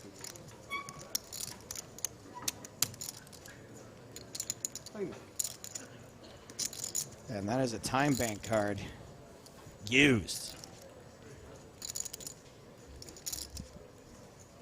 The question is, though, if he does go for it again, he probably could get Panka to fold a pair of deuces. Most likely to face a third barrel on the river as well. 150,000 is the bet. Relatively small.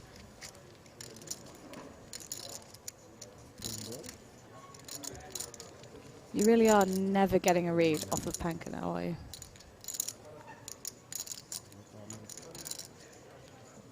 No, absolutely not. I mean, it helps to look at him. But. Well, Well, all right. Never mind that. There you go. Apparently the right move was to double barrel. And look at this. This is incredible. He made the right decision without seeing the whole cards. Exactly. I can see them, and I still got it wrong. That's something. As we take a look at the chip counts here on this featured table, obviously that pot before the break left Tuna with 160,000 chips. Not many big blinds. Hey, but on day one, that's a really good stack. That's a really good stack. It's all relative. All relative.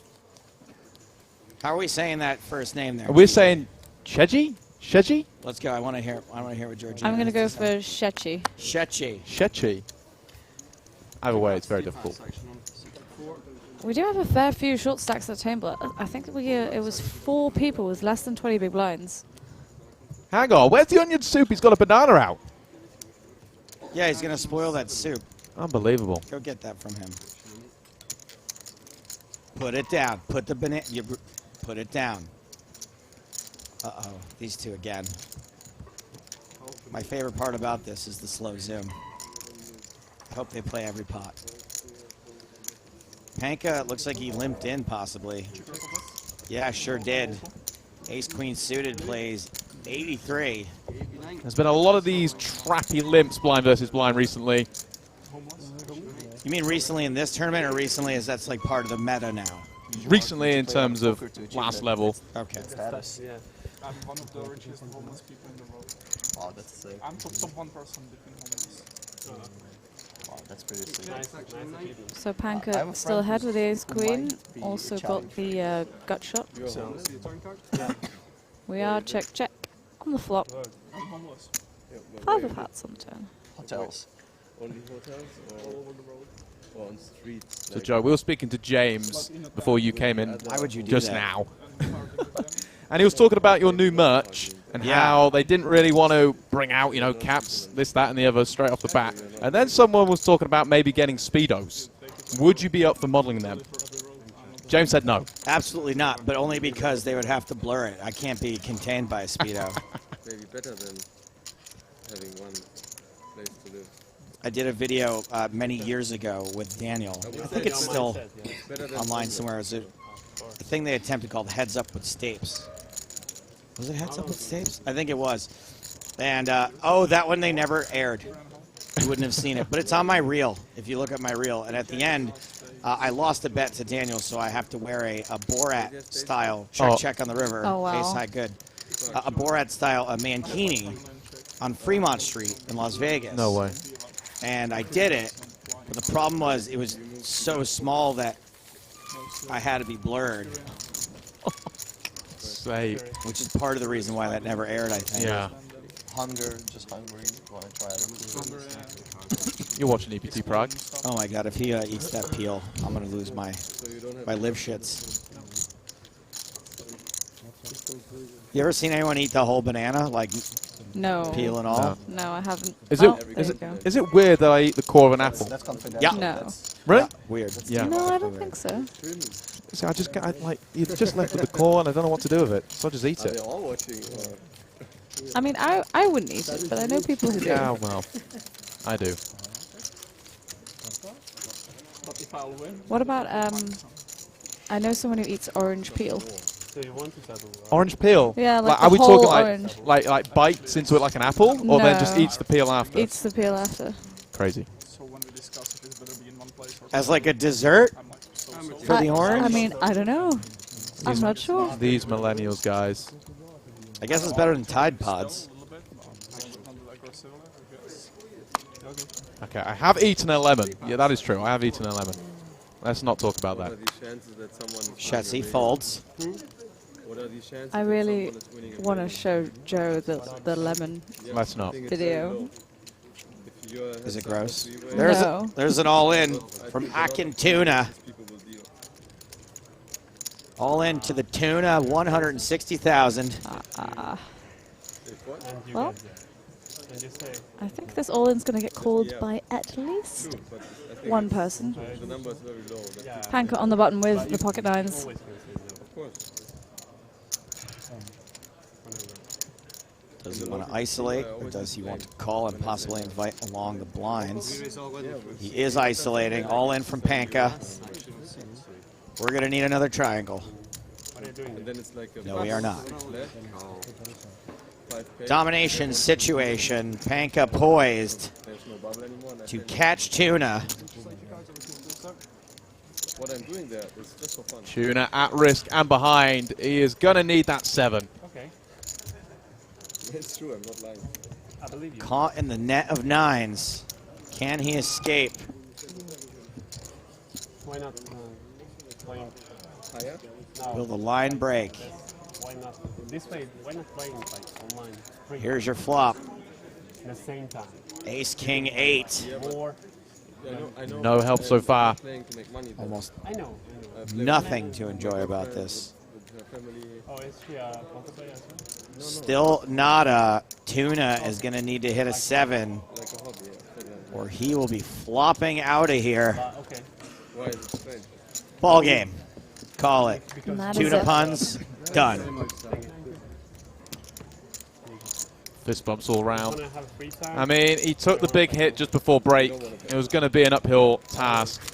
You go doing something else.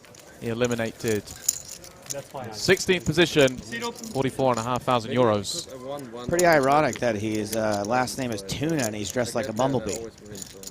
Bumblebee Tuna. Bumblebee Tuna. Obviously not true, but It's been real.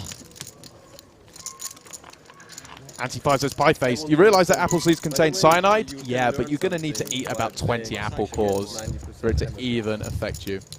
We good. Like body language. Tell me the secret. What did you learn? Like body languages and like how they get nervous on the final table, how they are like. But did I die loose in though? the beginning and tighten up, and how you can take advantage. Or did you? Who knows? Wait, are they talking soup again? You are smart guy.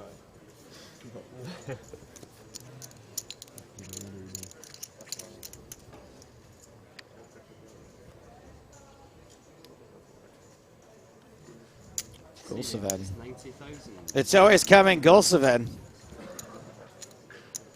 Getting involved with Queen 9 of Diamonds. Not a very big stack. Interesting. Yeah. Very interesting decision to come in for the raise, but you know, as we said before, he's been very, very loosey-goosey. Yeah. He's not afraid to get involved. How much do you have? How do you say it, Reggie? How do you say his name? I feel like you've got it right. You got to take the lead from you. You've got this. Okay, well, I'm gonna. So we had a message in chat, and I'm Oh, gonna chat's never believe. wrong. I'm gonna believe the chat on this one. Okay. Seichi. Seichi. I'm trusting you, chat. What about just sexy? That would be weird if he was a photographer. He was like, Seichi. Okay, all right, guys. It's been a long day. It's been a long couple of days. Heads up to the flop. Seichi's in. All spade flop. Ace, king, 7, 10 of spades for Seichi. And it goes check, check. No continuation bet. Okay. Another ace on the turn.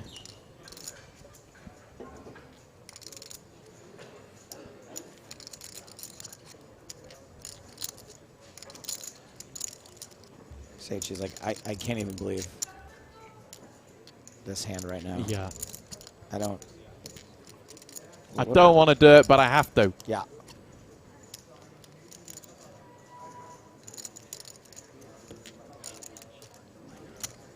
I think I can win with a bet, but see, this wouldn't surprise me, right? This Sullivan guy, he's just been going all in with absolute nonsense. We saw it when Dominic Panker had King Queen. He had just King High and just went absolutely crazy. well, he's going a little crazy with Queen High right now, although it is the best hand. River card is an 8. So Queen 9 is the best hand. It is literally just... Seichi just looks so bored. I just can't believe you've done this. There's the all-in. Oh, this would be inspired. This would be super inspiring. Oh, boy. By the way, we just ticked down to 14. Man, the bust outs are coming thick and fast. Alexander Sheshikov out. While we wait for Gulseved to make his decision. That was the sad sushi guy from Sachi. Oh, the guy with the tray. Yeah. Oh.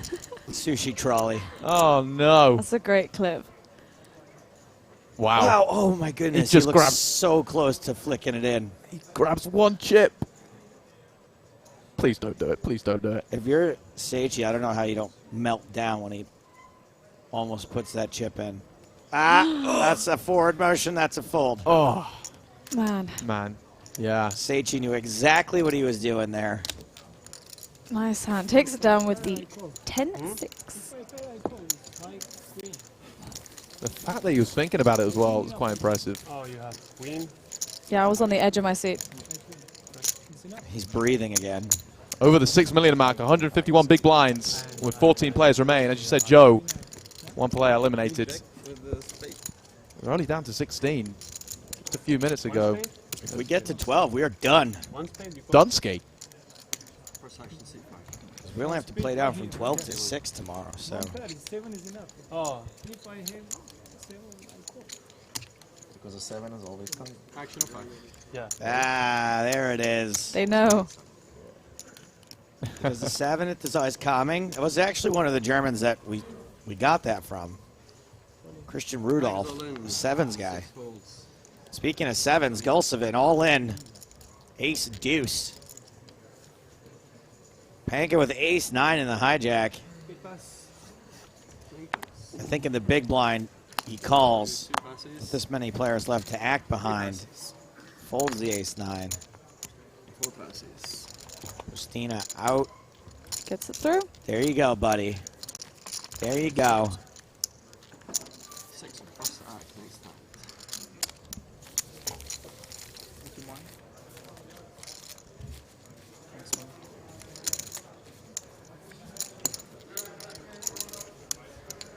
big blind this time. Gulseven. Erdal Gulseven. I feel like some of these names just came out of a Hey guys, word if we generator. finish early, we can still make it to the half price on the million tonight. Really? That's right, play on PokerStars. God, what a perfect time to get this little segue in. Yes, today, half price Sunday Million, half price Sunday Storm, and half price Sunday Warm Up. Cheapest chips. Same guarantees. 2016. And we don't even need to be here. They're doing our jobs for us. Exactly. They just closed. Good luck to everyone who is playing those tournaments today. Let us know if you're having a deep run in chat. And you're not moving somewhere else. My family. From seat 9. It's complicated. So how are you surviving? That's it? They're not plugging it anymore?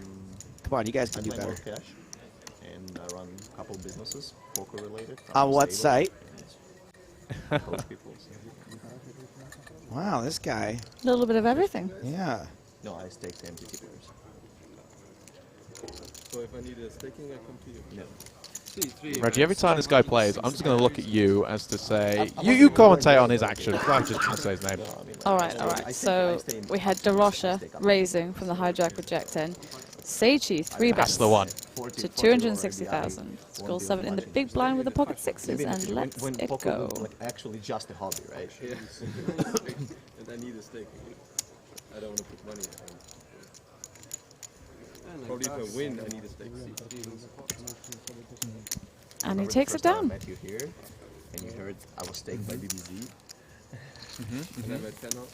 And you Cool said, story, bro. You play for BBZ, but they suck, and you're not that bad.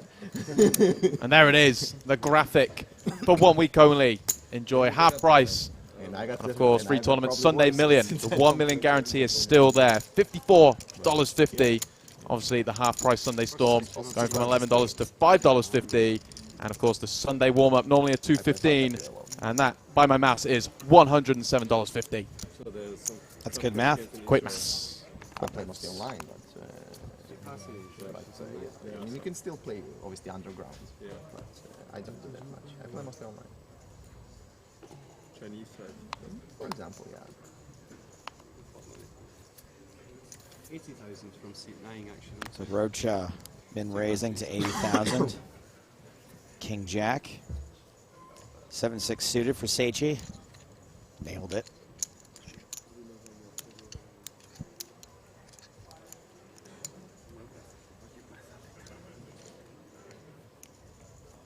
Seat 3 raises to 260,000. Oh, look at this. A cheeky 3-bet from a 6.2 million chip stack. 5 folds, 6 folds. Action back to seat 9.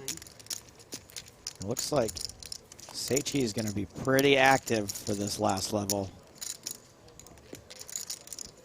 Players do tend to tighten up toward the end of the day on these days.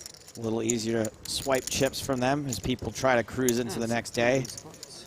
Saying you made day 5 in EPT pretty prestigious. It's prestigious!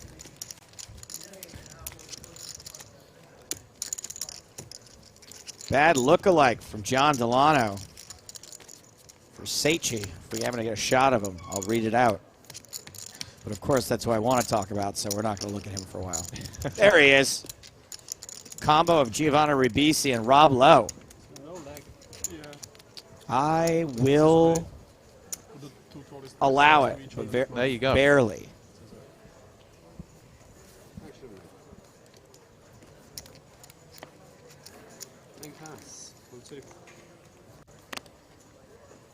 Too boring to comment all that action, right? Action on 3. Action has folded around to Seichi, Sorry, though, for commenting. who's continuing to keep his foot on the gas pedal. I don't think so either. I just say I hope for him. I mean, he is one of the biggest stacks of the table, so putting the chips to good use. It's just so unfair that having the most chips means that you're in the best position to win more chips. I mean, capitalism. I mean, as you said earlier as well, you know, prestigious to make day 5 of an EPT main event. I don't know if that's playing on the minds of some people. We're going to see some more conservative play. And obviously with the short stacks as well and the pay jumps getting a little bit bigger. Got to just take advantage of those middling stacks. Really, really apply that hand. pressure. I have hand. Okay, so I believe they have locked up the better part of 45,000 euros at this moment in time.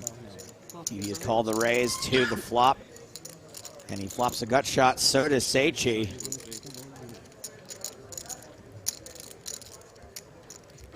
Blocking each other somewhat. And if you guys in Twitch chat have not got involved with either the Sunday Million, Sunday Warm-Up, Sunday Storm, if you do link your PokerStars and Twitch accounts together, you'll receive a ticket for tomorrow's All-In Shootouts. That's just free of charge. Very, very simple to do. Go into your PokerStars lobby. You can also do it on mobile.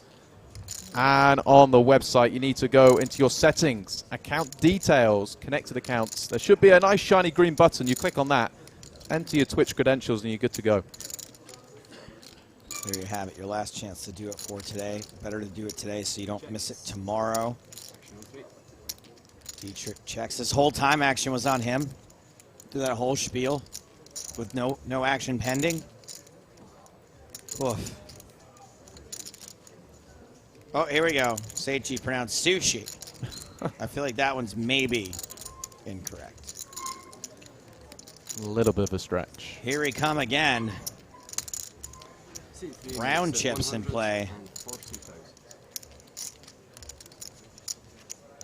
Well over a half pot bet.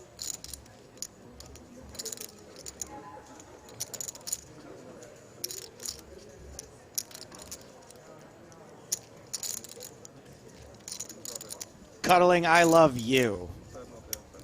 Thank you for your kind words. All right. Fast is holding fast. You won't be scared off these nines. No one improves on the river. Nine's good. Another fairly scary card for pocket nines. Very, very scary. And I don't know when it happened during this hand at some point. We're down to 13. Oh, wow. Another bust out. Stefan Eggerman.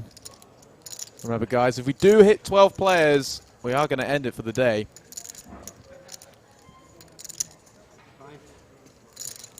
Our plan is to play this last level to its entirety, but if we do get another elimination, we will call it. So Seichi opts in to bet here and gets the fold from the nines. Seichi really, really getting aggressive and winning a few hands that he probably shouldn't have been. Got to give him credit for that. Getting folks to fold the best hand is not easy to do. These chips have real dollar amounts attached to them now. With only 13 players left, we are approaching the big money. Yeah, 1 million Give me a reason to pause. for first place. Uh-oh. Someone bust there? Somebody just bust. So we're down to Hey! We're bad, yeah. Hey! Whoa. We're done. We don't want tomorrow to have a way too short day. Our idea is trying to kind of balance the last 3 days. Cannot be perfect, but that's what we try to do. So you chop ICM? You can suggest. Good luck. I'll allow it. Yeah. That's it. We play tomorrow like this, or I'll probably exact take same. chip chop. We don't overnight redraw anymore. I know. The button is done. You will bag it up. No, probably don't want either, And but the like next redraw to will be happen fair. with 9 players tomorrow. And tomorrow the Just a schedule soft will be to play down to 6 players. Alright? Tomorrow, Damn. from now Awesome to play, 6. guys. Well, you heard him, folks. We have reached 12 players, and that means we're calling it for the day. Obviously, we don't want such a short day tomorrow. They're getting the bags out. We're going to bag and tag. I would appreciate it. That went awfully quick. Player out in 13th was Morton H-Vam. Important thing. So 12 coming back tomorrow, 12 playing down to 6. Calling it an early finish, although 9 p.m. ain't that early. A couple of redraws today did extend some of those levels. Yeah, so tomorrow we're playing down to 6, and then on Tuesday we're going to be playing down to a winner. See who takes down the title, and of course, €1 million. 65 minutes left on the clock. I'll take the time now to thank you, GJ and Pieface. Thank you for being with us. More from these guys tomorrow, and Lex Veldhaus should be with us tomorrow. These are the featured table chip counts. Seichi working that big stack, has a big stack headed into tomorrow. Gabby Lifshitz also around 100 big blinds. Pustina and Gulsevin coming back super short for all of the updates for the folks you didn't see at this table, as well as the other tournaments happening here at EPT Prague. Go to the PokerStarsBlog.com. All that information can be found there. Thanks so much for watching, guys. Tomorrow we are back the exact same time, 12:30 local time for day 5, where we play from 12 down to 6. For now, for James Hardigan, GJ, Pieface, I am Joe Stapleton. Smell you later from Prague.